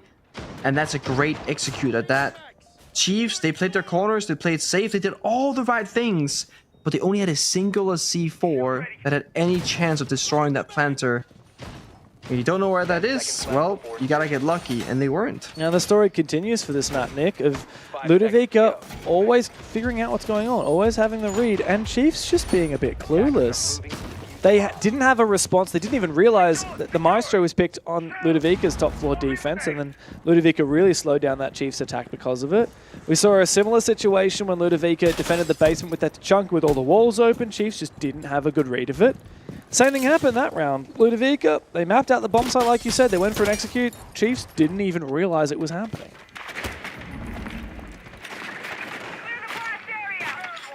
Now we're gonna see some different kind of operators. The sense being brought out. I love to see it. It's a funny one because no one can see through the wall. The glass can't see through the projector wall. The warden can't. The BPs can't. It's not a smoke grenade. It's a projector wall, if you will. But bullets go through them. And it's again one of those operators where you can be completely covered in terms of visual confirmation. You can still die through it. Ludovica right now just doing self-destruction, using the flourish drones, using regular drones for information. Both Ash charges also spent very much early in the round. You see Josh upstairs and janitors with double reinforced wall, just kind of holding on, stopping anybody from just free taking CEO. With I think Oda as well, but by front desk and CEO also just kind of holding on. Sure, where's the entry? Where's the way in? Kyra has found his pick. I'm not sure where Quiz was playing, but it's going to be awkward now. Oda surely trapped. He gets flashed. He's there. The Dreadmine goes out though, and this is going to make things very awkward for Karma. He spots it finally. How did he not die? The E1D goes out again. Oda could have moved on the back of it, but he decided not to. He should spot the player. Takes off Karma's head. Diffuser dropped. Milo to trade. Good trade. And Ludovica do win that exchange still thanks to that early pick that they found against Quiz. Cairo finds another one. Jigsaw has not been himself this game. 2 versus 4 to defend against what could be map point for Ludovica. It's Tex and Josh on the main stairs now. The newest addition to Chiefs holds his position. Previously where Quiz himself died. Tex with a pre-ripped C4 just waiting for some info, but Ludovica have slowed it right down. Oh yeah. They are resetting the round, just stabilizing, getting the drones out the flanks. The Josh swing on Cairo takes him down though. The top gunner, 12 and 3 he was, now 4 deaths instead. Box finds Tex. Josh hit a 1 on 3. Possible, winnable, 30 seconds to go. No easy plant here. It comes down to the sense walls to obscure the bomb site and grant a bit of coverage. But timer being oh so low. One mistake, the diffuser going down. That could cost him. Oh, that's the first mistake, but the second will not be made. Milo, a very swift trade, very hyper aware of that position. And a nuts shot as well. That's Ludovica on map point. 3 map points over the Chiefs on Bank, which Chiefs themselves elected to take the fight to. Okay. All of a sudden, things are not looking so good once again for Chiefs. I thought they had me for a second there on that first basement defense. I was like, okay, they got this one. Operator bans, the clash. Oh, the sentence is a big surprise to me. We didn't even see the operator being utilized, really. Clash ban, it sucks, it's annoying, it's hard to deal with. There's not that many counters that we saw from Ludovica. They only really had the Ash to deal with that particular operator. So I'm curious now. Ludovica will get a second attempt at attacking that downstairs basement bomb site. The benefit here is that now you've seen what Chiefs did previously, and you're not gonna fall for that same trap. But Chiefs are actually adapting off of that and going with the Kai 2 Baral for a lot of hatch deny now instead. So of course Cairo will play the Maverick. They're expecting that to happen. For Ludovica, I think as long as they're going in the building quickly and getting that map control to spend Maverick time on the hatches, breach the server walls and such, I think they're gonna be okay. So it comes down to Chiefs. Are you gonna have an offensive roam that's actually gonna kill a couple of drones before you fall back and buy some time? Or are you happy with the 5v5 execute where it's just gonna come down to the final 20 seconds? That's what I'm wondering here. What Chiefs deem that is good for them. It's a long road back to overtime though. And Ludovica have looked pretty damn solid in this game. I'd say one of the best Ludovicas that we've seen so far. And as I said, Ludovica have had a pretty turbulent run. I mean, they lost the Chiefs pretty decisively. They did take GG to overtime, but still lost it. They haven't won a map against Enterprise in the 3 maps that they've played. They were even pushed deep by Circular Spheres when they faced each other. This would be a monumental victory for Ludovica, the first of their wins against those top 3 Titans in the region in Chiefs, GG, and EP. This team has not beaten any of them ever before, even for a single map. Oh. Interesting. It's a quiet round. I think right now for Ludovica, you do not want to make a mistake. You do not want to overstep. They got the fuse in there. They got a service that's being held. They got the soft destruction for the buff, making the rotate between the rooms of archives and opened area. Fuse canister going out. They'll get a kill. It takes down Quiz. Wow. He just got exploded on the bomb site from the corner hatch. Disaster of a death, complete freebie, and that's not what you use the fuse for necessarily. It's more about denying the Kai claws and the tuber canisters, any sort of self-destruction, but they'll take the freebie on the kill. Staircase is dangerous because a shield or a shotgun on Oda is there, but that's what the shield is handy from the fuse. Oh, Oda, you need to win this. He finds one. The gas is surely going to light up Physics. That was a big mistake. Cairo needed to land that kill, but he couldn't. He choked it when he needed to. Physics is very low HP. Another gas babe. Milo's going to tank most of it. God. Oh no, Milo! Milo? He almost dies completely from that gas. Physics takes even more damage. This is devastating for Ludovica. Quite a turn of events after finding that opening kill with the fuse canister. Now they are well and truly down in the dumps. And Chiefs have all forfeited all the way back to site. This should be a very easy lock from here. Oda might be out of gas, but it doesn't matter. HP damage has been dealt. 2 C4s still to go. And all it takes is a few shots to the leg to finish off Milo. Fox, the last one standing. It's going to need to be an impromptu, informal tactical timeout. He even says BRB in the old chat. 20 seconds to figure out what the hell went wrong there. 15 seconds to go. This is the classic case of server stairs. I mean, if Oda gets 1 kill and falls back, that's bad for the attackers.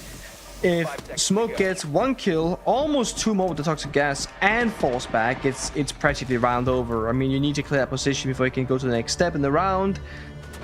And it's kind of ridiculous the way that Oda did get the kill, right? He just popping the toxic babe, and then he just like hip fire, 1 pumped, the Maverick walking in for the kill.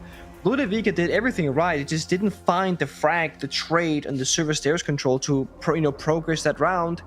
And with that round loss, Ludovica will call their tactical timeout because all they need is 1 and done. Then they go next map. Then they'll be happy daisies, but they can't let this slip away from them. Imagine this goes overtime. All of a sudden, the mental, oh guys, we should close this out in regulation. Come on, what are we doing? And those small mistakes will come back to haunt you. So I like this approach. Master up, Giga cook your next attack. Successful, and then you go to cafe if you win. And we saw some pocket strats win some defensive rounds for these guys. Whether it was the Tachenka, whether it was the Maestro. What were the pocket strats we saw from EP in the first half? There were a couple of really nice, handy-dandy little pocket strats that won them rounds. And GG even did it as well. I'm trying to remember, what was the GG pocket strat? Oh, well. Yeah, we saw some different iterations. Right? We saw like a glass push. We saw the blitz rush. We saw the oh my god, that was a really good one actually. Yeah, I'm trying to remember. There was like a cocktail repellent cafe, the rappel on in. Oh, the Blackbeard, that was gnarly. Yeah. Fisher absolutely scared the shit out of GG that they ended up playing the Blackbeard the next round as well. And Fisher was like, that's fine, I play Monty and Blitz anyway. But yeah, I mean, all you need is just 1 round of a Giga Brain attack. Just something cheeky, something off pace. And in that case, it is actually the Glaz that's picked. It's going to be switched off of. I think that's the right call. The question for me is Ludovica going to figure out that Oda has gone with that Maestro?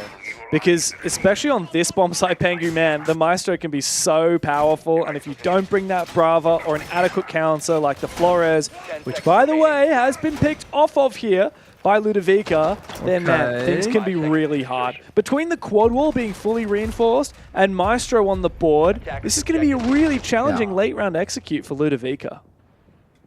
I do like this from Chiefs though, saying, okay, whatever they just wanted to like do for a counter strat, let's just turtle up. Let's just make it as difficult as possible for them to execute and get bomb site access, and let's bring things that can get us easy kills or damage. 3 C4s. Pair that with the Valkyrie cameras and the Evil Lance from the Maestro, you get a ton of information.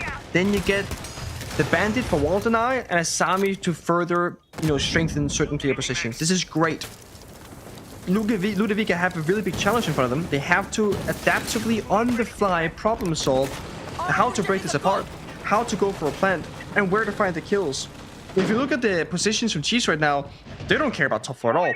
All 5 players on the first floor. They're playing open area. They're playing Taylor/Archives very briefly. Now they've fallen back. They are only playing on the sides. Oh, have they got nitro cells available here? Have they got info upstairs? There's a camera in top square, it seems. I don't think Chiefs actually have information. There's one main stairs, one top square. I don't know where that last Vault cam is. Bottom square. Okay, so there's none actually in CEO or Exec Lounge or any of those areas where it would appear that you would typically think Chiefs would be going for nitro cells, particularly as you said, they brought 3 of them. But instead, no, it's very much Ludovica locking in with the vert play. The Rams come through, open up a lot of this floor. They can pretty much dominate Tellers and Archives now. But as we've said, this is all about the turtle strat here for Chiefs.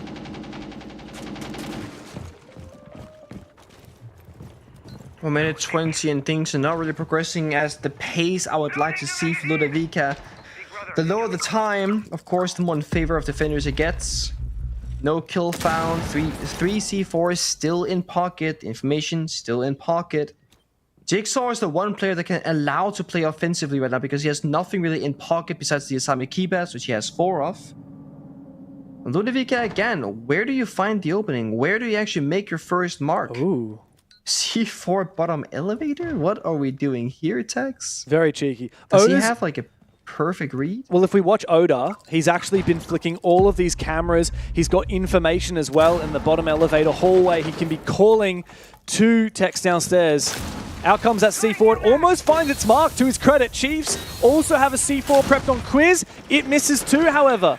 Jigsaw's found his kill. Meanwhile, Tex goes down, Hunter down below. The Ying comes out, but of course, seeing through the smoke is that Maestro. The Azami jams up the angle onto side. Meanwhile, underneath the desk, Josh comes to life. The bullet hose from Oda finds one as well. All up to Moloska now. In a 1v3, and Jigsaw puts him in the dirt. Chiefs fire up with a pocket strat of their own. I love that.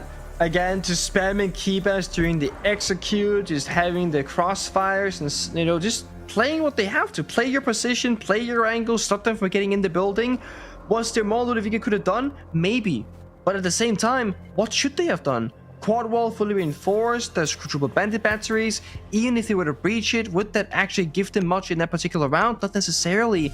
It comes down to Josh being an absolute menace, proning on that desk and getting 2 kills in the round. Jigsaw staying alive for as long as possible. And while they're spamming those candelas and blinding everybody, guess what? Oda can hop on cams and say, guys, they're not pushing in. He was evil eye sapping them while they were pushing the door. They had full information and it works as a good distraction. You gotta do it one more time though to bring us to overtime and take the momentum out of the sails of Ludovica. They're gonna go top floor to do it. And this bomb side can probably the simplest be called down to. It's a bit of a coin flip. Attackers can do that, rappel execute with Rora. They can go very quick. Just one punch kind of strategy. That worked last time for Ludovica. They can also take top floor, or take lobby rather into top floor, so they breach the elevator wall, walk up lobby stairs, use a shield or a glass or a Ying or something like that. You got a ton of options if you're Ludovica. It comes down to figuring out which option is the right one given the situation and believing and full committing. You cannot half-ass attacks on Bang, because once you're going, and there's not going to be a second go at things because you're spending often all that utility. In this case, it's Capital and the Glass. That's the 2 win conditions for Ludovica. They have 2 sets of smoke. They have 1 set of fire. That's what they have to work with.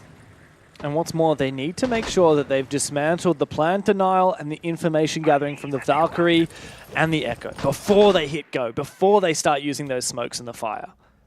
And there's actually already quite a bit of information on the players on Rappel from that camera in lobby that Jigsaw's got.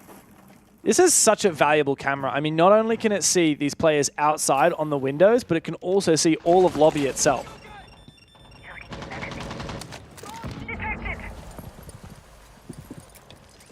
It's risky, but it might just pay off.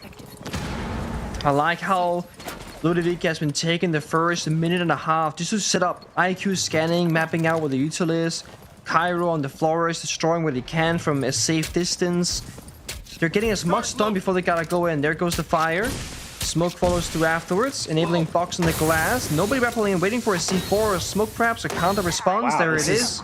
All of the utility. Big investment. Huge investment, and Physics is planting in smoke that's going to subside very shortly. A C4 almost missed. finds its mark, but the Yokai drone comes in to deny it, and the smoke to finish him off as well. However, Ludovica have found the picks, and now Oda and Tex have to come through big. Oda with the shotgun kill on a Cairo 2v3, as Tex is safely behind his shield, but quickly wondering if he needs to get a wriggle on, as the rest of his team has fallen, except for just Oda. But guess what? There's no utility left on box. Still 2 smokes available from Milo, though. A little bit of redundancy and a second opportunity for Ludovica to go for an execute. They know there's a Yokai in CEO. It stopped IQ from planting when there was about 2 seconds left. The goal here, get Milo in a position to enable the glass with that last set of smoke grenades. That's going to be the win condition. You got numbers advantage, 3 versus 2. Send 2 bodies against 1. That's your second win condition. The only thing Luda cannot do is go 1 versus 1 versus 1. They need to play together. 25 seconds, smoke's going out. It's time to go right now. Are Chiefs ready? That's the question. Well, they certainly are. On the main stairs jump, Karma takes a huge risk, and Oda finds him, but Box has landed his shot. Oh, and Milo comes through from the backstab! Out of nowhere from downtown! And Ludovica have stolen the first map from Chiefs. I can't believe it. What a ridiculous final round. We're all looking for the plan to go down, but that was not apparently what the main goal was. Purely a distraction game.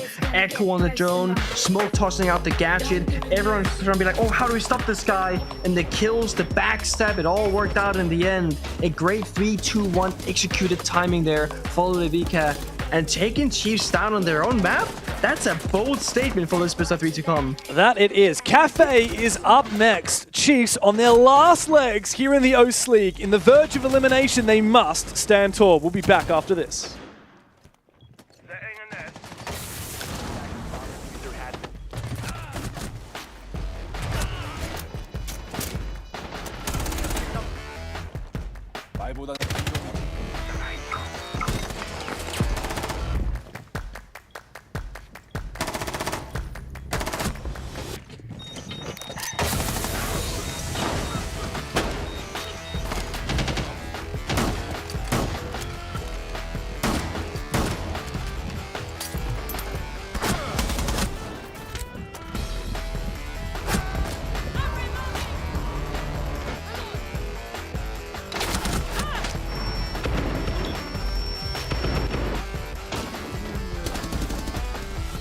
About to kick some serious ass.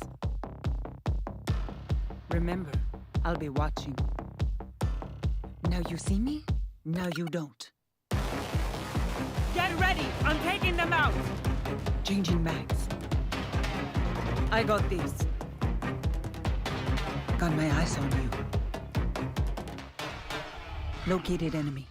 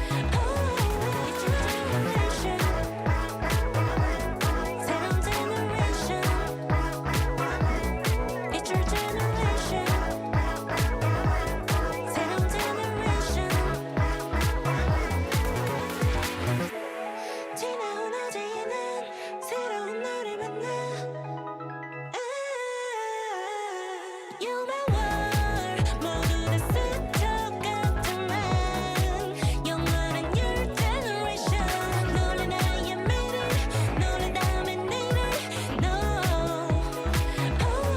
It's your generation 새로운 generation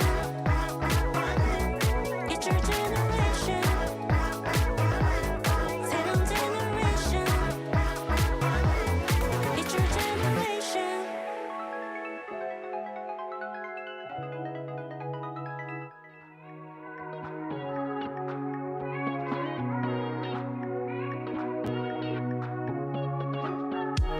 You know we're close off when too many people surround me. And now everything's something I told you 2 weeks ago. It means nothing.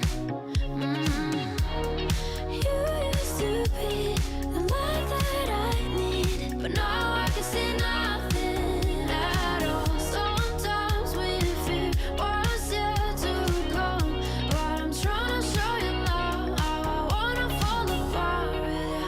I wanna fall with you. I wanna flow with you.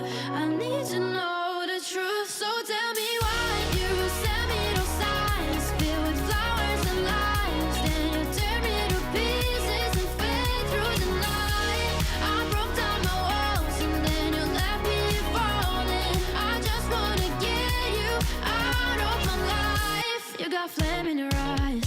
Let's take it further tonight. We don't have to keep it in, so don't hold me back. We don't have my side. Why can't you be the light that I need? Can't you see what you've done to me? I wanna fall with you. I wanna fall with you. I wanna flow with you. I need to know the truth, so tell me why you send me those signs filled with flowers and lies. Then you tear me to pieces and fade through the night. I broke down my walls and then you left me falling. I just wanna get you out of my life. We're born to fall, and I give it all just to let you know that I will keep you close. We're born to fall, and I give it all just to let you know that I will keep. So tell me why you send me those signs filled with flowers and lies. Then you tear me to pieces and fade through the night. I broke down my walls and then you left me falling. I just wanna get you out. So tell me why you send me those signs filled with flowers and lies. Then you tear me to pieces and fade through the night. I broke down my walls and then you left me falling. I just wanna get you out of my life.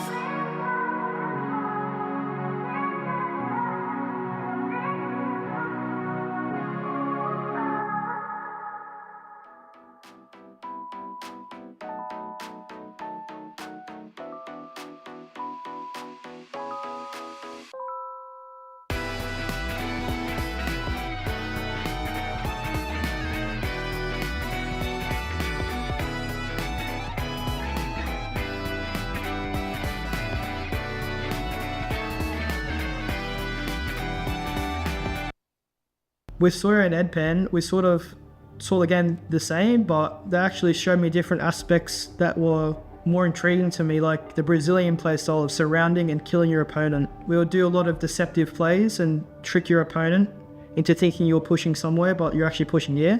A different version than I saw in Pro League. With Sawyer and Eddie, I was in Ludovica with them.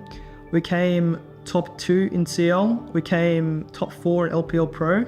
And we're doing essentially pretty well. We were scrimming against the highest teams you could, and we were actually placing well against them in scrims. With this team, we scrimmed and we saw results, and eventually we made CL, and we actually came top 2, and we actually made it into Pro League. With this team, we grinded our asses off. I'm pretty sure we didn't have a single break. We didn't take break Saturdays or Sundays. We'd come home from work and go straight on it and just problem solve. We went through some hardships, man. We made roster moves.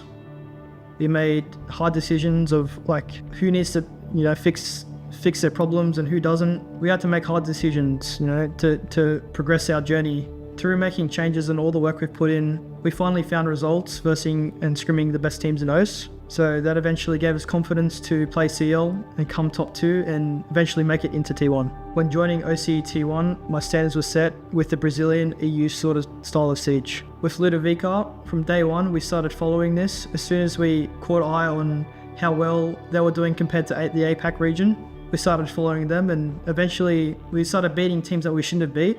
Essentially, they started copying how the Brazils played because of how we were playing the game and how we were destroying them, even though we had the worst players than them and we put less time into it. We were showing a different type of siege that they're called trolls. So eventually, the teams that needed to make a change were looking for them to make a change. So I trialed for Chiefs and I actually made it in, but I had a job. So the condition was to join that team. They didn't want me to have a job and play Siege because they thought it was going to burn me out. Sadly, I had a long talk with my parents and I actually had to decline it because in the COVID era, jobs weren't easy to come by. So yeah, that was tough for me. Going since 2017, grinding my way all the way up to T1 just to decline an offer. However, I went back to Ludovica and went back to the boys and, you know, we're working hard again, doing the same process as before. And eventually, I was dropping a lot of kills against Wildcard. And they actually recognized me, they gave me a trial. With what happened with Chiefs, they understood that I had a job and they were actually okay with it. So I trialed and actually made it through. You know, they brought me good joy because I can now finally play in actual T1 rather than OCE T1. You know, all that hard work eventually paid off and I get to play against the best APAC players.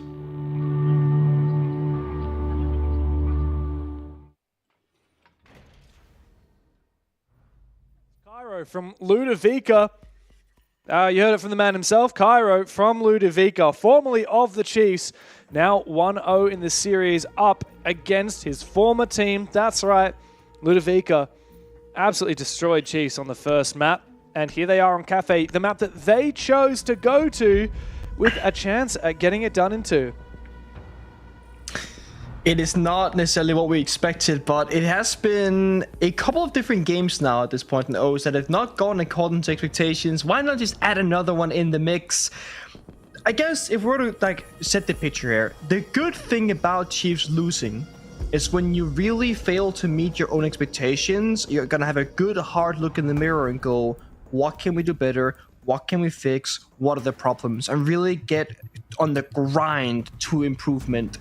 When things is kind of flowing and, you know, you're getting your expected achievements all the time and you're not really putting in 110%, then, you know, you can get lazy. Not saying Chiefs are, I'm just saying sometimes a loss can be a good wake-up call. Ludovica, they have not won this just yet, though. Chiefs can still mount the comeback and make it happen. And starting defense on Cafe, a typically defender-sided map, can of course be a good way to go about that. But given the new operator ban system, it has kind of changed Cafe from just being a dead set defender favorite map. We have seen some different teams in different regions having a lot of success in the attack with the right executes paired with the right operator bans. For this one, Chiefs, they're defaulting back to the same things they did previously on Bank. They're doing double shield duty bans with the Blackbeard and the Blitz rather, leaving Monty open. Ludovica, they removed the castle, which is a very common one here for Cafe due to all the window repels and long lines of sight that can make it more comfortable for the defenders by closing those angles to the castle. And of course the clash, which just sucks to deal with. So the scene is kind of set with the operator bans, and because of that, well, Ludovica, they're going to bring both the Ying, the Monty, and the Nomad. Compare that with the Twitch and the Gridlock. This is a very slow attacking lineup. It's about getting in the building, nice and tight, work your way through it, not lose any members, lock down the flanks, and try and go for an execute. Chiefs got the Echo for counter, the Solus as well, and a single C4. So I think both teams have a similar read on one another, and they're both in a very good position here to make the most out of the first round. There's actually a second C4, easy to miss, on the back of the recruit. The Sentry bringing it as their primary gadget. That's true. So yeah, if you're scanning the secondary gadgets, you only see one C4, but yeah, C4 on Josh there. Interesting to see the Sentry brought. I mean, there's so many good operators on the defensive side could be bringing that actually have a primary gadget, but I guess it's the value of who can just bring that C4. Out goes Smokes. They're kind of turtling, right? Double shield. They can't just raw dog this, surely, right? They're just going to go for it? There's no way. The Echo is surely going to deny The Echo this. here should stop it. Nitro comes out. Oh, Cairo actually goes down. The Jigsaw from below on the Solus. Now amidst the situation, Carla gets all around it. Finds Josh running through the smoke. Numbers advantage for him. Quiz, though, almost gets away with his life. Comes back for more before Physics puts him down. Oda and Jigsaw now to withstand what has been a bit of a crazy start to the round. Start to the map as well from Ludovica. Don't see any yokai drones, but they got those deployable shields for safety and cover. No nades for the attackers left remaining. No smokes either. Just a 2v2 gunfight. Oda has the C4. Jigsaw has the Solar Sketchet for intel if they were to go for a plant. The drone comes out. They see Jigsaw's position, but they can't quite find him. Ooh. Physics got absolutely spooked there for a second. And Jigsaw makes it a 2 versus 1. His position known, but as he knows exactly where Physics is, he can back on out. Finally takes down that Twitch drone. It's up to Physics to make this 2 1v1s. 10 bullets. And a reload. No util to speak of, just this F90. No diffuser either. He's about to round the corner to Oda, who's waiting for him. Finds the off angle and secures the first round on the board for Chiefs here at Cafe. A ridiculous first round. I mean, the Execute is going for it. The Solus, the Echo, the C4 comes out and responds. It injures the Monty. It stalls things out. Ying gets a double, almost a triple kill in the midst of the chaos. Again, both teams really said, we think we know what's about to happen, and they just played the perfect operators into it from both sides. The only thing Ludovica didn't have anything of there was the backstep. There was nobody on cocktail window rappel, to shut down the rotations, holding freezer, or anything like that. It was very much a front-end take. They had a guy on piano rappel, I believe, skylight, and then bar. That was their entire take. Now, they probably didn't know there was going to be a Solus and an Echo on the board. If they did, I doubt they would have gone for that exact plan. But I will say this, they got very, very far in that round, despite the Monty dying so early, despite the plant not working out. It could have been anybody's moment to shine. But I think Chiefs have figured out what the play game is going to be here against Ludovica. Just like on Bank, let's play heavy utility, let's play plant deny, let's play sheltered drones and information, and just let them make all the first moves. All we gotta do is react accordingly, and because we pick so many different pieces of utility, we can react in so many different ways. So I expect this again, similar thing, early roam, early fallback, and just play the bomb side.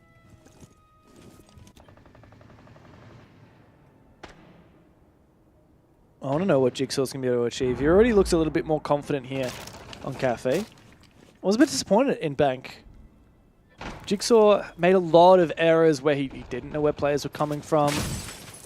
He's the kind of player, I mean, best in the region right now. If you don't count Player, who's only played a couple dozen rounds, is the top player in the region. And Jigsaw's the kind of player where you always have to be like, oh, okay, that's Jigsaw. I need to give him a bit of respect because I know he's not going to give me any. Yeah. I like this from Chiefs. They got their early roll, but you see how they're playing towards the lower half of the staircase.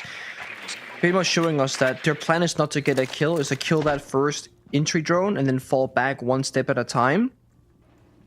They're buying enough space in the map right now to just slow down Ludovica. It's been over 60 seconds. They're just entering red stairs. We know that all the defenders are now back towards the bomb site entirely.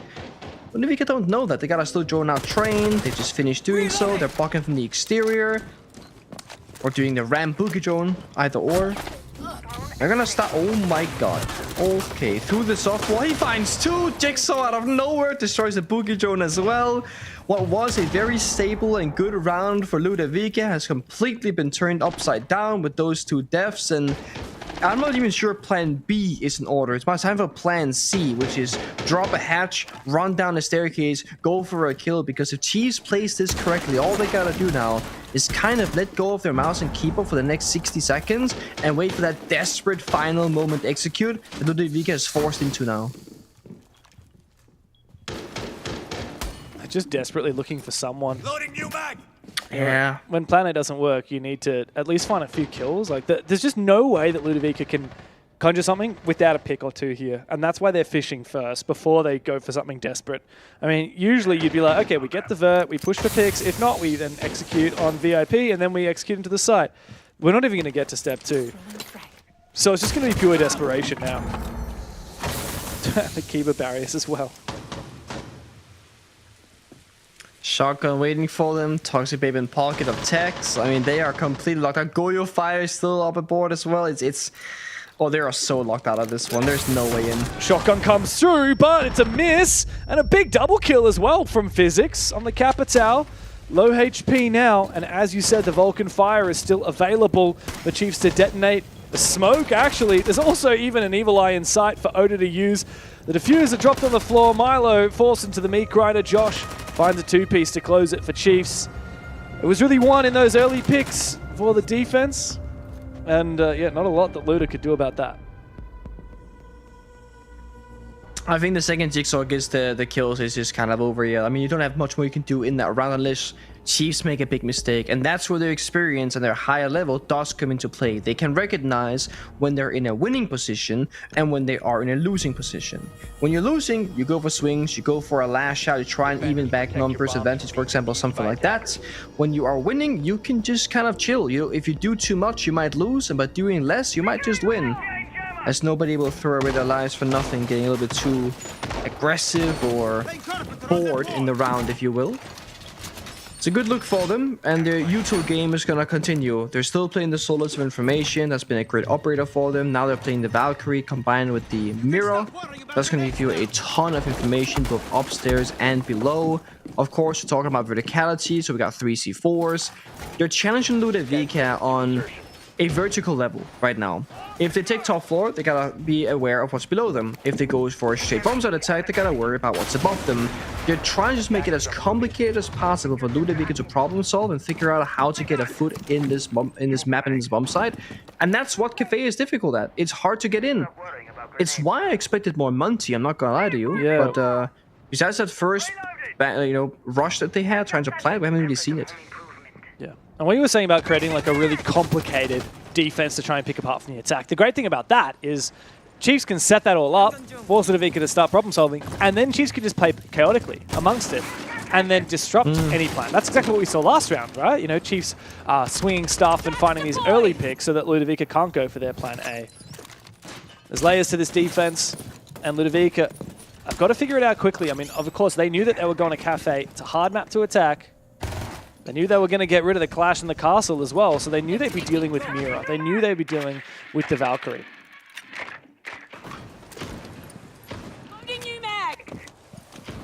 Just saw the Siege X Rebel change right there. You can go from south to north to west to east, just like sprinting past the corners of the building. Rebel on into stage, actually. Very aggressive here from Cairo.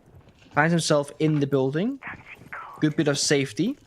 No mirror window to speak of right now in this position. Is there a gap though? Can they find more with this? There's the mirror. It's been completely vacated. The issue is the second mirror. Follows through shortly after. Ooh, that's a big kill.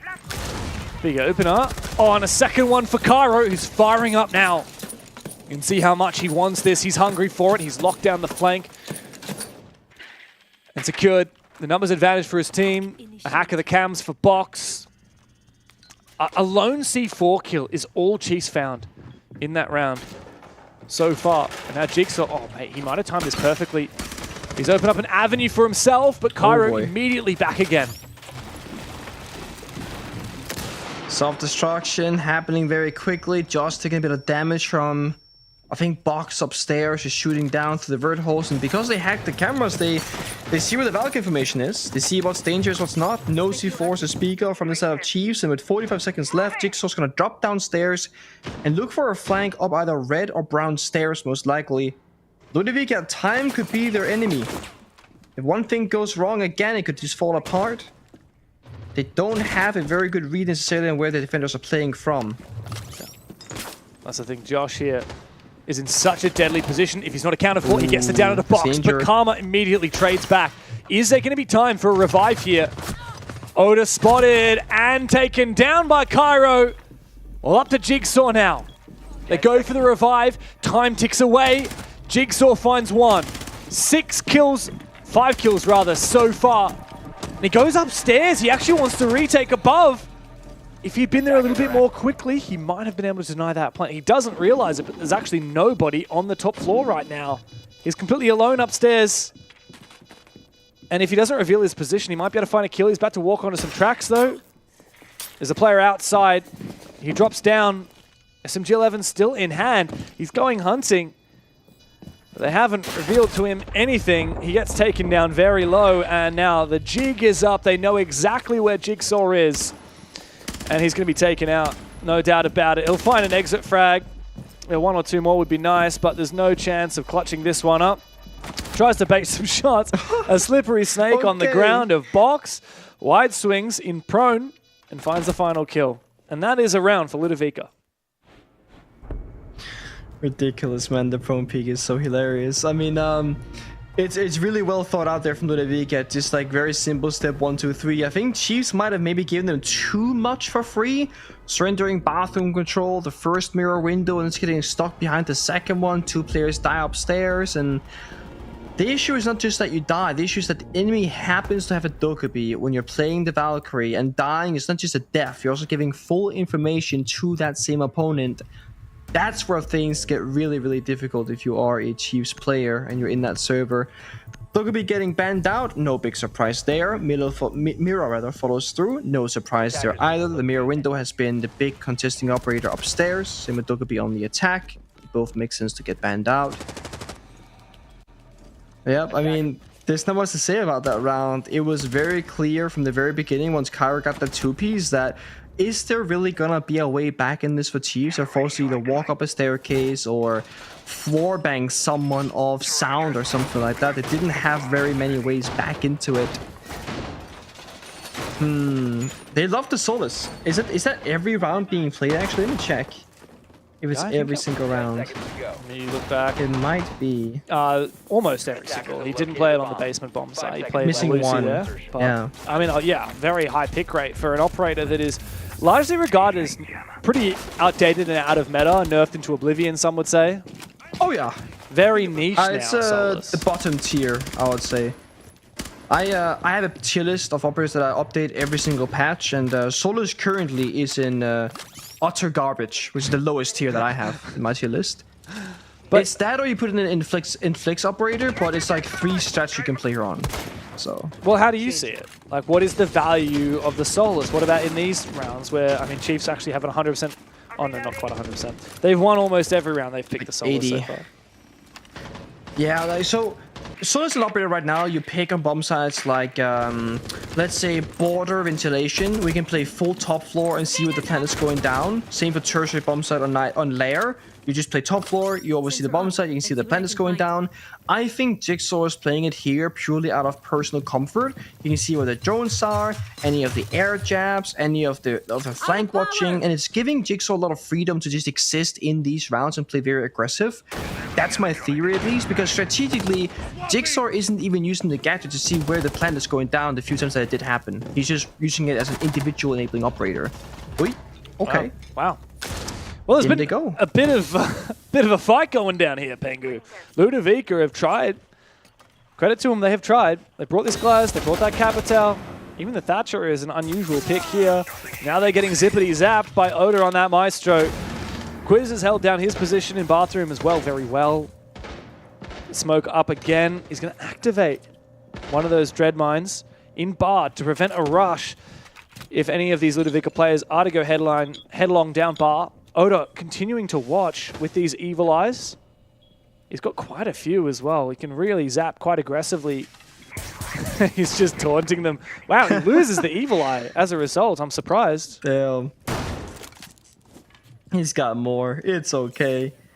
Maisha got that 3rd evil eye not that long ago. A small buff to the operator. Quite strong indeed these days. Nice shot. Wait, hold up. They opened up a massive kill here. This is still anybody's round all of a sudden. Oh. But as soon as that smoke subsides, it's a freebie for Jigsaw. Yeah.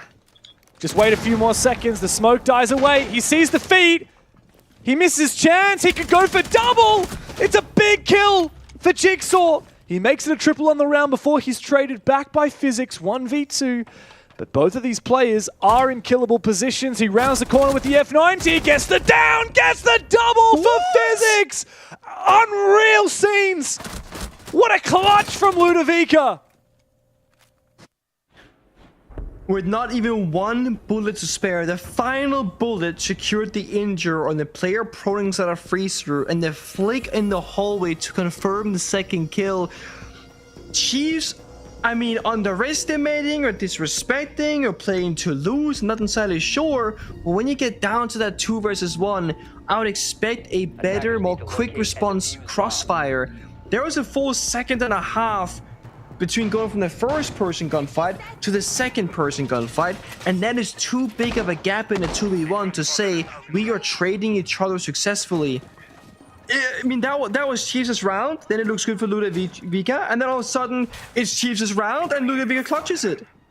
When you're attacking on Cafe, every single round matters. The fact that they get a second like that is huge. Lost some planks. Look at this. Yeah! Hey, let's go, bro. Let's fucking go, Cody! Cody, you're actually fucking him. Don't worry, it's just Josh and Quiz. You're him. God damn. I don't think they were expecting that clutch. It was kind of chill, right? Very chill. And all of a sudden it's like, oh my god, we did it. We won the round. Did you see the look on Cairo's face? Man was looking tilted. I mean, this guy's the one cooking a lot of the strats, as far as I'm aware, and I think, you know, when shit hits the fan and Ludovica's ideas... Well, this is the thing that Oda told me the other week when I got him on for one of the co-streams. I was asking him about, you know, what was this business about getting rid of Cairo, bringing in Josh instead. And Chief said, you know, Cairo, very talented player, but he does get nervous. And, you know, Chiefs would be at the Montreal Major and they would have, you know, planned out all their strats, everything. And then the next morning, you know, right before their game, Cairo says, look, I've completely redone all of our strats. We should do this instead. And Oda's like, dude, just chill out. Like, we've got our plan. Don't overcook things. Yeah, so that's a criticism, one of the few criticisms I've heard of Cairo as a player. Oh, speaking of the devil, poor guy just lost his head. And if he is already tilted, that is going to make things a lot worse. By the way, Jigsaw 10-2. I was going to say, this has been a bit of a Jigsaw show. I mean, a lot of opening kills on his side, a lot of reasons why they're winning rounds on him as well.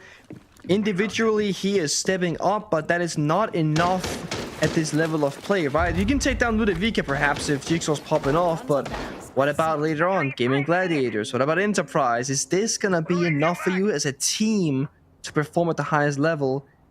I'm not so sure. Jigsaw last round got, what, 2 Ps? I think he got a solo kill, so 3 kills total. He still lost that one. Vertical almost takes Jigsaw down. He's on a singular point of HP. He has to run away to Baker now, just trying to stay alive. I mean, surely he'll die soon. Pretty vulnerable. Ludovica have a way to bring this one back. I don't mind that from Josh, jamming up a lot of these angles with those keeper barriers. Quiz goes down to Karma. The patience does reward him, and Jigsaw finally finished off. That should be Ludovica maintaining control of VIP. Oh no, actually, there's still Tex in that position on VIP. I thought that was the kill. But no, regardless, Box does have an entry into reception. Physics is actually going to split up completely and go Bakery. Oh, what is that? Could be a good call, but they have no idea about the information on Oda in the corner. He's in. They're in. Indeed, but Oda with the shotty. Oh. Big kill on a Physics. All up to Milo now.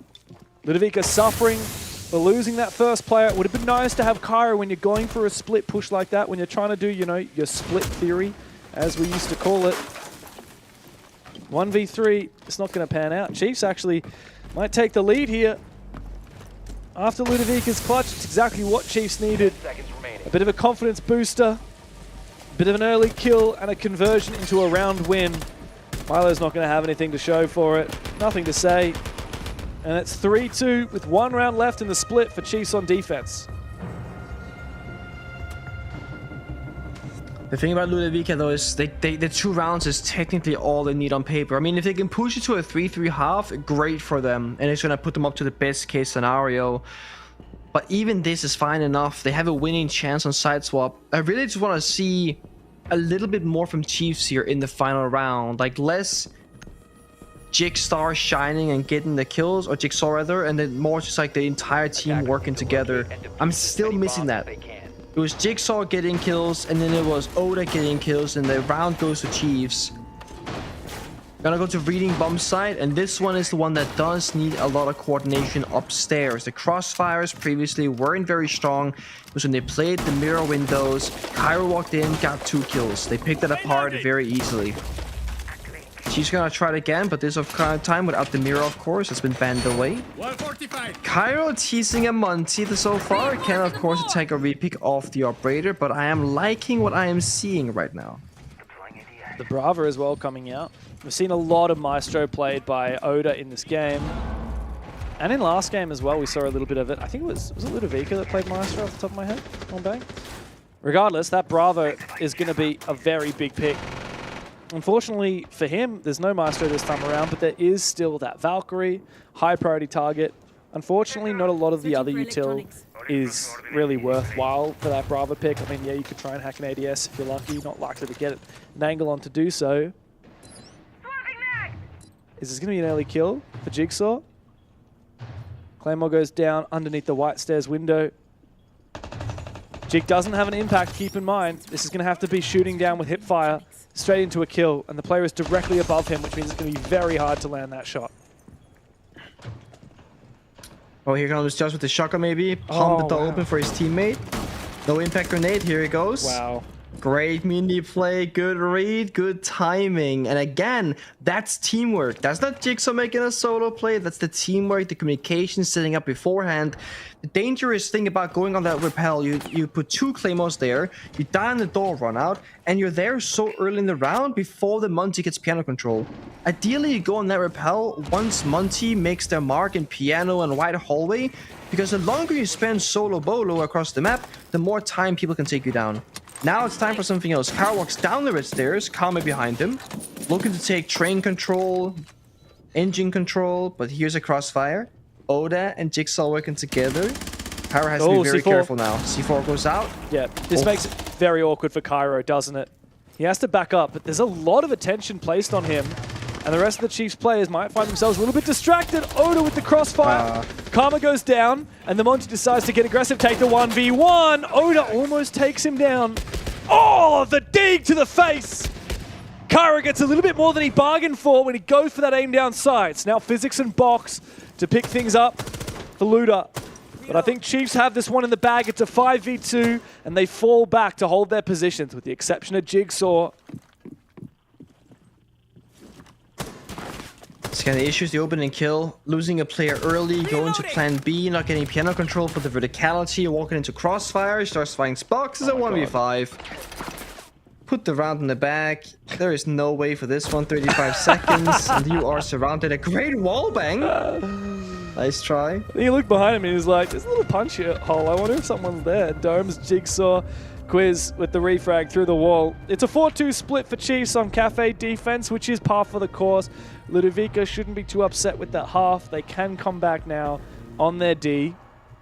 But of course, Chiefs, they're the ones who have the pressure to fight back here on Cafe, continue this momentum. Pengu, they lost the first map. It actually wasn't an 8-7 as the overlay said. It was a 7-3.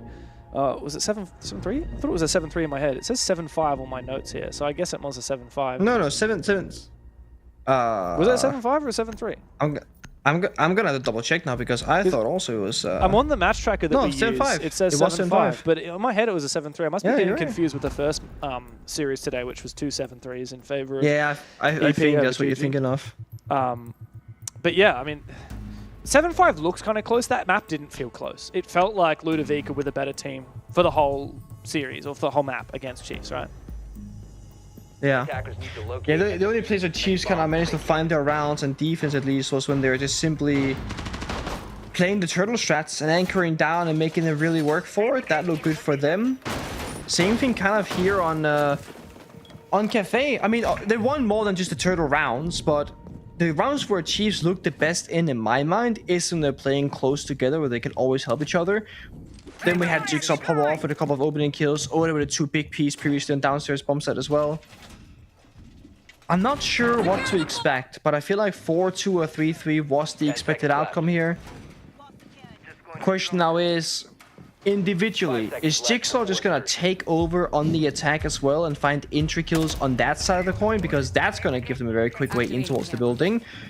Currently, it's only a single player going positive for the side of Ludovica on this particular map. Physics. He's the rest are kind of falling behind. And Physics is usually a support player. He's the guy that got that big clutch. If it wasn't for that 1v2, then obviously we wouldn't be looking at this scoreline. I think it actually might have been a 1v3 if I recall correctly.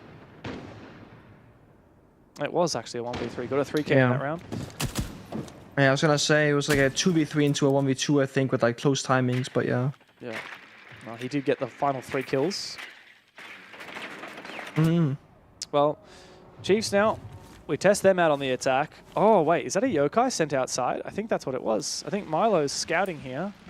Oh, yeah. What's that, Jigsaw? Oi. Oh, my God. Careful, Box. Is he going to really peek Jigsaw here? Just to barricade up.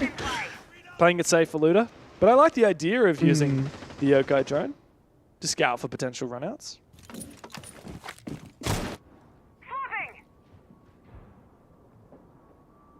Only thing here that's kind of dangerous is you're committing all 5 defenders downstairs very early on, which means there's no roaming presence, so Chiefs take very quick map control. And you look at the opponent lineup, there's not a ton of plant deny. There's an Echo, which in today's age of the game doesn't do a whole lot. Plus you can find them, they're no longer invisible. You have 1 C4 and Valkyrie, which won't really reach the default plant position. There's no smoke, there's no Tashanka, there's no Goyo. You don't have a lot of time deny, and Chiefs have all the time in the world, doing a bunch of self-destruction. Jigsaw second their shotgun on the gridlock, and of course Josh on the block upstairs. They got sense to deny any lines of sight on the bomb site when they want to go for an execute. Like, Chiefs got everything they could possibly want in this round, and the time to do it the right way. How are they going to clear this guy in VIP? There's so many different ways they could do it. They're going to use the sends. They got some nades as well. 2 on Quiz, 2 on Jiggy. They got flashes from Josh. They even got the smokes from Oda, all of which could be used. What's the plan here to take down Karma? They might not need to. They might just like ignore him and just go for the bomb site. They might be forced into that with 35 seconds left. Sense in the brown stairs. Wait, Deimos Tracker, that could be the angle right here. Shotgun versus Vendetta. Oh, but he doesn't realize the swing comes too early. He still wins that fight against Tex. Now Oda getting shot in the back. Over he goes. Karma's coming massively. No one from Chiefs is paying attention to the guy coming up from behind him. And as a result, they all fall. It's up to Jigsaw. He goes down. What a collapse from Ludovica. Jigsaw completely picked to pieces as a whole of Chiefs fall thanks to that big flank from Karma. Kind of disgusting there. I mean, I think challenging the Warden in close combat is kind of unnecessary. If you look at what Chiefs wanted to do, it was double freezer hatch drop into a plant position. I don't really understand why they feel the need to go for a deep push in towards VIP and fight the Warden 1v1 knowing that he has a shotgun. Sure, you got the Deimos Tracker, but you're talking Vendetta scoped pistol against a shotgun on close quarter combat. I'm gonna take the Warden shotgun any day of the week. Where, in retrospect, you could have just tracked the Warden, played, far away in garage, and held the angle. Now Warden with SMG-12 and shotgun is forced to peek you if he wants to stop a plant and a hatch drop. So I'm not sure about that, because if and when Deimos dies, the flank is now wide open. And that ended up getting them 2 more rounds, plus the Deimos that he killed the first time. That's 3 out of 5 players. That's a huge round. So small misplay, I think, for Chiefs, honestly. And despite having all that time to work with, they tried spending every single second for the perfect setup, yet the perfect setup was never found.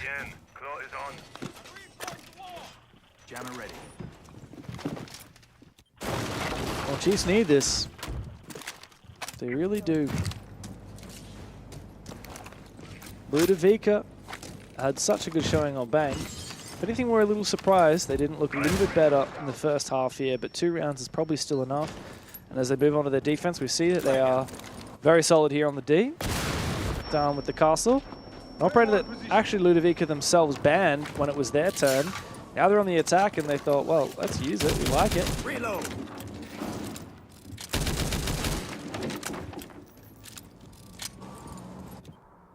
Crazy to think nowadays that like DMRs can open hatches, Deimos' Vendetta pistol can open hatches, you got shotguns and a lot of attackers.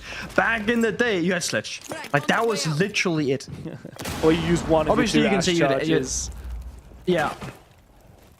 That's the thing. You could do that as well, but it was seen as like very low value because back then you would ash charge barbed wire because they were 3-punch and they slowed you more and then a bigger radius.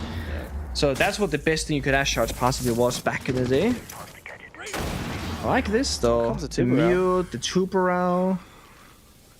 The thing is, when this wall gets opened up eventually, you are kind of screwed if you're Milo unless you fall back. But he's gonna stick it for now. Another Tuberau goes out for response. That's the last one. The wall still is opening. Oh no! So they actually. Oh, we got tricked last second. Successfully, Kaid tricked the Washrooms wall, but Backstore does seem to be exposed for now. Jigsaw on that Finker. It was banned against him on the first map, and he's been on a tear here on Cafe. How are they going to dismantle Milo here? A nade goes in, the fire subsides, and still no kill. And still he's in his position. Josh walks straight past him, asleep at the wheel, not realizing the whole time the mute was staying here. A big kill though for Quizzle. The shotgun to respond. Milo finds it. The pressure finally comes through and Jigsaw confirms the kill, his 15th for the map. Just Cairo and Box left. And Jigsaw does have a teammate. It's Tex, who has 1 kill to his name, to Jigsaw's 15. In the building, Tex goes, and the track from Deimos comes on out. Who will it target this time around? It's Cairo on the Kaid. 25 seconds. Where are these last 2 Ludovica players? Will they be discovered? Will Tex be able to get this plant down? Oh, Tex. Finally. Finally taking down Jigsaw's got to land this shot. It's Box peeking him now. Straight into the Banshee from the Malusi, and he goes down. It's all up to Tex. A 1v1. He needs his 3rd kill of the map, but he can't get it in time. Ludovica steal yet another round here over the Chiefs, and they tie up the scoreline. It's again another big blunder there from the side of Chiefs on the attack. First time it was a dance attack. They misplayed on VIP side. Now they deal with the Tuberau, with the Kaid, the bathroom position.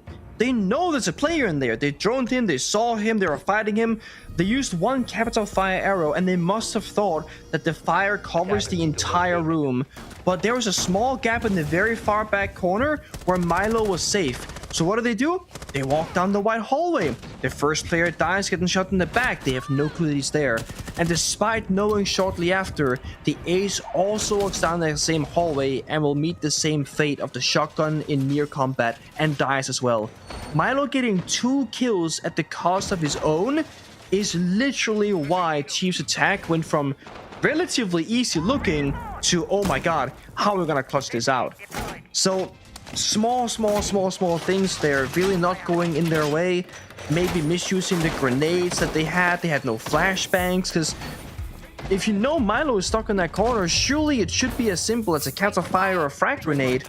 And they tried, but they just misplaced them.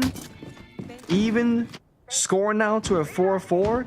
Ludovica getting back that momentum, the confidence, and on the favorable side where all you gotta do is do your setup and play in your spot and communicate well, correctly, and you can win a round. It's Chiefs who's got to problem solve, and individually, Jigsaw is 15-6, is doing phenomenally, but the team overall is falling short. Yeah, absolutely. I mean, Jigsaw's having a life game here. We're 8 rounds in. The guy's almost got a 2.0 KPR. The rest of the team, though, like, it's a bit uninspired. And look, credit to Jigsaw, he's getting a lot of kills, but that doesn't mean he's necessarily playing for the team. He's not baiting these kills, though. These are impact kills. I mean, last round, the devastation was ignoring Milo and Washrooms, not adequately clearing him out. How are they going to deal with some of the setup that Luda have brought to the table this time around? Karma's on that Clash. And there's a Rooney is going to burn a lot of util as well. We already saw Chiefs struggle to flush 1 player out of Bathroom here, and now we've got a Clash playing it. Surely Josh won't make the same mistake again. His fire needs to have a big impact. Out goes a nade. In goes Jigsaw. A lot of damage done. Nade goes in. That should confirm the kill. No, he actually misses the opportunity. Physics goes down. Milo comes through and takes down Jigsaw. Pops his head up from Bar, and Karma, unaddressed in the corner, finds his kill. Oda will trade it. It's all up to Quiz, though. And once again, Chiefs have fallen flats. Ludovica, how have they continued to get away with it when Chiefs, with all of their experience and all of their esteem, cannot muster the strength to take on Ludovica. About to take the lead, about to be just 2 rounds away from knocking out Chiefs. Ludovica fortify their position, going deep. It's Lunchbox. Ludovica are just 2 rounds away from knocking the champions out of this bracket.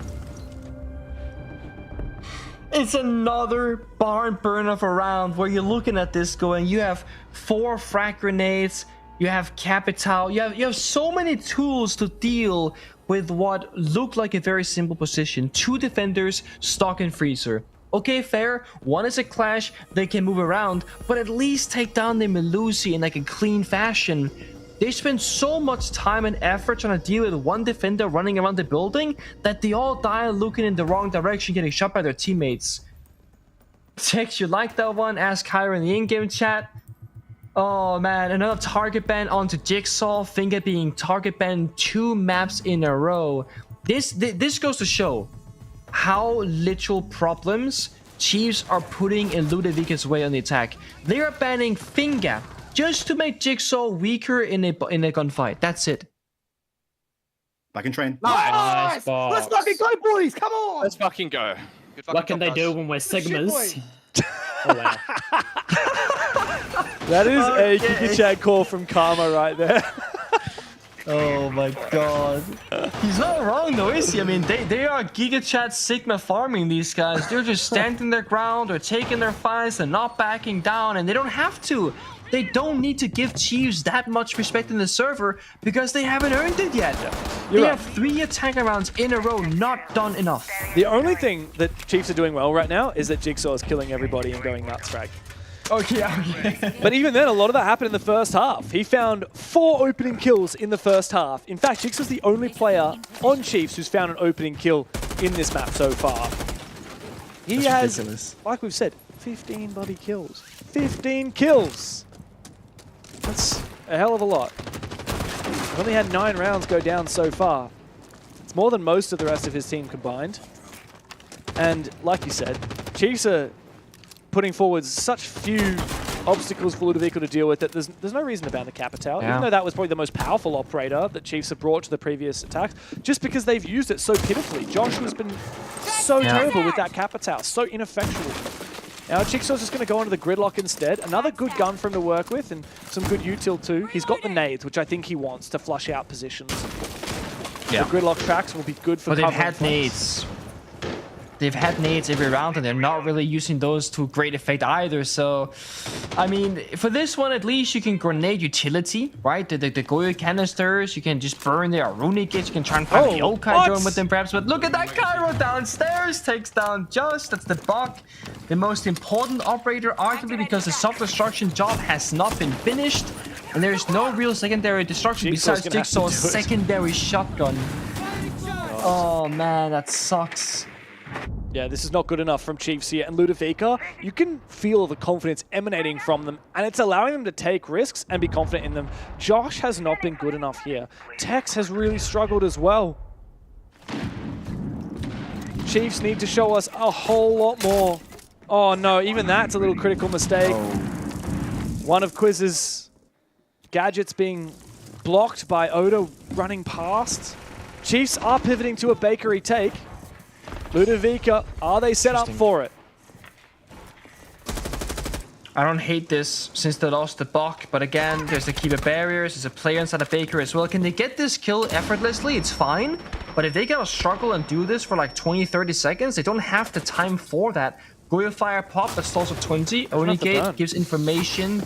Yeah, they can't right now. They got a spare nade in pocket, they got the Grim Beast, but they only have 1 player outside bakery double door, and Oda has 1 HP now on the fuse. There's no way that Oda gets through here. He's got no burn. It's going to come down to a player making a big impact play, and it's Tex this time. Finally, he comes through when he's needed. He probably should have died to Physics there, but Physics survives and misses his shots on the Tex. Now Box is aggressive. Box could have a big play. Takes down Tex. Can he finish him off? Quiz is hunting for a refrag. Jigsaw, he's been taken down. He's been the win condition for Chiefs. Oda the captain, sat back down. Ludovica, 1 round away from knocking Chiefs out of the OCE bracket.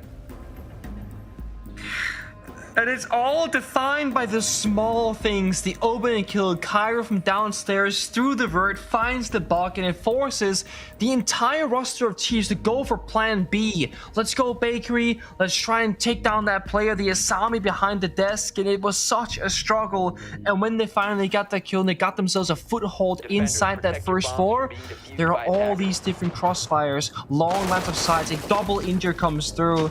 And with no way to revive, it was a 1v4 effectively in the server. Ludovica, they look so calm and just happy in the player camps. And I think they recognize too, this is too easy. Like, they're stealing these rounds in the silliest of ways. Sometimes because they play well, and the other times because Chiefs are just having these blunders, these mistakes that they're making.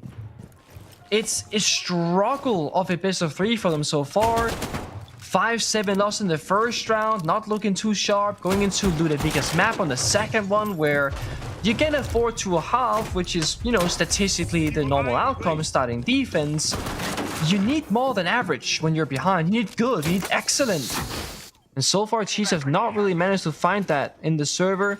Jigsaw, who we've been praising, 15 and 8, has gone, I want to say 2 or 3 rounds now without getting a kill. Or at the very least, not getting more than a singular. So even he has slowed down. And that has been their biggest saving grace so far. Even when you're going for aggressive C4s like that, and it almost catches Oda, speaks volumes what we've seen so far from Ludovica and the Chiefs. And what we've seen from Chiefs is nowhere near enough. The sledge comes through, takes down this castle barricade. But keep in mind, in the late round, we've got the Fenrir, we've got the Maestro, we've got the Valkyrie. So much info, so much valuable late round utility here. And Chiefs, they've struggled at every point of the round. We need solid entries. We need to catch some kills here. We need to dismantle these setups. Only player who's been finding openings is Jigsaw. And like you said, he hasn't done so for 2 or 3 rounds now. He's going down below, he's lurking, and his head's taken clean off! Box puts down the hard carry for Chiefs. And while there is a trade, Ludovica are still soaring above. It's a good trade though. A castle for a gridlock, a top gunner for average on the scoreboard. This favors the defenders, of course, in the 4v4 as well. Tex looking for someone. We know Milo and Carmer upstairs, holding hands in freezer and bathroom. Trying to play close together. Chiefs could ignore top floor if they, they don't know. They have no idea. Oh, and he falls to Milo just like that. Milo repositions. Completely. Now they got the vert. Discombobulated. Chiefs have fallen to pieces. They are so separated. Finally, Oda finds one. It costs him half his health. But he's found the pick on Box. Still in the late round, as I've said, those evil eyes are in abundance. There's one at least in reading. Box is sitting on it right now. Info, the looter. There he goes out. Josh, Quiz, and Oda left remaining. They don't have top floor control. That's the problem right now. They're downstairs on the first floor and they're playing second floor. So the attackers very widespread. You see Milo has the vert in the plant. They gotta go for an A bomb site plant here because of the verticality. They recognize it. So up by staircase, bomb set repels, and go for a 3 versus 1. Yeah, and Karma is stunned on out. He's flashed, but the Dreadmine might save his life. Coming up from behind, it's Quiz, and he finds that impactful kill. Now it all comes down to Oda. Can he confirm that plant? With Quiz and Josh to cover. Quiz comes through big time. Milo versus the world. The plan's still not secure. It doesn't matter because Josh comes through. And it's not a sigh of celebration, but relief for the Chiefs as they keep themselves alive for just another moment. One more, and OT is on the cards. Now that was a great read, recognizing, hey guys, we don't have top floor control, we cannot go for a reading attack, we gotta go for dining. How can we do that? Well, we gotta attack from different areas. One person go red 90, one person go bomb site window repel, and the third person walk up the white staircase from below. That was probably the only play that realistically would have worked out, and they actually had the right timings. The flashbangs came through, the person went in the bomb site was baiting, and then the backstep happened that got the opening kill to really put Chiefs on the map in that round. A tactical timeout is called. When one team calls it, both teams can talk amongst each other and their support staff, so you are giving your opponent the breathing room as well. It's all about this upcoming one. Either it's going to be a regulation victory or we're going to be taken all the way to overtime. We can then see what happens next. Is this Chiefs finally getting the correct read in the situation, or is that simply just Ludovica having a bad round, and next round is not going to be one of those? I mean, even then, it was a very close round. The one thing, as you said, that went well for Chiefs was even though a lot of that round was pretty pitiful, in the 3v3 they locked in, they made a very quick but good plan. And honestly, I was looking at that situation thinking, God, this is not easy. It's not an easy call. But you said it, Pengu. They figured out, okay, we can't go for B, we can't go for reading because we've lost control of it, which means we have no choice but to go for A. How do we make that work? Well, the pivotal player is the one playing at the white stairs. How do we kill him? We can flash him from multiple angles, have someone come up from below. That all had to happen. All of that coming up with that idea and communicating it had to happen in 10-15 seconds. Now Chiefs have had 60 to figure things out between them, to chat to their coach as well, to chat to Nate, see what his input is on the situation, and try and muster up the courage to win a mining attack and push us the distance that this needs to go to keep Chiefs in this bracket. Risk assessment for Ludovica though. I see a spawn peek coming from Karma. Looking to make that play. The round winning potential. A trade elsewhere. Oda finds box. Physics takes down Oda. I think they triple quadruple spawn peek across the building. Just trying to again make Chiefs not able to go for that 5v5 util execute. If you look at the lineup, no operator right now is bad to take down. Ying, Lion, Twitch, Flores, or Dokubi. Regardless of who you take down in a 1-for-1 trade, it's gonna favor defenders much more than the attacker. So a worthy one from Ludovica. I like the approach. And now Chiefs, they gotta again adapt on the fly. Something that they haven't been that great at so far in this best of 3. Let's see how Jigsaw goes with his Twitch drone. In it goes. Can you take down this camera? This is a very powerful camera at 90. Oh, it's already taken down. Don't know how that happened. He's looking for util on site. Oh, that's a very valuable one, but he's not able to get it. It's a very hard bulletproof camera to take down because he needs some elevation so he can see the side of it. He does have one more Twitch drone. Perhaps he'll give it another go later in the round, but he needs someone to distract the player on site. Meanwhile, the attack has to come through. He knows there's someone in mining. Don't have a lot of soft destruction here on the attacker side. Even if they get full piano and top floor control, they can't necessarily do a ton with it. So it might be better off for Chiefs to go for more like direct approach, just hit the bomb side, try and play for kills. We got our rats in a corner, by the way, up top on that new balcony, hiding behind the cabinet with the right timing. They're gonna be vulnerable. Oh, he's on the rail behind him. He's right behind him. It's Tex on Dokubi. Oh, this is perfect. The call. Tex hears it, but so does Milo. Gets out in time. Jigsaw did not cut him. Jigsaw falls. How does he fumble that one? And he hasn't found a kill in 3 rounds. Tex will trade it. In. But it's not enough here for Chiefs. Karma will fall back. But 2 players here for Chiefs have fallen. So well, Milo doesn't swing there, and Karma plays the trading game instead. It's 1-for-1. Melusi Banshee taken out, 40 seconds, and Chiefs, I mean, the thing is, they lost their smokes, they lost the Ying, the BP should be taken out now in just a second. There it goes. Now we're in the dark. No info from Ludovica. No real execute for Chiefs. They gotta find at least one more kill here to try and get a realistic plan to go down. They got too many angles to cover, vertically and horizontally. 20 seconds to go. Guman hitting Tex. They know where he's going to be playing from. And that's the 3 bottom fraggers for Chiefs to try and get it across the line. Josh finds one. Good trade though. Karma eventually taken down. Up to Physics now. Quiz knows where he is. Tex is on the ground. It all comes down to Quiz. He can't find it. And Jigsaw can't carry them to victory. From champions to chumps, Chiefs have fallen off a cliff. Cairo gets his revenge, and Ludovica are through to the lower final. It's such a heartbreaking way as well, because yes, I want to praise Ludovica. They played well, they adapted correctly, and they are counterplaying Chiefs quite effectively. But I do think in the bigger picture here, losing 0-2 the way that they did, this comes down to Chiefs falling short as well, just as much Ludovica playing well. And Karma flexing that being from New Zealand, he's playing at 2 in the morning right now, and he has still farmed the former champions. What a disaster for this Chiefs roster. It didn't take them long to skyrocket to the top of OCE, overtaking GG, but man, has 2025 thrown a spanner in the works for that roster, and now Ludovica, Cairo at the helm, has led the way for this new upcoming roster. But Rob, can you believe it? Chiefs are done and dusted for stage 1.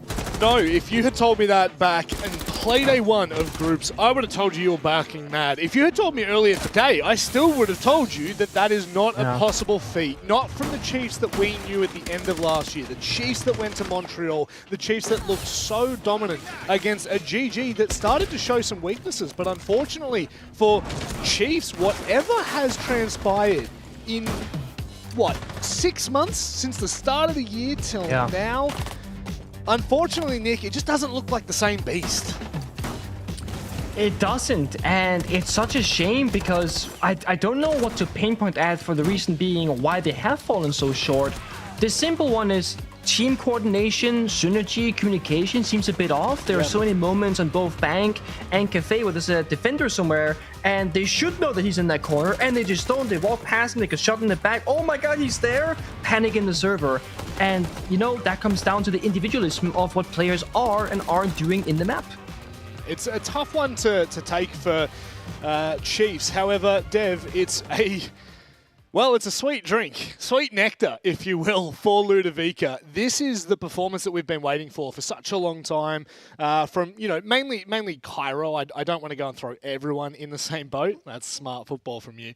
But in particular, like Cairo, Karma, Milo, like the names that are coming to mind here, they have consistently just missed out every time. Sure. I mean, you've got, play like Physics. He's been on Circular Spheres forever, which was known to be like a meme team. Yes. And then tried to get serious and it never worked. They had a few plays in and out. For Physics to be the one that finds success elsewhere is a surprise to me. For one, he was never the standout player on that roster. Obviously, Lunchbox coming up, new upcoming talent. He's been really exciting. Who would have thought that Milo would come out of retirement after being on like the worst rendition of Wildcard that we ever saw in this region? He comes back into it and he's looking great. This roster has been perfect. Even Cairo, a player that, obviously was a big playmaker, but on Chiefs, like it wasn't his place. He was dropped from that roster. He's found a better home here and now he's gotten his revenge. I just can't get over the fact that Chiefs went from the best team in the region 6 months ago to where they are now, and that Ludovica has overtaken them. It is heartbreak, unfortunately, for that roster in particular. The rework that they went through at the end of last year until now. I don't want to dump on Chiefs any longer. I do want to talk about Ludovica a little bit here, Nick, because there are some huge takeaways for this roster. It's well-rounded. It's scary. They've got a rotating carousel of top fraggers. Like, yes, Box probably performed the best throughout groups, but the second we've hit playoffs, it's just like a merry-go-round. They just don't stop. When someone starts to lack, the next player steps up. Like, Box has had the worst best of 3 probably he could have had, and yet Ludovica still looked so good. What is it for you, Nick, that kind of, I guess, sets them apart from Chiefs at the moment, outside of, I guess, the communication things that are very obvious for Chiefs? Yeah. I honestly think the final round kind of shows us why they're successful. They all believe in the same system and the same philosophy, the same game plan. They went for like a 3-4 man spawn peak saying, guys, we win this round together, we lose this round together, and if we get a 1-for-1, that's fine enough for us. That's one example. But there's almost one point in every single round where an individual is making a play somewhere with the support of someone else. And then again, it speaks to they have really good communication. They're not having one guy go, oh, guys, I'm going to make an ego challenge here. It's, hey, guys, I want to make a play in this location. Who's around me? Okay, you come with me. We do this together. It always seems like there's a friend nearby. And that's something that is lacking from other teams in this region and even other regions than this one. So they do the core fundamentals very well. I know you weren't here earlier for the conversation we had with Milo, but the direction that the conversation took was basically about the leadership and how it all works in this roster, because they don't have what we would traditionally look at as an IGL, like your Hunter or your Fishos or anyone like that. But they've got Cairo and Milo, right? Milo with very old experience, but still experienced nonetheless, and Cairo that's kind of been dragged through the trenches all the way up until 2025. And they were saying that they're finding a lot of compromises, which surprises me a little bit considering what the personalities are like on that roster. But do you think that could be playing a part here? Because Pengu's saying, like, it just always seems like there's someone nearby. Well, yeah, you do need to have different ideas in a team. I mean, different teams work different ways. EP is, largely fish show. These guys, obviously, splitting it between Milo and Cairo, it means you get a lot of ideas, but you also need decisiveness. Yeah. And that's the big thing that, I had talked a little bit about Cairo and my understanding of talking to Oda and Wedables about him in the coast streams. Yep. And that was the lack of decisiveness was one of the weaknesses. But it all comes down to the team chemistry, right? How do these players individually fit together?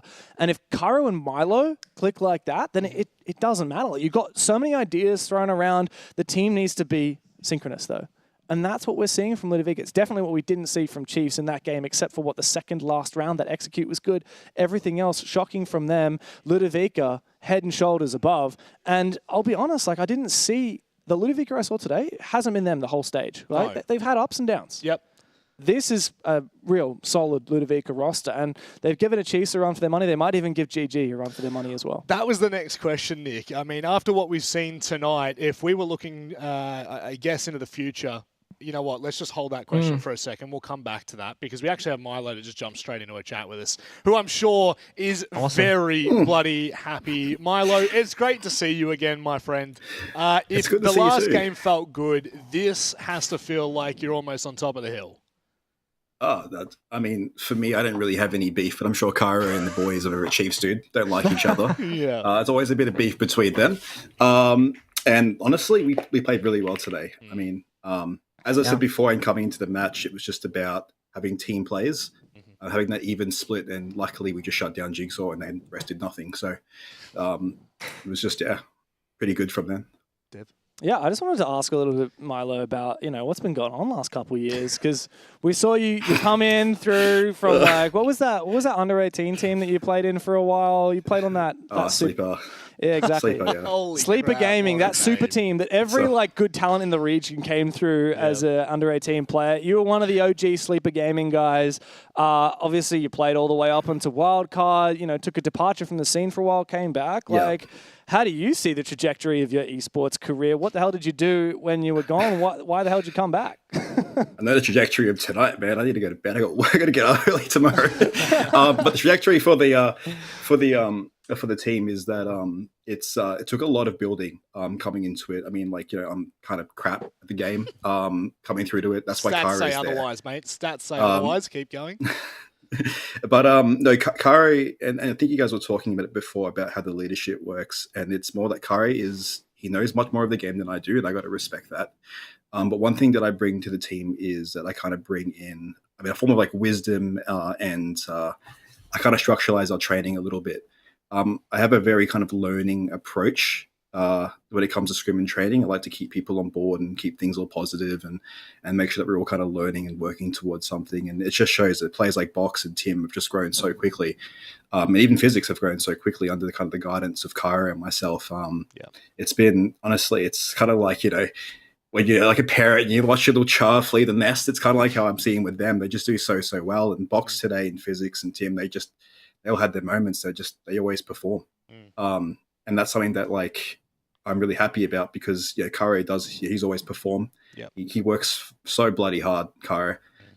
He's always watching games, he's helped building strats, and we just have a very, very good mix of kind of leadership qualities, which is really, really good. So we're not just growing, maybe one type of jigsaw or two jigsaws, we're growing three very, very good players that are just continually improved. So the trajectory is looking pretty good. Yeah. Nick? First of all, congratulations. Great performance today. A big upset and taking down Chiefs. It doesn't look like to me that there's a lot of nerves and pressure necessarily in the server. You guys were happy to go toe-to-toe in chaotic moments, chaotic rounds, fighting back, going for spawn peaks. Now you're in the lower bracket final up against GG next week. Is there now pressure to perform because, oh my God, we're actually this good and we can beat these teams? Or is it still just going to be, we've beaten them, maybe you've met them? What you guys just take as a roster on that? On look, they play this game so bloody much, but they're not that good. There's something wrong. No, in terms of when you watch GG versus you watch EP, and EP their fundamentals is what really gets them through things. They are very, very strong. Okay. They have a very good understanding of how they want to play, and GG just run around like chickens. And they've got some great individual talent, but there's something wrong going on with that team because individually, they shouldn't be performing like that. So something's obviously going wrong. That's all personal crap for them. but we're not very scared. Like we should have beat them in the play days. We were like 6-4 up. Okay. I was confident that we had 4 1v1s or 3 1v1s that could have gone in our way. We're not really scared. We're just going to challenge them and go for the EP grand final. That's kind of what the big money is. They're the big scary guys. I give them a lot of props. Yeah. So I'm looking forward to the GG game. And I'm more looking forward to the EP game. That's going to be very, very fun. Would you say that comfort zone? I like it. Would you say that the GG of now is like the wild card of old? Look, I mean, wild card of old. Depends on what wild card you're talking about. They had about 17 roster changes in about a week and a half. So.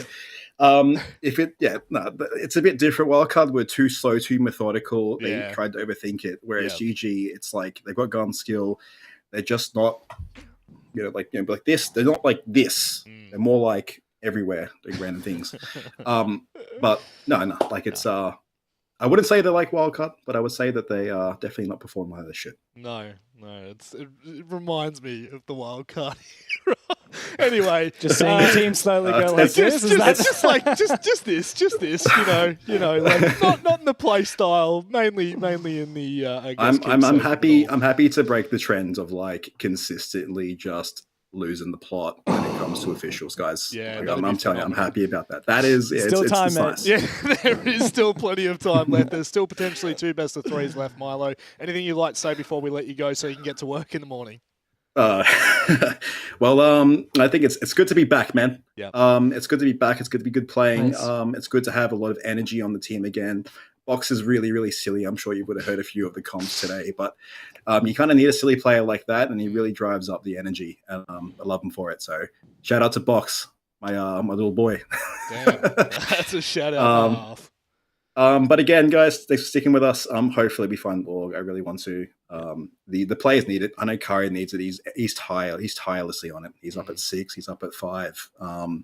And as anyone who needs to deserve it, it's him. Yeah. So I'm going to make sure that we grab that for us. So hopefully, fingers crossed, we grab one, and then we can start shooting at higher heights. Yeah, absolutely. I think you're almost reaching higher heights already, and we're not even in an org. So who knows what will happen if you do pick one up. Milo, thanks for joining us, mate, and best of luck next week. Thank you very much, guys. Have a good one. A battle that is played through the dawn of time in Oceania. Great teams without organisations, without support. You heard it there. I joked about it earlier about it being a farmers, a plumbers league, because we just have so many people that have to work during the days, which is why, unfortunately, last week TSG had to forfeit. It's just one of those things. We started the matches here today at 2 p.m. Australian time. Even like the fact that we do have a lot of time zones in Australia. We've got Perth, which is quite far behind. Yes. Most people are on Eastern Standard Time like us. And then you got people in, Karma in NZ. At the end of the game, he held up his phone. 2 a.m., mate. 2 a.m. He finished his game. Yeah. And this isn't a very early start, a very early finish. It is for us this is the around. fastest day of APL playoffs that we've had so far, by far. We've only had 8 maps in 4BO3s, so could have been a lot later for poor Karma. It's kind of crazy because theoretically this should have been one of the lengthier nights. Speaking of lengthy nights, let's have a look at the lengthy bracket that we've been running through over the last 2 weeks and into next week, of course. If you're looking for the grand final, that will be played next weekend. Who will take on Enterprise? Well, that will be our next matchup for Friday. An exciting one. Gaming Gladiators take on Ludovica. I think that many would have expected Chiefs to be going through here and there be a top 3 race, but there's a new dog in town. What do you actually think their chances are against Gaming Gladiators here, Nick? I actually feel a lot more confident in Ludovica's potential after hearing Milo speak about his thoughts on Gaming Gladiators, their playstyle, how they're playing, recognizing their weaknesses. Yep. Because it goes to show that, 1, they're not afraid of them, 2, they know what to expect, and with that knowledge in mind, they should come into that match day with a game plan saying, hey, if we play this style of Siege together as we have before, we can beat Gaming Gladiators. And he recognizes that EP, they're the real threat, they're the real team to look out for, and that's the team that you'll meet in the grand final. So I think they have a very clear plan in front of them, and a really good couple of heads on their shoulders. Yeah, lots to come next week, and 3 teams left, only 1 can claim claim top spot. Only one can claim the invite to EWC, which Yeah. for all of these teams would be, in their current iterations, their first times over there, which would just be, I mean, that's unbelievable. On a story on its own, to have potentially a new roster just going over there to perform, to showcase who they are. But Dev, I think it's time. Someone's got to do the honors. Yep. So, of course, Oh. we have Chiefs. If I can just hang on, give myself a I little bit gotcha. of leeway here. On the map of Australia, they're gone. Get rid of them. What? We got the Chiefs tablet. Is that what we're calling these? Yeah. The little Chiefs trinket here. It's got to go somewhere. Where's it going to go? We know where it's going. The bin. In the bin. Time to get in the bin. Sorry, Chiefs. You were our champions, but champions of yesteryear. Can't hack it. Ever since the Bliss era, no team can go 2 stages in a row. Very true, Damn. James Devmana Stewart. That's a little bit of a scary prospect. I think, look, after all is said and done, Nick, I'll give you just a final thought here on how you think the first 2 play days have gone, and I guess what your expectations are for next week. I think it's been fun, been a bit of madness. Today was a short one. I think we all deserved that after last week, not just us, but production, players, etc.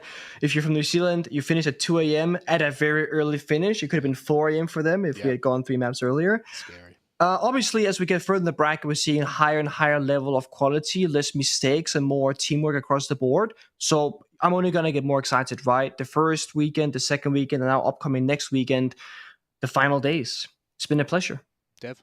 Oh, it has been a pleasure. It's only going to get better. Of course, APL, we got 3 regions. OCE, we just got the 1 more play day, but tomorrow, it's Asia time, baby. That's as simple as it needs to be. I'm not going to overcomplicate this throw. Asia, 2 p.m. Australian Eastern Standard Time tomorrow. But until then, please take care, stay safe, and good nights.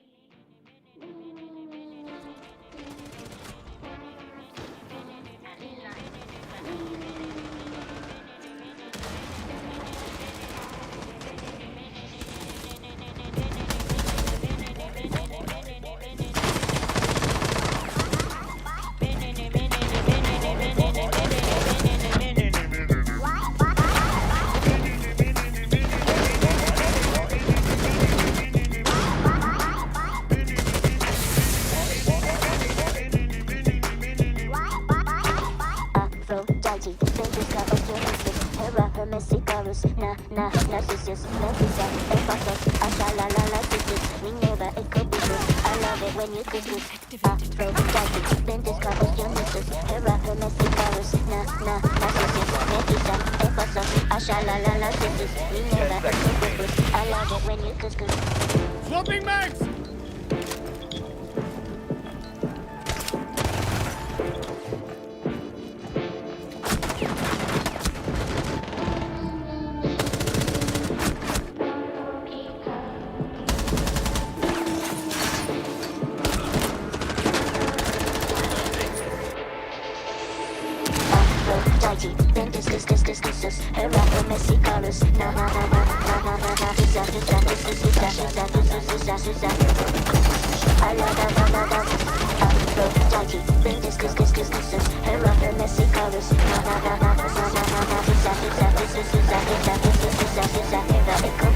I love it when you couscous. Love it when you couscous.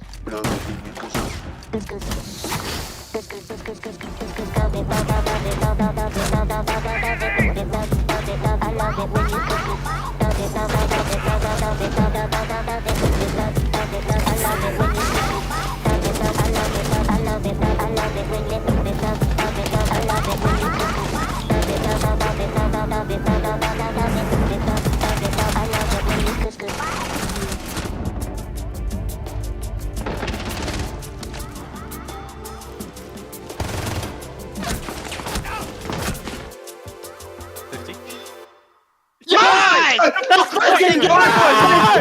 Fucking go! Fucking go! When my body only moves for the beat.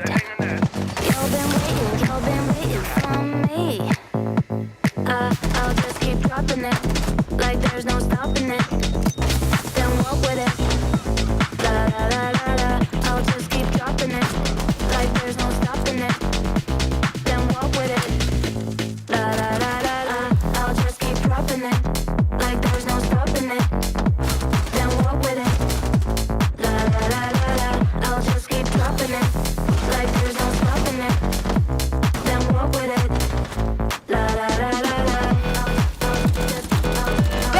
fucking go! Yes, boys. Let's go! Let's fucking go! Let's fucking go! Let's go. Thank you, guys. Thank you. Holy shit.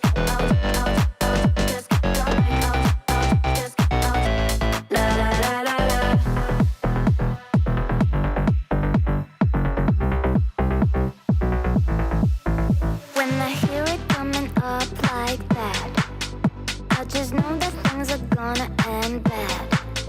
When my body only moves for the beat, y'all been waiting for me. I'll just keep dropping it, like there's no stopping it. Then walk with it, la la la la la. I'll just keep dropping it, like there's no stopping it. Then walk with it, la la la la la. I'll just drop like I'll just la la la la la. I'll just drop like I'll just la la la la la. I'll just keep dropping it, like there's no stopping it. Then walk with it, la la la la la. I'll just keep dropping it, like there's no stopping it. Then walk with it, la la la la la. Just drop like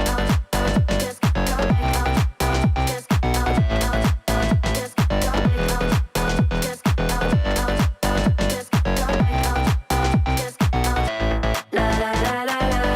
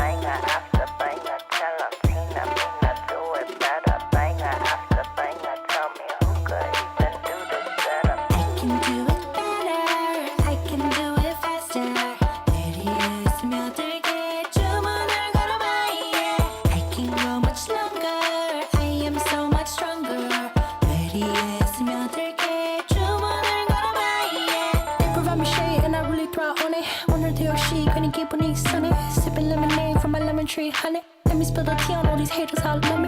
Broke up all the killing it, winning attitude. 당당하게 올라가, see my altitude. 나랑 맞서 싸우면, baby, you would lose. If I wasn't me, I get it, I would hit me too. I can do it better, I can do it faster. 내리에 스며들게 주문을 걸어봐, yeah. I can go much longer, I am so much stronger. 내리에 스며들게 주문을 걸어봐, yeah. 자신과의 싸움에서 지면 야구르지. 매일매일 일어나서부터 보는 거지. Look in the mirror, say you're a winner. 주문을 걸어봐, yeah. In a bad mood, 바꿔버려 in a hurry. 꿀꿀한 기분 털어버려, I don't worry. Get through the weather, feeling get better. 주문을 걸어봐, yeah.